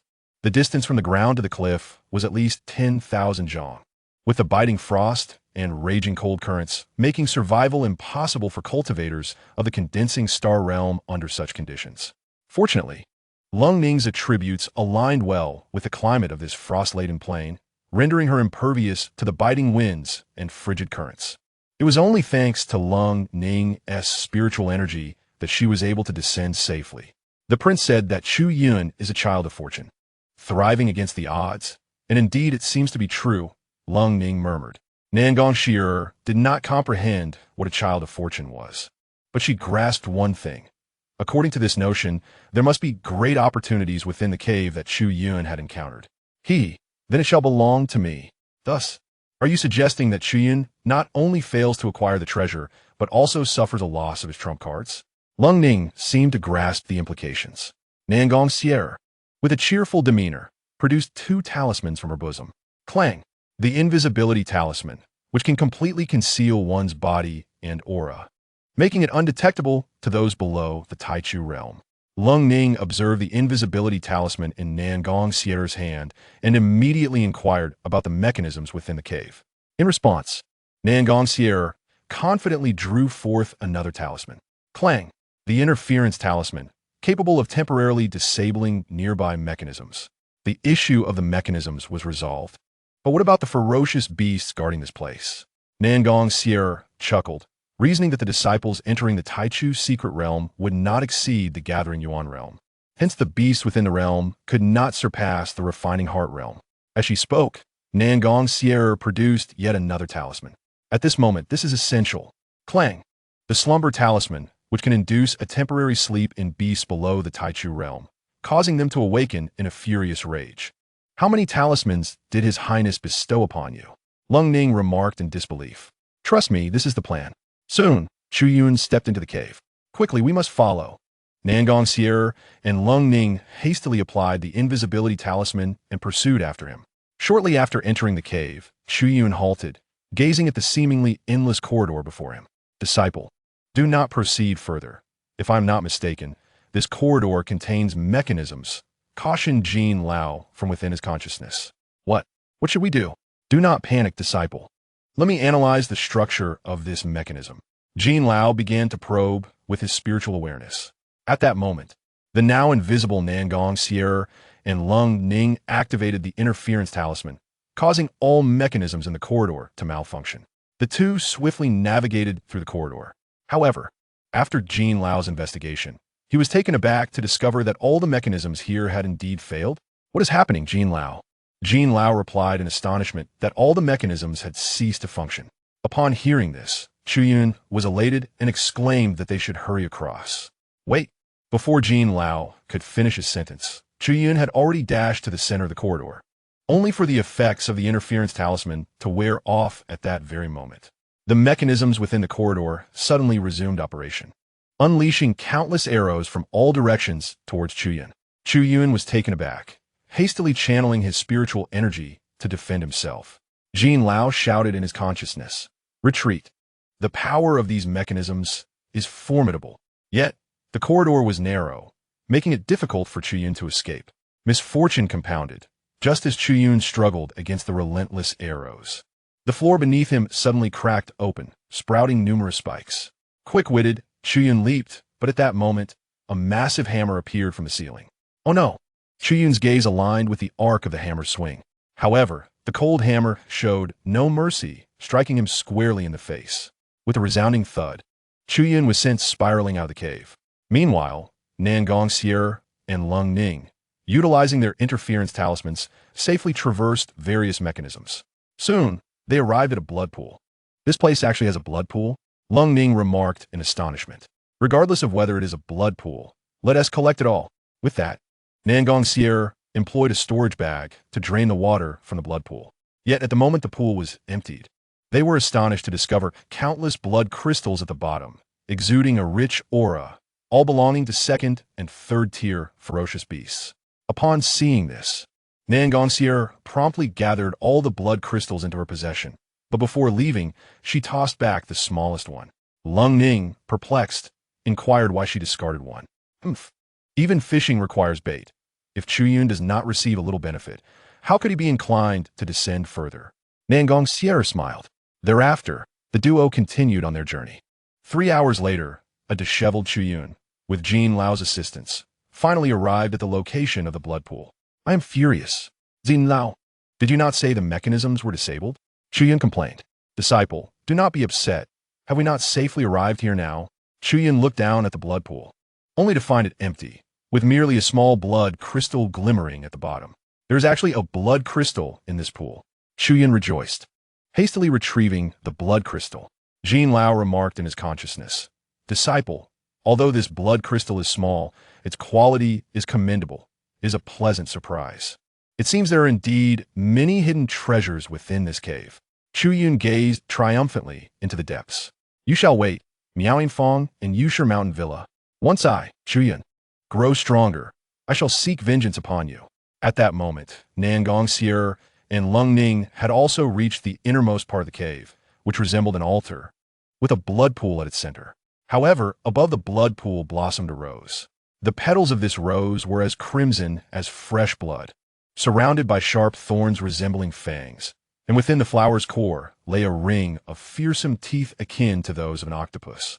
The dark roots flickered with red light. pulsating like veins, while a viscous liquid dripped from the petals, emitting an enticing fragrance, indistinguishable as either nectar or saliva. My goodness, there truly is a treasure. Just as Nan Gong Yan'er was about to reach out, Lung Ning suddenly stopped her. Do not move. What is it? Nan Gong Yan'er asked, puzzled. Approximately 10 minutes later, Chu Yun arrived at this location as well. Gazing at the altar-like surroundings and the expansive blood pool at its center, Chu Yun could not contain his exhilaration. Yet, just as he intended to step forward, Jin Lao suddenly shouted, "Wait. Do not approach." Chapter 61. Xianxia Rose. Why, Jin Lao? That celestial herb is right there? Chu Yun asked, bewildered. It appears to be of considerable grade. Jin Lao replied thoughtfully, "No, that is not a celestial herb. It is a demon beast." A demon beast? Jin Lao continued. Since the great battle among the ancient races of dragons, phoenixes, and Qilins, the Qilin has nearly become extinct. Presently, among the ferocious beasts, the phoenix reigns over birds, the lion and tiger dominate terrestrial creatures, and the dragon clan holds supremacy in aquatic realms. These four races are known as the four kings of ferocious beasts, and apart from them, there are also the 6 eminent demon plants. Chu Yun's eyes widened with curiosity as he pressed. What are the 6 eminent demon plants? Jin Lao stroked his beard and slowly explained. The 6 eminent demon plants are the Zhuanghua Peach Demon, the Huan Dream Vine Demon, the Baiku Ginseng Demon, the Haixin Tang Demon, the Xinxiang Rose Demon, and the Shirhan Poison Mushroom Demon. The one before us is highly likely the Xinxiang Rose Demon. Chu Yun gasped in awe. How formidable! What abilities does it possess? Jin Lao's expression turned grave as he said, "The Xinxiang Rose Demon is extremely vicious. Any living being targeted by it will have their essence blood drained.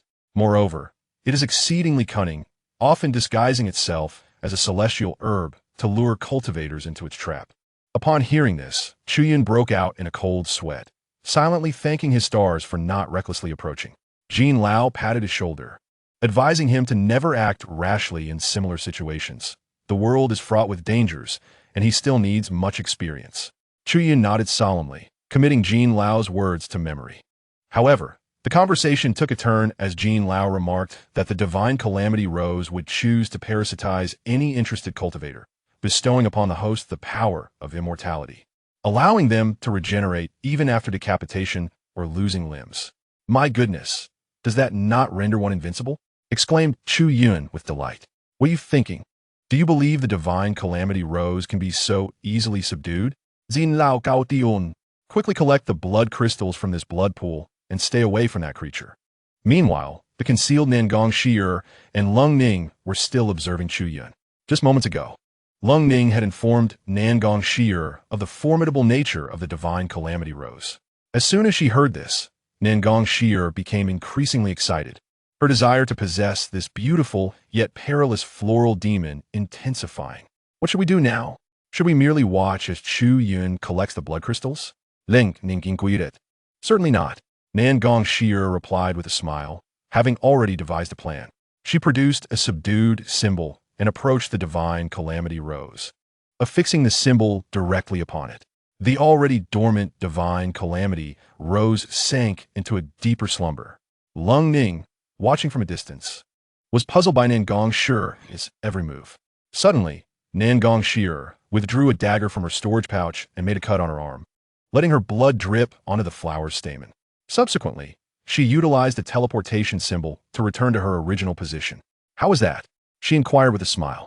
Ling Ning, staring at the gaping wound on Nan Gong Yan'er's arm, could not help but give her a thumbs up. Truly ruthless. At that moment, having tasted blood, the divine calamity rose abruptly awakened, its inherent ferocity amplified by the subdued symbol.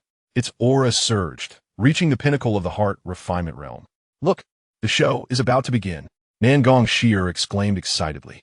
Once awakened, the divine calamity rose, akin to a frenzied beast, locked onto Chu Yun, who was collecting blood crystals not far away.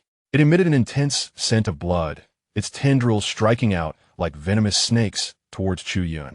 Upon hearing the commotion, Chu Yun turned his head, his complexion paling instantly. Jin Lao was equally alarmed, shouting, "Quick dodge!" Chu Yun reacted swiftly, evading the attack with a deft maneuver. Yet, the assault from the divine calamity rose was relentless, with tendrils continuously advancing towards him. What on earth? How did this cursed flower awaken? Chu Yun's face contorted in distress as he drew his obsidian sword to defend himself. However, as a mere cultivator at the 4th level of the star condensation realm, how could he withstand the onslaught from a peak heart refinement realm entity? He was struck back, crashing into a stone pillar, blood spilling from his mouth. Cough, cough. How infuriating. Chu Yun glared at the divine calamity, rose with deep resentment. Disciple, I'll lend you my power. We must retreat. Xin Lao Uge Ansi Oli. Immediately, his soul attached to Chu Yun, and Chu Yun's aura began to ascend, soaring from the 4th level of the star condensation realm to the 2nd level of the heart refinement realm. At this moment, Chu Yun's presence felt distinct, exuding an aura of invincibility. It appears the powerful remnant soul within him has finally made its move, Lung Ning observed from her hidden vantage point.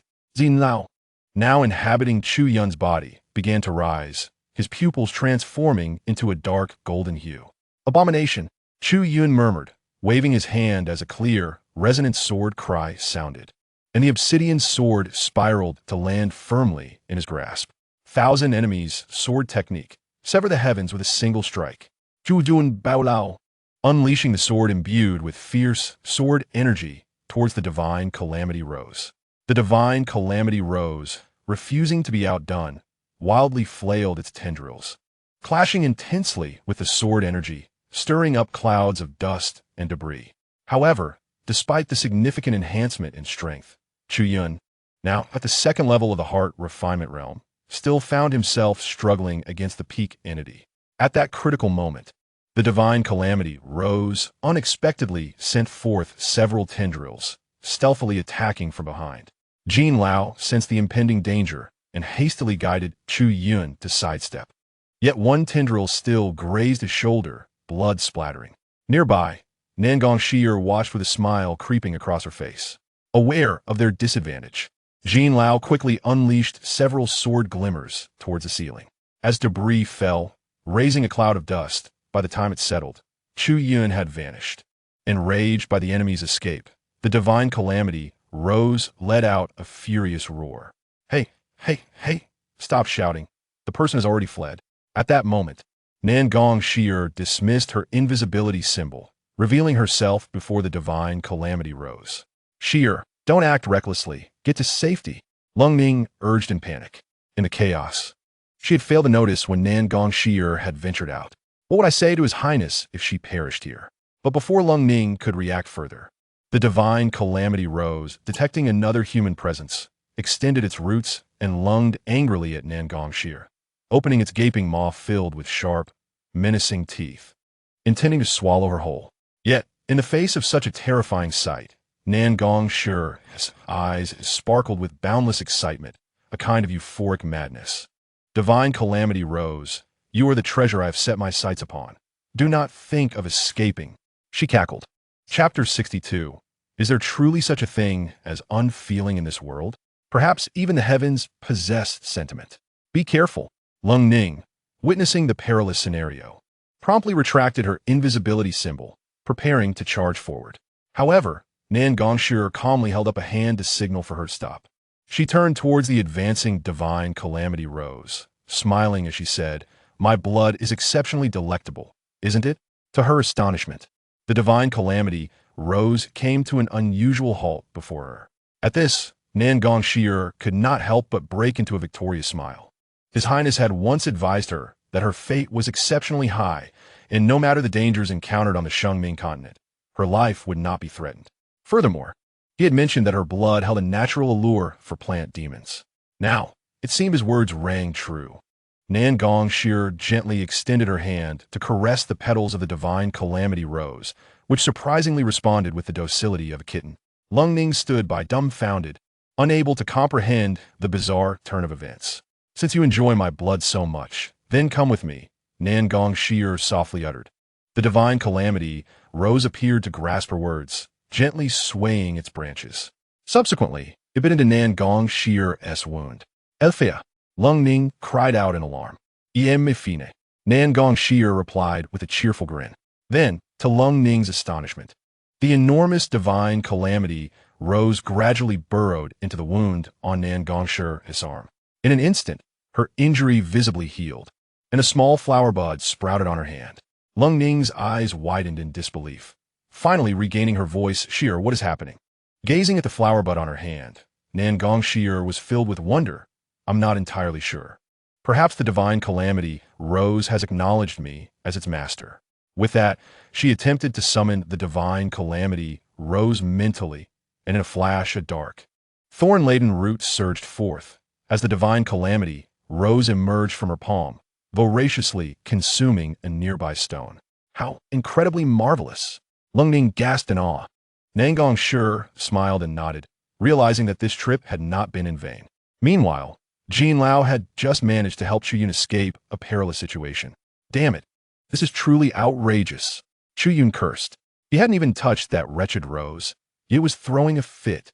The more he thought about it, the more frustrated he became. Fortunately, he had collected a few blood crystals. Just as this thought crossed his mind, Chu Yun reached into his pocket, only for his smile to freeze on his face. "Where's my storage bag?" "Forget it. During the chaotic moment, my master must have left it behind," he muttered in dismay. In his sea of consciousness, Jean Lao spoke slowly, his form now somewhat translucent, indicating the considerable energy he had just expended. "What?" Chu Yun nearly spat blood. "Those blood crystals were hard-earned, and now they were gone." "Jean Lao, can you be a bit more reliable?" Chu Yun lamented. Jean Lao replied helplessly, "In that urgent situation, I was only concerned with saving your life. I didn't have time to think about the storage bag." "So, has this trip been for nothing?" Chu Yun asked. "Let be, as long as you are unharmed. That is what matters. You are the child of destiny, endowed with the fortune of the golden dragon. Countless grand opportunities await you in the future. These trivial items are of no consequence," Jean Lao patiently reassured him. It seemed he could barely maintain his human form and would need time to recuperate once more. Meanwhile, Zhou Li received joyous news from Nan Gong Yan'er. To his surprise, Yan'er had subdued the divine morning rose. In her previous life, she had only managed to tame the plant demon Ma Tuaw when establishing the 100-Flower Valley. It appeared that destiny indeed held some weight. However, while he was delighted, upon learning that Nan Gong Yan'er had bled to tempt the divine morning rose, he couldn't help but lecture her through the communication jade slip. "Zhou Li to Nan Gong Yan'er, have you gone mad? How could you dare undertake such a dangerous endeavor?" Nan Gong Yan'er replied, "What's wrong with that? Didn't you say my fate on the Holy Inscription continent is robust?" Zhou Li retorted, "Just because your fate is strong, does that mean you can court death? May I ask if you could get hurt or feel pain?" Nan Gong Yan'er teased, "What's wrong? Are you worried about me, Your Highness?" Zhou Li admonished, "Enough with the nonsense. I asked if you feel pain." Nan Gong Yan'er responded, "Oh, come on, in the end, the outcome isn't bad, and besides, I wanted to help you as soon as possible. I fear being neglected more than I fear injury." Zhou Li sighed. "All right, this is the last time." Xuanwu watched the exchange between the two on the jade slip and couldn't help but chuckle. It was quite comical how the prince had his guard up around everyone, yet seemed utterly defenseless against Yan'er. At that moment, Nan Gong Yan'er approached Fan Tianyin with a smile, inquiring, "I have heard that the Fan Fairy of the Tai Hua sword sect primarily practices the heartless sword technique. Is that true?" Fan Tianyin frowned and coldly replied, "What concern is it of yours, since you do not practice swordsmanship?" "Oh no, I merely feel that you differ greatly from the rumors," Nan Gong Yan'er insisted. "Oh, are you suggesting that I do not appear to be cultivating the heartless sword technique?" Fan Tianyin's expression softened into a smile. "This woman fears I might steal her husband and has come to warn me. If it were a typical couple, this holy maiden would naturally step back. Yet, a nearly divorced princess has the audacity to remind me? Does she not realize that what is inside me must still address her as any?" With that thought, Fan Tianyin replied, "As for the heartless sword technique, I do not intend to pursue it any further."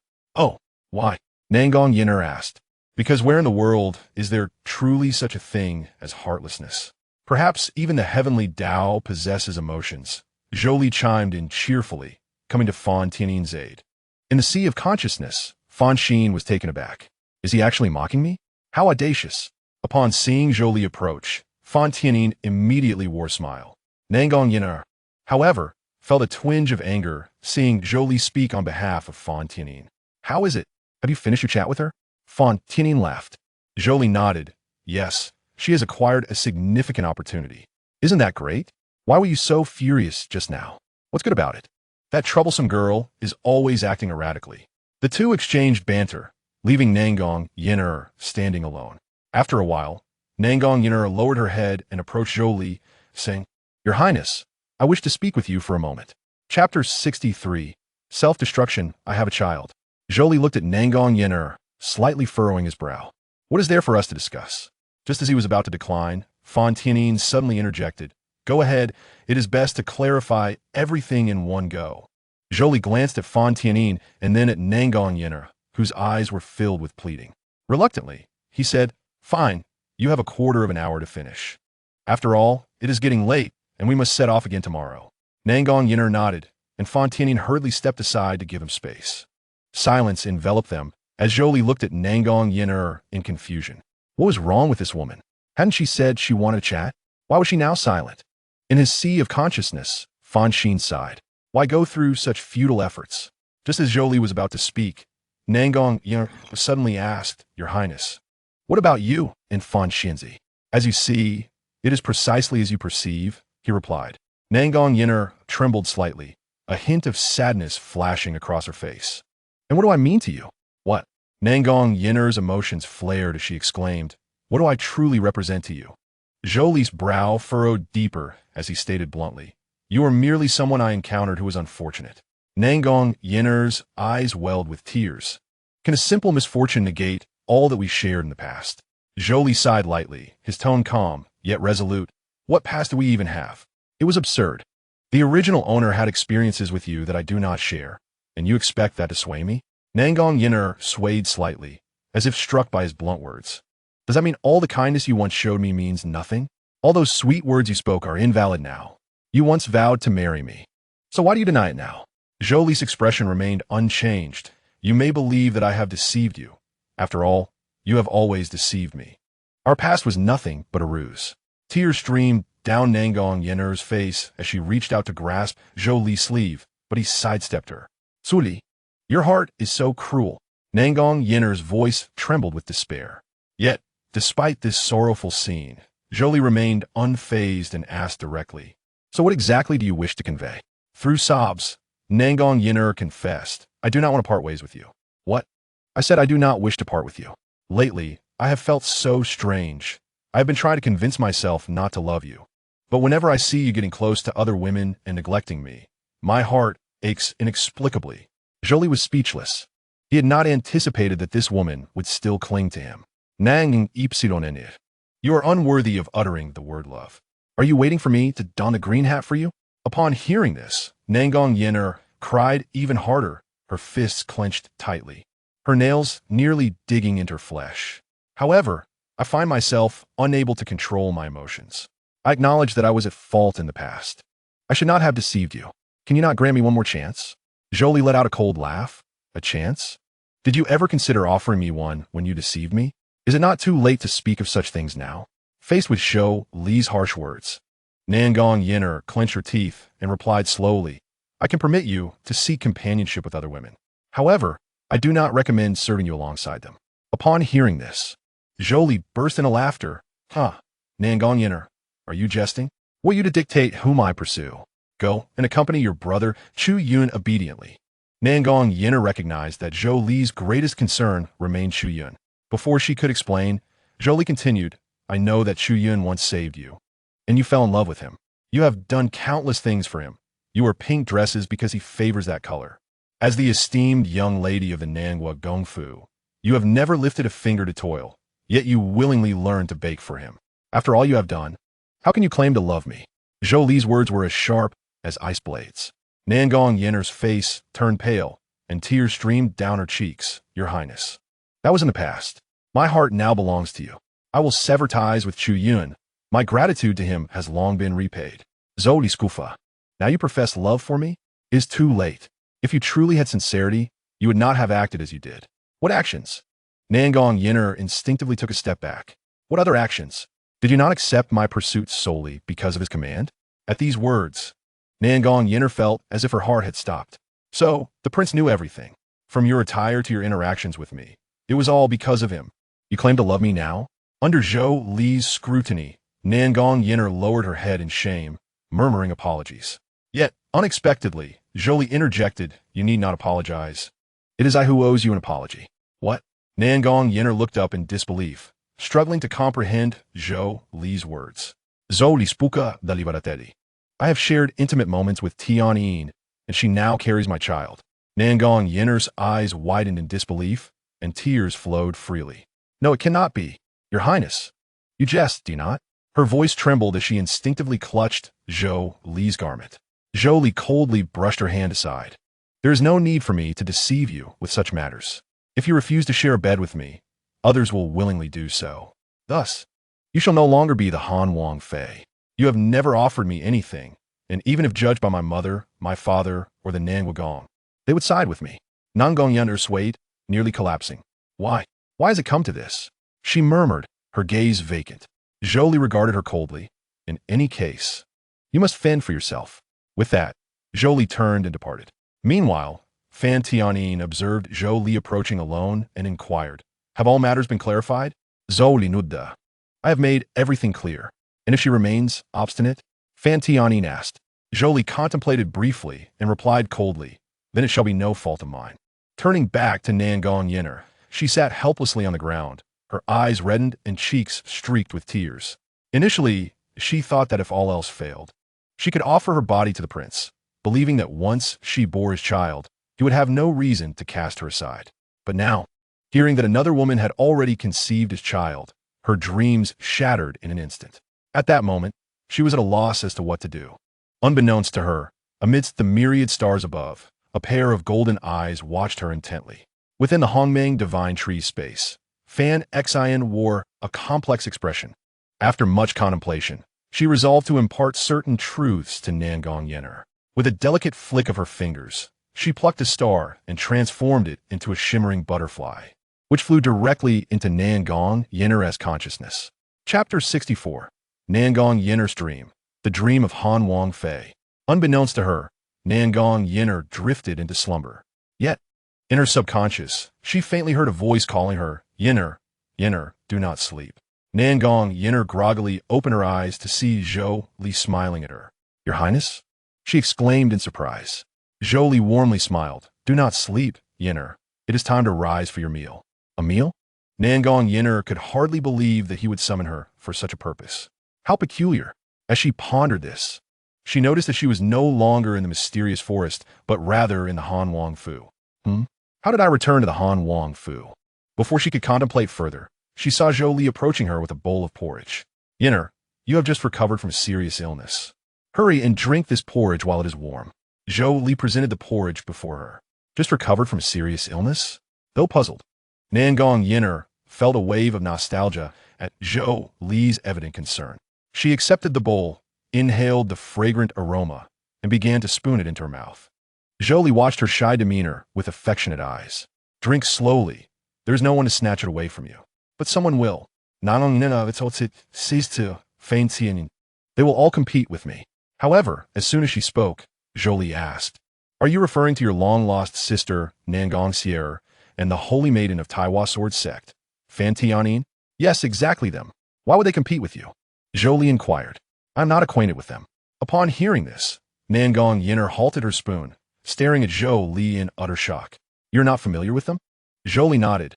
"Yan'er, have you heard some rumors?" A jolt of alarm struck Nan Gong Yan'er as memories of seeing Zhou Li close to her sister and bickering with Fan Tianyin flooded her mind. "Impossible. Did you not say that Fan Tianyin carries your child? How can you claim to be unfamiliar with her? What on earth is happening?" Just as she was engulfed in confusion, warm hands gently took hers. "Yan'er, I do not know what rumors you have heard, but I, Zhou Li, swear before the heavens that you are the only woman in my life." Nan Gong Yan'er gazed blankly at Zhou Li's earnest expression, memories of his previous indifference and disdain resurfacing in her mind. Overwhelmed by these thoughts, tears began to fall. "Yan'er, why are you crying? What have I done to upset you?" Zhou Li hastily inquired upon seeing her tears. Nan Gong Yan'er shook her head and nestled into Zhou Li's embrace, weeping softly, "Your Highness, I had a dream. I dreamt that you no longer wanted me. I dreamt that many women gathered around you." Zhou Li hesitated, wanting to comfort her, but retracting his hand. "Yan'er, you must have had a nightmare. How could I ever forsake you?" However, It must be noted that this is the first time Yan'er has voluntarily leaned into His Highness's embrace. Previously, she would not allow His Highness to touch her. And Zhou Li laughed foolishly. Upon hearing this, Nan Gong Yan'er hurriedly stood up, locking eyes with Zhou Li. Your Highness, I apologize for my previous stubbornness. Saying this, Nan Gong Yan'er wrapped her arms around Zhou Li's neck, unwilling to once again experience the sting of neglect. All right, I have matters to attend to. Once I am finished, I will return to accompany you. Is that acceptable? Zhou Li spoke softly. However, Nan Gong Yan'er shook her head, saying no. I do not wish to see you away from my side. Observing her distress, Zhou Li gently replied, very well, I shall stay with you today. By the way, tonight is the Lantern Festival. Will you accompany me? I must go. Nan Gong Yan'er cheered joyfully, witnessing her exuberance and determination. Zhou Li could not help but feel tears of happiness welling in his eyes. All right, then I shall prepare my attire for tonight, Zhou Li said with a smile as he exited the room. At that moment, Lianxiang slowly entered, beaming as she said, Miss, have you finally come to a realization? Realization of what? Nan Gong Yan'er raised her brows in confusion. You have finally decided to accept His Highness? Indeed, I have gradually come to discover that the one I truly love is His Highness, Nan Gong Yan'er smiled. She had no desire to feel the chill of His Highness's indifference and disdain once more. Ha, last night you caught a chill, and His Highness must have taken care of you all night. Upon hearing this, Nan Gong Yan'er was taken aback. His Highness cared for me all night? Yes. From brewing medicine to wiping your sweat, it was all His Highness by your side. Such tasks could easily be managed by me and Fangju, Lianxiang excitedly elaborated. She had always wholeheartedly supported her mistress's union with Han Wan. Unfortunately, her mistress had been somewhat obstinate, but thankfully, she appeared to have come around now. Upon hearing Lianxiang's words, Nan Gong Yan'er unconsciously revealed a smile of happiness. It seemed that the prince who had once treated her well had always been there. As night fell, Zhou Li donned a splendid azure robe and stood outside, filled with excitement. After all, this was the first time Nan Gong Yan'er agreed to accompany him to the Lantern Festival. How do I look tonight? Am I handsome? Zhou Li inquired of the guards. Your Highness is indeed handsome. No young master in the capital can compare, the guards praised. Just then, Nan Gong Yan'er, dressed in a resplendent red gown and supported by Lianxiang and Fangju, gracefully approached Zhou Li. At that moment, Zhou Li was captivated, unable to tear his gaze away from her. What is it, Your Highness, do I look beautiful? Nan Gong Yan'er asked with a sweet smile. Lianxiang had just mentioned that this was the first time since their marriage that she would accompany His Highness to the Lantern Festival, and thus she must present herself splendidly and leave a lasting impression. Beautiful, Zhou Li nudda rapatadli. How beautiful, a beauty beyond the realms of this world. At his words, Nan Gong Yan'er smiled, feeling playful. She then took Zhou Li's hand, and together they boarded the carriage. However, as the carriage moved, a colorful butterfly gently settled upon it. Letting out a sigh. Chapter 65. Happiness has always been by my side. Wow, Your Highness, I want that. As night descended, the lanterns were lit one by one, illuminating the entire Zhuke street as if it were broad daylight. Various lanterns adorned the streets, and throngs of visitors flowed through, jostling for space. Children, carrying rabbit lanterns, frolicked amidst the crowd, their laughter blending with the shouts of vendors. The lively exchanges in the taverns highlighted the festivity of the Lantern Festival. Nan Gong Yan'er led Zhou Li through the bustling streets, her innate inclination as a woman driving her to indulge in shopping. At last, she spotted a pair of exquisite earrings and pleaded with Zhou Li to purchase them for her. Zhou Li smiled and asked the shopkeeper, how much for these earrings? Esteemed guest, your taste is impeccable. These earrings are crafted from ancient jade and, during the Lantern Festival, we at Hongyan Pavilion are offering them at a discount for just 2 top-grade spirit stones. The shopkeeper replied with a flattering smile. 2 stones? That is so expensive. Nan Gong Yan'er was utterly astonished, having not anticipated such a price. However, Zhou Li simply smiled and said, wrap them up. Upon hearing this, Nan Gong Yan'er quickly grasped Zhou Li's sleeve. Your Highness, this is too expensive. 2 top-grade spirit stones are equivalent to my allowance for over a year. Zhou Li looked at her in surprise. Yan'er, what has come over you today? It's merely 2 top-grade spirit stones. The gifts I have given you in the past were far more valuable. At his words, Nan Gong Yan'er came to her senses. Oh yes, This is not the indifferent prince I once knew. It turns out the gifts he previously bestowed upon me were indeed quite precious. Seeing that Nan Gong Yan'er had fallen silent, the shopkeeper understood. The young master had claimed to be his highness, and it was likely he was a prince, while the beautiful young lady before him was breathtakingly stunning. Among all the princes, he could only think of Han Wang Zhou Li and Han Wang Fei Nan Gong Yan'er, as only Han Wang referred to himself as his highness. Realizing this, the shopkeeper smiled and said, "If I am not mistaken, you two must be Han Wang and Wang Fei. Am I correct?" Zhou Li nodded without hesitation. Upon his acknowledgement, the shopkeeper turned to Nan Gong Yan'er and said, "Your Highness, you are so beautiful. I believe these earrings would suit you perfectly. Moreover, if Han Wang is willing to spend on you, it only shows how deeply he treasures you." The shopkeeper's words instantly brought a radiant smile to Nan Gong Yan'er's face. "Very well, I shall take them," she declared joyfully. Zhou Li then paid the spirit stones and gently placed the earrings in her ears, examining them closely. Under Zhou Li's unwavering gaze, Nan Gong Yan'er's cheeks flushed a delicate pink. "Your Highness, how do they look?" Zhou Li nodded in satisfaction. "I believe they fit you perfectly." Just then, a magnificent flower boat glided along the Qinglong River beside Zhuke Street. The vibrant vessel was adorned with poets reciting verses, musicians playing melodies, and dancers performing. It drew countless onlookers to the riverside. "Wow, how beautiful!" Nan Gong Yan'er's eyes sparkled with delight. Zhou Li, observing the flower boat, smiled and asked, "Yan'er, would you like to board and enjoy the festivities?" "Huh, what shall we do?" "Dance. I happen to play the lute." Nan Gong Yan'er paused, suddenly realizing that she had yet to dance for his highness. Though she had practiced, it was for Chu Yun. However, after a recent dream, she had gained clarity. Thus, she decisively replied, "Certainly, I could dance." Zhou Li instructed the guards to speak with the flower boat's owner. Upon hearing that Han Wang and Wang Fei wished to board to perform music and dance, the owner gladly agreed. The flower boat gently docked at the shore, lowering its gangplank to face Zhou Li and Nan Gong Yan'er. In the gaze of all spectators, Zhou Li extended his hand, gazing affectionately at Nan Gong Yan'er. "Yan'er, let's take the stage." Nan Gong Yan'er gazed into the depths of Zhou Li's eyes, which were filled with her reflection, and felt a surge of emotion. She nodded vigorously and placed her hand on Zhou Li's palm. Subsequently, Zhou Li led her onto the flower boat. Upon their arrival, the attendees stood and bowed in respect to the Han Wang and Wang Fei. Zhou Li brought Nan Gong Yan'er to the center, where he sat down and gently strummed the strings of the zither, producing a melodious tune that instantly filled the air.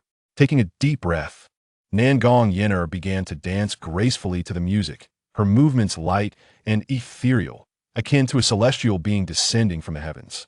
The onlookers were captivated by the enchanting scene, halting their activities to immerse themselves in the exquisite harmony of music and dance. Zhou Li was entranced by Nan Gong Yan'er's elegant performance, momentarily lost in reverie, yet his playing continued unabated.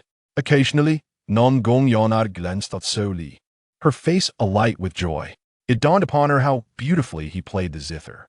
Amidst the cheers of passers-by, under the scrutiny of countless eyes, she felt an overwhelming sense of happiness. In her dreams, when Zhou Li had neglected her, the sensation had been unbearable. At this moment, she could not help but reflect. Happiness had always been by my side.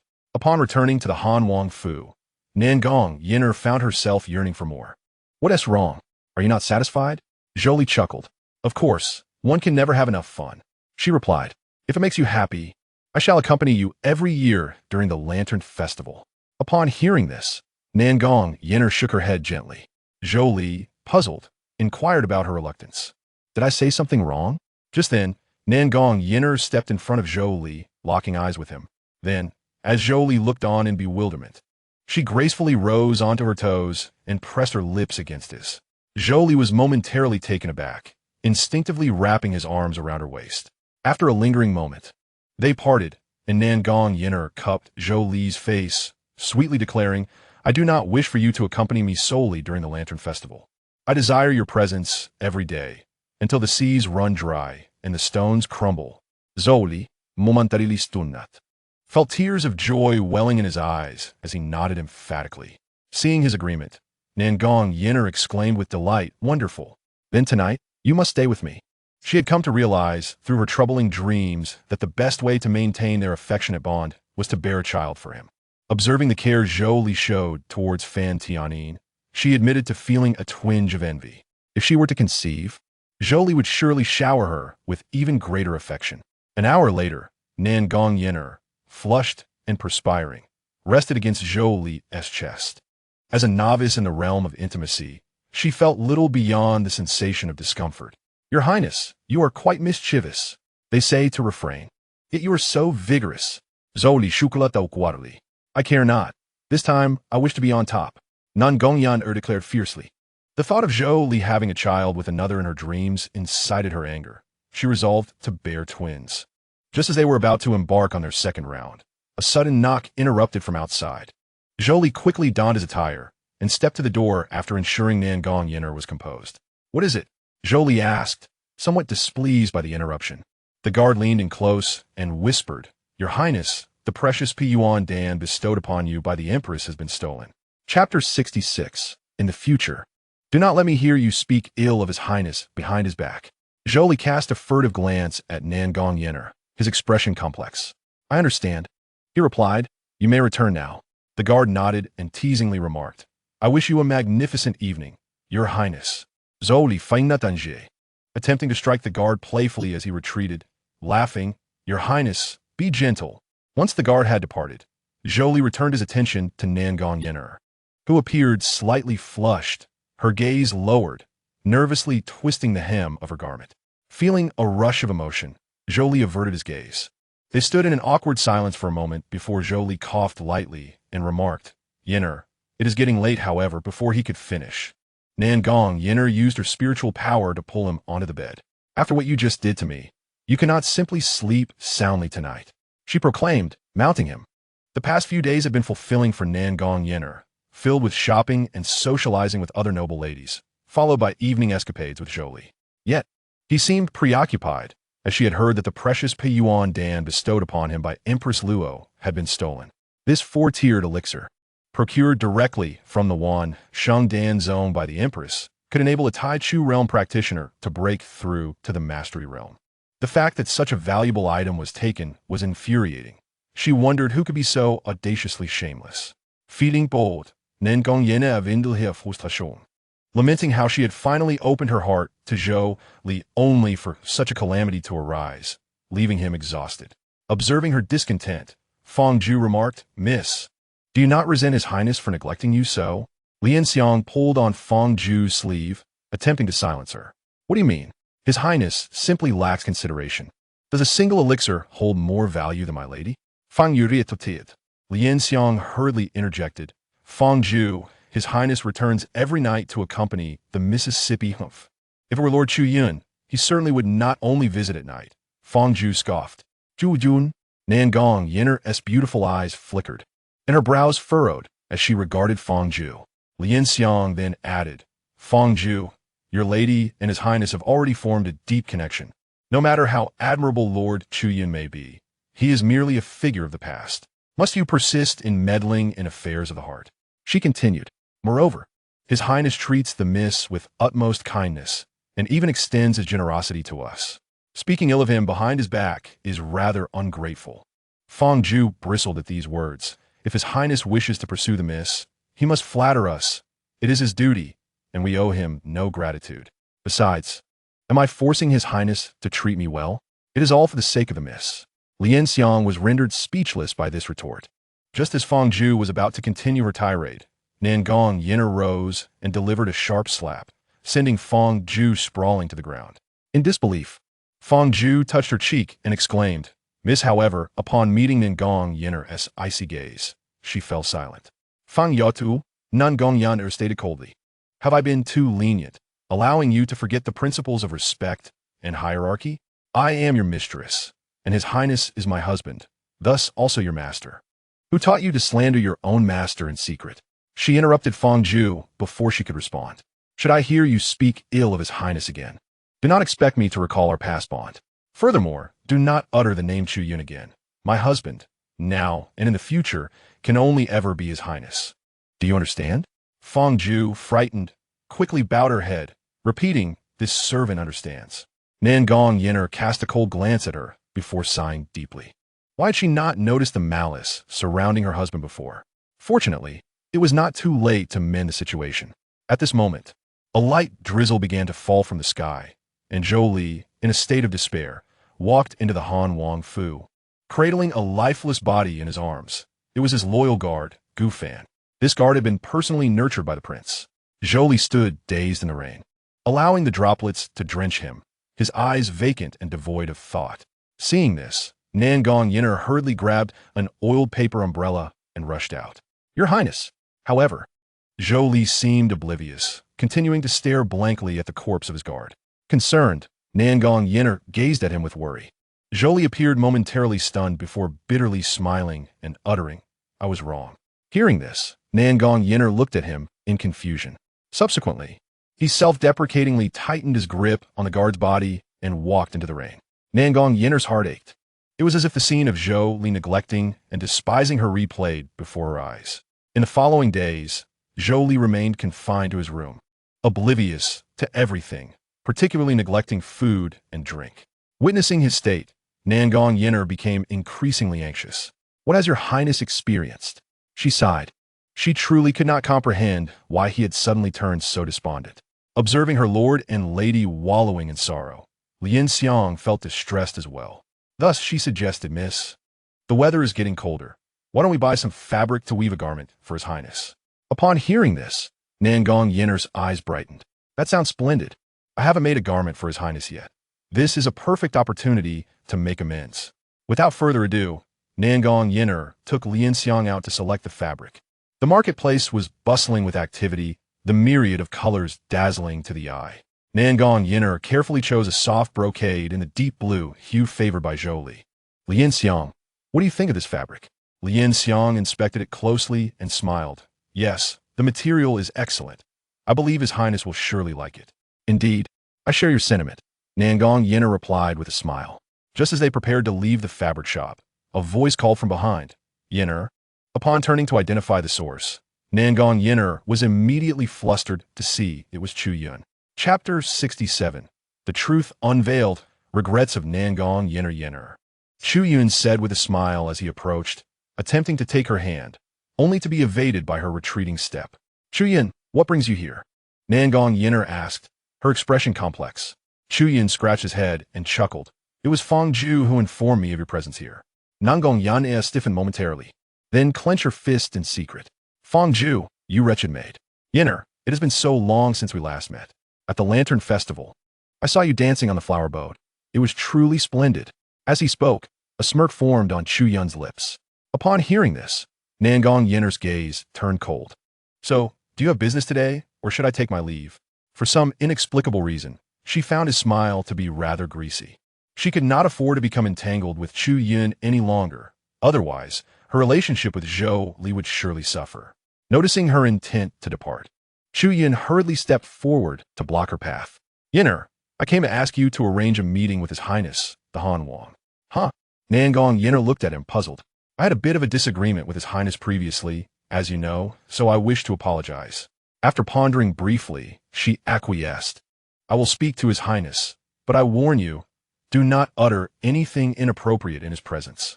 Yan'er, how could you think so of me? Upon returning to the Han Wang Fu, Nan Gong Yan'er informed Zhou Li of Chu Yun's request. Zhou Li's expression remained unchanged as he replied indifferently. If he has such intentions, let it be seen. Anxiousness crept into Nan Gong Yan'er's heart, fearing Chu Yun might say something inappropriate before the prince. Thus, she contemplated following along, only for Zhou Li to insist, I will go alone, you need not accompany me. With that, he departed without a backward glance. As she watched his retreating figure, an indescribable pain welled within her. Ever since Zhou Li left, he had not returned for 3 days. In her anxiety, she commanded Fang Zhu to seek out Chu Yun for clarity. Shortly thereafter, Chu Yun sent Nan Gong Yan'er an address, claiming Zhou Li was there. In a state of urgency, she hastened to the location without delay. Upon arrival, she found herself before an abandoned ancient residence, the air thick with an eerie atmosphere. Cautiously, she stepped inside, and after only a few strides, she heard a familiar voice. Ha ha, Zhou Li, today is your day of reckoning. It was Chu Yun. Nan Gong Yan'er quickened her pace toward the sound, only to find Zhou Li kneeling on the ground, his hands pierced by heavy chains, his legs similarly impaled, with several wounds upon his body, his breath weak. Most horrifyingly, his eyes had been brutally gouged out, blood flowing profusely. Chu Yun stood nearby, wearing a triumphant expression. Nan Gong Yan'er stared in disbelief at the scene before her. Her prince had been so ruthlessly tormented. Upon noticing her arrival, Chu Yun grinned and remarked, "Yan'er, you're here." At these words, Zhou Li's broken body trembled slightly. Ignoring Chu Yun, Nan Gong Yan'er gazed at Zhou Li with immense sorrow. Chu Yun, observing her reaction, mockingly addressed Zhou Li. "How does it feel to be betrayed by your most beloved?" He laughed. "Thanks to the broken Yuan Dan that Yan'er stole from you, I was able to break through to the realm of mastery." "What?" Nan Gong Yan'er stumbled back a few steps. She had stolen the broken Yuan Dan for Chu Yun? How could she not have known? Wasn't he, the broken Yuan Dan, already lost when she first awoke? Realizing this, she vehemently retorted, "You lie." Yet, Chu Yun remained unfazed. Continuing to taunt Zhou Li, "Yan'er has always been infatuated with me. Guess why she agreed to marry you? That was my consent. Did you truly believe that your sincerity could move anyone? Ha ha ha, what a joke. I'll tell you this, without Yan'er, I would have found it much harder to capture you." Upon hearing this, Nan Gong Yan'er hastily knelt before Zhou Li, cupping his face in her hands as she explained, "Your Highness, I did not. Please do not listen to his nonsense. I never intended to harm you. Everything he said, I was unaware of." The urgency in her voice escalated, and her words were tinged with tears. However, in response to her explanations, Zhou Li only managed a bitter smile, his voice frail. "So your kindness these past few days was merely guilt towards me?" "No, Your Highness, I truly love you."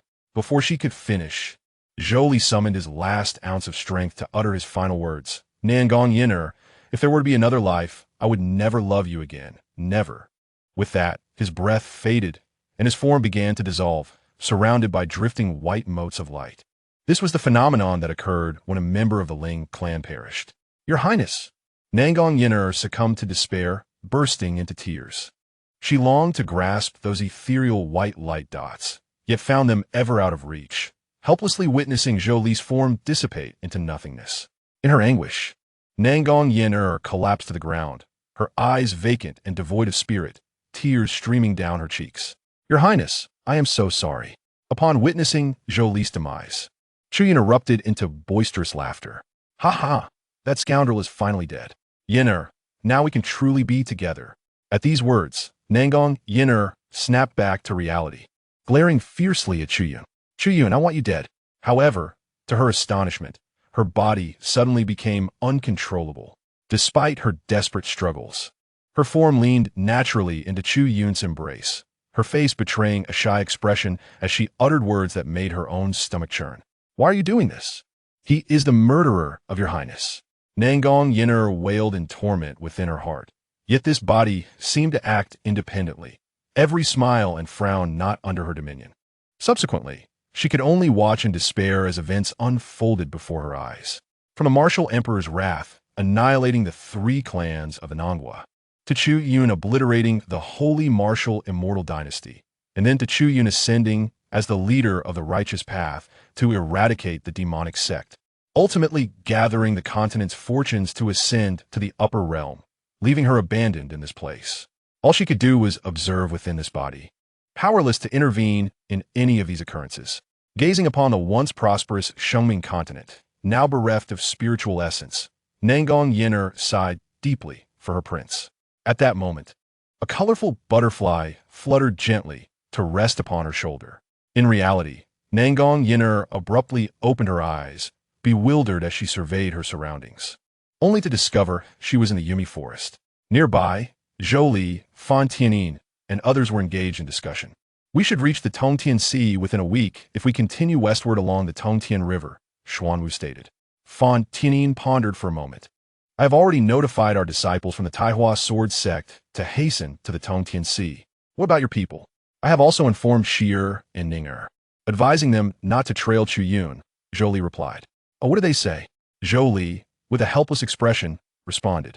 "Those 2 have already arrived at the Tongtian Sea, claiming they lost track of Chu Yun." Upon hearing this, Xuanwu was taken aback. Will allowing Chu Yun to act alone lead to complications? No, he has already missed out on significant opportunities, Zhou Li assured. In fact, the original text revealed that beneath the Tongtian Sea lay Chu Yun's true fortune. Accidentally plunging into the depths of the Tongtian Sea, he encountered the ancient corpse of a dragon, specifically a 9-headed Inglong of the xianxia realm. Chu Yun harvested the golden dragon marrow from its skeleton, enabling him to break through from the Ningxing realm to the Jiyuan realm. Later, upon reaching the pinnacle of the supernatural realm, he returned to the Taichu secret realm, merging with the ancient dragon's corpse, thereby advancing to the xianxia realm. However, Zhou Li felt no concern now, as he had instructed Fan Xin to store the ancient dragon's remains in his storage pouch. Yet, due to the long-standing enmity among the Dragon, Phoenix, and Qilin clans, those possessing the bloodline of one clan could not merge with the opportunities of the other two. This was an oath made collectively to the first heavenly Tao. Since Zhou Li now possessed the auspicious Qilin bloodline, he would naturally be repelled by the ancient dragon's remains. This oath could not be broken by Fan Xin either. Contemplating this left Zhou Li feeling utterly helpless. Such a splendid opportunity was to be observed but never to be seized, leaving him weary. He hoped to encounter allies possessing dragon blood in the future. As the trio continued their conversation, Nan Gong Yan'er suddenly lunged into Zhou Li's arms. Gently caressing his cheek with her hand, her eyes filled with emotion, guilt, and joy intertwining within her gaze. Zhou Li, momentarily taken aback, swiftly pushed her away. "What are you doing so early in the morning? Your Highness, you are alive. This is truly wonderful," Nan Gong Yan'er exclaimed, tears of joy streaming down her face, scarcely able to believe her fortune. "Are you foolish? Have you lost your mind?" Zhou Li replied with disdain. "Dream? Yes, everything I just experienced was merely a dream." A radiant smile graced her lips, yet as laughter faded, her eyes dimmed. Were all the moments she shared with her prince, including the Lantern Festival and the whispered affections exchanged at night, merely figments of her imagination? Just as Nan Gong Yan'er grappled with her confusion, a voice resonated within her consciousness. "That was not a dream." Startled, Nan Gong Yan'er inquired within her mind, "Who are you? Why do you say it was not a dream?" A colorful butterfly gradually manifested in her consciousness. Recognizing it, Nan Gong Yan'er gasped, "You are that butterfly? I saw you in my dream."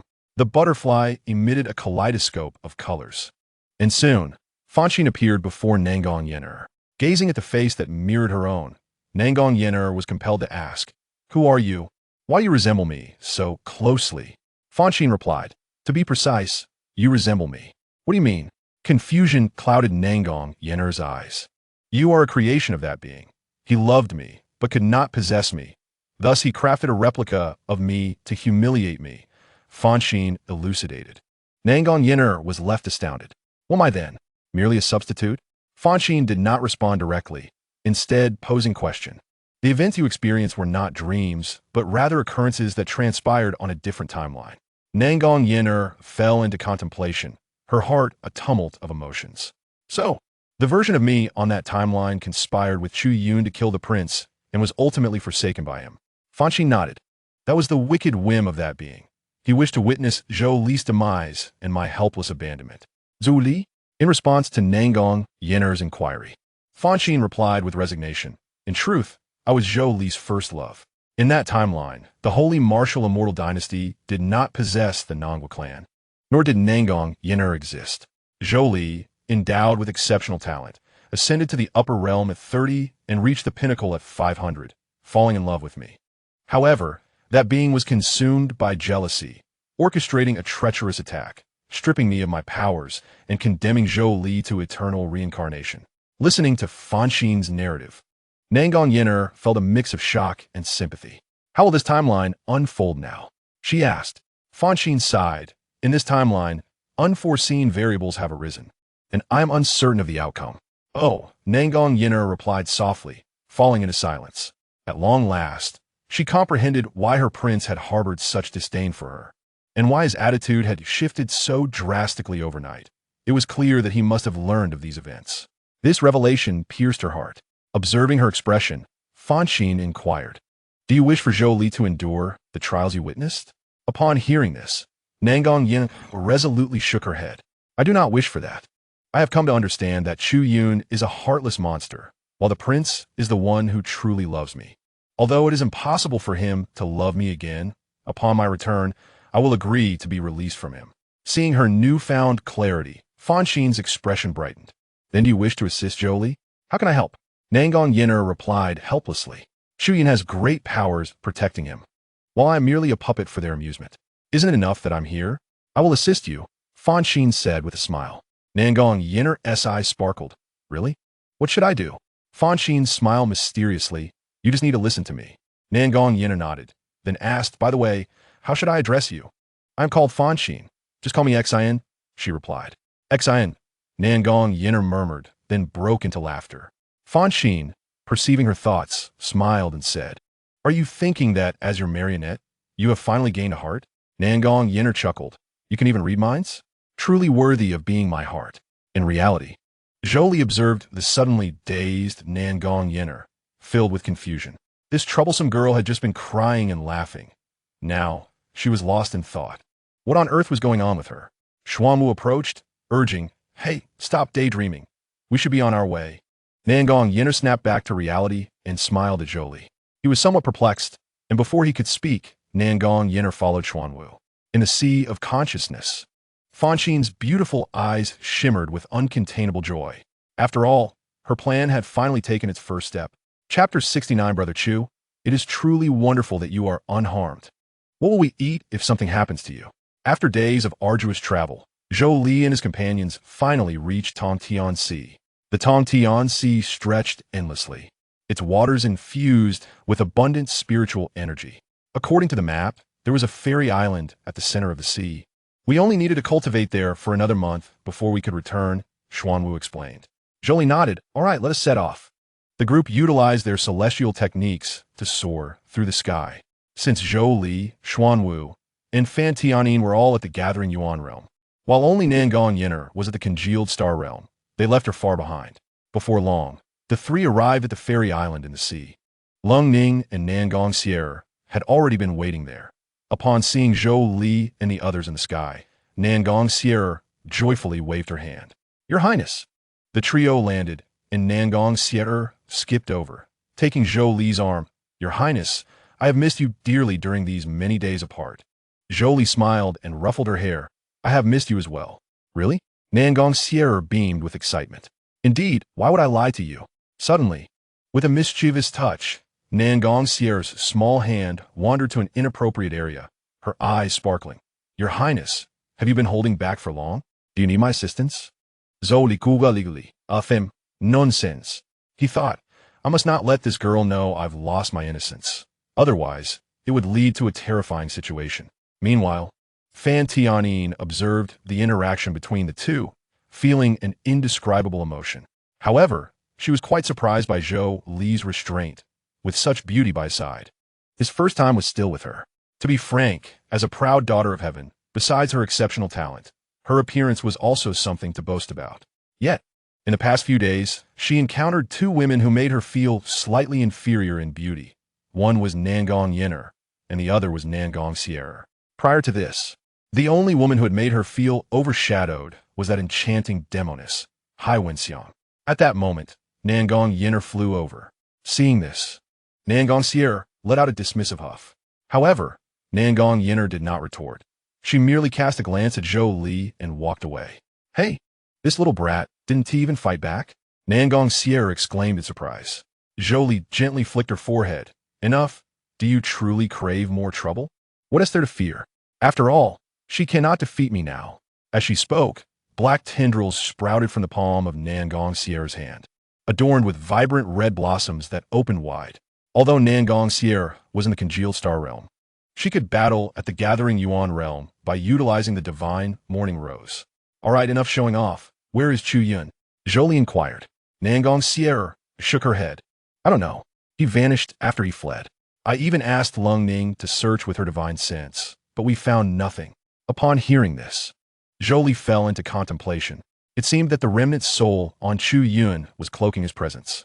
The absence of this lad from his sight made him uneasy. Just as Zhou Li was worried, a battered Chu Yun arrived on the island. His journey had been dismal, He had not obtained any treasures, but suffered greatly instead. Damn it. Didn't T. Elder Jean say there were great opportunities in the Taichu's secret realm? Where are those opportunities? I haven't seen a single hair.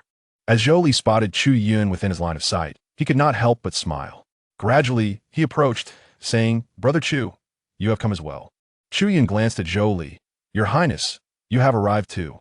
Noting Chu Yun's condition, Zhou Li remarked, "It seems your journey was quite fruitful." Chu Yun's expression darkened. "This rascal always brings up the wrong topics." "What do you mean, Your Highness?" Zhou Li smiled. As the saying goes, the earth bears blood, and corpses bear gold.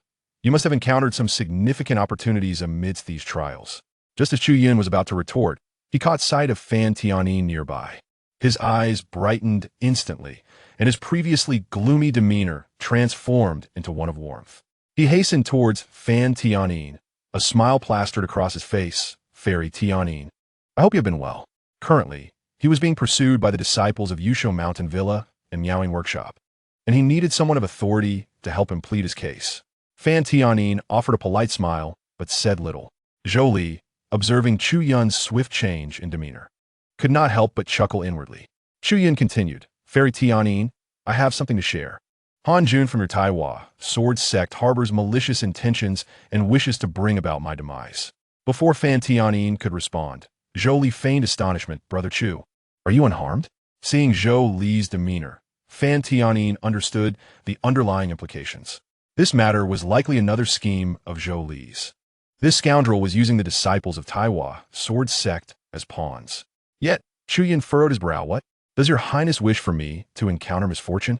Zhou Li shook his head, placing a hand on Chu Yun's shoulder with a look of feigned pity. "Of course I do not wish that. Brother Chu is the top of the new student rankings at Longwu Academy, a prodigy of heaven. How could misfortune befall you? Moreover, if you encounter trouble, what will we eat? What does it have to do with anything?" Chu Yun was somewhat confused by Zhou Li's words. Just then, the disciples of Yusho Mountain Villa and Miaoing Workshop also arrived at the scene. Upon landing, they spotted Chu Yun. The leading disciple of Yusho Mountain Villa glared fiercely, shouting, "Chu Yun, you villain, you're still alive. Let us see where you can escape this time." The disciples of Miaoing Workshop also activated their talismans, encircling Chu Yun. Chu Yun's expression changed, and he inwardly cursed. He hadn't expected them to chase him down so quickly. Zhou Li subtly stepped back, preparing to watch the unfolding drama. "Do not speak recklessly. What crime have I committed?" "Zhu Jun Feigen Gan Met." The disciples of Yusho Mountain Villa sneered. "Senior brother Wang Tong said that before you jumped off the cliff, you made threats. Today, we will make you pay back 100-fold. At this moment, Chu Yun felt an overwhelming urge to slap himself. Why had he chosen to feign such arrogance? Zhou Li couldn't help but find the situation amusing. This fool, fully aware that everyone would converge at Tongtian High, still dared to come here. The people from Yao Yinfang also chimed in with their accusations. "You have insulted our Saintesses, an act that is utterly unforgivable." Chu Yun was at a loss for words and could only cast a pleading glance towards Fan Tianyin. "I did not commit those actions, Fairy Fan. You must stand up for me." Fan Tianyin looked at the desperate Chu Yun and found it somewhat humorous. "Mr. Chu, your statement seems somewhat flawed. I have not traveled alongside you. How would I know whether you have committed such deeds? Indeed, do you expect Sister Fan to assist you against us? Who does not know that the 6 great immortal sects are united as one?" A voice interjected, filled with disdain. "Shameless, brothers and sisters. Do not waste your breath on this scoundrel. Let's advance." As they prepared to act, Chu Yun panicked further. "Fairy, I have provoked them only because of the schemes of Han Jun from the Hua Sword sect. You cannot turn a blind eye." Before Fan Tianyin could respond, Zhou Li stepped forward, addressing the crowd from Beast Mountain and Miao Yinfang with a loud provocation. "Hey, what do you 6 great immortal sects think you are? Brother Chu is the top freshman of our Longwu Academy, a true prodigy. Do you think you can contend with him?" After his taunt, Zhou Li turned to Chu Yun, adopting a righteous demeanor. "Brother Chu, fear not. Fight them. We shall retaliate 1,000-fold for the previous incident." Upon hearing this, Chu Yun's face turned ashen. "Fight? Are you serious? 1,000-fold retaliation?" Observing the increasingly grim expressions of those from Beast Mountain and Miao Yinfang, Chu Yun awkwardly exclaimed, "I did not accurately gauge my true strength, leading you to overestimate yourselves, correct?" Zhou Li interjected before Chu Yun could finish. Brother Chu, is this what you intended to say? Hearing this, Chu Yun looked at Zhou Li with a face full of bitterness. You bastard, brothers and sisters. This Chu is so arrogant that it is intolerable. Follow me. With that, both groups surged forward, charging at Zhou Li and Chu Yun. Naturally, they dared not attack Zhou Li, who does not know he is the prince of the Shengwu Immortal Dynasty. However, could they not deal with Chu Yun? Seeing this, Chu Yun turned and fled, while the group rushed past Zhou Li in pursuit of him. Watching this unfold, Zhou Li, Nan Gong Yan'er, and Lung Ning Xian all found amusing. Even Nan Gong Yan'er, who was observing from a distance, wore a smile. Your Highness is quite mischievous, Fan Tianyin chuckled softly, then playfully stepped on Zhou Li's foot. What are you doing? Zhou Li asked, bewildered. Who told you to insult our 6 great immortal sects? I'm upset. No, please do not be angry. Zhou Li replied with a smile. If you let your anger rise, it could lead to complications. Meanwhile, Nan Gong Yan'er watched their interaction with a cold glint in her eyes. Your Highness, why are you so compliant with this woman? Something must have transpired between them. Chapter 70. The second child? Nan Gong Yan'er's gaze grew increasingly frigid, prompting Lung Ning and Xian Wu to discreetly step aside to avoid any misunderstanding. Zhou Li suddenly felt a chill run down his back and turned to see Nan Gong Yan'er's icy expression. Oh no, this girl is jealous again. Yan'er, what is the matter? Zhou Li asked awkwardly. To his surprise, Nan Gong Yan'er stepped forward, inhaling Zhou Li's scent before rushing to Fan Tianyin and sniffing her as well. Fan Tianyin was perplexed by the sudden behavior. Her body carries your scent, Your Highness, Nan Gong Yan'er stated, her voice low. Hearing this, Zhou Li was momentarily stunned. Is her nose truly this remarkable? It has been days. Or could it be that the xianxia rose heightened her senses? Nan Gong Yan'er slowly turned away, her eyes void of emotion, tears of blood streaming down her cheeks. Your Highness, while you converse with her, she noted black tendrils are sprouting from her arms. Upon seeing this, Zhou Li swallowed hard. Yan'er, allow me to explain. Before he could finish, Nan Gong Yan'er, choked with emotion, interjected, Your Highness, you are tainted. With that, the xianxia rose suddenly blossomed, revealing its gaping maw as it lunged at Fan Tianyin. This vile woman dares to sully my prince.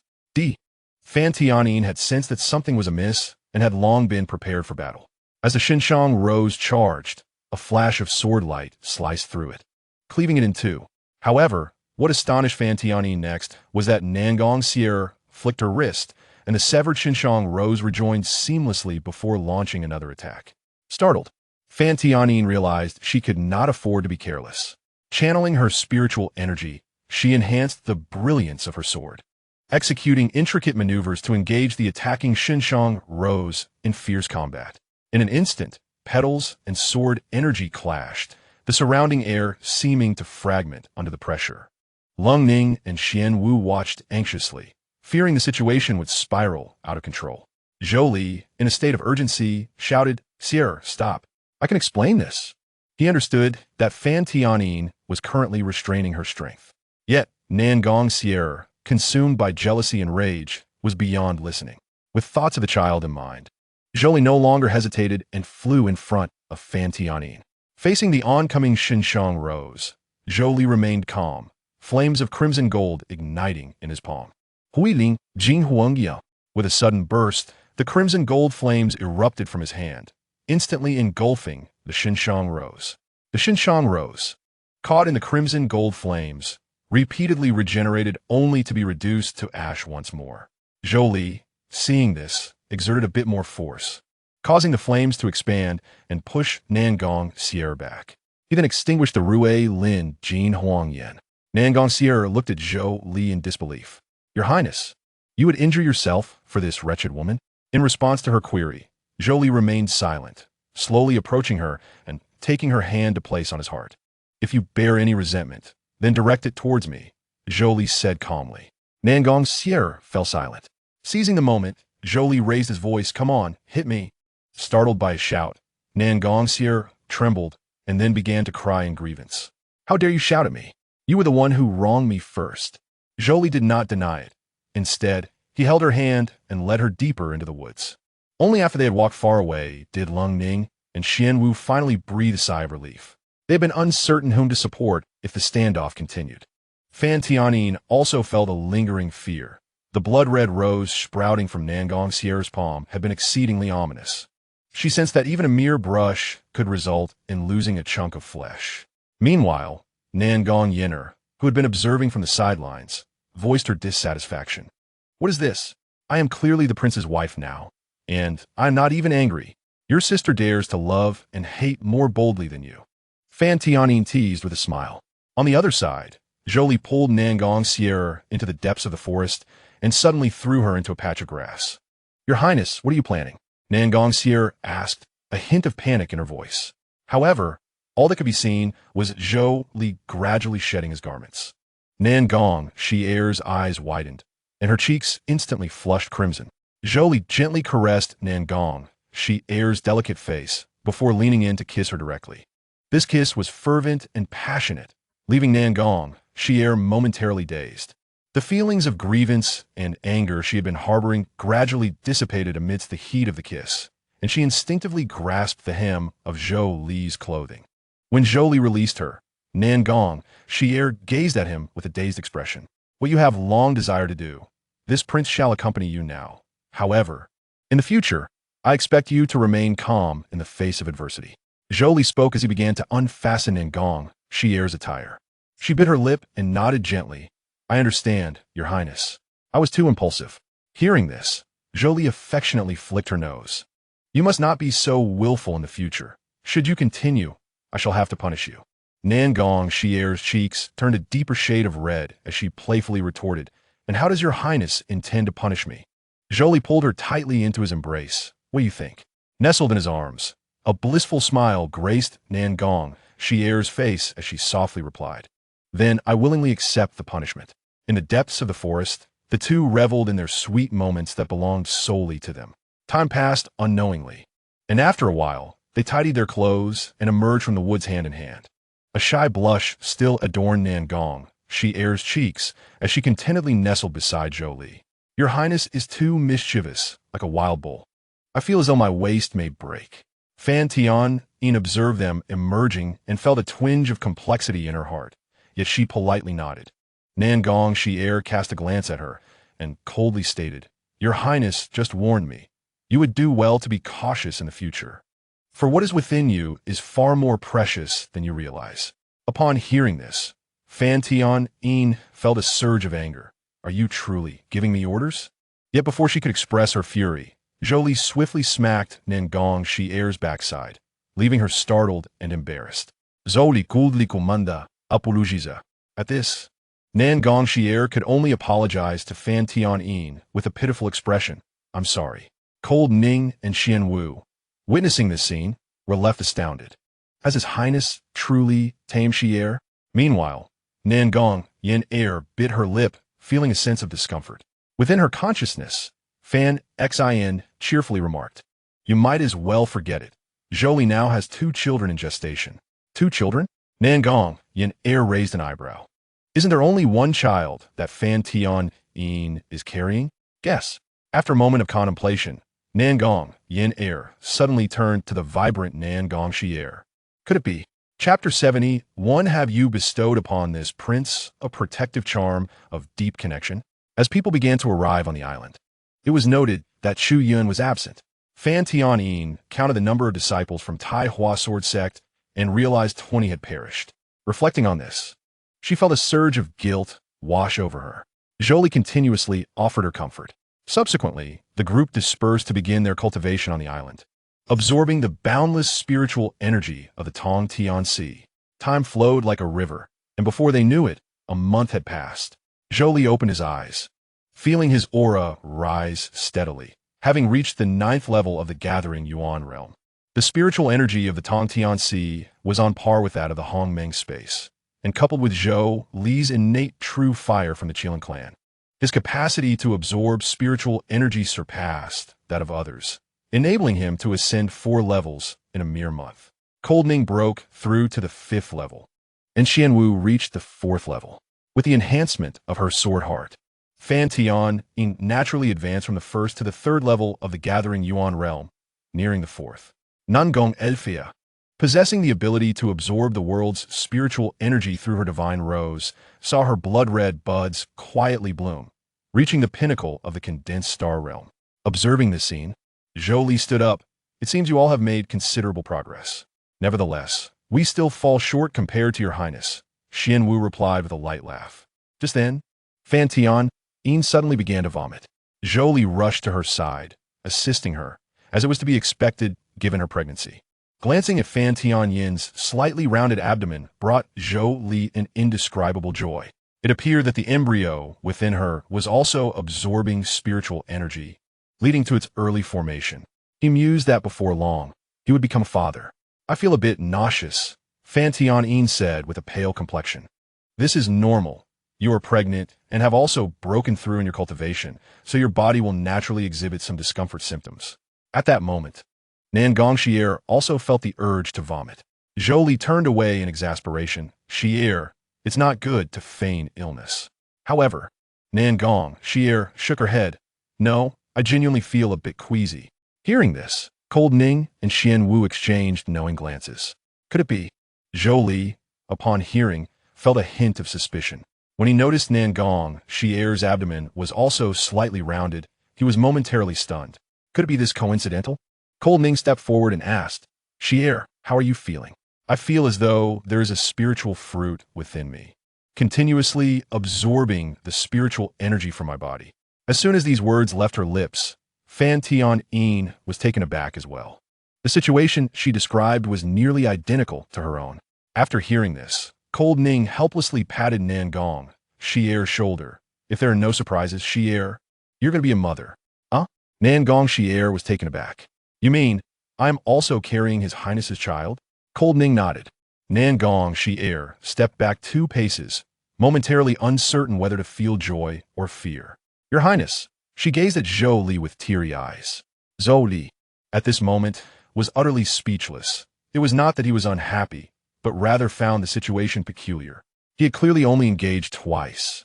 Yet both times had resulted in a deep connection. He thought to inquire in his consciousness, Xian'er, did you grant me a protective charm of deep connection? Fan Xian scoffed disdainfully. Do you think I have such leisure? Zhou Li prumlinuda. Get lost. Who do you blame for catching someone during their dangerous period? Fan Xian retorted with dissatisfaction. Why should I bear the brunt of this? In reality, upon seeing Zhou Li's silence, Nan Gong Yan'er felt as though he might not approve of this child. Thus, she sorrowfully suggested, Your Highness, if you do not want this child, I can terminate the pregnancy. Zhou Li, upon hearing this, hastily interjected, No. How could this prince not want it? Really? Nan Gong Yan'er fast brightened. Of course it's true. Zhou Li pulled her tightly into his embrace. Both of you are the treasures of this prince. Upon hearing this, Fan Tianyin playfully chided. Get lost, that is so cheesy. Zhou Li said nothing, merely continuing to gently rub the abdomens of the 2 women. Just then, a beam of white light descended from the sky. It was the time-space passage of the Tai Hua sword sect. Fan Tianyin then detached herself from Zhou Li's embrace, stating, As the lead disciple of the Tai Hua sword sect, I must return with the other disciples. Zhou Li nodded slightly. Then you should return, take care, and rest well. One day, this prince will certainly visit the Tai Hua sword sect to propose. Fan Tianyin smiled. Of course, if you dare not come, I will tell the child that his father is a scoundrel. With that, Fan Tianyin summoned the disciples of the Tai Hua sword sect, and soon many disciples rushed in from all directions of the immortal island. As she stepped into the beam of light, she hesitated momentarily, glancing back at Zhou Li. Gently caressing her abdomen, she softly murmured, Baby, bid farewell to your father. No sooner had her words faded than the members of Tai Hua sword sect were instantaneously transported away. Vanishing from sight, Zhou Li gazed at Fan Tianyin's silhouette, a myriad of unexpressed emotions swirling within him. Prior to entering the Taichu's secret realm, he had never anticipated any interaction with this proud holy maiden. Yet, through a twist of fate, their relationship had evolved into something more profound. Life, indeed, is rife with uncertainties. She only had the baby in her belly say goodbye to her father, not even a farewell to a brother or sister. Clearly, she looks down upon us, Nan Gong Yan'er grumbled. Immediately, she too rubbed her abdomen, instructing, "Baby, your mother advises you, henceforth, do not play with that brother or sister." Zhou Li fell silent upon hearing this. The child had not yet been born, yet was already sowing discord. Subsequently, beams of light continued to descend from the sky, with members from Yusho Mountain Villa, Wanshan Pill Sect, Miaoying Workshop, Guluo Temple, and Lingxiao Pavilion departing in succession. Finally, a crimson passage descended from the heavens, an exclusive spatio-temporal portal belonging to Longwu Academy. At that moment, Nan Gong Yan'er stepped forward. Observing this, Nan Gong Yan'er could not resist mocking. "Oh, baby, it seems someone's Han Wangfei has met her end." Unexpectedly, in response to Nan Gong Yan'er's taunt, Nan Gong Yan'er merely smiled bitterly. "I never anticipated I would become an aunt so soon. Sister, I leave His Highness in your care." She had resolved to depart from the Nan Country Duke's residence and the Shengwu Dynasty after Zhou Li divorced her.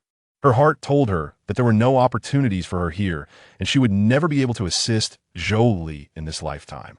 "Since you have come to this realization, upon my return, I shall promptly proceed to divorce in the Nan Country Duke's residence," Zhou Li declared coldly.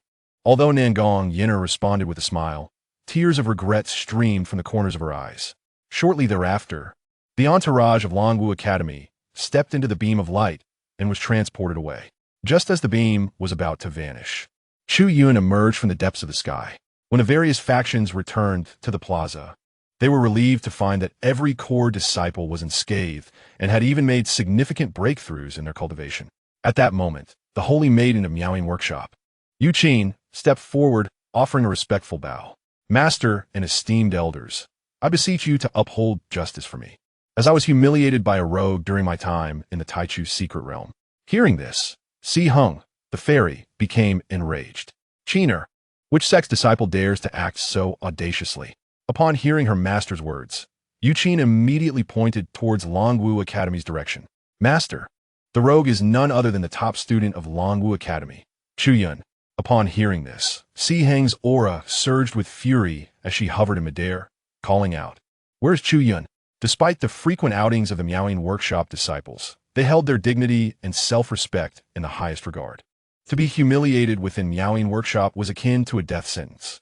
Meanwhile, the figure seated on the high platform, Fei Huang, frowned and soon joined Si Hung in the air, confronting her. Zhou Li observed this scene, noting Fei Huang's protection of Chu Yun, and could not help but scoff. It seemed this old woman needed some discipline.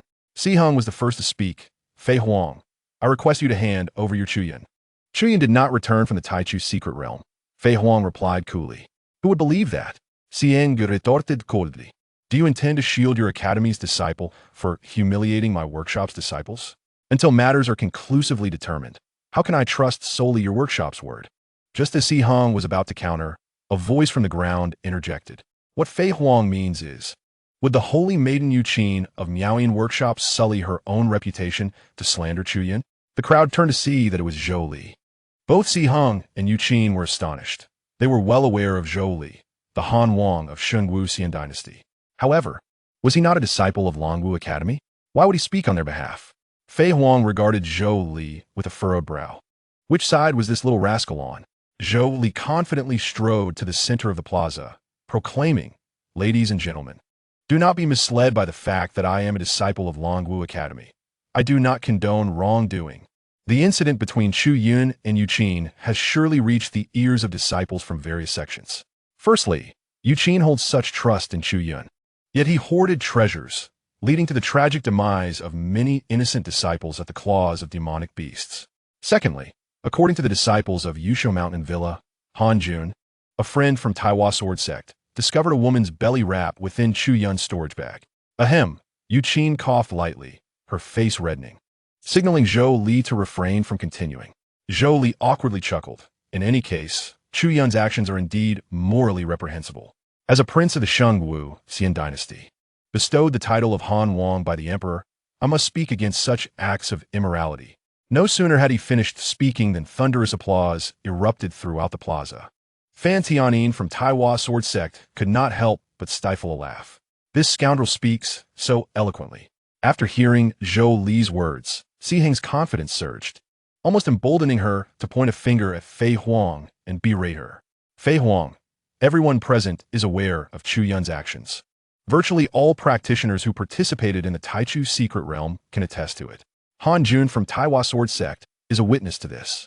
Even your academy's disciples cannot overlook this. Do you still intend to shield Chu Yun? Is the esteemed head of Longwu Academy even inferior to a mere disciple?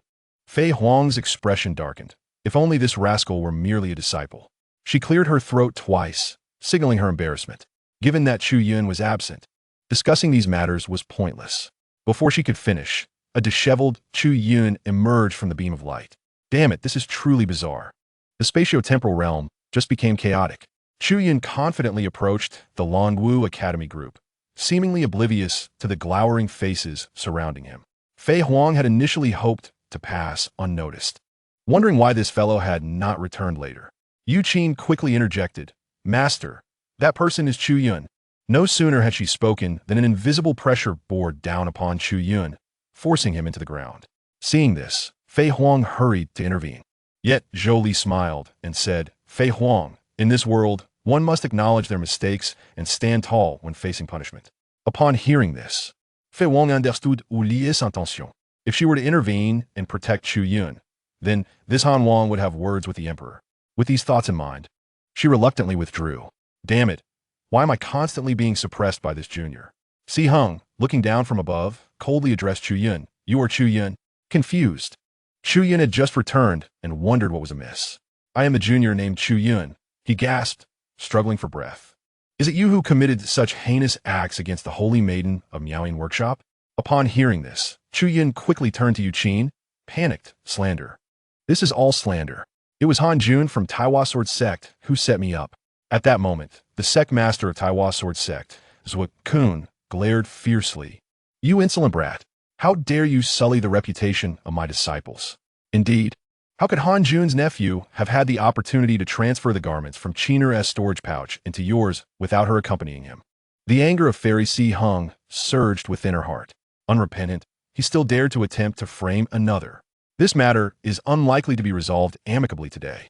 At this moment, Chu Yun felt utterly helpless, akin to a mute consuming bitter herbs, with no means to express his grievances. He could not even consult with Elder Jean, for a multitude of grandmasters were present. Should Elder Jean dare to respond, he would be immediately apprehended. Suddenly, an idea struck him, and he boldly declared that he could swear an oath of heaven's way to prove his innocence in this matter. Indeed, Elder Jean had mentioned that he was a person of destiny, a child of fortune, under the protection of the divine. Surely, the deity would assist in concealing this incident. Yet, wait, I did not commit any wrongdoing. Upon hearing this, the crowd hesitated, taken aback that Chu Yun would propose such a solemn vow. However, before anyone could voice their thoughts, Zhou Li shook his head and, with a courteous gesture, stated that he would take charge of the situation. There was no need for an oath, as the crime did not warrant such a response. Nevertheless, to demonstrate that our Longwu Academy does not shield its own, I propose that Chu Yun receive 36 lashes with the soul whip, and thus this matter shall be settled. I implore the esteemed seniors to consider my father's reputation and grant me this favor. Upon hearing this, Fairy Si Hung found the suggestion agreeable and readily assented. Seeing Miao Yin Fong nod, Zhou Li turned to Fei Huang and inquired, "What do you think, esteemed principal?" Fei Huang, visibly displeased, turned her head away, saying, "You have already made the decision. Why ask me?" Observing that Fei Huang had no intention of intervening, Zhou Li then looked to Chu Yun, who appeared as if he wished to eliminate Zhou Li. It was clear that once he swore the oath, nothing would come of this. Zhou Li was well aware that, at this moment, the divine would side with Chu Yun. How could he allow Chu Yun to utilize the divine to clear his name? Very well. Since there are no objections, let us proceed with the punishment. I have matters to discuss with my mother and cannot linger. After speaking, Zhou Li departed with Nan Gong, Shi Er, and Lung Ning Xianwu. With the affairs of the Taichu secret realm concluded, it was time for him to prepare for the matter of dismissing his wife. Chapter 73. You may soon have 2 grandchildren Ning Erwu Er. Please take Shi Er back to the Han Wang mansion. I will visit my mother alone, Zhou Li instructed. Why can't I accompany you to meet Empress Luo? Nan Gong Yan'er pouted, at his feet. I must discuss the matter of dismissing my wife from the South Country Duke's residence with my mother, and it requires my privacy. Be obedient, Zhou Li said, gently patting Nan Gong Yan'er's head. Only then did Nan Gong Yan'er agree and proceed with Lungning Xian Wu to the Hanwang mansion, while Zhou Li made his way directly to Empress Luo's palace. At this moment, Empress Luo was enjoying tea, a fine brew gifted by Hai Wenxiang. Sensing Zhou Li's arrival, she slowly set down her cup and affectionately said, "Li, you have returned." Zhou Li entered the palace and bowed respectfully. "Yes, mother, I have returned." Empress Luo stood and approached Zhou Li, tenderly caressing his cheek. "Alas, you have lost quite a bit of weight during your journey." She gestured for a servant to bring food. Is not so much, mother. This expedition to the Taichu secret realm was quite fruitful," Zhou Li replied. Empress Luo nodded slightly. "Indeed, you have already broken through to the 9th level of the Gathering Yuan realm. But that is not the most crucial matter. Mother, do you know what is truly important?" Zhou Li feigned mystery. "What is it?" "You're going to be a grandmother," Zhou Li said with a smile. Empress Luo was momentarily stunned before her eyes sparkled with joy. Grabbing Zhou Li's arm tightly, she eagerly asked, "Li, is this truly the case? Which girl is expecting your child?" Zhou Li's smile widened. "The holy maiden of the Taiwa sword sect, Fan Tianyin." Upon hearing this, Empress Luo's delight was palpable. Fan Tianyin was the match she had arranged for Zhou Li, and now, with the news of their union and impending child, how could she not be overjoyed? "My son is impressive. Even before I could propose, he has already won her heart. Splendid, splendid. I shall soon be a grandmother," Empress Luo exclaimed, her excitement palpable. Yet, Zhou Li's subsequent words filled her with even greater joy. "In fact, I have not only been with Tianyin," Zhou Li admitted bashfully. Empress Luo quickly grasped his implication. "Li, are you saying there is another girl who is also expecting her child?" Zhou Li nodded. "That would be the eldest daughter of the South Country Duke's residence, Nan Gong Yan'er. That is wonderful news, regardless of whose daughter it is. As long as she bears my grandson, she is part of our family." Empress Luo's joy intensified. The thought of holding 2 adorable grandchildren made her even happier. "My Li has accomplished in mere months what others take years to achieve. How commendable." Zhou Li then shifted the conversation. "Mother, I have returned to discuss the matter of dismissing my wife from the South Country Duke's residence. Nan Gong Yan'er is frivolous. I find it exceedingly difficult to continue living with her." Empress Luo's expression dimmed momentarily as she pondered before responding. "Li, I have already considered the matter of your divorce. Now that she is with child, it will be prudent to bring her into our home and grant her a title. As for Nan Gong Yan'er, since she cannot be my daughter-in-law, it will be best to end things sooner rather than later." Zhou Li, seeing Empress Luo's agreement, cautiously inquired about his father's stance. "Your father has indicated that you may proceed with the divorce," Empress Luo replied.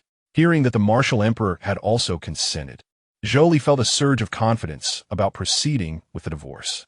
This unworthy marriage had long been due for an end. Just as Zhou Li was preparing to take his leave, Empress Luo suddenly said, "Oh yes, Li, there is something I must tell you." What is it?" Zhou Li responda, surpresa. In Luohua Tower, Hai Wenxiang was currently listening to her subordinates report recent intelligence. "Holy Martial. It is rumored that an attack is imminent from the North Wilderness." Hai Wenxiang pondered for a moment. "That is not our concern. The trial of the Taichu secret realm for the 6 great sects and Longwu Academy just concluded today." A maid interjected with another piece of intelligence. "The Taichu secret realm has concluded? Has the prince returned?" Just as Hai Wenxiang was contemplating this, the door suddenly swung open. Upon seeing Zhou Li, she gestured for her subordinates to exit and approached him with a radiant smile. "You have just returned from the Taichu secret realm and come looking for me. How eager you are." As she spoke, she playfully scratched at Zhou Li's chest. However, Zhou Li seized her delicate wrist and leaned in to kiss her. Hai Wenxiang was momentarily stunned, completely unprepared for Zhou Li's sudden kiss. Her mind went blank and her body froze.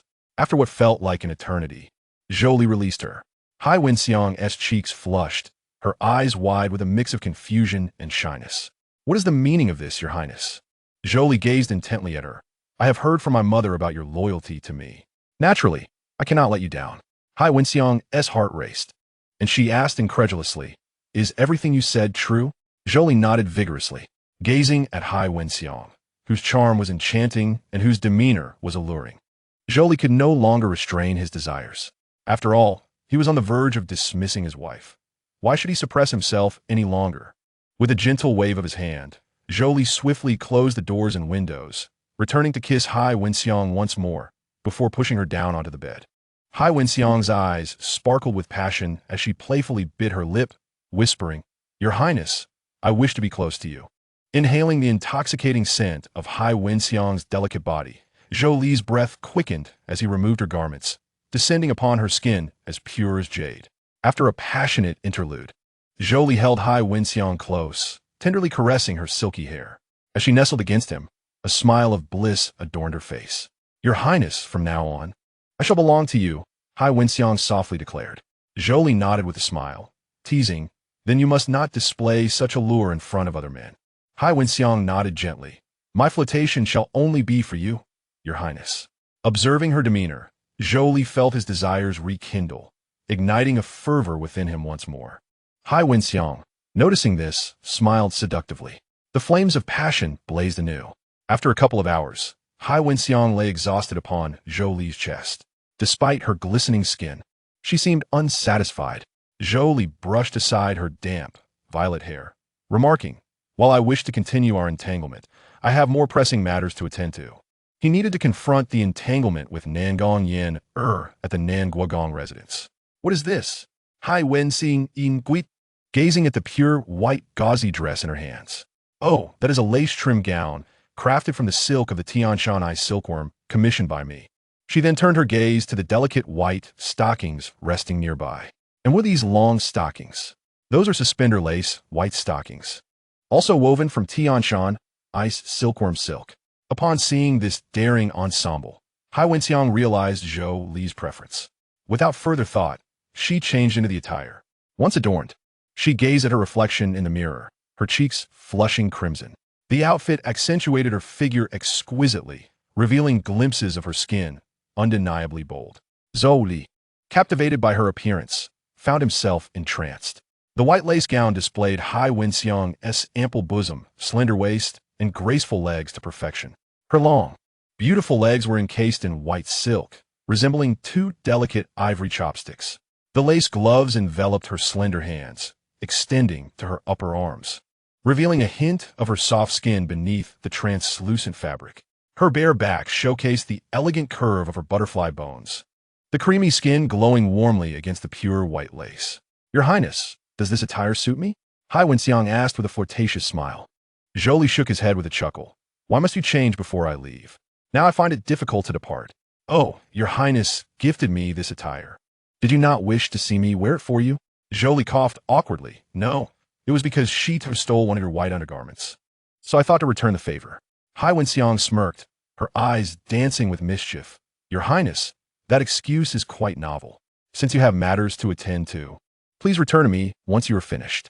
Draping a loose purple robe over herself, she reclined upon the bed. After leaving the Luhua Tower, Zhou Li proceeded directly to the Hanwang residence. Nan Gong Yan'er had been waiting outside for quite some time, yearning to enter, yet hesitating. She feared that upon stepping into the residence, witnessing the tender moments she had dreamt of with Zhou Li would sway her resolve. For Zhou Li's happiness, she had to depart and must depart. Upon seeing Nan Gong Yan'er, Zhou Li remarked, "Since you are here, it saves me the trouble of searching for you." Nan Gong Yan'er nodded slightly, offering a bitter smile. "Your Highness, shall we go?" Zhou Li regarded her calmly. "Prepare the carriage. We shall head to the Nan Gong residence." At the Nan Gong residence, "Is that the carriage of His Highness Han Wang?" "Quickly, inform the Duke that His Highness and the young lady have returned." Soon, Nan Gong Mu, accompanied by Nan Gong Da and Nan Gong Hong, emerged to greet them, bowing deeply. "Your Highness, I apologize for not welcoming you sooner." Nan Gong Yan'er felt a wave of guilt as she observed her parents. She regretted not heeding her mother's advice, which had led to her losing Zhou Li and being divorced. Zhou Li raised his hand dismissively. "No need for concern. I have just returned from the Taichu's secret realm." "Please, Your Highness, come inside." Nan Gong Mu ushered Zhou Li into the residence. Once seated in the parlor, Nan Gong Mu cautiously inquired, "What brings Your Highness here today?" Zhou Li cleared his throat and stated solemnly, "I have come to discuss a family matter with the Duke." Nan Gong Yan'er's heart raced, and she lowered her head, unable to meet their gazes. Zhou Li continued, "I have spent considerable time with Chu Yun, and we have developed feelings for one another. During our time in the Taichu's secret realm, we became intimate, and she is currently in the Han Wang residence, expecting. Upon hearing this, Nan Gong Yan'er's face lit up with joy. Your Highness, is this truly the case? Indeed, she is with child, Zhou Li confirmed. The revelation brought ecstatic joy to Nan Gong Yan'er, who had long felt overshadowed by the attention his brother received for having his daughter involved with Han Wang. Now, with his daughter expecting Han Wang's child, it was his turn to take pride. Nan Gong Mu was equally overjoyed. With both she and Yin as Han Wang's women, our residence is now closely tied to the Han Wang residence. Brother, congratulations to she Nan Gong Yan'er offered his respect, though with a hint of discomfort. Ha ha, I am to become a grandfather. Zhou Li observed this scene with a cold smirk. Do not celebrate too soon. Just as everyone was reveling in joy, Zhou Li suddenly declared, there's another matter. I intend to divorce. At this proclamation, the smiles of the Nan Gong family froze. Astonishment etched on their faces, while Nan Gong Yan'er remained expressionless. What? Why? Nan Gong Mu stammered, clearly taken aback. Didn't Your Highness request the Emperor's decree for marriage? Why now the desire for divorce? Zhou Li regarded them with a light chuckle before producing a letter from his cloak. Nan Gong Mu took the letter, scrutinizing it closely. Zhou Li stated coolly, this lists the various treasures Nan Gong Yan'er has passed on to Chu Yun, as well as the instances of her clandestine meetings with him during our marriage. Nan Gong Yan'er trembled slightly, a flicker of sadness crossing her eyes, yet she quickly regained her composure. Nan Gong Mu frowned, anxiously proclaiming, Your Highness, this matter requires careful consideration. Yan'er has erred, but not gravely. How can you simply decide to divorce? Nan Gong Yan'er and Ru Yin also chimed in to support her. Zhou Li raised an eyebrow, coldly retorting, so according to the Duke, must I catch her in the act for it to be considered a grave error? A mistake is a mistake. There is no distinction between major and minor errors. I owe you nothing. Nan Gong Yan'er has been in my Han Wang residence all this time, and I have not laid a finger on her. Now that the matter is clear, what face do you have to refuse? Nan Gong Mu, confronted with Zhou Li's unwavering gaze, felt a deep sense of resignation. With a heavy sigh, he conceded, very well, since it is thus, I shall not press the matter further. I only hope Your Highness does not neglect she in the future. Zhou Li maintained a stoic expression. I will take care of she and ensure her happiness exceeds that of the Nan Gong residence, so there is no need for the Duke to worry. Subsequently, Zhou Li and the Nan Gong family reached an agreement regarding the matters of divorce, and he rose to take his leave. After Zhou Li departed, a profound silence enveloped the room. Nan Gong Yan'er gazed longingly at Zhou Li's retreating figure, tears welling in her eyes, yet she valiantly held them back. Nan Gong Mu cast a cold glance at Nan Gong Yan'er, wishing to say something, but found himself at a loss for words. Observing his once beloved and proud granddaughter, he could not bear to scold her. This disparity in treatment towards his two granddaughters was precisely why Zhou Li held disdain for him. He was unjust in his affections. To Nan Gong Yan'er, he would chastise without consideration of right or wrong, likely the root of her frail disposition stemming from a childhood devoid of love. In stark contrast, Nan Gong Yan'er was indulged to the point of being coddled, as if she were a precious gem, cherished and feared to be broken. As for Nan Gong Yan'er, he had little to say regarding his daughter. Nan Gong however, remained indifferent, pondering how Nan Gong Yan'er's dismissal would affect him as a grandfather. Ru Yin gradually approached Nan Gong Yan'er, softly reassuring her that it was all right, and since there was no way back, she should return. Upon hearing her mother's words, Nan Gong Yan'er could no longer contain her emotions and broke down in tears. In the depths of her consciousness, Fan Xin observed this scene, feeling a wave of sorrow. She could not return, yet she could not move forward. Chapter 75. Nan Gong Yan'er departs. The special weapon of the unfathomable maiden, are you prepared? Fan Xin inquired. At the stroke of midnight, the streets were devoid of light, and Nan Gong Yan'er stood alone outside the Nan Gong residence, lost in thought for a considerable time. Seeing her reluctance, Fan Xin suggested, will you truly not take one last look at them? Nan Gong Yan'er shook her head, offering a bitter smile. My family loves me dearly. Even after my grave mistake, they seek not to punish me. I fear that one last glance will sway my resolve, instilling fear within me. Upon hearing this, Fan Xin pressed further, and what of Zhou Lang? At the mere mention of Zhou Li, Nan Gong Yan'er trembled slightly, her eyes reddening. It is unnecessary. Her voice trembled as a gentle evening breeze swept past. If parting is always sorrowful, why seek one last farewell, only to deepen the sadness? Surveying the pitch-black surroundings devoid of light, she seemed to envision the Zhou Li who once kindled a flickering flame for her. Memories drifted like fleeting clouds, ultimately dissipating into the breeze. This was her first departure from the Xianxia dynasty, from the imperial capital, from her home. Nan Gong Yan'er smiled. Yet the smile quickly turned into tears. Wiping her eyes and regaining her composure, she said, "Heart, let's depart." Meanwhile, Zhou Li remained unaware of Nan Gong Yan'er's departure, fervently calling out within his consciousness, "Xian." Initially, Fan Xian felt a twinge of sorrow due to Nan Gong Yan'er's departure, but Zhou Li's call snuffed out her melancholy. "What is it?" she replied, noticing Zhou Li's playful demeanor. "Other protagonists complete their tasks and receive rewards from the system. Will you not show some acknowledgement?" Fan Xian raised an eyebrow. "I am not the system. I am your wife. Then how about a little pocket money?" Zhou Li inquired. "I warn you, do not act coy," she retorted. "Ah, one needs capital for endeavors. I aspire to achieve great things. As the woman behind me, will you not support me with a little investment?" Zhou Li's words elicited laughter from Fan Xian. "What do you wish for?" "Not much, merely a sacred grade flying sword." Upon hearing this, Fan Xian expressed confusion. "Did I not give you one already?" "That was for my use. I now wish to prepare one for Wu Wang. Preferably one with fire attributes." "Simple enough. The Xian Li sword is attribute-less. You can lend her that," Fan Xian teased. Zhou Li was left speechless, contemplating that his celestial wife was less useful than a cold-hearted system. Fan Xian sighed. "Zhou Lang, the powers I can wield are limited and must be used discreetly. Otherwise, it would be perilous if that fellow becomes aware. Therefore, in many cases, you must rely on yourself." Zhou Li resigned, sighed. "Very well. I had hoped to rely on your support. As for the flying sword, you are a 9th-tier artifact craftsman. Though your current cultivation may be insufficient for sacred grade, you can still manage exquisite ones." Zhou Li found himself in a quandary. Where shall I procure fire attribute materials? Fan Xian rolled her eyes. "You truly are dense. The ancient dragon corpse is a fire attribute, is it not?"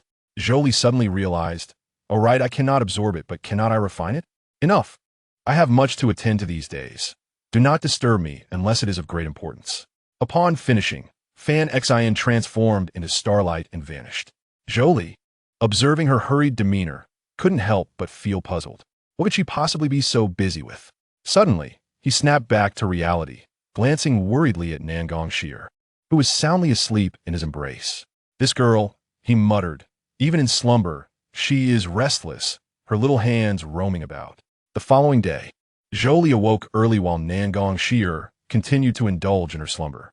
Last night, she had caught a whiff of the fragrance of a woman on him and insisted on making up for it.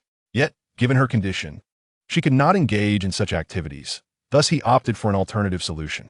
Without further thought, while Nan Gong Yan'er was still lost in dreams, Zhou Li headed straight to the Falling Flower Pavilion.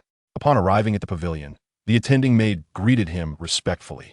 Given Zhou Li's relationship with Highness, the entire establishment was already well aware of their connection. To the Falling Flower Pavilion, Zhou Li was no longer merely an ally. "Your Highness has been visiting here frequently these past few days. Are you unable to forget the pleasures of yesterday?" Highness teased, donning the same lace-trimmed white dress from the previous day. "Ahem, where's Wu Wang?" Zhou Li inquired. "How vexing. You come here without a thought for me.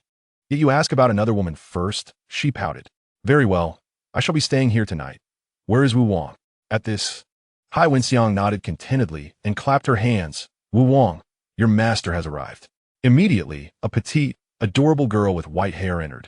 Upon seeing Zhou Li, she joyfully rushed over. "Wu Wang greets her master."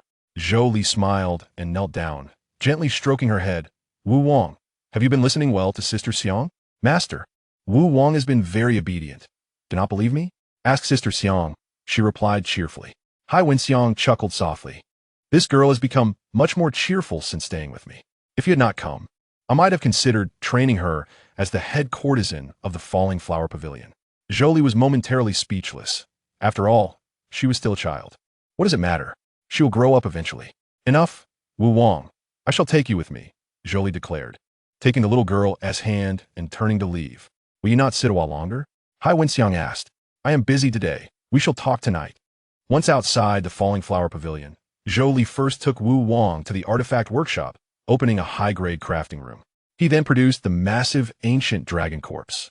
Wu Wang gazed at the enormous skeleton, momentarily taken aback. Wu Wang, go and pull out a tooth for me, Zhou Li instructed.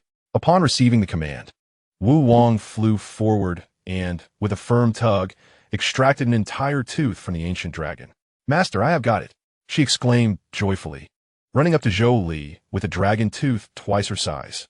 Zhou Li, seeing this, stored the ancient dragon corpse and accepted the tooth, tossing it into the refining furnace.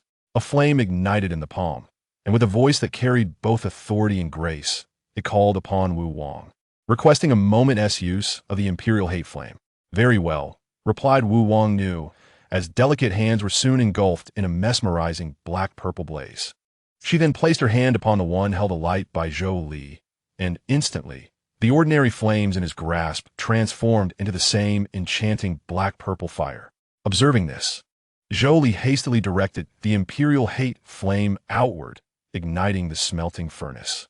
Following this, a radiant golden-red flame flickered to life in his palm.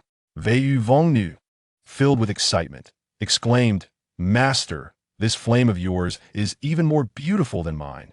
Zhou Li chuckled softly, yet he added, in terms of lethality, it pales in comparison to your Imperial Hate Flame. With that, he unleashed the Rui Lin Jinhuang Yen upon the Imperial Hate Flame, intensifying its ferocity. When compared to the Imperial Hate Flame, the Southern Ming Li Fire, Red Lotus Fiery Inferno, Scorching Sun Divine Flame, and Ziwei Burning Emperor Flame, which all possess formidable destructive power, the Rui Lin Jinhuang Yen could only be regarded as a supplementary sacred fire. Under the might of these two blazing sacred flames, the Lanya within the furnace swiftly melted into molten iron. Seeing this, Zhou Li wasted no time and promptly cast in the Yao He Tai. Upon contact with the molten iron, it emitted a sizzling sound, as if two metals were merging in a fervent reaction. As time passed, the brilliance within the furnace intensified, blindingly bright. Finally, after a prolonged wait, a dazzling light erupted from the furnace. It appeared success was at hand. Chapter 76, The Source of Suffering. Bei Lao Run versus Wu Wang Nu, watching as the ancient dragon tooth and the Yao He Tai melded together. Zhou Li focused his mind to shape it into a sword form. Just as the sword began to take shape, a strange luminescence suddenly burst forth from the amalgamating materials, compelling Zhou Li to close his eyes. Once the brilliance diminished, he opened his eyes to find the sword levitating on its own, its blade dark as lead, adorned with mysterious runes, faintly resonating with the sound of raging fire. Zhou Li was taken aback. He had never witnessed such an anomaly during forging. Before he could fully comprehend the situation, the surrounding spiritual energy surged into the sword like a tidal wave. The once tranquil forge transformed into a tempest, and Zhou Li harnessed his power to maintain his stance. At this moment, the runes on the sword grew increasingly luminous, and a colossal sword aura shot skyward. Zhou Lang, a remnant of the ancient dragon's soul, is controlling that sword, reminded Fan Xin. Upon hearing this, Zhou Li broke into a cold sweat. Was it too ambitious to forge with the bones of a powerful being? The sword trembled slightly, emitting a resonating song, reminiscent of a dragon's roar. Suddenly, the sword morphed into a shadow and sped towards Zhou Li. He quickly sidestepped and formed a barrier of light before him. The shadow collided violently with the barrier, creating a thunderous sound, fracturing it with numerous cracks. Zhou Li's heart tightened, realizing the barrier could not endure for long. At that moment, Wu Wang Nu, sensing Zhou Li's peril, ignited her black flames and transformed into a tall figure clad in purple, dashing forward to seize the sword's hilt. The sword hesitated momentarily, as if restrained by some force. Seizing the opportunity, Zhou Li swiftly retreated. The sword struggled fiercely, its runes flashing, and the sword aura lashed out. Yet, she remained unfazed. Her gaze sharpened, and black-purple flames ignited along the sword. The spirit within the sword let out a furious roar, but could not break free. Gradually, the runes faded, and the sword aura dissipated, resting quietly in Wu Wangnu's hands as if tamed. Zhou Li approached, observing that the black longsword appeared normal, allowing him to breathe a sigh of relief. It seems that the remnant of the ancient dragon's soul has succumbed to the Wu Wang body, Fan Xin remarked. Zhou Li, smiling, said, Wu Wang, this sword shall be named Long Yin. It will be yours henceforth. Yes, master, Wu Wangnu replied in a cold voice devoid of emotion. Master, where shall we go now? The now transformed Wu Wangnu, brimming with curiosity, revealed a charming smile. Zhou Li was taken aback by the stark contrast between her petite, lively demeanor and her earlier icy disposition. Were these truly the same individual? Master? Wu Wangnu called out, noticing Zhou Li's daze. Ahem, we must journey to the Valley of Death. Zhou Li regained his composure. The Valley of Death? Wu Wangnu paused, her expression twisting into one of anger. This place was all too familiar to her. Within the memories Zhou Li had shared, the source of her tragic fate, the Dabei Lao Run, resided in this very valley. Meanwhile, within a secret cave in the Valley of Death, a beautiful young girl trembled in terror, tears streaming down her face as she witnessed a horrifying scene. Bound by restraints, even her mouth was sealed, leaving her to emit only muffled cries. Before her stood a diminutive old man, resembling a skeletal figure with gray skin, his features reminiscent of a rat transformed into a spirit. This man was none other than one of the Blood Demon Palace's two protectors, Dabei Lao Run, a formidable figure at the 9th level of the Taichu realm. He often delighted in abducting youthful maidens to transform them into corpse puppets. He, Dabei Lao Run cackled, you're the most beautiful among the girls I've captured. The girl shook her head frantically. Do not fear, I shall be gentle. After all, I cannot bear to mar such delicate skin. Just as Dabei Lao Run was about to make his move, suddenly, the mountain peak housing his cave was cleaved in half. The roof of the cave shattered cleanly away. Dabei Lao Run, momentarily stunned, quickly looked up to see a tall, stunning woman in purple garments, her white hair billowing, standing firmly in midair, wielding a black longsword. The newcomer was none other than Wu Wangnu. On another mountain peak, Zhou Li stood at the summit, observing the unfolding scene. Although Wu Wangnu was at the first level of the Tai Chu realm and Dabei Lao Run at the 9th, a significant gap in realms, he remained confident in her victory. Dabei Lao Run, initially startled, quickly regained his composure and bellowed, Who is this little girl daring to disrupt my endeavors? With a wave of his hands, several blood-red magical lights surged toward Wu Wangnu. With a disdainful snort, she swung the Long Yin sword, conjuring a black flame that deflected the magical lights entirely. As the magical lights dissipated, the residual force caused rocks to tumble from the surrounding mountains. Dabei Lao Run, witnessing this, felt a flicker of surprise. In an instant, he appeared before Wu Wangnu, delivering a punch aimed at her face. Wu Wangnu stood steadfast as a mountain, sidestepping gracefully, and with a swift motion of the Long Yin sword, unleashed a fierce sword wind that struck like lightning towards Dabei Lao Run. He paled, retreating rapidly as his garments were shredded by the sword wind. Before Dabei Lao Run could fully comprehend the situation, Wu Wangnu had already teleported before him, delivering a powerful kick to his withered face. In an instant, Dabei Lao Run was sent flying, crashing through 2 mountain peaks before landing in a heap. Yet at that very moment, Wu Wangnu vanished like a specter, reappearing before Dabei Lao Run once more. The gravely injured Dabei Lao Run gazed at the Wu Wangnu with a look of horror, inquiring, "Who are you, my lady? Why do you wish to take my life?" Wu Wangnu looked down at the old man, who was slumped against a pile of rubble, her mind flashing back to the moments when he had transformed her into a corpse puppet. In an instant, the Long Yin Jian ignited with searing black and purple flames. "Die, old scoundrel!"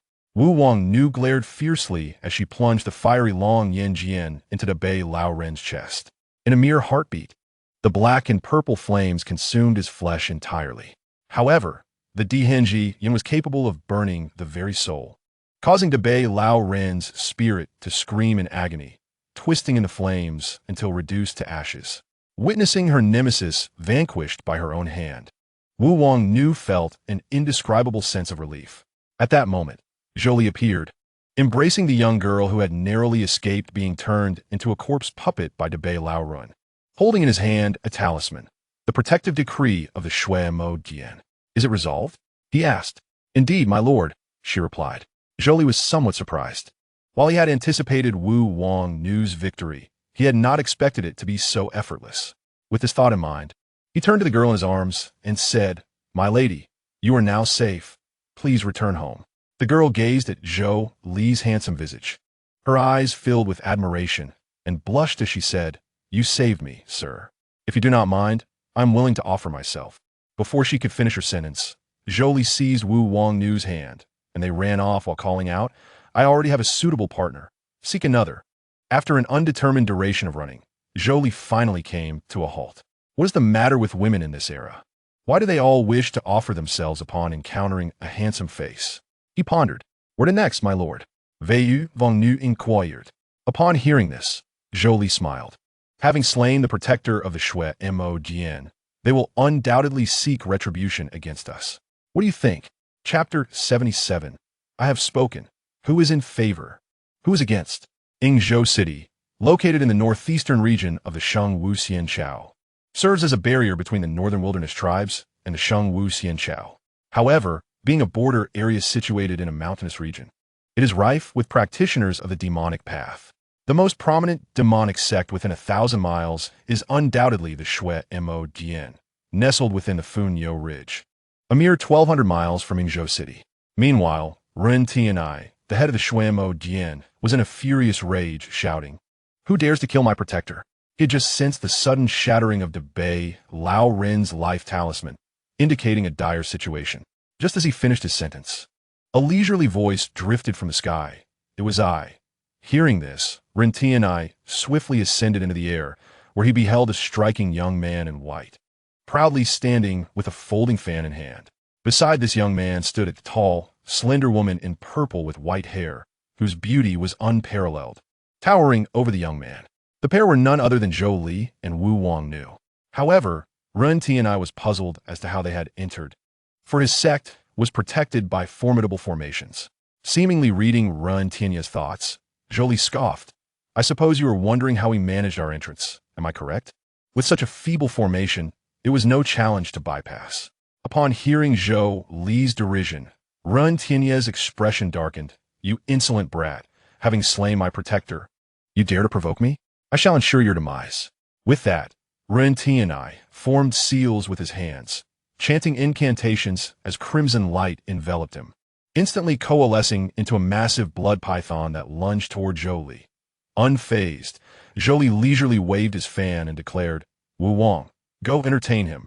Understood, my lord. Wu Wangnu replied, drawing the long yin jian and charging toward the blood python. Ha! A mere first level of Tai Chu Jing. Akin to a moth to a flame, Ren Tianai sneered, observing her low cultivation level.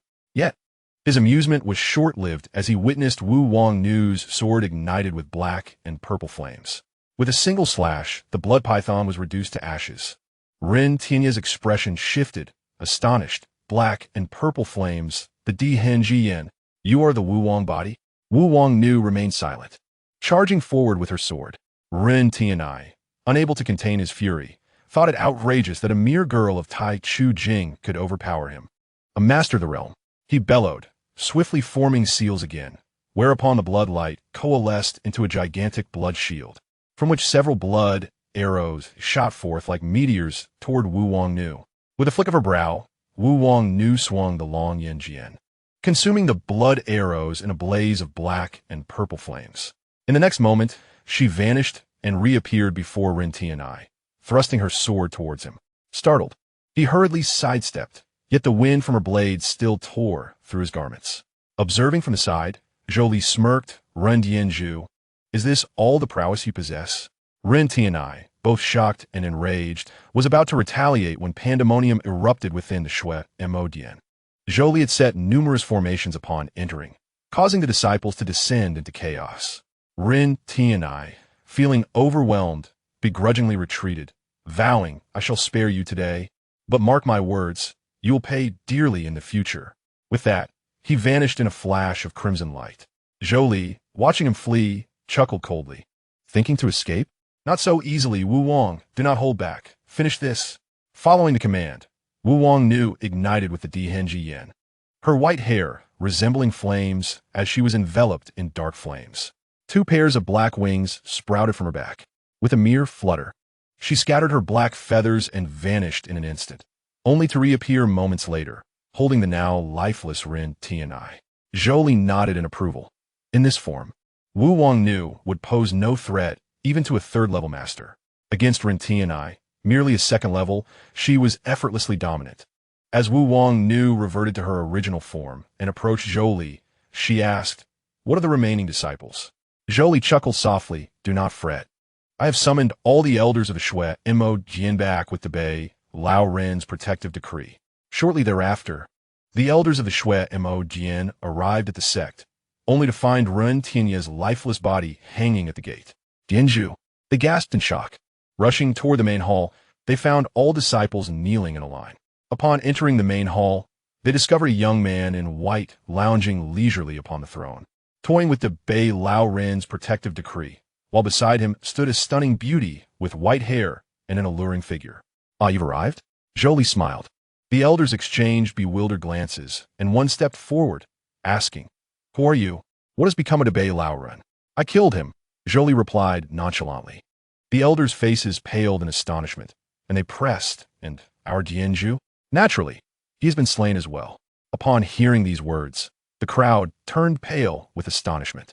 The Hall Master is a formidable figure, a master of the realm.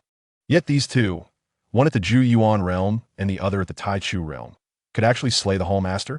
Impossible, utterly inconcevable. Yet with only the two of them present, doubts began to arise. There must surely be powerful allies lurking behind them. Thus, the assembly decided to observe and listen to the intentions of these two. Zhou Li slowly rose, exuding an air of leisure as he proclaimed, "I killed the great Sadness Elder because he held a grudge against my servant. I killed Ren Tian'ai because two tigers cannot coexist on the same mountain." At this revelation, the elders understood. "Could it be that you aspire to become the Hall Master of the Blood Demon Hall?" Zhou Li chuckled and shook his head. "No, it is not I who shall take the position, but she." The crowd turned their gaze toward the Wuang standing beside Zhou Li. At such a tender age, she had already attained the Tai Chu realm, undoubtedly a prodigy. However, the notion of entrusting such a position to a girl with white hair seemed somewhat questionable. Before the crowd could deliberate further, Zhou Li inquired, "Having spoken my piece, who is in favor and who is against?" One elder stepped forward, indignantly declaring, "I oppose." Yet, as soon as the words escaped his lips, black, purple, and crimson gold flames ignited upon him. Unbeknownst to the crowd, Zhou Li had previously arranged a sacred fire formation using the Dihen flame and the Rui Lin Jin Huang flame. Should anyone dare rebel, the array would activate instantly. The elder, consumed by the dual sacred fires, could not even utter a cry of despair before being reduced to ashes. Witnessing this spectacle, the crowd recoiled in fear. Zhou Li advanced, surveying the assembly. "Is there anyone else who opposes? Step forward." As his words fell, the elders retreated, yet one elder failed to withdraw in time, remaining awkwardly in place. Noticing the retreat of the others, he felt a wave of embarrassment wash over him. Zhou Li offered a resigned smile at this sight. The elder awkwardly chuckled. "I did not step forward," but before he could finish his sentence, he too was engulfed by the Dihen flame and the Rui Lin Jin Huang flame, swiftly turned to dust. Zhou Li's expression grew icy as he coldly reiterated, "I shall ask one last time. Who supports her becoming the Hall Master of the Blood Demon Hall? Who opposes?" This time, the crowd wisely knelt, exclaiming, "We pay our respects to the Hall Master." At this sight, Zhou Li smiled. "Isn't this much better? Now that the Hall Master has been established, we can commence with the subsequent matters." Chapter 78. The new year approaches, time to slaughter the pigs. Zhou Li gazed at the trembling crowd below, giving Wuang a knowing glance. She understood the command and immediately ignited her black-purple flames. The members of the Blood Demon Hall gasped in horror. The Dihen flame. This woman is a Wuang body at the Tai Chu realm possessing the Dihen flame. The Blood Demon Hall is divided into two factions, the Corpse Refinement Sect and the Bloodthirst Sect. In the Corpse Refinement Sect, a Wuang body is deemed the ultimate biological weapon, especially one awakened with the Dihen flame. They had just found the black-purple flames familiar, but mixed with crimson gold flames. They hesitated to acknowledge it. If it were indeed a Wuang body with the Dihen flame, then she certainly possessed the capability to slay the Hall Master. Realizing this, the members of the Blood Demon Hall began to bow their heads in submission. Zhou Li was taken aback. He had merely intended for Wu Wangnu, the new Hall Master, to showcase her strength to suppress the rebellious spirits of the elders below, yet this assembly of demonic elders began bowing in reverence. Zhou Li quickly regained his composure and cleared his throat, declaring, "From this moment forth, Wu Wangnu shall be your new Hall Master of the Blood Demon Hall. You are to assist her with utmost diligence and harbor no treachery." The elders bowed even more fervently, collectively proclaiming, "We shall faithfully obey the new Hall Master's commands." Wu Wangnu extinguished the Dihen flame, casting a cold gaze over the assembly. At that moment, one elder cautiously raised his head and asked, "Hall Master, how shall we handle the affairs of the former Hall Master?" Zhou Li's eyes glinted with mischief. As a master of the realm, his flesh is undoubtedly robust. Let the Bloodthirst sect concoct medicinal wine from his blood, and the Corpse Refinement sect shall refine his body into a corpse puppet. Upon hearing this, the elders were momentarily stunned, then hastily bowed in agreement. After showcasing her prowess, Zhou Li began to devise the next steps. The current state of the Blood Demon Hall was exceedingly weak. Logically, a sect that had existed for thousands of years could not possibly be represented by only one master of the realm. Most of the elders were merely at the Lian Xian realm. Such a foundation would not only fail to assist him, but could easily be obliterated by any of Chu Yun's hidden trump cards. However, having perused the original text, Zhou Li understood the reason for the Blood Demon Hall's feebleness. Therefore, he commanded an elder to lead him and Wu Wangnu to the ancestral grounds of the Blood Demon Hall. The elder dared not delay and promptly took the lead. As they journeyed, Zhou Li meticulously observed the environment of the Blood Demon Hall, its dilapidation and desolation laying bare its decline. Soon, they arrived at the Blood Demon ancestral grounds, situated within a secret realm. Upon stepping inside, they felt a powerful yet sealed force. The ancestral grounds stretched endlessly, filled with mountains of corpses and forests of bones, suffused with a thick, ghastly odor, creating an eerie atmosphere. Closing his eyes, Zhou Li relied on his memory of the original text to locate the key point. Suddenly, his gaze fell upon a blood pool deep within the ancestral grounds. The blood within churned violently, as if countless wronged souls were howling. Zhou Li's heart stirred. This was the very cause of the Blood Demon Hall's decline. The closer one approached this blood pool, the faster the cultivation of the Blood Demon Hall's members waned. Zhou Li waved his hand and instructed, "You may leave now." The elder complied and hastily departed. "Master, what lies beneath the blood pool?" Wu Wangnu gazed at the pool with an unsettling premonition. Zhou Li, unfazed, stepped forward and remarked, the blood demon that once wreaked havoc across the Shengming continent now hides within this mere blood pool, siphoning the fortunes of the younger generation to survive. How laughable." As his words fell, the blood within the pool began to churn violently, and a massive blood figure soared from the depths, roaring with a deafening voice. "Who dares disturb my tranquil meditation?"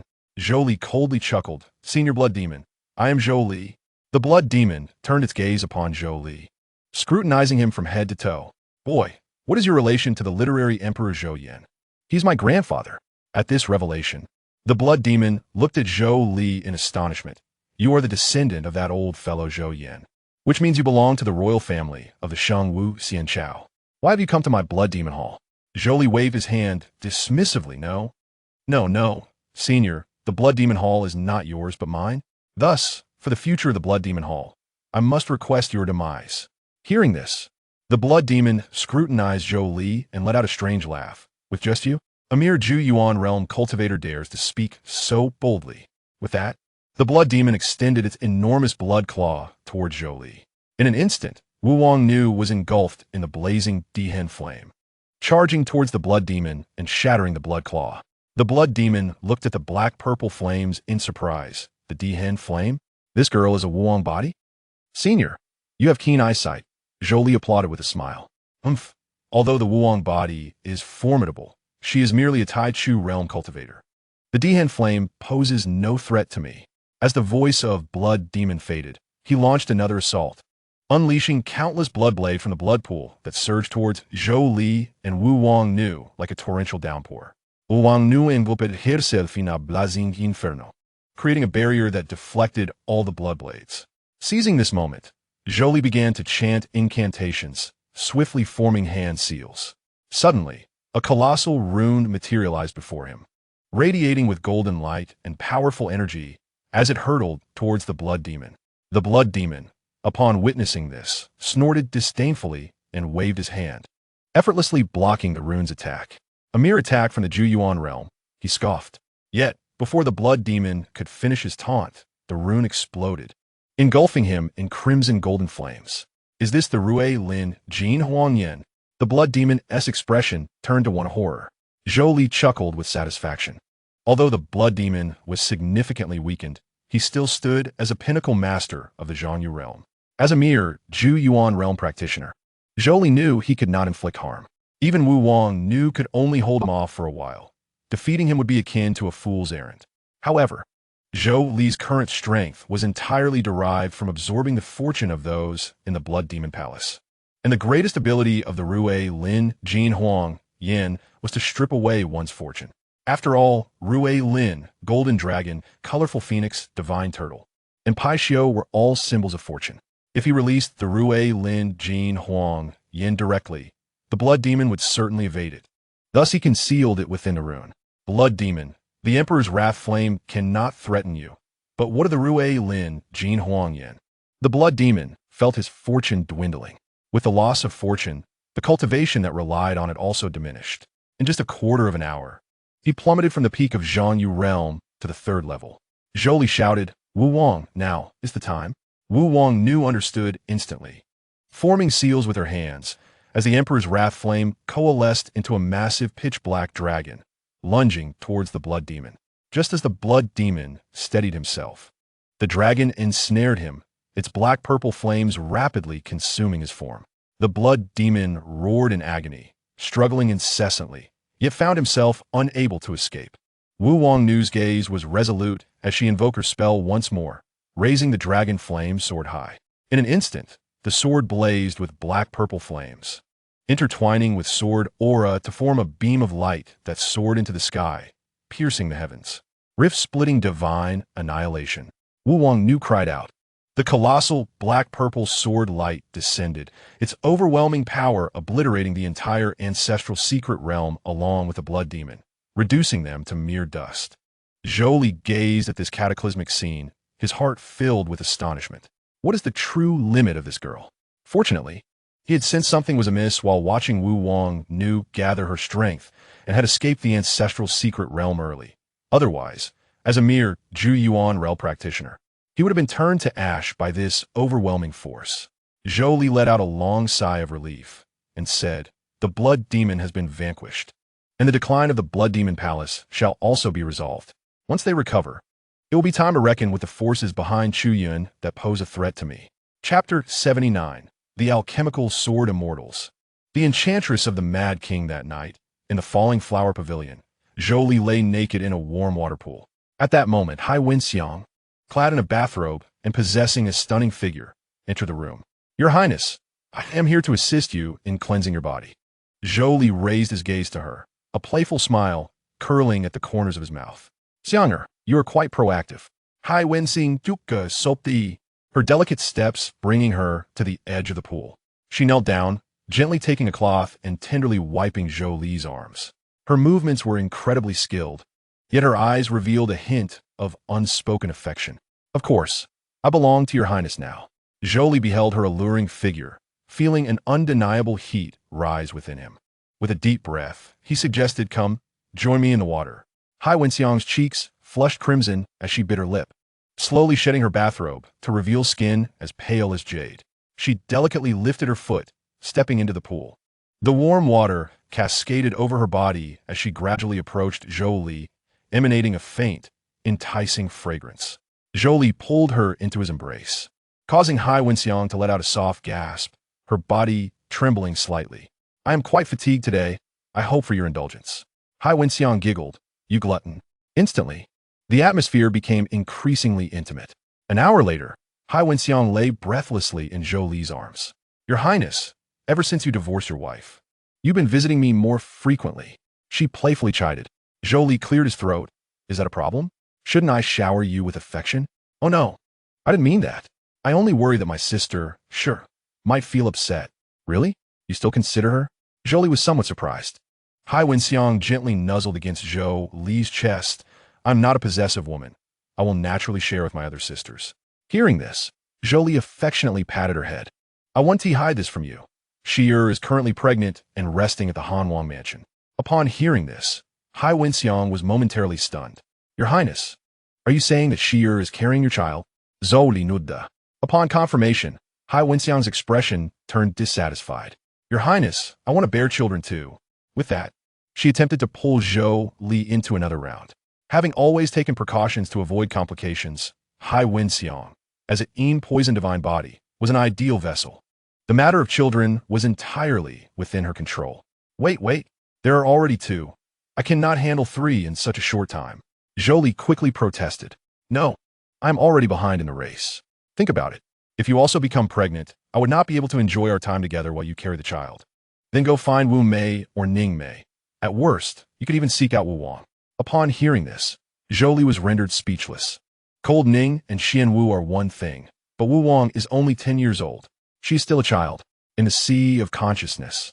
Fan Xin observed this exchange, unable to suppress a smile. No matter how you all bear children, I shall be the elder sister to those little ones. After much persuasion, Zhou Li finally managed to calm Hai Wenxiang down. By the way, Your Highness, you just mentioned having 2 already. Does that mean Xi'er is having twins? Hai Wenxing Suden Li Zi Li. Zhou Li shook his head, not exactly. To be precise, Xi'er is carrying the second one. The first is in Tianin's womb. Upon hearing the name Tianin, Hai Wenxiang murmured, Your Highness, the Tianin you speak of, is she not the Saintess of the Taiwa sword sect, Fan Tianin? Zhou Li nodded slightly. Indeed, that is her. What of it? Is it because she is a righteous sect saintess while you are a demonic sect saintess that you two cannot coexist? I have no qualms. It is rather her who may not be able to get along with me. Hai Wenxiang sighed. In the southern state, apart from the sacred martial immortal dynasty, there are 6 great immortal sects and 7 major demonic sections. Among the 6 immortal sects, the most distinguished are the alchemical sword immortals, represented by the Saintess of the Wansheng alchemy sect, Shun Sinwei, and the Saintess of the Taiwa sword sect, Fan Tianin. Correspondingly, the 6 major demonic sects include the Mad King's Enchantress, represented by the Saint Son of the Tianxia demonic sect, Tuo Ba Hen, and the Saintess of the Hehuan demonic sect, Hai Wenxiang. So, your moniker in the righteous sect is Enchantress? Zhou Li teased. Why is that? Your Highness, do you believe that I am unworthy of such a moniker? No.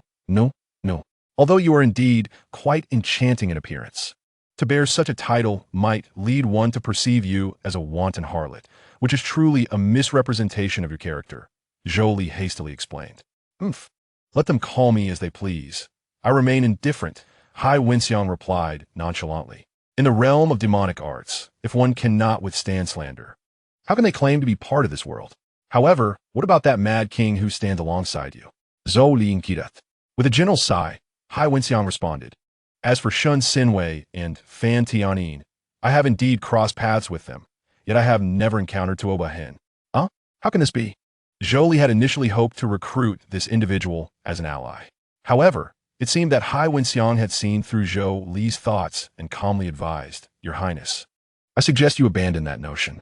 Though I have not met him, rumors circulate amongst our peers suggesting that I may be considered a rival to you in some sense. Upon hearing this, Zhou Li's ambition to win over Tuo Ba Hen vanished in an instant. Anyone who seeks to covet my woman is an adversary, not a friend. In any case, I harbor no objections.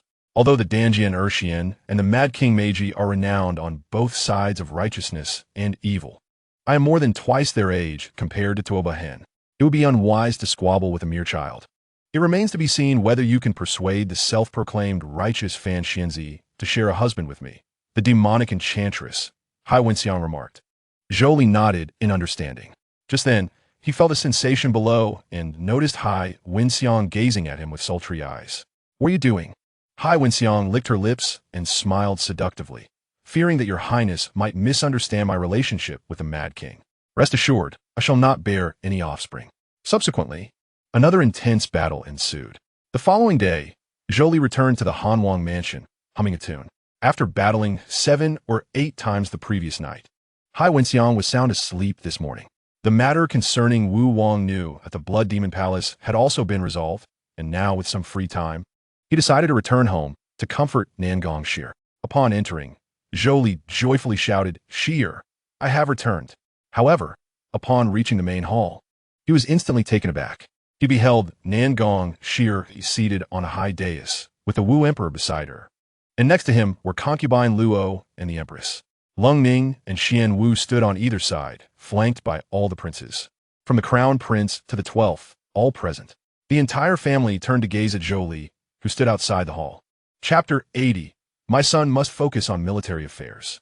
Feeling the weight of their stares, Zhou Li felt a wave of embarrassment wash over him. No wonder he had not encountered a single servant upon entering. This scene was overwhelming, even for him. Nan Gong Yan'er looked at Zhou Li, sniffed the air, and suddenly detected a strong scent of perfume, one that distinctly belonged to a woman. It was clear that the prince had spent the night away, undoubtedly entangled with that enchantress. With this thought, Nan Gong Yan'er's expression darkened as she crushed the teacup in her hand. Witnessing this, the Wu Emperor, concubine Luo, and the princes were taken aback. Ahem, father, mother, and all my brothers are present. Zhou Li coughed lightly to ease the tension. The Wu Emperor's expression hardened as he cast a piercing gaze at Zhou Li. Where did you go last night?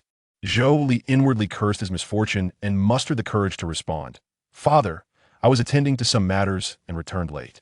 Nan Gong Yan'er scoffed. Your Highness, that fragrance of a woman upon you surely cannot be attributed to mere affairs. Zhou Li forced a smile, feeling quite awkward. The Emperor sighed. This behavior is quite unbecoming. Yan'er is still with child. How can you be gallivanting about? Yes, I have been remiss, Zhou Li admitted. The Wu Emperor was about to continue his admonishment when concubine Luo suddenly stepped on his foot, clearly signaling him to refrain from discussing the child's matters. Indeed, fourth brother, your wife is so beautiful, and yet you are out sowing wild oats. The one who spoke was Qin Wang Zhouting, the 12th prince and the one with whom Zhou Li shared the closest bond. After hearing from their father about fourth brother's joyous occasion, he had hastily traveled from the frontier. Zhou Ting threw an arm around Zhou Li's shoulder, teasing, "You rascal, you've only just married, and you've already made her pregnant." "Ha! Third brother, you are mistaken. Yan'er has not yet entered the door." Zhou Li chuckled, scratching his head. Zhou Ting's expression faltered. "The one you refer to may be Nan Gong Yan'er. I have already divorced her, and this is her cousin," Zhou Li explained. Upon hearing this, Zhou Ting playfully elbowed Zhou Li in the chest, jesting, "You little rascal. Among the 4 great beauties of the imperial capital, you've taken 2. I am envious beyond measure." "What do you mean taken? I have only one. Otherwise, why would I divorce Nan Gong Yan'er? Moreover, third royal sister-in-law is also one of the 4 great beauties."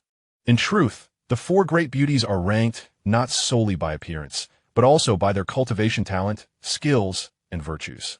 The imperial capital is not lacking in beauty.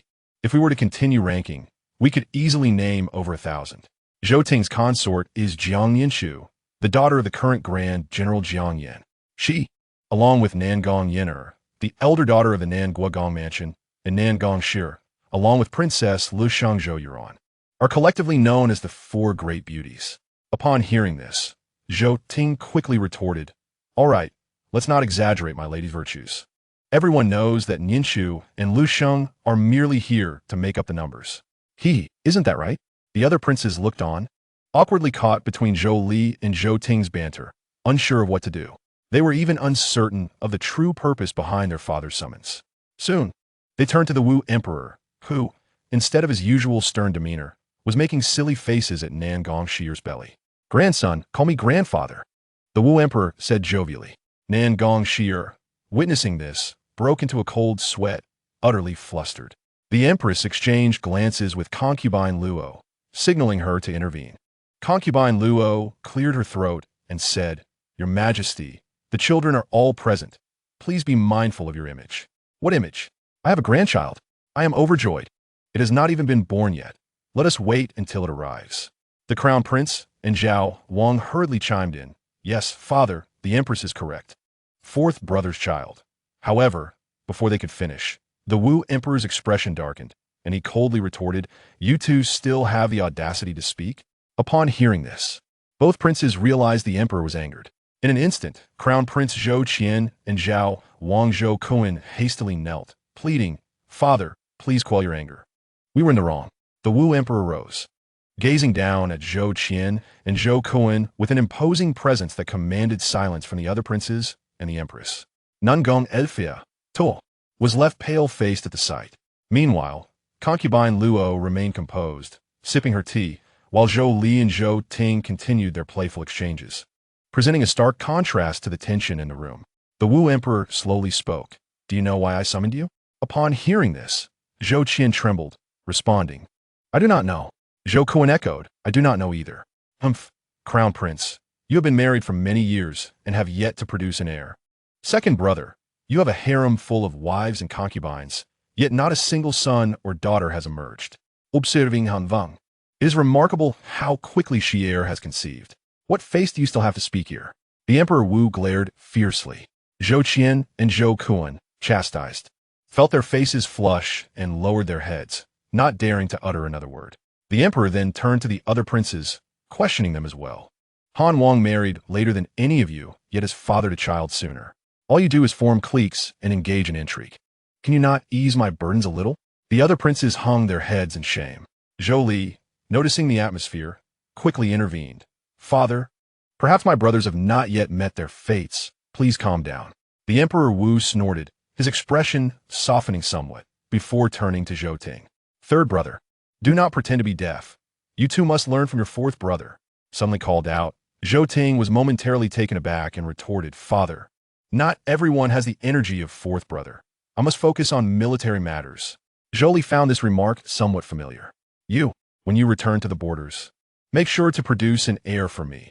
Otherwise, do not return to the capital." The Emperor Wu was infuriated, clutching his chest. Stating that if he did not return, so be it. He was not particularly eager to come back. "How dare you speak back?" the Emperor exclaimed, grabbing a feather duster from the table to strike him. Zhou Ting, seeing this, hastily ducked behind Luo Fei, calling out for his mother to save him. Due to being raised by Luo Fei, Zhou Ting referred to her as mother. The Emperor, trembling in rage, declared, "My beloved, step aside.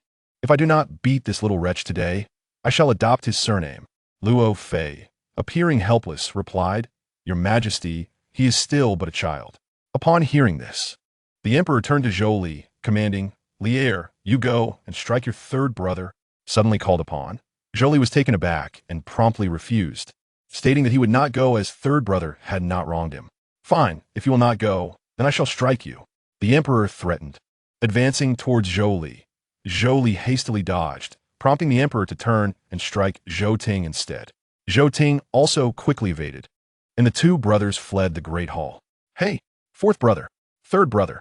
Zhou Li and Zhou Ting jumped up, high-fiving in celebration before disappearing into the distance. Luo Fei and the Empress could not help but laugh at the scene. Nan Gong Yan'er and Lungning Xianwu, however, wished to laugh but dare not do so. The princes regarded each other knowingly, shaking their heads in resignation. Such disrespectful behavior, had it been one of them, would have resulted in the Emperor's whip. How envious they were of third and fourth brothers. Chapter 81. The Ethereal Sacred Land, Chu Yun's beautiful confidant. Watching the two rascals depart, the Emperor Wu turned to Luo Fei, expressing his dissatisfaction. "Look at what you have indulged." Luo Fei, hearing this, was displeased, saying, "Is it not good that Ting heir and Lier are like this? Besides, am I the only one who dotes on them?" The Emperor was momentarily at a loss for words and huffed, stating, "I merely indulge them occasionally, unlike you, who always yields to them." Luo Fei rolled her eyes, retorting, "Occasionally indulged? Your Majesty, have you forgotten how they wreaked havoc on that century-old locust tree in the Imperial Garden when they were young? You laughed and said they were lively." The Emperor's face turned red as he defended. "That was merely seeing them having fun. Besides, it is normal for boys to be mischievous. One day, they will bear the responsibility of protecting the Xian dynasty, so it is good for them to be active. Oh, what about the time when, at 8 years old, they stuffed a blue water lizard into the Empress Dowager's bedding? That was merely the grandchildren playing with their grandmother. The Empress Dowager is old enough not to be angered by 2 children.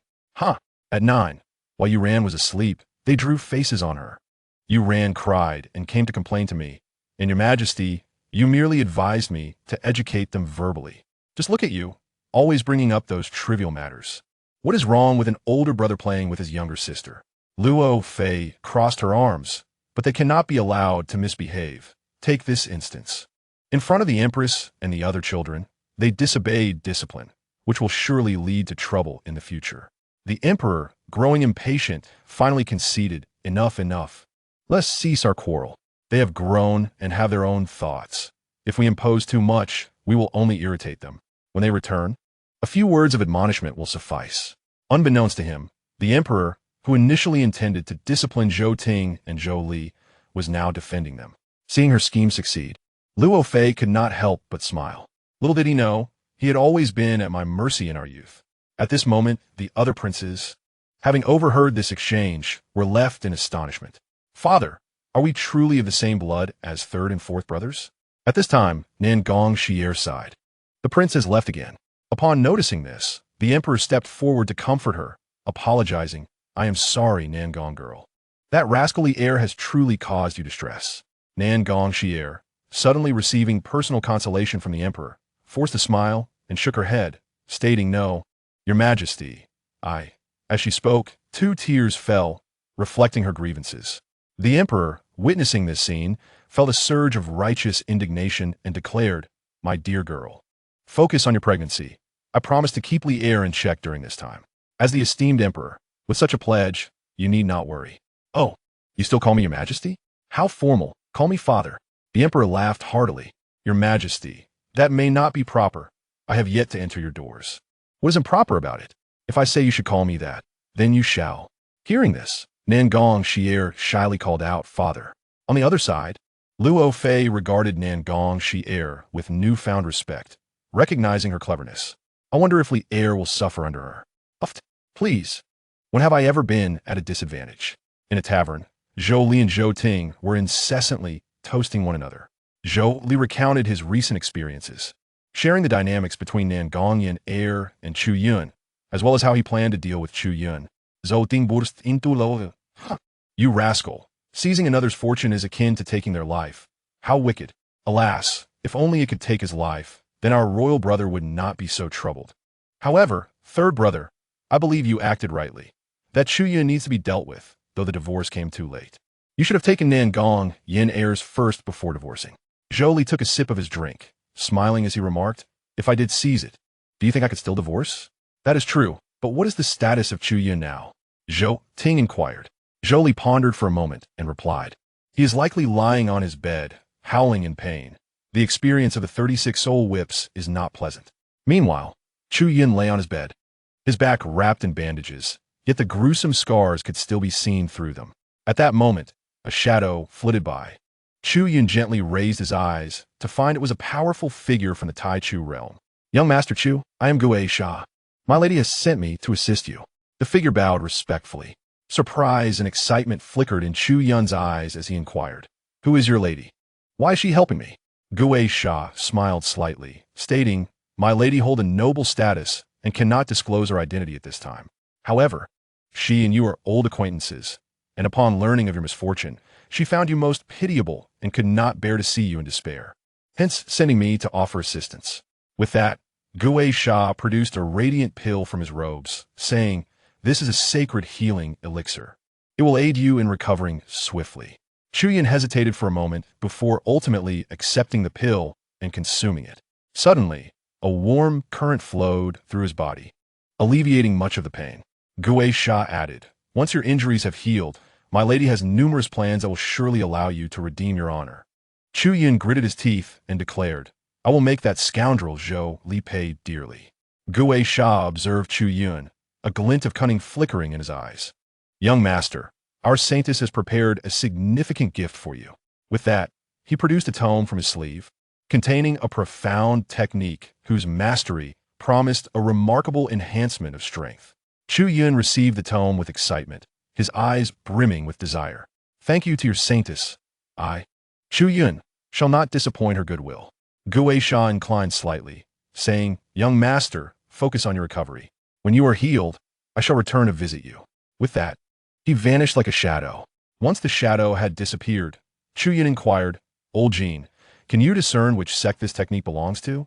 Old Jean focused intently and exclaimed, "This is indeed the technique of the Piao Miao Holy Land." The mention of Piao Miao Holy Land prompted Chu Yun to ponder, his eyes suddenly brightening. Could it be her? Meanwhile, Fei Huang gazed at the academic records of Nan Gong Yan'er, lost in contemplation. The recent days at Longwu Academy had been notably quieter, as Nan Gong Yan'er had become pregnant with Zhou Li's child and was now on leave to nurture the fetus. Naturally, Zhou Li had also taken a leave of absence to care for her. With Zhou Li absent, Lung Ning and Xian Wu found no reason to attend. Chu Yun had yet to heal from his previous injuries, and surprisingly, Nan Gong Yan'er had seemingly vanished without a trace. Even the Duke's residence was unaware of her whereabouts. And despite employing the hidden dragon guards, no leads could be found. At an inn, Zhou Ting and Zhou Li were growing increasingly animated in their conversation. Suddenly, Zhou Ting inquired earnestly, "Fourth brother, do you desire to be emperor?" Upon hearing this, Zhou Li dropped his chopsticks and the piece of meat he was about to eat. Hastily wiping his hands with a cloth, meeting Zhou Ting's gaze, he replied playfully, "So, third brother, do you wish to be emperor?" Chapter 82. The War in the North. Hearing Zhou Li's words, Zhou Ting burst into hearty laughter. "Ha ha, I lack the qualifications. Although mother treats me as her own, I'm ultimately not her biological son. You, however, are different, born of 10 months gestation. Father has a fondness for you that is evident in how he treats us compared to his other sons. If you desire the throne, you possess the capability to contend with eldest brother and second brother." Zhou Li chuckled softly and filled Zhou Ting's cup with wine. "Third brother, you flatter me too much." Zhou Ting replied earnestly, "It is no flattery. We have grown up together, and I will naturally stand by your side. Should you wish to become emperor, I will persuade father-in-law to support you, and the 100,000 troops of the Northern Guard will be at your command." Observing Zhou Ting's serious demeanor, Zhou Li sighed. "Third brother, everyone has their own aspirations. I was not born to be emperor. I merely wish to be a carefree prince. Eldest brother is the crown prince and the legitimate eldest son, excelling in both civil and military affairs. He is undoubtedly the rightful heir." Zhou Ting sighed in agreement. "You have a point. While mother is favored by father, she is not the empress, but merely a noble consort. We, as brothers, are both bastards, lacking the legal right to inherit the throne. This is something second brother fails to comprehend." Zhou Li smiled. Rather than saying second brother does not understand, it is more accurate to say he is all too aware. Power is an intoxicating force, and while one knows that falling from grace leads to ruin, ascending to power brings unparalleled greatness. Thus, second brother competes with eldest brother, yet he has lost that opportunity. Zhou Ting furrowed his brow and asked, "Fourth brother, from your words, do you intend to align with eldest brother?" "What do you mean align? The throne rightfully belongs to eldest brother. Second brother, in terms of talent and virtue, is overstepping his bounds. I merely wish to expedite second brother's downfall." In the original narrative, the Northern Army was poised to invade, with the corps divided between war hawks and peace advocates.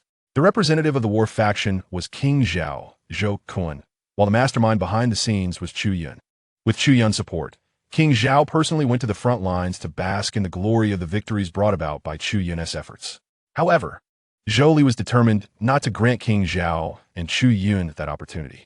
Calculating the time, the Northern Army would launch their invasion within 3 months at the latest. And in that time frame, Chu Yun's injuries would not be healed. Contemplating this, Zhou Li devised an excellent plan to ensnare his brother. He intended to make dear Prince Zhao replicate the feats of the great Ming's war god. Zhou Ting, observing Zhou Li's smile, curiously asked, "What schemes are brewing in that mind of yours? Third brother, will there be peace in the northern barbarian lands in the near future?" Zhou Ting raised an eyebrow. "Why do you ask? Just tell me." Zhou Ting sighed. "Actually, my visit to the imperial capital is not solely to see you and mother. I also carry the command of father-in-law." "Oh, it seems the northern barbarians are indeed planning something significant?" Zhou Ting nodded. "Yes.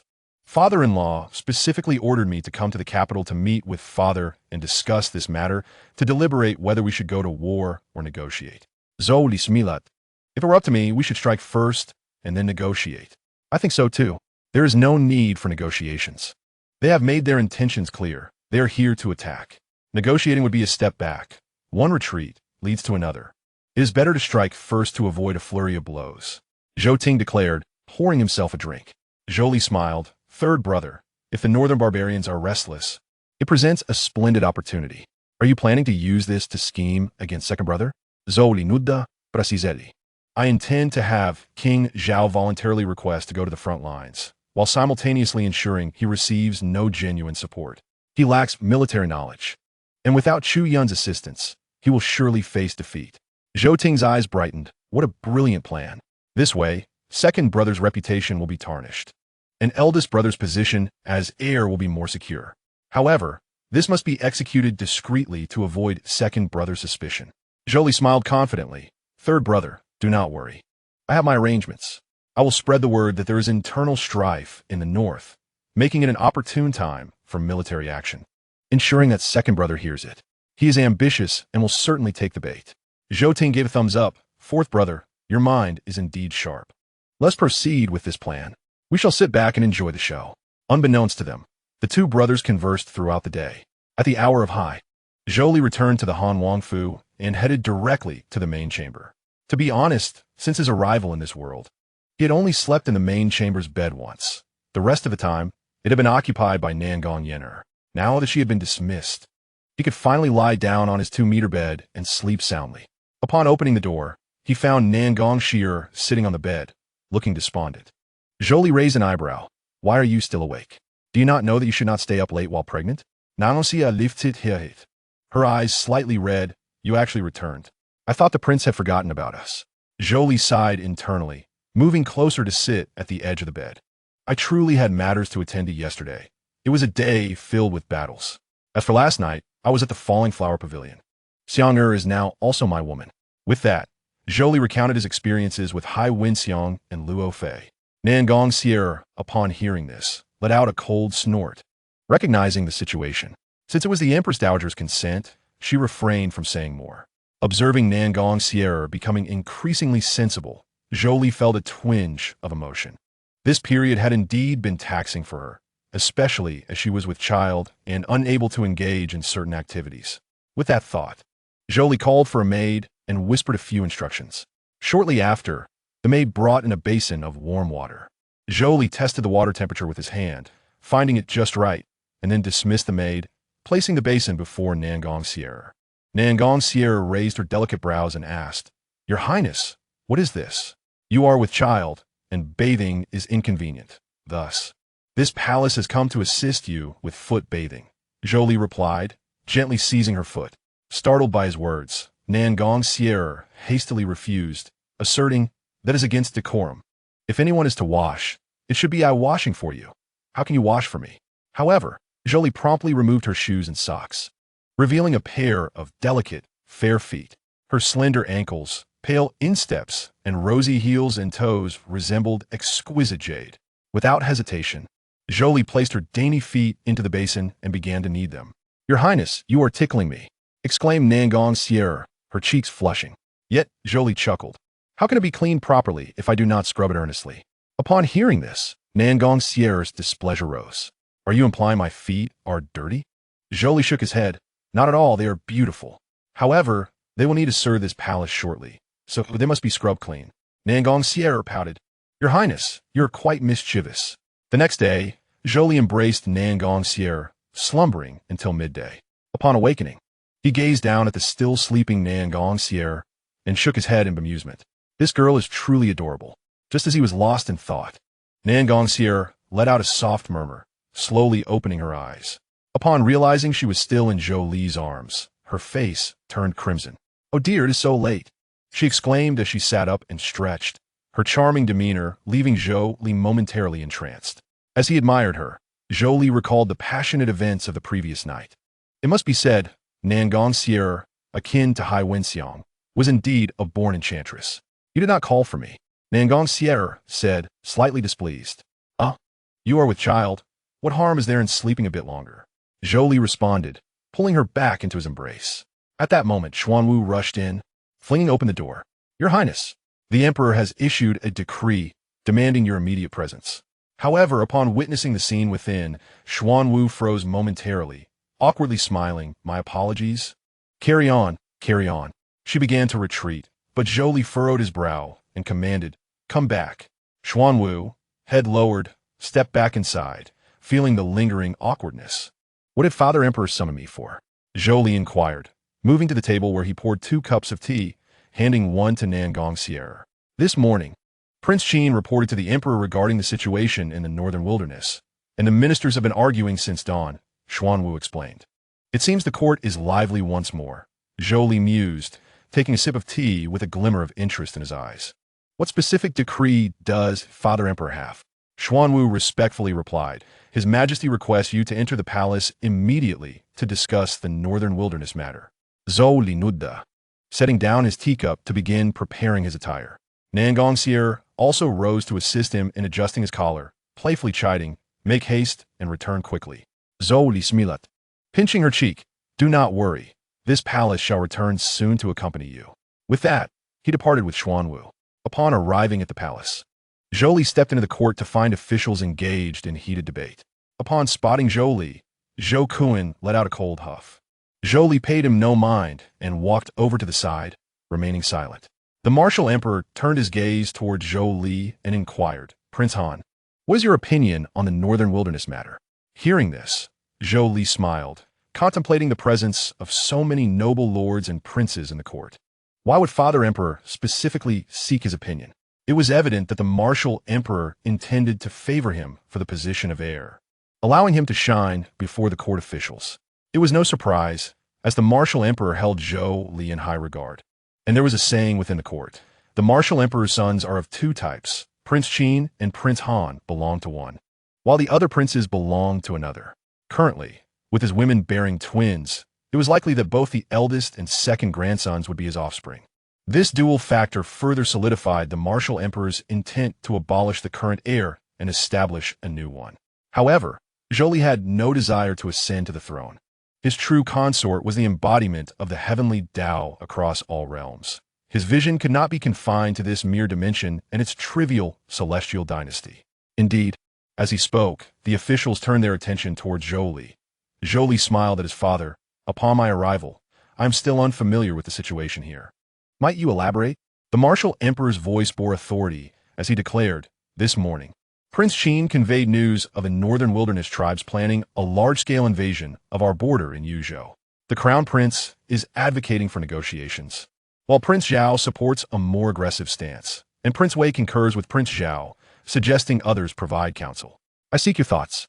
Zhou Li lowered his gaze, chuckling softly. "I wonder, how shall we negotiate?"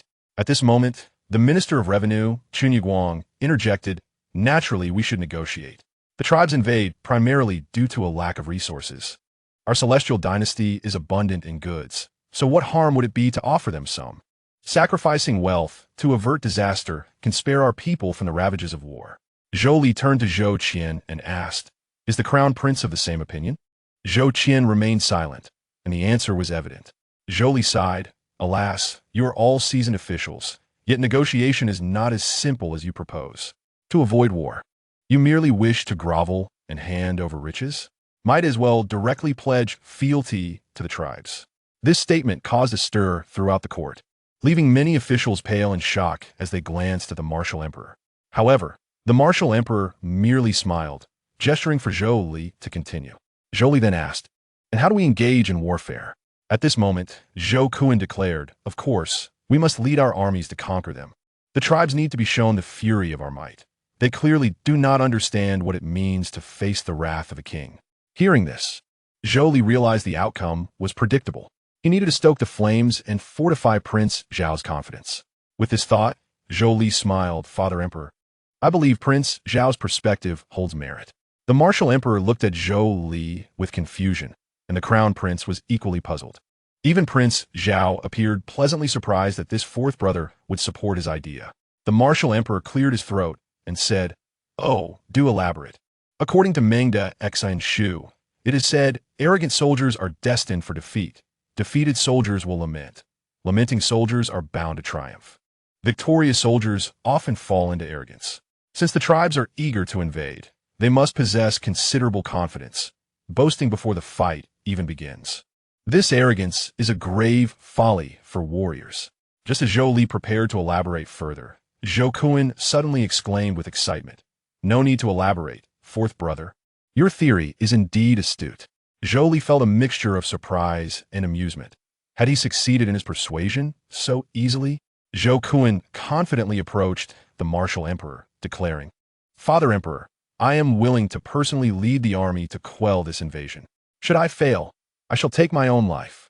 Zhou Li found himself both amused and exasperated.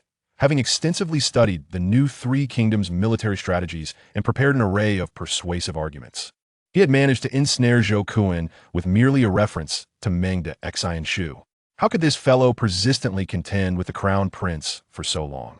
Upon hearing this, the Emperor Wu glanced at Zhou Li's mischievous smile and suddenly comprehended certain matters. Immediately, he employed a technique of telepathy to inquire, what exactly are you planning? What do those fools mean by their remarks? Zhou Li chuckled and responded through telepathy. It's nothing, father. I merely wish to play a prank on second brother.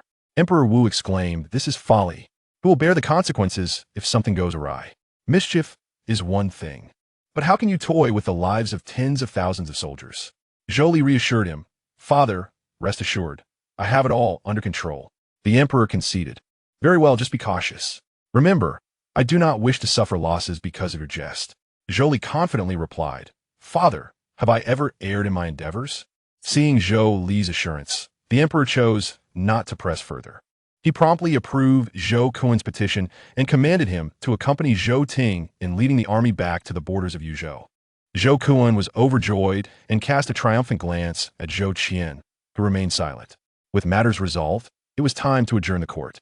The ministers departed one after another, and Zhou Yun approached Zhou Li, gently patting him on the shoulder. Fourth brother, you're quite something. When second brother returns, triumphantly, come to my residence for a drink. With that, Zhou Yun laughed heartily and departed. Zhou Ting approached, observing Zhou Yun's retreating figure, and remarked, Second brother has truly taken the bait. Zhou Li smiled and said, From here on, it's up to third brother. Just then, Crown Prince Zhou Qian approached and inquired, Fourth brother, could you accompany me for a chat? Zhou Li looked at Zhou Qian and cheerfully replied, Of course. In chapter 84, titled The New Steward of the Han Wangfu, The Child's Wet Nurse, the two found themselves in a pavilion, where Zhou Li lazily stretched. Elder brother, what business do you have with the crown prince? He still needs to return to accompany Shir. Zhou Qian, looking directly at Zhou Li, asked fourth brother, Why do you wish to harm second brother? Oh, did you notice? Zhou Li responded, a hint of surprise in his voice. Zhou Qian nodded, stating, Such matters are not difficult to discern. Zhou Li teased, Shouldn't elder brother be grateful to me? After all, you and second brother are rivals. At this remark, a glimmer of coldness flashed in Zhou Qian's eyes. Unfazed, Zhou Li continued, Elder brother, do not regard me with such a gaze. I am aware of your thoughts. You are merely concerned that should you undermine Wang Zhao, it would then fall upon you as the crown prince. Zhou Qian scoffed. Do not presume to interpret this crown prince's thoughts. While second brother is indeed my competitor, he remains the Wang Zhao of our Shunwuxian dynasty. A significant defeat would tarnish our dynasty's reputation. Zhou Li smirked, a cunning smile gracing his lips. Reputation? Elder brother, the realm of cultivators operates on the principle of the survival of the fittest. If second brother possessed sufficient capability, how could he be outmaneuvered by me? Zhou Qian frowned deeply, cautioning, Fourth brother, do not be overly arrogant. The path of cultivation is long and arduous. Who can say who will ultimately prevail? Your current actions will inevitably attract calamity. Dismissing his brother's concerns with a wave of his hand, Zhou Li replied, Elder brother, do not fret for me. I am merely administering a minor reprimand to second brother, and father has approved of it. Upon hearing that the emperor had also consented, Zhou Qian sighed. What exactly do you intend to do? Zhou Li, with a calm smile, replied, I wish to do everything, but there is one thing I shall never do. What is that? Zhou Qian inquired. Compete with you for the throne. With that, Zhou Li rose and elegantly exited the pavilion. Zhou Qian, taken aback, turned to gaze at Zhou Li's retreating figure, pondering for a long moment before calling out, Fourth brother. Zhou Li turned back, composed, and asked, Is there anything else? Elder brother? Zhou Qian smiled gently and said, When you have time, do come visit the East Palace. Certainly, Zhou Li replied before turning to leave. Watching from a distance, Zhou Ting approached Zhou Li and hurriedly asked, Fourth brother, What did elder brother say to you? Zhou Li sighed. Elder brother does not trust us. He believes that once we deal with second brother, we shall turn our sights on him. Upon hearing this, Zhou Ting became indignant. What? We are merely helping him. And he suspects us? Zhou Li chuckled. In his position, it is only natural to feel a sense of urgency. Come now, third brother. Let us visit the crown prince's residence. The two departed the palace and returned to Han Wangfu. Upon entering, they were met with a cacophony of noise. Who allowed you to enter our Han Wangfu? Came the furious voice of Nan Gong Yan'er. Oh, Yan'er, you are mistaken. When did Han Wangfu become yours? Zhou Li raturta. Feeling exasperated. However, Zhou Ting seemed amused at the spectacle. Fourth brother, your residence is quite lively. They continued inside and arrived at the main room, where they stealthily observed a woman with flowing purple hair, voluptuous and enchanting, standing by the bed with a bowl of rice porridge, beneath delicate white lace. Her snow-white skin was partially visible, accentuating her tempting curves. Indeed, it was Highness. Zhou Ting was instantly captivated by her beauty. She is truly stunning. Highness gently scooped a spoonful of porridge, blew on it to cool it, and offered it to Nan Gong Yan'er, saying, Here, open wide. What are you doing? I want to eat. Nan Gong Yan'er turned her head away defiantly. It's not for you. It's for our baby. Upon hearing this, Nan Gong Yan'er shot back with disdain. Pa, how dare you claim my child is yours? Oh, but the child in your womb belongs to His Highness. Thus it is naturally mine as well, Highness said with a teasing smile. You, have some decency. Oh dear sister, do not be angry. It would not be good for the baby, Highness cooed. Just as the two were at an impasse, Zhou Li entered. Upon seeing him, Nan Gong Yan'er rushed to him like a savior, disregarding her pregnancy, and exclaimed, Your Highness, you have finally returned. She insists on feeding me porridge. Highness, with a flirtatious glance, said, Your Highness, I am merely concerned for my sister and her unborn child. Zhou Li, exasperated, rubbed his forehead and said, Enough, enough. Let us not create a fuss. Zhou Ting, entering behind him, was captivated, his eyes fixated on Highness. She noticed his gaze and smiled coyly. Observing Zhou Ting's reaction, Zhou Li jested, Third brother, have you been enchanted? Zhou Ting snapped back to reality, feeling embarrassed as he scratched his head. I can't believe it. I've been captivated by my own sister-in-law. Seizing the opportunity, Nan Gong Yan'er tugged at Zhou Li's arm and pleaded, Your Highness, please drive her away. Before Zhou Li could respond, Highness chimed in, That cannot be granted, for I have been invited by His Highness to care for you. Hearing this, Nan Gong Yan'er looked up at Zhou Li, who nodded without hesitation. Indeed, Mother Consort has also consented. Xian'er, like you, is one of my women, and it is only fitting she resides here. Nan Gong Yan'er turned away, clearly displeased. Moreover, given that the old steward is quite aged and recently expressed a desire to retire, it is most appropriate that Xian'er assumes the steward's role. Highness gazed at Nan Gong Yan'er with a teasing smirk. Sister, I have a job now, and all matters of Han Wangfu will fall under your purview, she added. Furthermore, starting today, I shall be the dedicated wet nurse for your baby. Taken aback, Nan Gong Yan'er exclaimed, Wait, my child? What gives you the right to be the wet nurse? Highness smiled and, standing tall, displayed her alluring figure. What do you think? This scene rendered Zhou Ting momentarily speechless. Is it truly possible to witness this without any payment? Should he perhaps take a step back? With this thought, Zhou Ting slowly retreated to the doorway, then gave himself 2 sharp slaps, lamenting his own transgressions. Zhou Li, witnessing this, could only shake his head in exasperation. After all, Highness possessed an irresistible allure for men. However, Nan Gong Yan'er, looking at Highness's impressive attributes, couldn't help but feel a twinge of embarrassment when comparing herself. Your Highness, do you share this sentiment? Facing Nan Gong Yan'er's inquiry, Zhou Li cleared his throat and replied, Well, primarily, it is that Xian'er is more than adequate. Upon hearing this, Nan Gong Yan'er reacted with indignation. What do you mean? Are you implying that I am insufficient? Naturally, Nan Gong Yan'er's figure was not lacking. It simply could not rival that of Highness.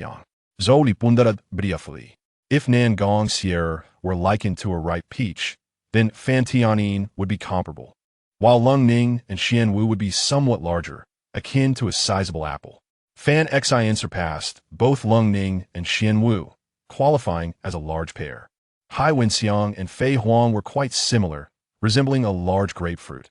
while the largest would be the adult form of Wu Wang Nu, which could be likened to a watermelon. Yet, one could hardly blame her, having grown up in the Heroines demon sect. Hai Wenxiang had been trained to cultivate her physique from a young age. Thus, she was flawless in every aspect. When it came to appearance, however, Nan Gong Yan'er, Fan Xian, Hai Wenxiang, Fei Huang, and Wu Wang Nu were all quite evenly matched. With this in mind, Zhou Li mumbled awkwardly, "Of course not. It simply is not enough for two." After hearing this, Nan Gong Yan'er was momentarily taken aback, her cheeks flushing crimson after a while. Chapter 85. The Twin Stars of the Northern Wilderness. Yang Hoyugu Haha. Fourth brother, you are far too courteous. Zhou Ting began to indulge in a jar of wine. Upon her arrival, Hai Wenxiang had brought 7 jars of exquisite liquor.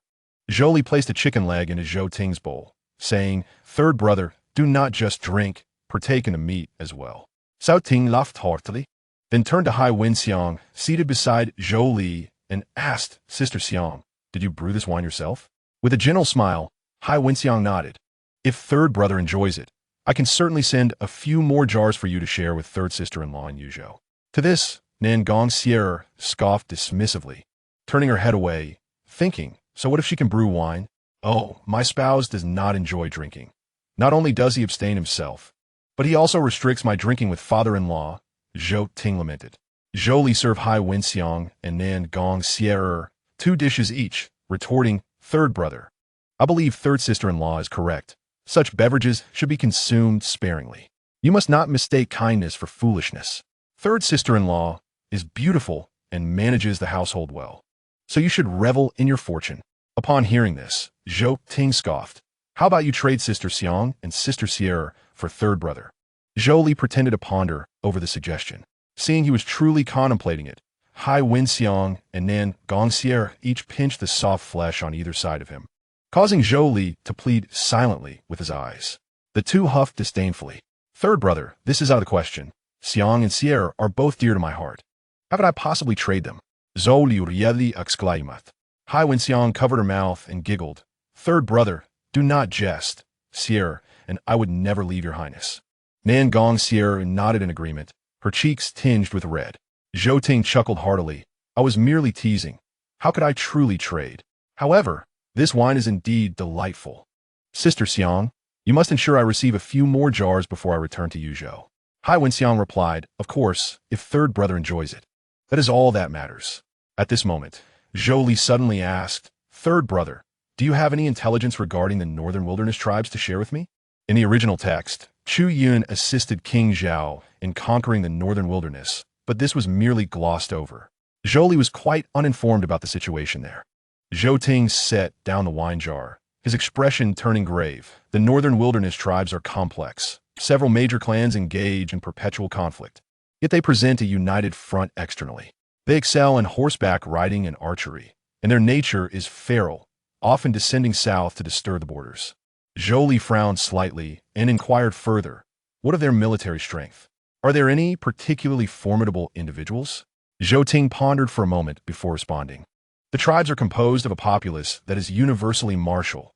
Their military might is immeasurable. As for formidable figures," Hai Wenxiang interjected softly, "it is said that the Northern Wilderness barbarian king, Yalumanga, failed to break through to the extraordinary realm years ago and soon perished, with the throne passing to Yang Ho Chiong Yao Wanyan." "Oh, Sister Xiang seems to be quite well informed on this matter," Zhou Ting remarked with surprise. Such matters were typically known only to the soldiers stationed at the borders. The nobility in the imperial capital were mostly oblivious. However, it was not surprising that Hai Wenxiang, as a disciple of the Heroines demon sect, would know. "Yang Ho Kiong Yao Luanyan?" Zhou Li queried, slightly puzzled. "Zhou Ting expects it. Chiong Yao Wanyan was originally Yalumunga's concubine. She is ruthless and cunning. After Yalumunga's death, she swiftly seized control of the situation. It is rumored that Chiong Yao Wanyan is the son sent by the Heavenly Lord to lead the tribes, hence her title of Yang Ho. Yalumunga had 19 sons, yet only 6 survived her wrath." Zhou Li stroked his chin, contemplating. It seems she is indeed a fierce individual.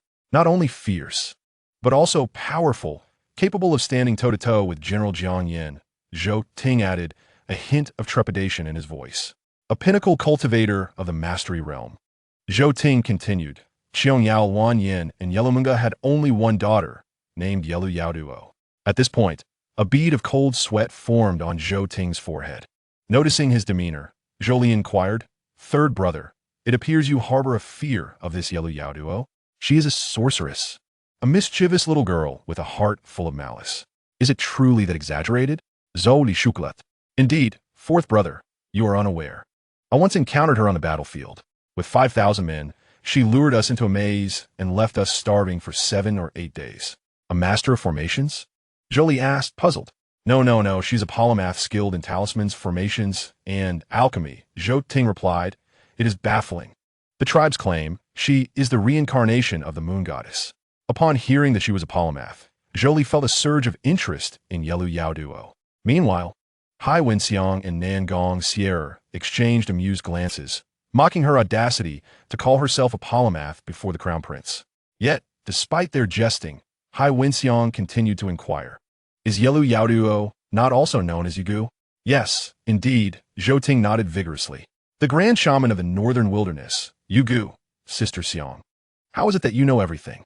Highness smiled. "The twin stars of the northern wilderness, Yang Ho and Yugu, who doesn't know them? However, this is the first time I have heard that Yang Ho and Yugu are actually mother and daughter. Ha ha, such a revelation is indeed unexpected." Within the sea of consciousness, Fan Xin suddenly chuckled. Zhou Li frowned and asked, "What is so amusing?" Fan Xin retorted with a smile. "Do you know who the deity worshipped by the northern wilderness grand shaman is?" Zhou Li shook his head. Fan Xin replied smugly, "It is me. Did you not foresee that?" Zhou Li's eyes widened in astonishment, but suddenly he realized the deity of the heart, Heart Master Fan Xin. Zhou Ting noticed Zhou Li's sudden distraction and asked, "Fourth brother, what troubles you?" Zhou Li snapped back to reality, waved his hand dismissively, and said, "It is nothing. I was just lost in thought." "Third brother, please continue." Zhou Ting continued, stating that the enigmatic heart priestess held significant influence over the barbarian tribes. Yugu, being the grand shaman, possessed a formidable charisma, and it was said that her talismanic arts had unique qualities that could invoke the forces of heaven and earth. Zhou Li stroked his chin in contemplation, already formulating a plan in his mind. Since this so-called Yang Ho Yugu was a devoted follower of Fan Xin, perhaps he could recruit this mother and son duo into his ranks. Highness, perceiving Zhou Li's intentions, gently suggested, "Your Highness, if you have such thoughts, it would be wise to seek an opportunity to meet this Yugu in the future." Upon hearing this, Zhou Ting was taken aback, exclaiming, "What? Fourth brother? You cannot possibly be considering an encounter with that witch." Zhou Li responded with a calm smile. "Third brother, do not be so alarmed. She may be a witch, but I was once referred to as a demon egg by my elders." At this moment, Zhou Li was resolute in his desire to meet Yugu. Time flew by, and before long, Qin Wang Zhou Ting was preparing to lead his army out of the capital, where the populace welcomed them with genuine fervor. This vibrant scene, brimming with life, greatly boosted the soldiers' morale. Clad in golden embroidered armor, Zhou Yun strutted with pride, yet he could not have fathomed that he would return draped in sheep's wool. Chapter 86. The Master of Disguise, Jiang Yin. After more than a month, Zhou Ting and Zhou Yun finally arrived at Yuzhou City. Zhou Ting's wife, Qin Wang Fei Jiang Yinshu, had been waiting outside the city for some time. Dressed in a flowing light blue gown, she possessed an elegant figure, although her beauty paled in comparison to that of Nan Gong Yan'er and Nan Gong Yan'er. She was still deserving of her reputation as one of the 4 great beauties of the imperial capital. Her eyes sparkled with anticipation as she spotted Zhou Ting's return, and she hurried towards him. "Your Highness, you have finally returned. I thought you had been dazzled by the flowers and foliage of the capital." Jiang Yinshu chided gently. Zhou Ting dismounted and grasped her hand tightly, laughing, "Ah, my dear consort, I apologize for keeping you waiting. I was merely accompanying fourth brother and mother. Do not use Han Wang as a pretext. Confess honestly, did you visit the flower houses or indulge in floral wine during your trip to the capital?" Jiang Yinshu inquired without room for rebuttal. Zhou Ting quickly raised his hands in protest, swearing, "I swear to heaven, I did not visit any flower houses or drink floral wine. I merely had a little to drink at fourth brother's residence, but rest assured, my consumption did not exceed a pound." Zhou Ting spoke earnestly. Jiang Yinshu let out a cold huff, Consider yourself fortunate to be obedient. At that moment, Zhou Li intruded awkwardly. Oh, is this my sister-in-law? He eyed Jiang Yanchu with an unabashed gaze, appraising her. Although she could not compete with fourth brother's wife, she was still a first-rate beauty. Zhou Ting's expression darkened at Zhou Li's lecherous stare. Zhou Li, in a mocking tone, remarked, "Ah, third brother, I truly envy you and fourth brother's fortune. Our father dotes on you both, and you have married such a stunning beauty as your consort." Just as Zhou Ting was about to respond, Jiang Yanchu interjected, if I'm not mistaken, you must be Zhao Wang, right? Oh, sister-in-law, Yanchu, recognizes me? Zhou Li replied with surprise. General Jiang Yin had relocated the general's manor to Yuzhou 3 years prior to defend the borders. Although they had met before, it was not in familiarity, and 3 years had nearly caused them to forget. Jiang Yanchu covered her smile with her sleeve. Zhao Wang, you are too modest. Your reputation and charm are renowned even in Yuzhou. Zhou Li's face lit up with delight. Really? However, the subsequent words from Jiang Yanchu darkened his expression. It seems that the distinguished young ladies and virtuous women of Yuzhou will need to avoid the limelight for a while, she declared with a smile. Upon hearing this, everyone present shared a laugh, while Zhou Li's countenance soured. In stark contrast to Zhou Li's embarrassment, Zhou Ting laughed heartily. Second brother, my wife enjoys a good jest. Please do not mind her playful nature. Zhou Li gritted his teeth, forcing a smile. Not at all. Second brother does not possess the same good fortune as third brother. I have long heard that sister-in-law Yanchu manages the household with great skill. I am truly envious. Then you may continue to be envious at your leisure. Zhou Ting replied, laughing as he embraced Jiang Yanchu and made his way into the city. Zhou Li's eyes glinted coldly as he watched Zhou Ting and Jiang Yanchu's retreating figures. Just wait. Third brother, once I win this battle, I will surely gain our father's favor and ascend the throne. I will take good care of your consort. Meanwhile, Jiang Yanchu and Zhou Ting arrived at the general's manor. Before entering, Jiang Yanchu cautioned, Your Highness, be wary of Zhao Wang. I sense something unsettling in his gaze. Zhou Ting chuckled. My second brother cannot resist a woman of beauty. If his gaze were to be pure, he would not be the Zhao Wang I know. After hearing this, Jiang Yanchu remarked with displeasure, How could his majesty send such a person? Ha ha ha, it is quite the tale. Zhou Ting leaned in and whispered a few words into Jiang Yanchu's ear. Upon hearing, she exclaimed in indignation, That is utterly outrageous. Not only would my father disapprove, but I also do not consent to you two treating the lives of soldiers as a jest. However, Zhou Ting merely smiled lightly. Who said we would gamble the lives of our soldiers for Zhao Wang's amusement? Are there not over 2,000 mountain bandits in the prison? Jiang Yanchu pondered for a moment before asking, Is that feasible? Oh, fourth brother has handed me the plan. That rascal has a mind full of mischief. You need not worry, Zhou Ting replied cheerfully as he entered the general's manor. Upon meeting General Jiang Yin, Zhou Ting explained the situation. To his surprise, Jiang Yin flatly refused. Nonsense. If Zhao Wang faces any issues here, how will I report to his majesty and consort Ping? Zhou Ting approached Jiang Yin, adopting a fawning smile. Ah, esteemed father-in-law, his majesty has already approved of this matter. What does his majesty's approval have to do with me? Jiang Yin replied with evident displeasure. The general and the martial emperor were sworn brothers, having saved each other numerous times, maintaining a deep bond. He was one of the few who dared to jest with the martial emperor. Zhou Ting squeezed Jiang Yan's shoulder. Esteemed father-in-law, grant me this favor. Leaning closer to Jiang Yan's ear, he whispered, I brought back a few jars of exquisite wine from fourth brother's residence. Sweet and rich. What do you say? Jiang Yan swallowed hard. Although tempted, he resisted. No, this is a matter of principle. Your Highness, bribing me will not work. Jiang Yan's tone was resolute. Seeing his stubbornness, Zhou Ting decided to abandon the gentle approach. Esteemed father-in-law. What would Jiang Yanchu say if she knew you sneak off to drink wine in the middle of the night? Jiang Yan's fury ignited. You dare threaten me? Cough. What if mother found out you once secretly penned love poems to her? The mountain has wood, and the wood has branches. My heart delights in you. Zhou Ting began to recite the poem aloud, but Jiang Yan quickly begged for mercy. Stop, stop. I will agree to this matter. Just do not let consort Luo know about those poems. Was that so hard? I shall prepare immediately, Zhou Ting exclaimed as he turned to leave. Jiang Yan gazed at the plan Zhou Li had written. letting out a bitter smile. Ah, Yuan-gu, the martial emperor's birth name, Zhou Yuan, their consort Luo's birth name, Zhou Li. Han Wang truly inherited the mischief of both of you. Elsewhere, in the northern wilderness camp, a barbarian soldier saluted a blue-haired girl with twin ponytails, saying, Yink Yibran Ipsilonao Duo Sama. Before us stands a young maiden adorned with a cerulean veil, her delicate, fair feet dancing incessantly. Speak, she languidly beckons. Reports from scouts have revealed that the Qin Wang of the Shengguxian dynasty has mobilized 200,000 troops from Jingzhou to Yuanzhou City. Oh, it seems the Shengguxian dynasty has become aware of our movements. Coupled with the 1 million troops of the North Suppression Army stationed in Yuanzhou, we now have a formidable force of 1,200,000. The maiden's expression brightens, brimming with excitement. Indeed, the commander of this expedition is none other than Zhao Zhou Kun. The mention of Zhou Kun amplifies her exhilaration. Is this not a fortuitous opportunity?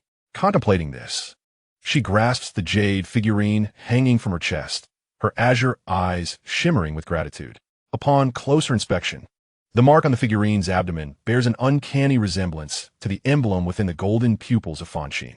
She kneels earnestly, raising the small jade effigy above her head, fervently proclaiming, O Lord of my heart, this must surely be the blessing you have bestowed upon my kin. Simultaneously, Fanxin senses a surge of faith, promptly conveying it to Zhou Li. Upon hearing this, Zhou Li bursts into laughter, realizing that Yelu Yaoduo has discerned that the newcomer is Zhou Kun and likely perceives this as a boon from him. Chapter 87. 1,200,000 against 800,000. We hold the advantage. Within the military camp, General Jiang Yin, Qin Wang Zhou Ting, Zhao Wang Zhou Kun, along with several other commanders including General Zhu Kong and General Mu Lin, delivered on strategies to confront the barbarian tribes. In recent days, the barbarians have grown increasingly audacious. Just 2 days prior, the barbarian Prince Yelu Zongzhe led a small contingent of 3,000 in pillaging Haishi City. Today, the 3rd Prince Yelu Zongla and the 6th Prince Yelu Zongzhe have amassed 20,000 Tiger Leopard cavalry to launch an aggressive assault on Yanzhou City. Although casualties have been minimal, the barbarians' intentions are unmistakably clear. Observing the troop deployments on the sand table, Jiang Yin ponders for a moment before turning to General Zhu Kong, inquiring, What is your perspective, General Zhu? Zhu Kong, understanding the underlying message, shifts his gaze to General Mu Lin, asking, And you, General Mu? Mu Lin then looks to Zhou Ting, humbly remarking, I am but a humble soldier. I wish to know the thoughts of His Highness Qin Wang. These three are seasoned veterans, having fought countless battles alongside the martial emperor in campaigns against the barbarians. It is inconceivable that they would lack insight. They are merely engaging in a round of deliberation. At this moment, the discussion lands in Zhou Ting's court. He chuckles lightly before turning to Zhou Kun, exclaiming, Ha! I am but a mere warrior. What do I know of military strategy? My second brother is a pillar of the Longwu Academy. I wish to hear his thoughts. Huh? Zhou Kun is taken aback. He had not anticipated that they would seek his input. Though he has studied military tactics at the Longwu Academy, his practical experience pales in comparison to these seasoned generals. Initially inclined to decline, he finds himself compelled to rise, clearing his throat and stating, In my view, the barbarians' frequent provocations must indicate they are well prepared. We should not rashly attack. Rather, we should first deploy small units to probe their strengths and ascertain their troop deployments and strategies. However, Zhou Ting is not pleased. If we do not advance boldly, has all my preparation been for naught? He continues, Oh, my second brother, there is no need for such complexity. As far as I know, the barbarians have summoned a total of 800,000 troops. We have 1,200,000. Probing is unnecessary. We shall simply crush them directly. Hearing that their numbers vastly exceed those of the enemy, Zhou Kun's confidence swells, and he quickly concurs, Ah, yes, third brother, you are correct. We outnumber the barbarians by nearly 400,000. There is no need to probe. We shall simply overwhelm them. Yet, as soon as he speaks, Jiang Yin interjects sternly. No, military strategy often warns against underestimating the enemy based on numbers. We must still gather intelligence. Indeed, the general speaks with wisdom. Knowing oneself and knowing the enemy ensures victory in 100 battles. Zhou Kun adds in agreement. Nonsense. We must strike with the ferocity of thunder.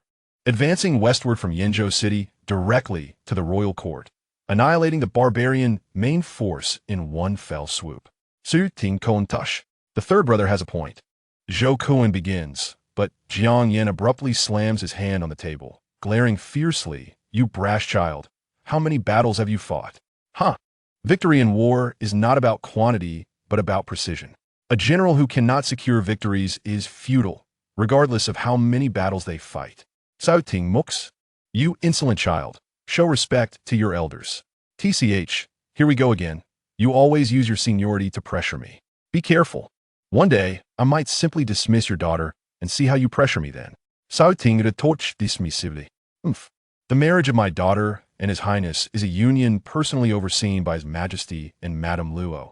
I doubt you could simply dismiss her. Jiang Yan scoffs. The two in-laws continue their bickering within the military camp. Zhou Kuan, growing increasingly impatient, slams the table and shouts, enough of this noise. Immediately, Jiang Yan and Zhou Ting cease their quarrel and turn to Zhou Kuan. He speaks slowly, regardless in terms of troop strength. We have 1,200,000 against 800,000. The advantage is ours. Tomorrow, I shall lead the vanguard and catch the barbarians off guard. Upon hearing these words, Zhou Ting and Jiang Yan exchange glances, their eyes sparkling with amusement. The strategy has been set. Zhou Ting then feigns a look of regret as he approaches Zhou Kuan, patting him on the shoulder. Second brother, I apologize for the earlier outburst. With your resolve, I feel deeply ashamed. Let us proceed this way. Tomorrow, I shall entrust you with my most elite force, the Xinjin camp. It is reported that 1,000 barbarian infantry are en route to Dalong Mountain, expected to arrive in 3 days. Brother, you should ambush them and give our troops a morale boost. The following day, Zhou Kuan leads 2,000 light cavalry towards Dalong Mountain. Atop the peak, Yelu Yaoduo sits within a palanquin, observing the valley below, with a slight arch of her brow and a cold smile gracing her lips. She remarks to the nearby Yelu Zongzi Sama, the Zhao Wang of the Shengwu Dynasty has come in person with merely 2,000 light cavalry. Despite our thorough preparations, I initially believed we could easily overpower the Shengwu Dynasty's multitude. Yet Yelu Yaoduo remains unfazed. Even the smallest fly is still meat. 2,000 light cavalry will certainly inflict some pain upon the Shengwu Dynasty.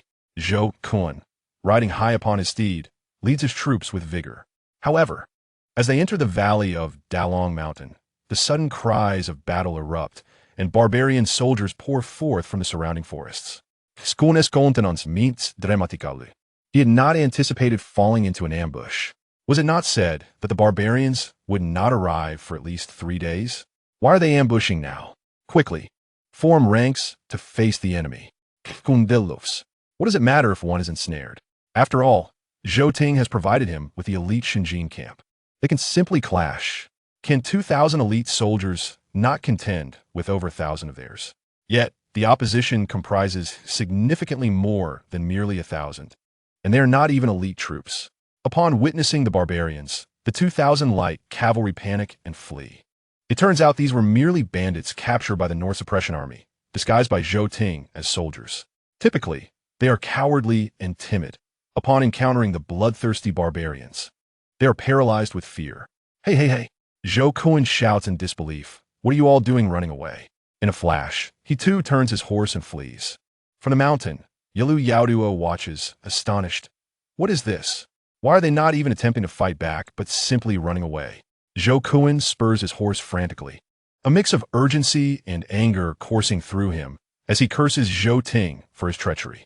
Yet, the barbarians are relentless, pursuing him with vigor.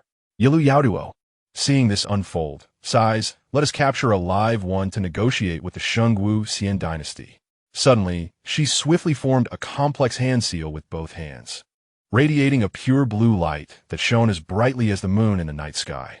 In the next instant, with a gentle tap of her finger, the soldiers, who had been desperately fleeing, found themselves ensconced within a transparent protective shield. Unable to break free, this barrier resembled an impregnable cage, sealing off the space and trapping them with no means of escape. Yelu Yaoduo instructed Yelu Zongzi at her side, capture that Zhao Wang alive. The others are expendable. Understood. Sama. Yelu Zongzi responded, commanding the barbarian cavalry to charge in. In a heartbeat, cries of anguish and despair echoed, and soon, over 2,000 men were mercilessly slaughtered, leaving only Zhou Yun alive. Yalu Zongza approached, looking down on Zhou Yun, who was paralyzed by fear. Taken back. Chapter 88. A marriage alliance and compensation? That is utterly impossible. According to intelligence, Zhao Wang was captured by the barbarians after suffering a great defeat at Longshan. Hai Vinciang said a disc. Her cheeks flushed and her body trembling uncontrollably. Meanwhile, Zhou Li was seated at the same desk, one hand writing a letter while the other stilled momentarily in surprise. Zulfast, Hai Vinciang, her voice laced with shyness, added, "Your Highness, the barbarians have already sent envoys, and the court is in chaos." Zhou Li paused, his gaze sharpening. "No matter, it is time for me to take the stage." Just then, hurried footsteps were heard outside, and Xuanwu rushed in. Upon seeing this, Zhou Li quickly halted his actions, and Hai Wenxiang hastily adjusted her clothing. Gasping for breath, Xuanwu announced, "Your Highness, His Majesty urgently summons you to the palace for court affairs." Upon hearing this, Zhou Li couldn't help but smile. He then turned to Hai Wenxiang, instructing Xiangbao, "Continue to gather information. I shall return shortly." In recent days, he had spent his time intimately with Hai Wenxiang, and their addresses had grown increasingly affectionate. Hai Wenxiang nodded with a smile. Zhou Li tidied his attire and hurried into the palace with Xuanwu. Inside the court, the atmosphere was tense and oppressive, with ministers frowning and whispering amongst themselves. The emperor sat upon the dragon throne, his expression dark as night. The envoy sent by the barbarians was none other than the third prince, Yalu Zongla. Yalu Zongla spoke respectfully. "Esteemed Emperor Wu, some time ago, your forces engaged in battle with ours and, regrettably, suffered defeat. My sixth brother, Zongza, has captured your Zhao Wang." At this proclamation, the court erupted in uproar, with ministers expressing righteous indignation. Yet Yalu Zongla remained composed, continuing, "However, our noble Sama and Yang Ho are compassionate and prioritize peace. If your Majesty agrees to cede the cities of Yingzhou, Haishi, and Liaozhou, and offer a tribute of 100,000 high-grade spirit stones and 1,000 fine horses, we shall release Zhao Wang and establish peace between our nations." Upon hearing this, the emperor glanced at Zhou Li, who stood nearby with a slight smirk. The emperor chuckled. "And what if I refuse?" Yalu Zongla replied, "Our Sama anticipated your Majesty's response and has instructed me to convey another condition." "What condition?" Yalu Zongla elaborated. "I have heard that your Majesty has a daughter, Princess Lushing, of marriageable age, renowned as one of the 4 great beauties of your imperial capital. My elder brother, Yalu Zongja, remains unmarried. If your Majesty consents to betroth Princess Lushing to him, the aforementioned conditions shall serve as our bridal gift." The court was thrown into chaos once more. What does this mean? Trading our land and resources for a bridal gift? Realizing this, Nan Gong stepped forward, exclaiming, "Your Majesty, this matter must not be agreed upon. The barbarians are insufferably rude. We cannot marry off Princess Lushing." While some opposed, others supported the idea. The Prime Minister, Sima Bo, stepped forward, bowing, "Your Majesty, this old minister believes that exchanging Princess Lushing for the 3 cities of Yingzhou can spare our nation from war. This is a feasible solution. I am confident that Princess Lushing, as a member of the royal family, will act for the benefit of the people." However, before Sima Bo could finish, he was abruptly knocked to the ground. The assembly gasped in shock, realizing it was Zhou Li. With a dark expression, Zhou Li pulled out a whip from his storage bag. "Damn it, I was about to confront Yalu Zongla, and you old fool had to jump in. Who doesn't know your intentions? If Zhao Wang does not return, all your years of support will be for naught." As the Prime Minister spoke with such righteous indignation, Zhou Li interjected, "I wish to ask why we should exchange 3 cities for one Zhao Wang. Is he such an important figure?" Before Sima Bo could respond, Zhou Li struck him with a whip. "I demand land and reparations. I will not tolerate moral coercion." Zhou Li thought as he continued to strike, not knowing how many times he lashed out until the whip finally broke. Sima Bo, a cultivator of the Taichu realm, was unharmed by the blows. "Go back, you old fossil. If I don't draw my sword against you, I'm not your father," Zhou Li scolded. Sima Bo looked at Zhou Li, then at Emperor Wu, too intimidated to speak further, swallowing his humiliation. The other ministers had grown accustomed to Zhou Li's antics. He was indeed a little tyrant. After dealing with Sima Bo, Zhou Li turned his attention to Yelu Zonla, pulling out a storage bag and tossing it to him. Yelu Zonla looked on in confusion, asking, "May I inquire?" "Your Highness Han Wang, what is this?" 99 low-grade spirit stones. "Why are you giving this to me?" Yelu Zonla questioned, puzzled. "Take this back to your Sama and tell her it is my bridal gift. Before long, I shall come to the northern wasteland to marry her." At this, laughter erupted throughout the court. Even the emperor could not contain himself. In stark contrast, Yelu Zonla's face darkened, and he replied sullenly, "Your Highness Han Wang, are you jesting? What? Is it too little? It is worth this much. I was even considering marrying your Yongho and Yugu." Yelu Zonla trembled with rage, pointing at Zhou Li. "Your Highness Han Wang, do not overstep." Zhou Li crossed his arms and sneered. "What? Unable to argue back, are you getting anxious? Return and inform your Sama that if she is wise, she will release Zhao Wang. Otherwise, I shall personally raise the northern wasteland." Yelu Zonla took a deep breath, suppressing his fury. "Your Highness Han Wang, you are quite bold. Our clan is not to be trifled with. Should your majesty refuse our terms, Zhao Wang's life may be in jeopardy." Zhou Li's expression hardened as he stepped forward, his aura suddenly intensifying. "Do you dare to threaten me? Do you think capturing Zhao Wang can intimidate my court? I declare here today, if you dare harm a hair on Zhao Wang, I will make the northern wasteland run red with blood." In the face of Zhou Li's imposing presence, even Yelu Zonla, who had killed since childhood, felt a twinge of fear. This sensation was akin to what he had only felt from Yongho and Yugu, yet it was far more intense. Realizing this, Yelu Zonla scoffed, "Since your court refuses our conditions, do not blame us for our subsequent rudeness. Go back and tell Yelu Yaoduo that if she wishes to marry my sister, there is no door open for her. However, should she be willing to be my concubine, I am not entirely opposed. In a few days, I shall personally journey to Beihuang and instruct Yi Lu Yaoduo to be prepared for my arrival." Zhou Li shouted at the retreating figure of Yi Lu Zonlo. Once he had completely departed, Zhou Li spat disdainfully. "Humph, what a farce." Turning around, he was met with the astonished gazes of all those present in the court.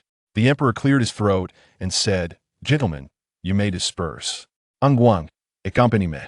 Chapitre 89, Princesse Le Sheng ou Yuan." The emperor summoned Zhou Li to the palace, and with a mix of amusement and exasperation, he asked, "My son, are you truly not joking? What jest?" Zhou Li scratched his ear. "To Beihuang, of course. Does father truly believe I would be outmatched by Yi Lu Yaoduo?" Zhou Li inquired. "I'm not questioning that. I am referring to your claim of marrying Yi Lu Yaoduo." The emperor had sensed that Zhou Li was not jesting. Zhou Li smiled. "I cannot dismiss the notion. What if Yi Lu Yaoduo genuinely harbors feelings for me?" Observing Zhou Li's unwavering expression, the emperor pondered for a moment.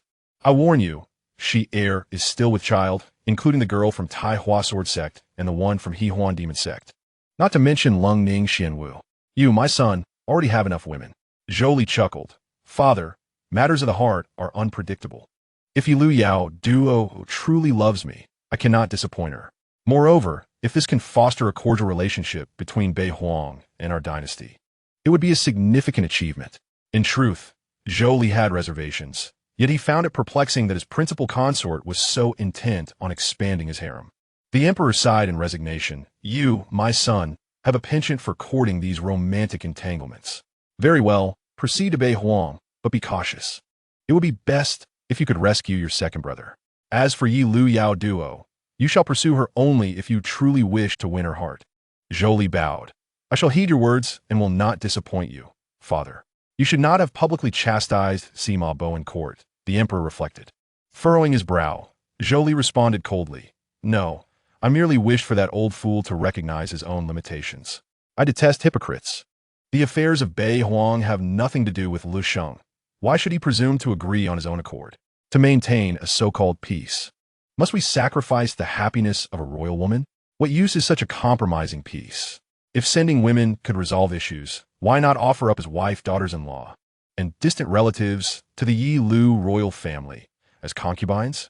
Hearing Zhou Li's words, the emperor chuckled. "Li heir, you articulate that splendidly.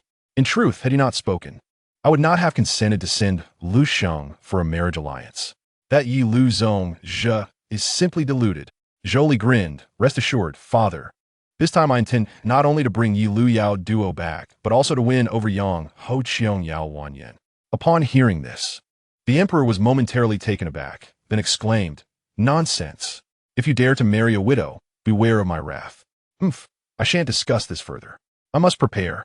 Zhou Li waved his hand dismissively. As he strode away with an air of nonchalance, the emperor felt a twinge of unease. Could it be that this young man would truly ensnare both Yang Ho and Yu Gu? Meanwhile, in Lusheng Palace, Princess Zhou Yuran was engrossed in her embroidery. Sunlight streamed through the window, illuminating her delicate visage, with her cherry lips and jade-like nose, but it was her enchanting almond-shaped eyes that sparkled with an ethereal glow, akin to the brilliance of spring flowers and the clarity of the autumn moon. Her flawless complexion was tinted with a soft, rosy hue, and with every smile, her dimples appeared, a sight to behold. Your Highness! The maid Xiao Tao rushed in, flustered. Zhou Yuran smiled gently. Xiao Tao, what do you think of this peony I have embroidered? Oh dear, Your Highness, grave news has emerged from the court.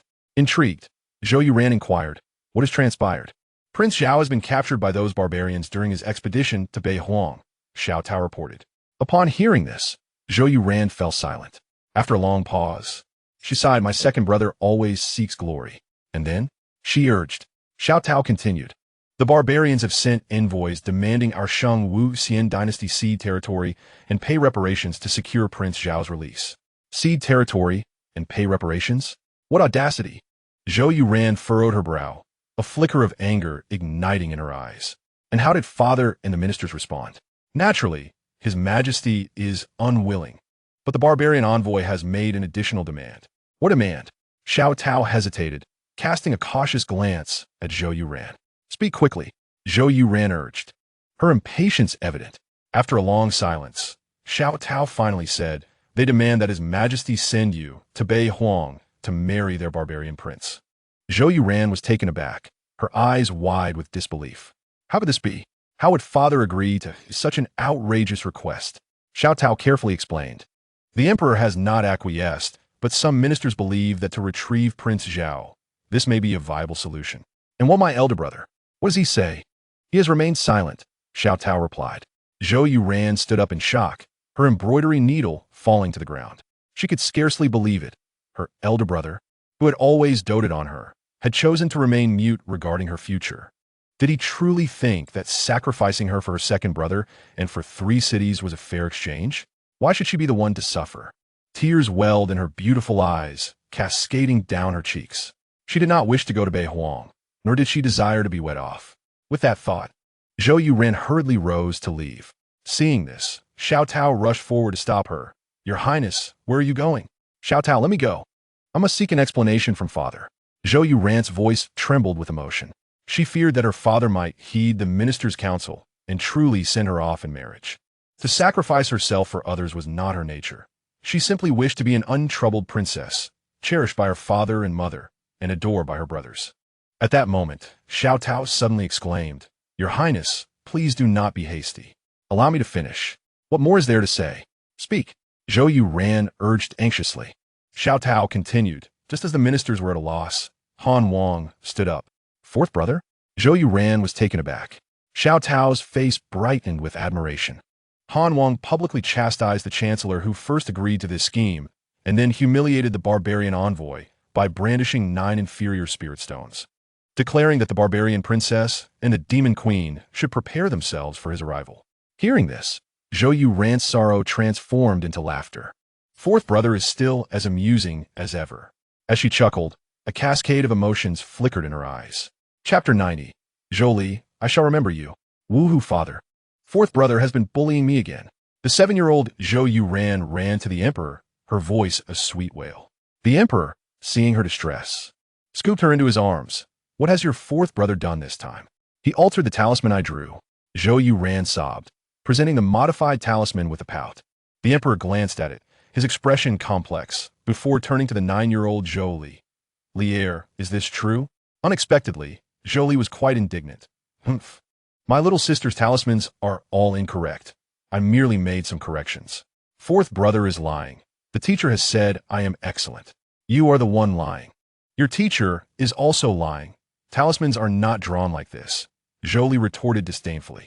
Upon hearing this, Zhou Yuan looked at Zhou Li with teary eyes and soon began to wail loudly.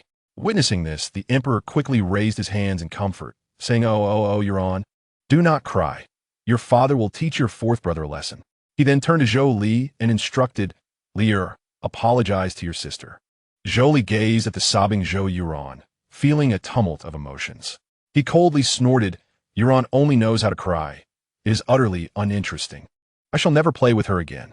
In response, Zhou Yuan cried even more earnestly, yet Zhou Li turned and departed. The following day, Zhou Yuan brought the talismans to her master, who taught her the art of talisman drawing. "Master, this is the talisman I drew yesterday," Zhou Yuan said, feeling quite anxious about receiving negative feedback. To her surprise, her master's eyes lit up with excitement as he exclaimed, "Your Highness, did you truly draw this?" Zhou Yuan gently nodded. Her master, overwhelmed with joy, had initially only flattered her. He believed that her talent for talismans was not particularly high. However, he could hardly believe that she could draw talismans of such quality at her young age, truly a child of the emperor. He promptly reported this to the emperor, who was already aware of the situation but publicly praised Zhou Yuan nonetheless, filling her with immense pride. "Little sister is truly remarkable. She will undoubtedly become a high-level talisman master," praised Crown Prince Zhou Qian.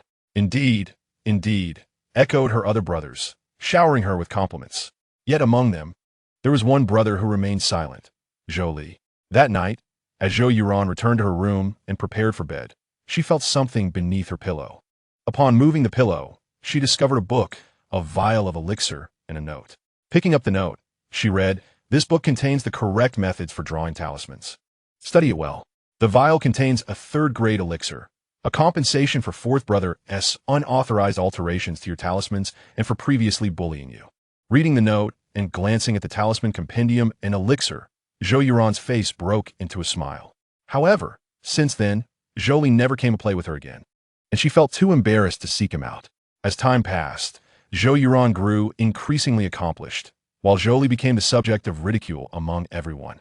Eventually, her fourth brother became a sycophant to the second daughter of the Duke of the Southern Kingdom, and she often overheard her second brother and other brothers teasing about Nan Gong Yan'er and Chu Yun's romantic entanglements, as well as Zhou Li's foolishness. Reflecting on the young prodigy who had once effortlessly pointed out her mistakes in talisman drawing and astonished their teacher with minor corrections, Zhou Yuan felt a pang of regret. However, influenced by the scorn and derision from Zhou Kun and others toward Zhou Li, she could not help but harbor a slight disdain for her fourth brother. The bond she once shared with the brother who played with her most during her childhood was growing increasingly distant, to the point where they no longer exchanged greetings when they met. Your Highness, Xiao Dao called out as she noticed Zhou Yuan lost in thought. Zhou Yuan snapped back to reality, her eyes red. Observing her state, Xiao Dao teased, "Your Highness, you are not actually moved to tears, are you?" Zhou Yuan quickly retorted, "Of course not. Really? Your tears betray you." Upon hearing this, Zhou Yuan hastily wiped her eyes, Xiao Dao, "How dare you jest with this princess? I shall punish you." "Ha ha! Your Highness, the more you say that, the more it proves I am right. Do you dare to speak so carelessly? This princess is angry." Zhou Yuan feigned a strike, prompting Xiao Dao to flee the room. Watching Xiao Dao's retreating figure, Zhou Yuan chuckled. Hee, fourth brother remains unchanged, still caring for me as before. As joy thrives, so does resentment. After Yelu Zongla returned to the Northern Wilderness Royal Court using a swift talisman, he recounted Zhou Li's words in detail to Qiong Yao Wan Yin and others. "Impudent!" Qiong Yao Wan Yin exclaimed, her aura radiating with fury. The members of the Northern Wilderness Royal Court were all intimidated by this pressure, and Yelu Zongla trembled in fear. "How dare a mere Han Prince insult you so brazenly? The Shunwu Dynasty is truly arrogant and disrespectful." Yelu Zongja added in agreement.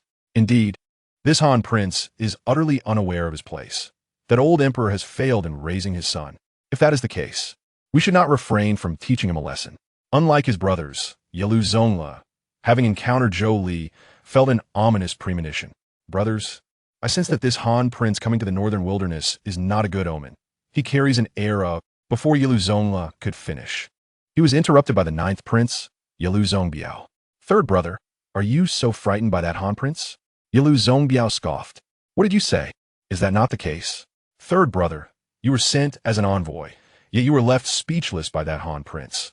He publicly humiliated Yang Ho and Sama, and you remained unmoved. Huh, if you have the capability. Unexpectedly, Yilu Zhongla's words were once again cut off, this time by Yang Ho. Qiong Yao Wanyan's face was incredibly grim, her voice cold and suffocating. Zhongla, you have indeed displeased me this time. Upon hearing this, Yilu Zhongla was so frightened that he did not dare to breathe. Qiong Yao Wanyan's voice was low, her fury barely contained as she declared, if that rascal dares to come to Yuzhou, regardless of life or death, bring him to me. I want his head mounted on my clan's divine altar as a tribute to the Heartmaster. She was of an age comparable to Zhou Li's mother, Luo Fei. How could she endure being humiliated by a mere child who could be her son? In contrast to Qiong Yao Wanyan's wrath, Yilu Yaoduo remained calm. Though she was also furious, as a shaman and the representative of the Heartmaster, she could not afford to lose her composure. A glimmer of coldness flashed in her eyes as she silently vowed, Zhou Li, I shall remember you. Chapter 91. We will certainly wait for your return. Your Highness, it seems it may snow tomorrow, Nan Gong Yan'er remarked, standing by the window, gazing at the full moon of the night and feeling the chilling wind. Zhou Li approached from behind and embraced her, saying, Yan'er, you are with child. The cold wind is detrimental to your health. Nan Gong Yan'er smiled and replied, Your Highness, did you know that Nan Gong Yan'er has gone missing? Zhou Li nodded, having been aware that he had dispatched Lung Ning to keep watch over Nan Gong Yan'er. However, one day she simply vanished, and despite Lung Ning's efforts, she could not be found, leaving him with a sense of unease. With Nan Gong Yan'er out of his control, should she return and assist Chu Yun, it would pose a significant problem. Moreover, due to her pregnancy, her fate had gradually begun to shift. Nevertheless, having created the Wuwang Maiden, he could replace Nan Gong Yan'er's original fate, becoming Chu Yun's strongest adversary in the Shengming continent. Although Chu Yun's injuries had yet to heal, Xuanwu, who had been monitoring him, brought news of ghostly calamities. Zhou Li had already deduced that the contact between Chu Yun and the Piaomiao Sacred Land had been expedited. However, at present, everything is under my control except for Nan Gong Yan'er. The most pressing matter is to resolve the issues in Beihuang. Do you believe she has relinquished you to me? Nan Gong Yan'er chuckled with delight. She then slowly continued, throughout my life as an elder sister, I have been taught to exhibit courtesy before my elders and to have a broad vision before my younger siblings. Despite the minimal age difference between Nan Gong Yan'er and me, Grandpa always insisted that I yield to her. I have always been envious of her. In the same family, she possesses everything while I have nothing. I once held affection for Chu Yun, but he loved her more, and she even has you. Upon hearing this, Zhou Li tenderly caressed Nan Gong Yan'er's abdomen, saying, She has no right to give you to me. You deserve love. With that, Zhou Li grasped Nan Gong Yan'er's chin, turning her head towards him and kissing her deeply. Just as they shared an intimate kiss, a sudden cough interrupted them. Cough, cough. The two turned to see Hai Wenxiang, lying in the blankets with an unhappy expression, saying, I have warmed the blankets for you, and you two are doing this in front of me. It's rather inappropriate. Zhou Li chuckled awkwardly and walked over to Nan Gong Yan'er, saying, I'm sorry, Xiangbao, you've worked hard. Hai Wenxiang pouted. All right, given your sincere apology, I shall let it slide. Zhou Li smiled as he settled Nan Gong Yan'er into the blankets and lay down himself, embracing both of them. Xiangbao, you should rest early. It might snow tomorrow, as Yan'er mentioned, so wear more clothes and don't dress so lightly. Hai Wenxiang huffed. As a practitioner of Jiyuan realm, such wind and snow have no effect on me. Ha, indeed. Sudi Chakold. The three fell into a silence, gazing at the ceiling, lost in their thoughts. Hai Wenxiang nestled against Zhou Li's chest, her mind racing. She had been groomed as a saintess from a young age, using extremely precious herbs to refine her Yudu Shinti, an extraordinary physique.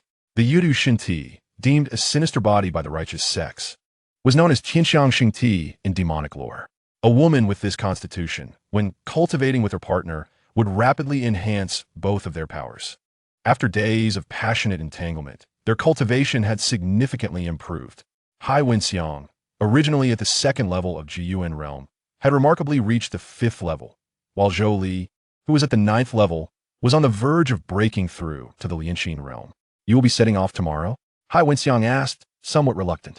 To outsiders, the enchanting and alluring Saintess of the Hahuan Mazong appeared like a wife sorrowful at the departure of her husband. MHM, Zhou Li replied, gazing at the ceiling and nodding slightly. Upon seeing this, Hai Wenxiang forced a smile. Unlike Hai Wenxiang's subtle sadness, Nan Gong Yan'er displayed her emotions quite evidently. She cried as she leaned against Zhou Li's chest, sobbing, "Your Highness, I don't want you to go. I want you to stay with me and our baby." Zhou Li chuckled. "I'm merely heading to Beihuang to quell the unrest, not venturing some distant land. I don't care. I am so resentful. If I weren't pregnant, I would go with you."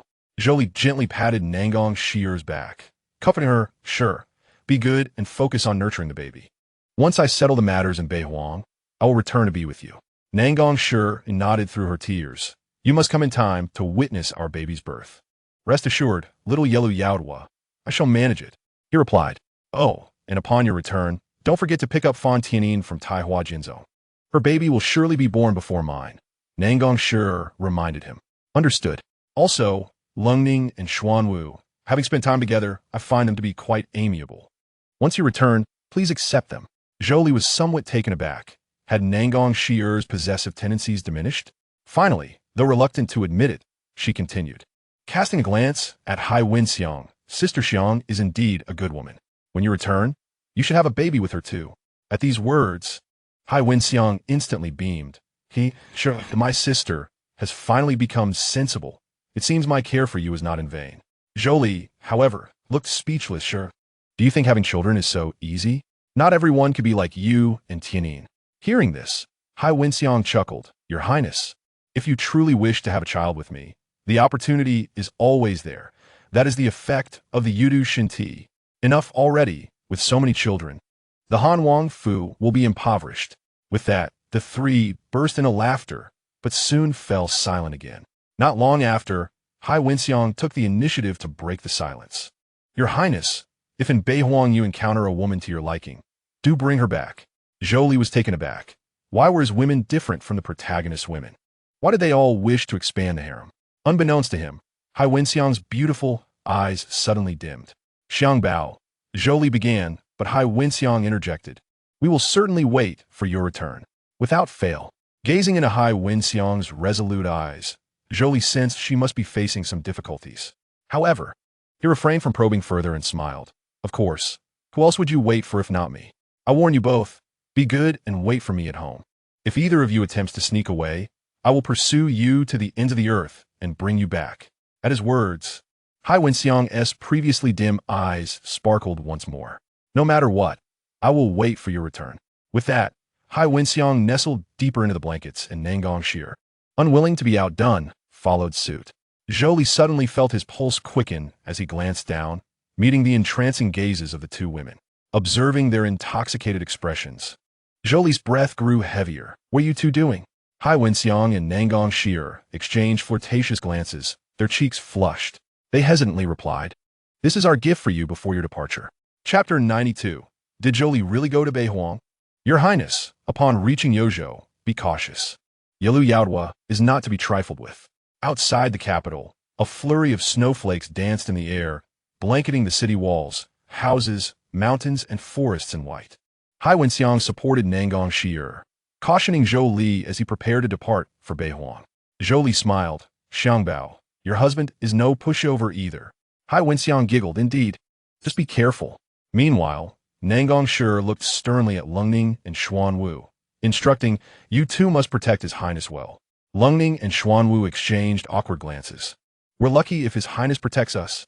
Also, if His Highness desires you too." Nan Gong Yan'er hesitated, pondering for a long time. She concluded that as a man, His Highness must have certain needs, and rather than seek other wild women, it would be better to rely on these two maids.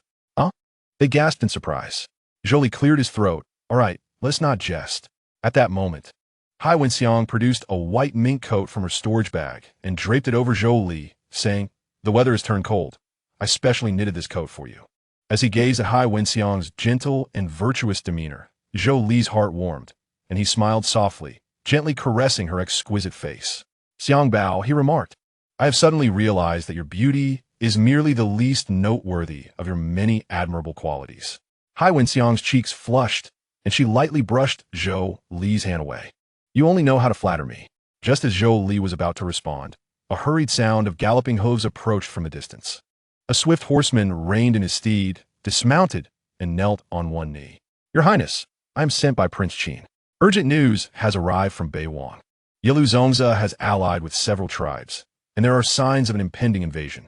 Zhou Li furrowed his brow, his gaze sharpening instantly. We must act swiftly.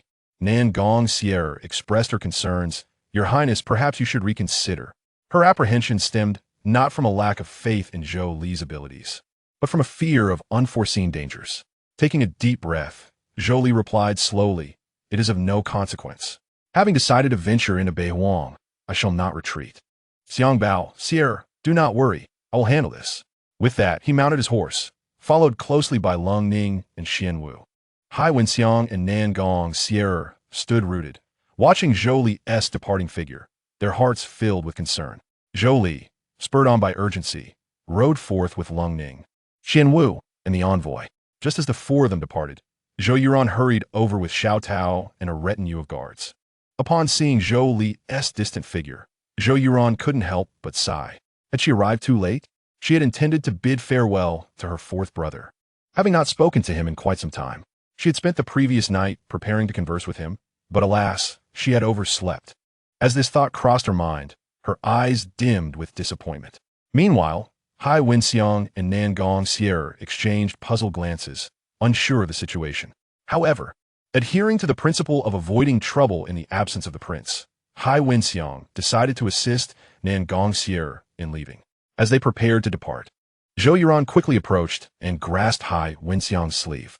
Observing the beauty of Hai Wenxiang and Nan Gong Yan'er, the illustrious princess, Zhou Yuan felt a pang of inadequacy. Both women recognized her, aware that she was the cherished jewel of the martial emperor, yet they were puzzled as to why the princess had ventured outside the city. Before they could ponder further, Zhou Yuan respectfully addressed them. You must be Sierra Jiejia and Xianxia Jiejia, am I correct? Hai Wenxiang and Nan Gong Yan'er were taken aback, surprised by the princess's respectful address. Regaining her composure, Hai Wenxiang smiled and nodded. Indeed, your Highness calls us Jiejia. May I ask what brings you here? Zhou Yuan bit her lip, feeling somewhat bashful as she replied, I had intended to bid farewell to my fourth brother, but I fear I have arrived too late. Observing Zhou Yuan's sincerity, Nan Gong Yan'er felt even more perplexed, but responded, as long as the princess has the intention, it suffices. We will convey your regards to His Highness. Zhou Yuan then produced a delicate sachet from her bosom and handed it to Nan Gong Yan'er. This is a sachet I crafted myself. I have heard that Sierra Jiejia is with child, and this sachet, made from amling grass, possesses the ability to nurture the fetus. As Nan Gong Yan'er accepted the sachet, she pondered, why would Princess Lushang go to such lengths for me? Yet she did not dwell on it, instead rubbing her abdomen and cheerfully saying, Baby, do thank Annie Lushang. Seeing that the matter was settled, Zhou Yuan performed a bow.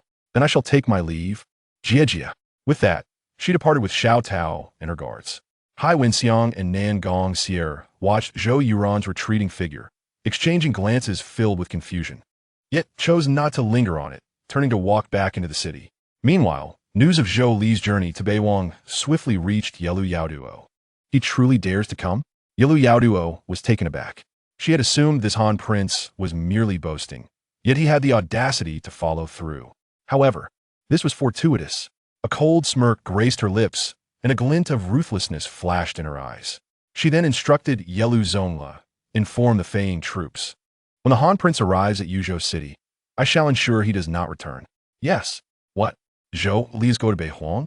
In Longwu Academy. The news reached Chu Yun, who was equally astonished.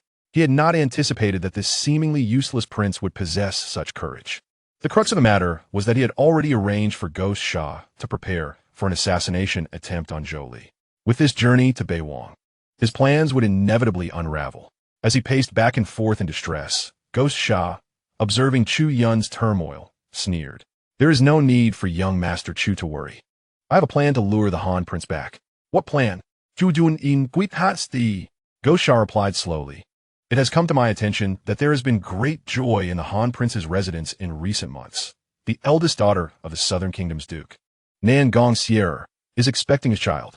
At this revelation, Chu Yun froze in disbelief. What? Sierra's with Zhou Li's child. He could hardly fathom that the woman who had devoted herself to him had, in such a short time, shifted her affections and become pregnant by another man. In Chu Yun's view, the Nan Gong sisters were his exclusive treasures, untouchable by anyone else. After all, both sisters were breathtakingly beautiful, with Nan Gong Yan'er pursuing him while Nan Gong Yan'er had secretly harbored feelings for him. But now, with Nan Gong Yan'er missing and the thought of Nan Gong Yan'er entwined with Zhou Li each night filled him with anguish and regret. Ghost Sha, well aware of Chu Yun's connections, cautioned, "Young Master Chu, I know of your bond with Nan Gong Yan'er. However, she has become another man's possession. I urge you to consider this carefully." To Ghost Sha's surprise, Chu Yun promptly declared, "Then let us eliminate her as well. Nan Gong Yan'er carries Zhou Li's illegitimate child. She is no longer pure. Such a tainted woman is unnecessary." Ghost Sha, taken aback by Chu Yun's resolute response, acknowledged, "I understand." With that, Ghost Sha vanished from sight, leaving Chu Yun with a chilling gaze. "Nan Gong Yan'er, you wretched woman dare to betray me. You have sealed your own fate." Chapter 93. Upon arriving at Yuzhou, the Han Prince faces assassination. After 2 days of relentless travel, Zhou Li finally arrived at Yuzhou City. Unlike the previous occasion, when Zhou Kuan was greeted by only Jiang Yinshu, this time, he was met by a larger entourage. General Jiang Yin, Prince Qin Zhou Ting, his wife Jiang Yinshu, and various officials from Yuzhou City awaited him. Dismounting his horse, Zhou Li received the customary bows from the assembly. He then whispered a few instructions to Long Ning and Xian Wu, who smiled in understanding and swiftly disappeared from sight. Jiang Yin stepped forward to greet him, stating, "Your Highness, having traveled from afar, I apologize for my inadequate reception." Zhou Li smiled gently, assisting Jiang Yin to his feet. "General Jiang, there is no need for such formalities. We are all family here." In their youth, the three were inseparable friends, extraordinarily gifted, and known as the Zhongzhou Iron Triangle after their encounter in Zhongzhou. Over time, Jiang Yin and Zhou Yuan both developed affections for Luo Li. However, due to Jiang Yan's inability to articulate his feelings, Luo Li was quickly captivated by the charming Zhou Yuan. Witnessing this, Jiang Yin silently withdrew from the relationship, offering his blessings. Observing the striking resemblance between Zhou Li and Luo Fei's youthful faces, Jiang Yin couldn't help but reflect on how uncanny it was. Zhou Ting approached with a smile, saying, "Fourth brother, you've traveled far. Come, let us head into the city to rest." Zhou Li jested, "What has third brother prepared for my welcome?" "Ah, your sister-in-law has personally cooked. Whatever she makes, we shall feast upon." The group laughed as they made their way into the city. Upon entering, they were greeted warmly by the townsfolk, their cheers resonating through the air. Zhou Ting remarked to Zhou Li, "Fourth brother, the people of Yuzhou have been eagerly awaiting your return." Zhou Li waved to the crowd, touched by their enthusiasm. Upon arriving at the Qinhuang mansion, Jiang Yinshu instructed the servants to lay out the feast that had already been prepared. After tasting a dish, Zhou Li praised, "I have long heard that third royal sister-in-law's culinary skills surpass those of the palace chefs. Today, I see that is indeed true." Jiang Yinshu smiled softly. "Since His Highness enjoys it, please indulge." At that moment, Zhou Ting filled a cup with wine and handed it to Zhou Li, saying, "Come, fourth brother, let's drink." "Thank you, third brother," Zhou Li replied, downing the drink in one gulp. Noticing the wine in Zhou Li's cup, Zhou Ting swallowed hard. Zhou Li teased, "Third brother, why aren't you drinking?" Zhou Ting coughed lightly, feigning seriousness. "Drinking excessively leads to errors. I never indulge." Zhou Li's eyes narrowed into crescent moons. Then he turned to Jiang Yin, asking, "What about the general?" Jiang Yin reluctantly declined. "Drinking before battle is a grave taboo. I must set an example." "Well then, it seems I shall enjoy this fine wine alone," Zhou Li said, downing cup after cup, while Zhou Ting and Jiang Yin watched with longing.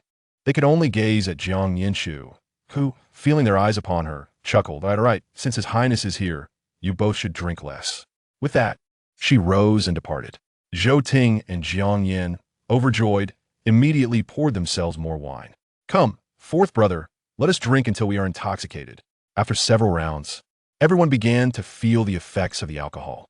At that moment, a guard rushed in to report, "General, a mysterious group of cultivators has been spotted outside the city, seemingly with ill intentions."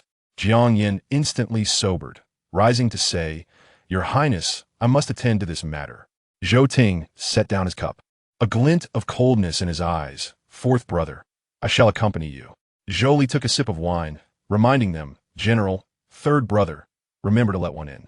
He knew this was undoubtedly an assassin sent by Yi Luyue to eliminate him. Zhou Ting and Jiang Yan exchanged glances, suddenly realizing Zhou Li's ulterior motives. Yet they said nothing further and left with smiles. Once they departed, Lung Ning and Xianwu appeared before Zhou Li. Asliegt smilagressa Zhou Li's lips. Have you completed the task? Of course, we are professionals, Xianwu replied with a grin. Very well, hand the items to me and hide for now. Yes. Zhou Li raised his cup, continuing to drink leisurely, then pretended to fall into a drunken slumber. Shortly after, an assassin stealthily infiltrated the Qin Wang mansion. Cautiously approaching Zhou Li, the glint of a dagger flashed in his hand, ready to strike, when Zhou Li suddenly sat up. The assassin was startled. Zhou Li gazed at him with a smile. The one sent by Yi Luyue is rather unprofessional. I can see through your act of feigned sleep. The assassin snorted coldly. How dare you call our master by name? You seek death. With that, he let out a low growl, his aura surging violently like a volcano, and the dagger emitted a chilling light as it shot straight towards Zhou Li. Yet, in the face of such a fierce assault, Zhou Li remained remarkably composed. Sitting steadily in his chair, pulling out a piece of blue cloth and a pen, seemingly lost in writing. Just as the dagger was mere inches from piercing his body, a flash of purple lightning surged forth, a thread woven from purple lightning coiling around the dagger like a serpent. In the next moment, Xianwu appeared before the assassin like a wraith, her speed akin to lightning, leaving him no time to react. She delivered a kick to his chest, sending him flying, tumbling through the air before barely regaining his balance. However, before he could steady himself, an icy chill enveloped him from behind. Alarmed, he turned to find Lung Ning had somehow appeared behind him. To attempt to harm our prince is to court death. Lung Ning's expression was as cold as ice, her frost blade radiating a brilliant chill, freezing the air around them. Realizing the imminent danger, the assassin sought to evade, but it was too late. With a sharp crack, the frost blade mercilessly struck his right arm, blood spraying forth. The assassin cried out in pain, instinctively retreating. Yet, Xianwu was quick to seal his escape, grasping his collar from behind and forcefully slamming him to the ground. At that moment, Zhou Li slowly rose, picking up the cloth from the table, inhaling its scent as though savoring fine wine. With such meager strength, how does Yi Luyue dare send you to assassinate me? Zhou Li Muka, embodying the visage of a victor. The assassin, however, let out a cold laugh. Truly, the favored son of the martial emperor. Even his maidservants are extraordinary. Do as you wish with me. Ah, you possess some spirit. Zhou Li waved his hand, signaling for Xianwu to release him. Following the command, Xianwu stepped back. The assassin, rising from the ground, was puzzled. What is your intention? Zhou Li smiled enigmatically, stepping forward to fold the cloth neatly before placing it in the assassin's embrace. The assassin's confusion deepened at this unexpected gesture. Return and inform Yi Luyue that I eagerly anticipate our meeting. Consider that item a gift of introduction. The assassin paused, momentarily stunned, unable to believe. You are letting me go? Otherwise, should I keep you here for dinner? Zhou Li turned his back, dismissing him with a wave. Without hesitation, the assassin departed. Once he was gone, Zhou Li could no longer contain his laughter, and Lung Ning and Xianwu joined in, unable to restrain their amusement. Yi Luyue, I hope you enjoy the gift I've sent you. Yeli Yao Duo's azure lashes quivered slightly, and she smiled softly. You have returned? The assassin hurriedly knelt, saying, Sama, my incompetence has led to failure. Among the 5 of us from Feiying, were slain by Qin Wang Zhou Ting, and only I managed to encounter Han Wang Zhou Li. However, that Han Wang is accompanied by 2 formidable maidservants, and I was gravely wounded in the encounter. Upon hearing this, Yeli Yao Duo slowly rose, murmuring with a smile, Indeed, there are skilled protectors by Han Wang's side. Yet, your return surprises me. The assassin promptly replied, I was released by Han Wang. Released? Yeli Yao Duo expressed her astonishment. Under normal circumstances, one would expect a would-be assassin to be imprisoned or executed. So why would Han Wang let him go? Just as Yeli Yao Duo pondered, the assassin produced a piece of azure fabric bestowed upon him by Zhou Li. Sama. Han Wang asked me to deliver this to you as a token of our meeting. Oh, Yeli Yao Duo accepted the fabric, scrutinizing it closely. Why did this piece seem so familiar? Wait, this ISNT.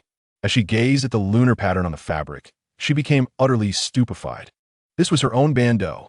Unlike other barbarian women, Yeli Yao Duo had always admired the clothing style of the Xian dynasty women, hence she had adopted the bandeau herself. But how did this intimate item end up in Zhou Li's possession? Sama, the assassin gently called out, noticing Yeli Yao Duo lost in thought. Coming back to her senses, she cleared her throat and stated, "You should return to recuperate. I must discern what tricks this Han Wang is up to." "Yes, Sama." The assassin then withdrew. Yeli Yao Duo stared at the bandeau for a long time, utterly perplexed. She had washed it and placed it in her wardrobe. How could Han Wang have acquired it? The fabric's material, the intricate design, its size, and the faint fragrance it emanated assured her it was indeed hers. Suddenly, a string of text appeared on the fabric, reading, "I, Zhou Li, extend my greetings to Yao Duo Sama with this token. Though I have not had the pleasure of meeting you, I can tell from this item and its fragrance that you are indeed an unparalleled beauty. As the moonlight graces the flowers, a beauty like jade, the fragrant aroma lingers. Such charm surpasses 1,000 words. I have come to the northern wasteland for you, Yao Duo Sama. Though I am surrounded by fair maidens, a refined gentleman seeks a virtuous lady. With your exquisite beauty, what need do you have for a barbarian shaman? Why not join me and share a life of bliss? If Yao Duo Sama is indifferent, I shall gladly accept your mother Yang, Ho Qiong Yao Wan Yen." Upon reading this, Yeli Yao Duo's cheeks flushed crimson, and she tore the fabric to shreds. Exclaiming in indignation, "Lecherous scoundrel, shameless cad." Throughout her life, she had never encountered such shamelessness, nor had she seen such audacious words. "Ha ha ha, fourth brother, your writing is exceedingly shameless." Zhou Ting burst into hearty laughter after hearing Zhou Li's words. Be discreet, it's merely a jest." Zhou Li replied with a contented smile. "I could never compose such verses in my lifetime. Yeli Yao Duo will surely be furious upon reading this." The thought of Yeli Yao Duo's vexation brought Zhou Ting great delight. Every encounter with her had left him with nothing but embarrassment. But now, with fourth brother here, "Yeli Yao Duo, you have met your match." Zhou Li patted Zhou Ting's shoulder and said, "Enough, third brother, it is late. Go and keep your wife company, and make haste to present your nephew." As he spoke, Zhou Li handed Zhou Ting a vial of elixir. Go on. Zhou Ting accepted the elixir, his face flushing. "You little rascal, you dare to jest with your elder brother?" With that, he clutched the elixir and retreated to his chamber. Zhou Li stood alone by the window, gazing at the night sky, a smile dancing on his lips. He knew Yeli Yao Duo would be quite agitated, and the forthcoming spectacle would undoubtedly be even more thrilling. "Your Highness, the bedding is warmed and it is time to rest." Xian Wu and Lung Ning, their cheeks flushed, sat shyly at the bedside, their delicate feet nervously rubbing against each other. Nan Gong Yan'er and Highness had instructed them on their duties, which they were expected to fulfill. Over time, both had developed secret affections for their prince and were destined to become concubines. Zhou Li looked at his two decisive maidservants, now blushing like bashful maidens, and could not help but sigh. He then slowly removed his clothing and approached them. Meanwhile, in the imperial capital, at Han Wang's residence, Highness and Nan Gong Yan'er stared blankly at the gifts on the table. Zhou Yuran was enthusiastically explaining, "This is a Zhuang Ling Dan, which greatly enhances one's spiritual energy. And this is an Ling Chao, and that is Lu Rong Chao, along with Hong Shui Bai He, all nourishing supplements for pregnancy." Nan Gong Yan'er gazed at the precious items before her. Though she had never seen them, she recognized their value. "Your Highness, I cannot possibly use so many items." Zhou Yuran smiled. "Sister Yan'er, with fourth brother currently away, it falls to me to arrange the supplements." However, just as Nan Gong Yan'er was about to speak, Zhou Yuran leaned her head against her abdomen, joyfully saying, "Little imperial nephew, quickly tell your aunt how good she is to you." Seeing this scene, Nan Gong Yan'er hurriedly looked to Highness, signaling for help. Highness cleared her throat and said, "Your Highness, Sister Yan'er needs to rest. Prolonged wakefulness is not good for the child." Oh, I apologize. Dear sisters, I shall visit again tomorrow." After saying this, Zhou Yuran took her leave. Watching Zhou Yuran's retreating figure, Highness curiously asked, Does this Luxiang princess share such a deep bond with our prince? I do not know. You are both among the four great beauties. How can you not know? What kind of logic is that? Just because you are both renowned does not mean you are familiar. You and that mad king are also equally renowned. Yet you have never even met. Haha, indeed. Highness chuckled awkwardly, then helped Nan Gong Yan'er onto the bed, gently covering her with the quilt. She then extinguished the lamp, closed the door, and gave a few instructions to the guards outside before departing. Just as Highness left, a shadow appeared at Nan Gong Yan'er's bedside. Chapter 95. The True Power of Highness. The figure was named Xiaolang, the eldest disciple of Gui Sha, possessing a cultivation level of the 7th stage of Zhou Yuan. Xiaolang looked at the slumbering Nan Gong Yan'er, gathering spiritual energy in his palm. He directed it towards her. At that moment, Nan Gong Yan'er's eyes suddenly opened wide, and to her astonishment, several black tendrils sprouted from her arm, rapidly spreading forth. The tightly closed, blood-red petals on the tendrils abruptly unfurled, revealing a monstrous maw within, lunging directly at Xiaolang. Started, Xilang reacted instantly, swiftly redirecting his palm to strike the xianxia rose with all his might. The impact was tremendous, scattering the petals in all directions. However, a strange smile suddenly curled at the corner of Nan Gong Yan'er's mouth. Without hesitation, she used her nails to pierce her own arm and then flung her hand, causing a torrent of crimson blood to rain down upon the scattered petals. Angry flowers, fresh wounds.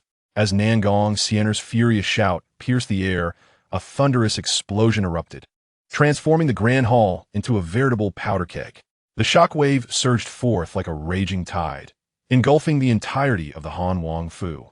Walls, furniture, and floors were obliterated in an instant, scattering countless fragments in every direction.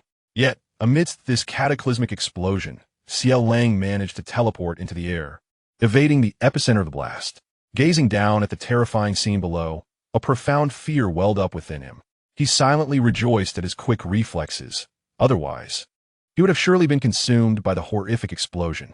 The magnitude of the recent detonation exceeded his wildest imaginings. However, it seemed that Nan Gong Yan'er had perished. Just as he prepared to depart, a melodious voice emerged from the flames. Since you have arrived, does this Han Wang Fu permit you to come and go as you please? As the words fell, the flames receded abruptly, revealing a flowing barrier within which Highness supported Nan Gong Yan'er, who wore a mischievous smile as she gazed at Gui Sha. Dare to slay my esteemed lady? If not for my pregnancy, I would have dragged you down with me. As she spoke, Nan Gong Yan'er licked the wound on her arm, and in the blink of an eye, it healed rapidly. This was the formidable power of the Shun Shang Chong Wei parasite, no matter the injury. Even if one were to be shattered into pieces, with a mere thought of restoration, the body could be restored. Highness sighed, remarking on the girl's reckless antics. It turned out they had discovered Xiaolang's presence long before, and Highness, for the sake of caution, had intended to call for assistance. However, Nan Gong Yan'er's playful spirit prevailed, and the two engaged in a mental dispute for quite some time, ultimately yielding to the girl's whims. I leave him to you, Nan Gong Yan'er declared, her eyes brimming with madness. My dear baby deserves something good. The baby she referred to was the Shun Shang Chong Wei that resided within her. Since my sister has said so, I must assist you. With that, Highness stepped forward, her long, jade-like leg, wrapped in white lace, becoming the focal point. In an instant, a tranquil yet perilous deep-sea space emerged, tightly confining Xiaolang within. As Highness took a steady step forward, ripples danced across the surface of the water. Is this a domain? Xiaolang's cold sweat broke forth. How could this woman, only at the 5th level of the Zhou Yuan realm, wield such power? Highness smiled lightly. It seems you possess some discernment. It is commendable that you have lived to such an age. My Conglan Yu Hai is quite the scenic marvel. Isn't it? Xiaolang's heart tightened, acutely aware of the domain's might. He feigned calm, channeling his spirit energy in an attempt to break free from the Conglan Yu Hai. However, this seemingly tranquil domain was akin to the depths of the ocean. No matter how fiercely he attacked, it would swiftly heal as though flowing water. Do not waste your efforts. Within this Conglan Yu Hai, I am the sovereign, Highness remarked, a smirk gracing her lips as she waved her delicate hand, sending water blades shooting towards Xiaolang like meteors. He dodged to the side, gathering his spiritual power to form a shield in defense. Just as he strained to protect himself, the xianxia Wei on Nan Gong Yan'er's arm grew once more, its gaping maws roaring sharply as they lunged at Xiaolang from various angles. Overwhelmed, Xiaolang sustained numerous injuries. He could not believe that he, a man of greater cultivation, could be outmatched by two women, one of whom was pregnant. Thus, he grit his teeth and retrieved a peculiar pill glowing with an eerie light, swallowing it whole. Instantly, his aura surged, breaking through to the 8th level of the Zhou Yuan realm. With a furious roar, he unleashed the fierce Gui Sha Palm technique against Hai, Wenxiang, and Nan Gong Yan'er. Taking drugs, are we? Alas, within my Tsang Lan Yu Hai, all medicinal effects shall be washed away. Hai Wenxiang smiled coyly, intensifying her control over the domain. The waters churned violently, forming a massive whirlpool that dispelled Xiaolang's attack. Following this, she lightly tapped the water surface, and an enchanting fragrance wafted through the air. The once tumultuous Xiaolang fell silent, as before him, numerous stunningly beautiful maidens approached him. Enraptured by the illusion, a dazed expression spread across his face. In that moment, the xianxia Wei on Nan Gong Yan'er's arm seized the opportunity, lunging fiercely at Xiaolang. Its gaping maws bit down on him, jolting Xiaolang from his trance. In a fit of panic, he snapped the xianxia Wei in half, his eyes wide with terror as he faced Hai Wenxiang. That was the allure of the Yu Du Shun Ti. You are Hai Wenxiang. Since you have recognized me, I can no longer let you go. Hai Wenxiang laughed lightly, a glint of coldness flashing in her eyes. Xiaolang never anticipated that the legendary Meiji, revered as the enchanting Demoness, was none other than the woman of the Han Wang of the Sheng Wu Xianchao. Yet, before he could fully comprehend this revelation, Hai Wenxiang commanded the waters to transform into countless sharp spikes, launching them from all directions towards Xiaolang. As he dodged the attacks of the xianxia Wei, he was also forced to deflect the water spikes, leaving him in a state of utter disarray. Just as he struggled to keep up, Nan Gong Yan'er let out a sudden cry, causing all the petals of the xianxia Wei to close tightly, ensnaring Xiaolang within. He fought vigorously against the binding, but the more he struggled, the tighter the grip became. After a prolonged struggle, the xianxia Wei raised its head, its roots glowing red, as if it were consuming something. Before long, it expelled a pile of white bones, still smeared with viscous saliva. Seeing this, Hai Wenxiang immediately seized her powers and inquired, "Did you truly feed him?" However, Nan Gong Yan'er's scarlet eyes shimmered with a cold light. "I just accessed his memories." "What?" Nan Gong Yan'er smeared the blood splattered on her cheek across her lips and declared, "He was sent by Chu Yun to kill me." Chapter 96. The Zhao Wang knocks at the door. The shame of the Sheng Wu Xianchao upon hearing this. Hai Wenxiang's eyes also glimmered with a cold light. Yet, Nan Gong Yan'er chuckled lightly, and then produced a recovery talisman from her bosom, instantly restoring all the damaged structures to their former glory. "What are you doing?" Hai Wenxiang asked, puzzled. "Going to sleep. The prince says staying up late is bad for the fetus, and besides, I just used a bit of spiritual energy," Nan Gong Yan'er yawned. "Aren't you going to seek revenge on Chu Yun?" "Oh, the prince will take care of that for me." "That is not for me to ponder," Nan Gong Yan'er replied. "But enough, Sister Xiang. Even if we go, we won't be able to kill him. The prince says he is the child of destiny, with a robust fate. Now, hurry and sleep. Otherwise, the effects of your sedative will wear off." The two had just conferred and agreed that for the sake of fishing, it was essential to prevent any disturbances, prompting Hai Wenxiang to set up a soundproof array and sprinkle it with sedatives. Anyone below the condensing star realm would fall victim. Thus, no matter what transpired within the array, it would go unheard outside, and those under the influence of the sedative would not awaken. Although Nan Gong Yan'er asserted this, Hai Wenxiang still resolved to teach Chu Yun a lesson. However, she could never have imagined that Zhou Li had already taken action. In an abandoned ancient residence, Chu Yun lay injured, his breath weak, his limbs pierced by dark chains, kneeling on the ground. Just as in Nan Gong Yan'er's dream, he bore a tragic fate at the hands of Zhou Li. Beside Chu Yun's feet lay the head of Gui Sha, his eyes filled with resentment. "Master, the matter has been resolved," an aged voice echoed. The speaker was none other than Yuming Guizhou, another guardian of the Shui Mo Dian, a peak practitioner of the Taichu realm, merely a step away from the Zhangyu realm. Ever since the demise of Shui Mo, the fortunes of Shui Mo Jian had soared. Witnessing the emergence of several elders within the Taichu realm, veteran experts like him were on the brink of breaking through to the Zhongyu realm, soon to stand shoulder to shoulder with the 7 great demonic sections. The master he referred to was Zhou Li. Zhou Li was well aware that if Chu Yun discovered that Nan Gong Yan'er bore his offspring, his overwhelming possessiveness would undoubtedly lead him to target Yan'er.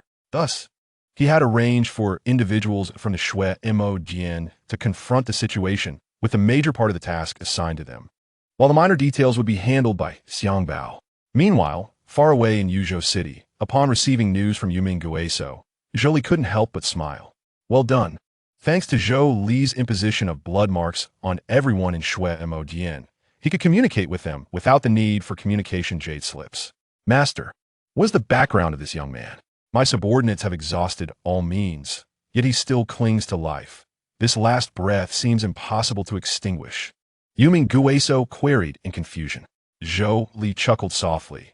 That fellow has someone backing him. Unless we deal with his benefactor, he will not perish. His benefactor? Who? I shall eliminate this so-called benefactor at once, Yuming Guiso declared. Zhou Li laughed heartily. Enough. The secrets of heaven must not be divulged. You may return now. Just keep Chu Yun confined. Yes, master, came the reply. The consciousness in Zhou Li's mind, Fan Exine, couldn't resist teasing. Zhou Lang, your subordinates are quite audacious. Xing Bao, please refrain from mocking me, he replied. By the way, be gentle with the Bei Huang Manzu. They are, after all, my people. After Fan Exine spoke, she vanished from his mind. In reality, Zhou Li sat up, gazing at the 2 beauties sleeping beside him, feeling a sense of tranquility wash over him. Lung Ning was the first to awaken. Noticing her lord in deep thought, she softly inquired, Your Highness, what troubles you? Zhou Li looked at her rosy cheeks and affectionately kissed them. Nothing. Let us continue our slumber. With that, he embraced Lung Ning and lay back down. This slumber lasted until the sun was high in the sky. Zhou Li, Lung Ning, and Xianwu donned their garments and prepared to step out. As they recalled the events of the previous night, both Lung Ning and Xianwu felt their cheeks flush with warmth. They finally understood the joy that Sister Xiang and Shi'er experienced. Ning-er, let us seek out third brother and give him a good meal, Zhou Li suggested, leading them to Zhou Ting's chamber. At that moment, Zhou Ting was still in deep slumber, while Jiang Yinshu was seated by the window, tending to herself. Zhou Li knocked on the door. Third brother, I am hungry. Hearing this, Jiang Yinshu immediately opened the door and softly said, Sho, your Highness, my lord is still asleep. In a moment, my sister-in-law will take you to my father's place to eat. Zhou Li, seeing Jiang Yinshu's radiant appearance, realized that the elixir he had given Zhou Ting the previous night had indeed worked. Listening to Zhou Ting's snores, it was evident he had worn himself out the night before. With a smile, Zhou Li remarked, Then I shall go to the Grand General first. May third brother and sister-in-law be blessed with a son. Upon hearing this, Jiang Yinshu's face flushed. Thank you for your blessings, Your Highness. Soon after, Zhou Li, along with Lung Ning and Xianwu, arrived at the Grand General's residence, where Jiang Yin and his wife Zhou Ying warmly welcomed them. Good morning, Grand General, Aunt. Zhou Li greeted with a respectful bow. Lung Ning and Xianwu followed suit, though they couldn't help sneaking glances at Zhou Ying, the beautiful woman who was now the general's wife and once the princess of Yongning. Zhou Ying was the adopted daughter of Emperor Wen Zhou Yin and the sister of Emperor Wu Zhou Yuan, renowned for her virtuous character. Emperor Wen had conferred the Zhou surname upon her, elevating her to the status of princess of Yongning. When Zhou Yuan ascended, he bestowed Zhou Ying upon his close friend Jiang Yan. My, how you grown, Li. Zhou Ying approached and affectionately pinched Zhou Li's cheek. She had been absent from Yuzhou City the previous day, having traveled to Yingzhou City to oversee grain distribution. Ha ha. It has been nearly 10 years since I last saw you. Indeed, time flies. I remember you as a little one following closely behind me. And now you have grown into a fine young man, Zhou Ying chuckled. After some pleasantries, they all proceeded to the main hall to dine. During the meal, Zhou Li mentioned some circumstances regarding the Bei Huang Manzu and outlined his plans. Jiang Yan's expression turned serious. Yelu Yaoduo is cunning and treacherous. If His Highness intends to conquer her, it will be quite challenging. At that moment, a soldier rushed in and whispered urgently into Jiang Yan's ear. Upon hearing this, Jiang Yan's expression changed dramatically as he slammed the table. Damn barbarians. The sudden outburst startled Zhou Ying, Zhou Li, and the others. "General, what has happened?" Zhou Ying asked anxiously. Jiang Yin clenched his fists and turned a stride toward the door. Seeing this, Zhou Li reassured Zhou Ying with a few words before following after Jiang Yin, accompanied by Lung Ning and Xianwu. They mounted their horses and dashed straight from Yuzhou City to Yingzhou City. When they reached the city wall, they were rendered speechless. Not far beyond the city lay the barbarian army, and at the forefront rode Zhao Wang Zhou Kun, completely naked, draped in sheepskin, and riding a black pig. The soldiers atop Yingzhou City were incensed at the sight. The humiliation of a prince was an affront beyond measure. Jiang Yan's expression darkened. He had not anticipated such vile behavior from the barbarians. Within the palanquin, Yelu Yaoduo watched the displeased expressions of those on Yingzhou City and felt an immense sense of satisfaction. Han Wang, you humiliate me. So do not blame me for humiliating your entire celestial dynasty. Zhou Li observed the scene below with a calm demeanor. In truth, he was stifling a laugh. Yes, indeed. To have the prince captured and not play the sheep-tying ceremony, what significance would there be in allowing his capture? Just then, Yilu Zongbiao shouted triumphantly. Sheep of the Holy Martial Celestial Dynasty, listen. The man at the foot of the city is your Zhao Wang. If you wish for him to return safely, agree to our conditions. In the face of Yilu Zongbiao's audacity, Jiang Yan restrained the furious soldiers and inquired, "What are your conditions?" "First, you must cede the cities of Yingzhou, Haishi, and Liaozhou to us. Second, the Princess Lu Xiang must be wed to my elder brother. Third, your Han Wang Zhou Li has repeatedly humiliated our clans Sama and Yangho. He need only kneel and apologize to Sama. Should you agree to these three conditions, we will immediately return your Zhao Wang." Upon concluding, Yilu Zongbiao's proclamation incited an uproar among the soldiers on the city wall. Jiang Yin remained silent, his countenance darkening. Meanwhile, below, Zhou Kun cried out, "General, quickly agree to their demands. I wish to return." Upon hearing this, the soldiers' anger flared further. "We have resisted the barbarians countless times. For a useless prince, we are to cede the cities for which we have shed blood and sacrificed to protect." Lung Ning and Xianwu exchanged disdainful glances. And he still calls himself a prince? Even Jiang Yin felt an overwhelming fury. Perhaps it would be better to leave this useless prince among the barbarians. Just as he was about to refuse, Zhou Li interjected with a smile. "You seem to be negotiating with the wrong person. The Grand General cannot make such decisions." Yilu Zongbiao, upon hearing this, inquired, "Who are you?" "Greetings," the voice echoed. "You three fail to recognize the last condition is none other than myself." Upon hearing this, Yilu Yaoduo's eyes flickered slightly. She promptly parted the curtain and stepped out, gazing at the city wall. Han Wang Zhou Li and Zhou Kun, upon encountering Zhou Li, fell to their knees in tears, pleading, "Fourth brother, save me." "You are the Han Wang?" Yilu Zongbiao inquired. Zhou Li scoffed, stating directly, "The Grand General cannot decide any of these three conditions, yet I have the authority to do so." "Oh," Zhou Li continued, "however, I shall not consent." At this, Yilu Zongbiao's countenance darkened as he pressed a long knife against Zhou Kun's throat, seemingly indicating that the Han Wang did not wish for the Zhao Wang to return. Zhou Kun, hearing this, quickly begged, "Fourth brother, agree to their demands." Zhou Li smiled. "A trade will indeed occur. But I possess something else to barter for the Zhao Wang." "What is it?" Zhou Li revealed a piece of white cloth from his bosom, inhaling its fragrance with apparent delight. "Yes, this will do." Yilu Zongbiao and the other barbarian warriors exchanged puzzled glances. Yet, Yilu Yaoduo was struck dumb. When had he stolen another piece? Zhou Li's lips curled in a slight smirk. "Fool, who told you I only stole one? Is the Han Wang jesting? What use is a mere piece of cloth? If you doubt me, ask your own Sama." As soon as the words left his lips, the barbarian crowd turned their gazes to Yilu Yaoduo, who was blushing with fury, seemingly wishing to slay Zhou Li. How shameless could this scoundrel be? At that moment, Zhou Li began to recite softly. "The moonlight, like water, illuminates the flower's visage, and the beauty, like jade, exudes fragrance." Unexpectedly, Yilu Yaoduo shouted in indignation, "Silence." The sudden turn of events left both parties astonished. When had the barbarians witnessed their Sama behave so inappropriately? When had the xianxia seen this little demoness so vulnerable? Zhou Li regarded the blue-haired girl before him, assessing her. Indeed, she was a beauty, though not quite as enchanting as Shir, perhaps comparable to Tianyin. This beauty must be the legendary Yuegu, Yelu Yaodwa. Seeing her today, she was indeed as lovely as a celestial being. Hearing the term beauty from Zhou Li, Yelu Yaodwa felt an unsettling sensation. Nevertheless, she coolly replied, "Ah, so you're the Han Wang of the Xingwu Xianxiao. Today, I see you are indeed shameless." "Oh, I fail to comprehend your accusation, dear Yuegu. How am I shameless? You dare ask?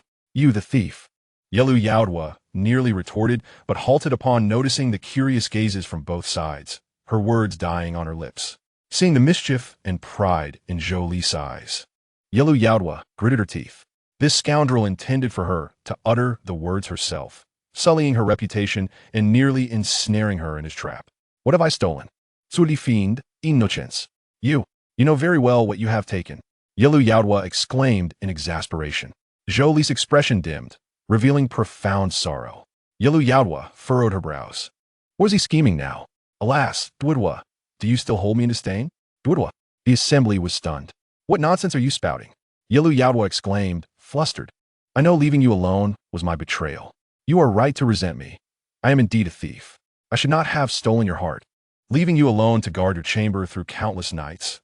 Yet in the long, dark hours, how could I not think of you?" Zhou Li clutched his chest, adopting a deeply sentimental demeanor. Lung Ning and Xuanwu stifled their laughter. The prince's acting was nothing short of divine. "Thus, in the presence of my father and the court ministers, before Zonlasanga, I boldly declare my intent to marry you. If Duodwa still despises me, then strike me down." With that, Zhou Li stood atop the city wall, arms wide open. Yelu Zonla was rendered speechless.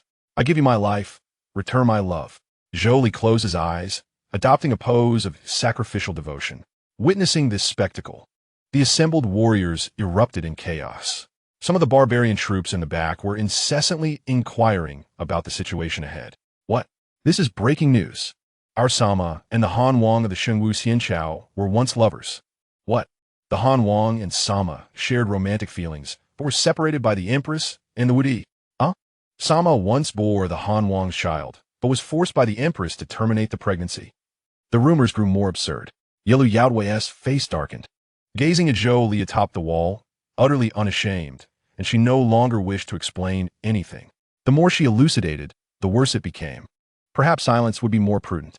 However, someone chimed in, "Sama does not refute it. It must be true.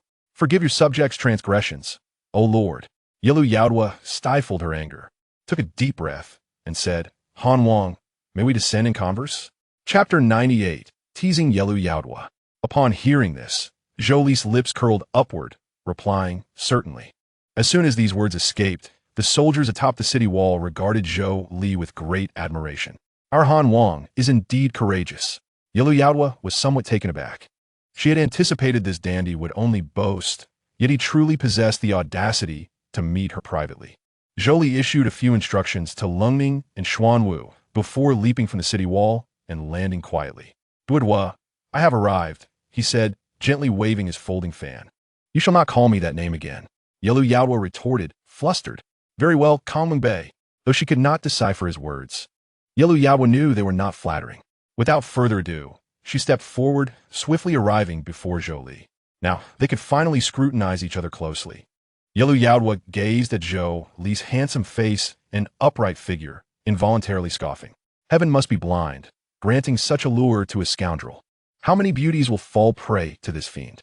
Noticing Yelu Yaodwa's unwavering gaze upon him, Zhou Li chuckled teasingly. "What is this? Has Yuegu fallen irrevocably for me at first sight? Narcissist."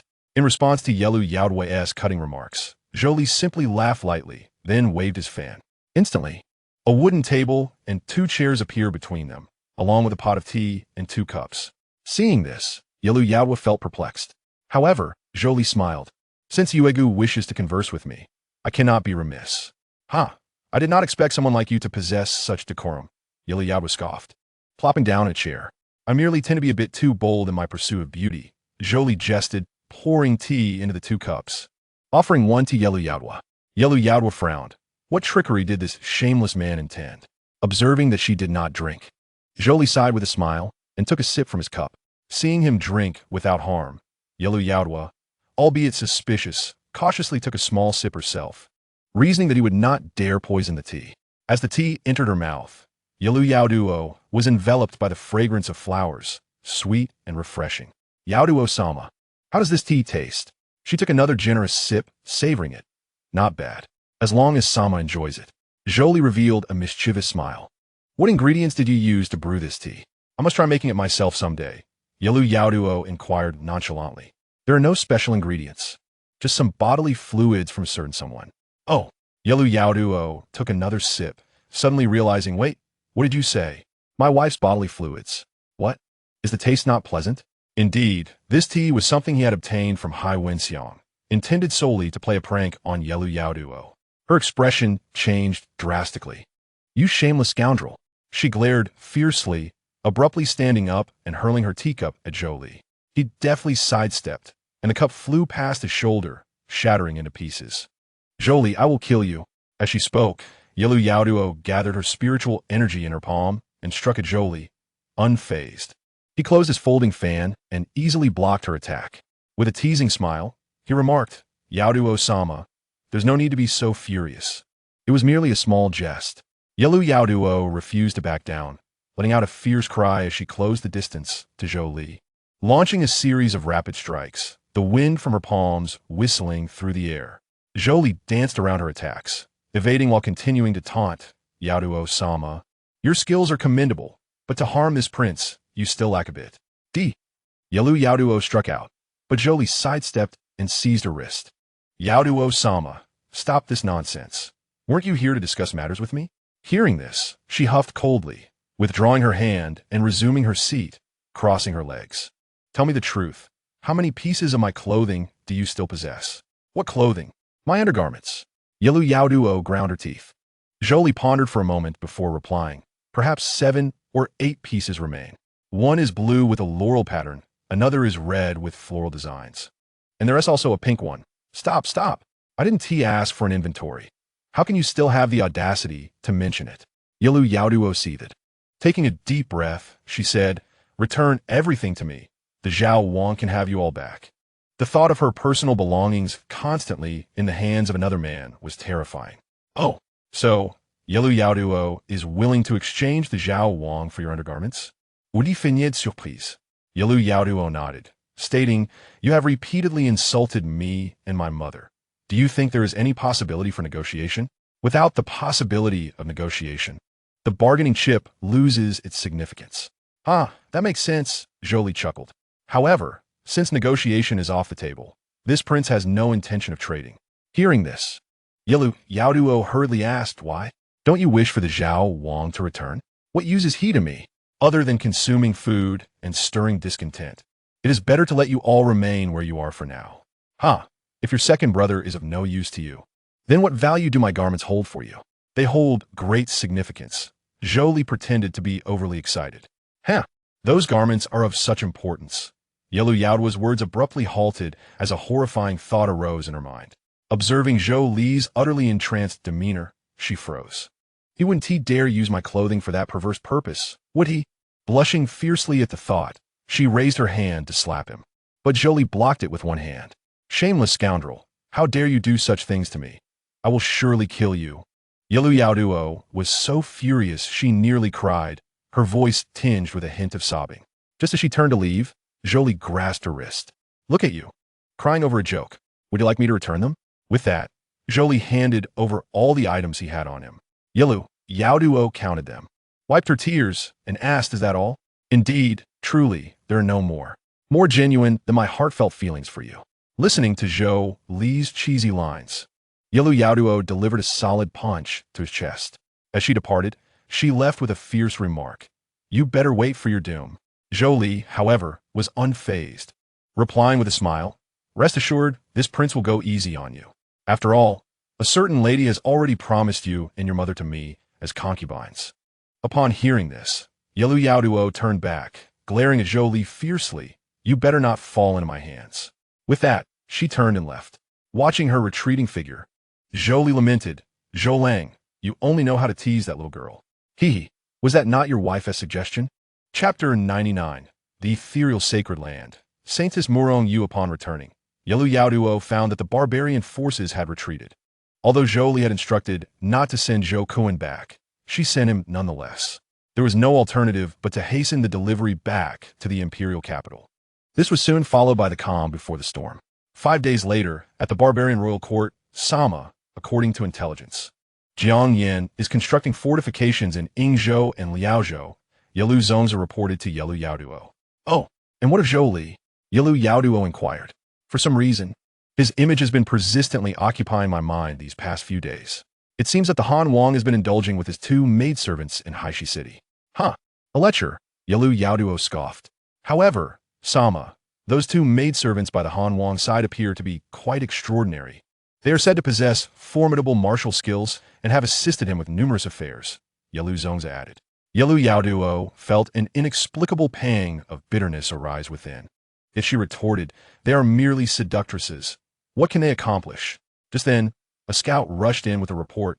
Sama, Zhou Li has left Haishi City with a troop and is heading our way. Yalu Yaoduo was taken aback, but quickly sneered. He is quite audacious to venture out alone. She swiftly prepared a strategy to confront him, intending to teach Zhou Li a lesson. As both parties faced off, Yalu Yaoduo saw Zhou Li on horseback, his posture upright. Beside him were 2 maidservants. One appeared somewhat cold while the other exuded fiery warmth. One could not deny that both were exceptionally beautiful. TCH, lecher. Those 2 girls must be suffering greatly following him, Yalu Yaoduo thought disdainfully. Zhou Li was the first to speak. Duo, have you missed me? Yalu, Yaoduo commanded Yalu Zongzi, kill him. Wait, I have come to propose a trade, Zhou Li hastily explained. Yalu Yaoduo raised an eyebrow. I have no transactions to discuss with you. Hearing this, Zhou Li shook his head helplessly. Since you were so ungrateful, alas, I must apologize. Under the gaze of all, Zhou Li swiftly formed seals with his hands, his movements fluid and seamless. In the blink of an eye, a peculiar light shot forth from his hands, landing squarely at the feet of the barbarian army. Instantly, a mysterious force seemed to awaken from the ground, causing the previously calm earth to tremble violently. Following this, a massive magical seal began to rise slowly from the ground.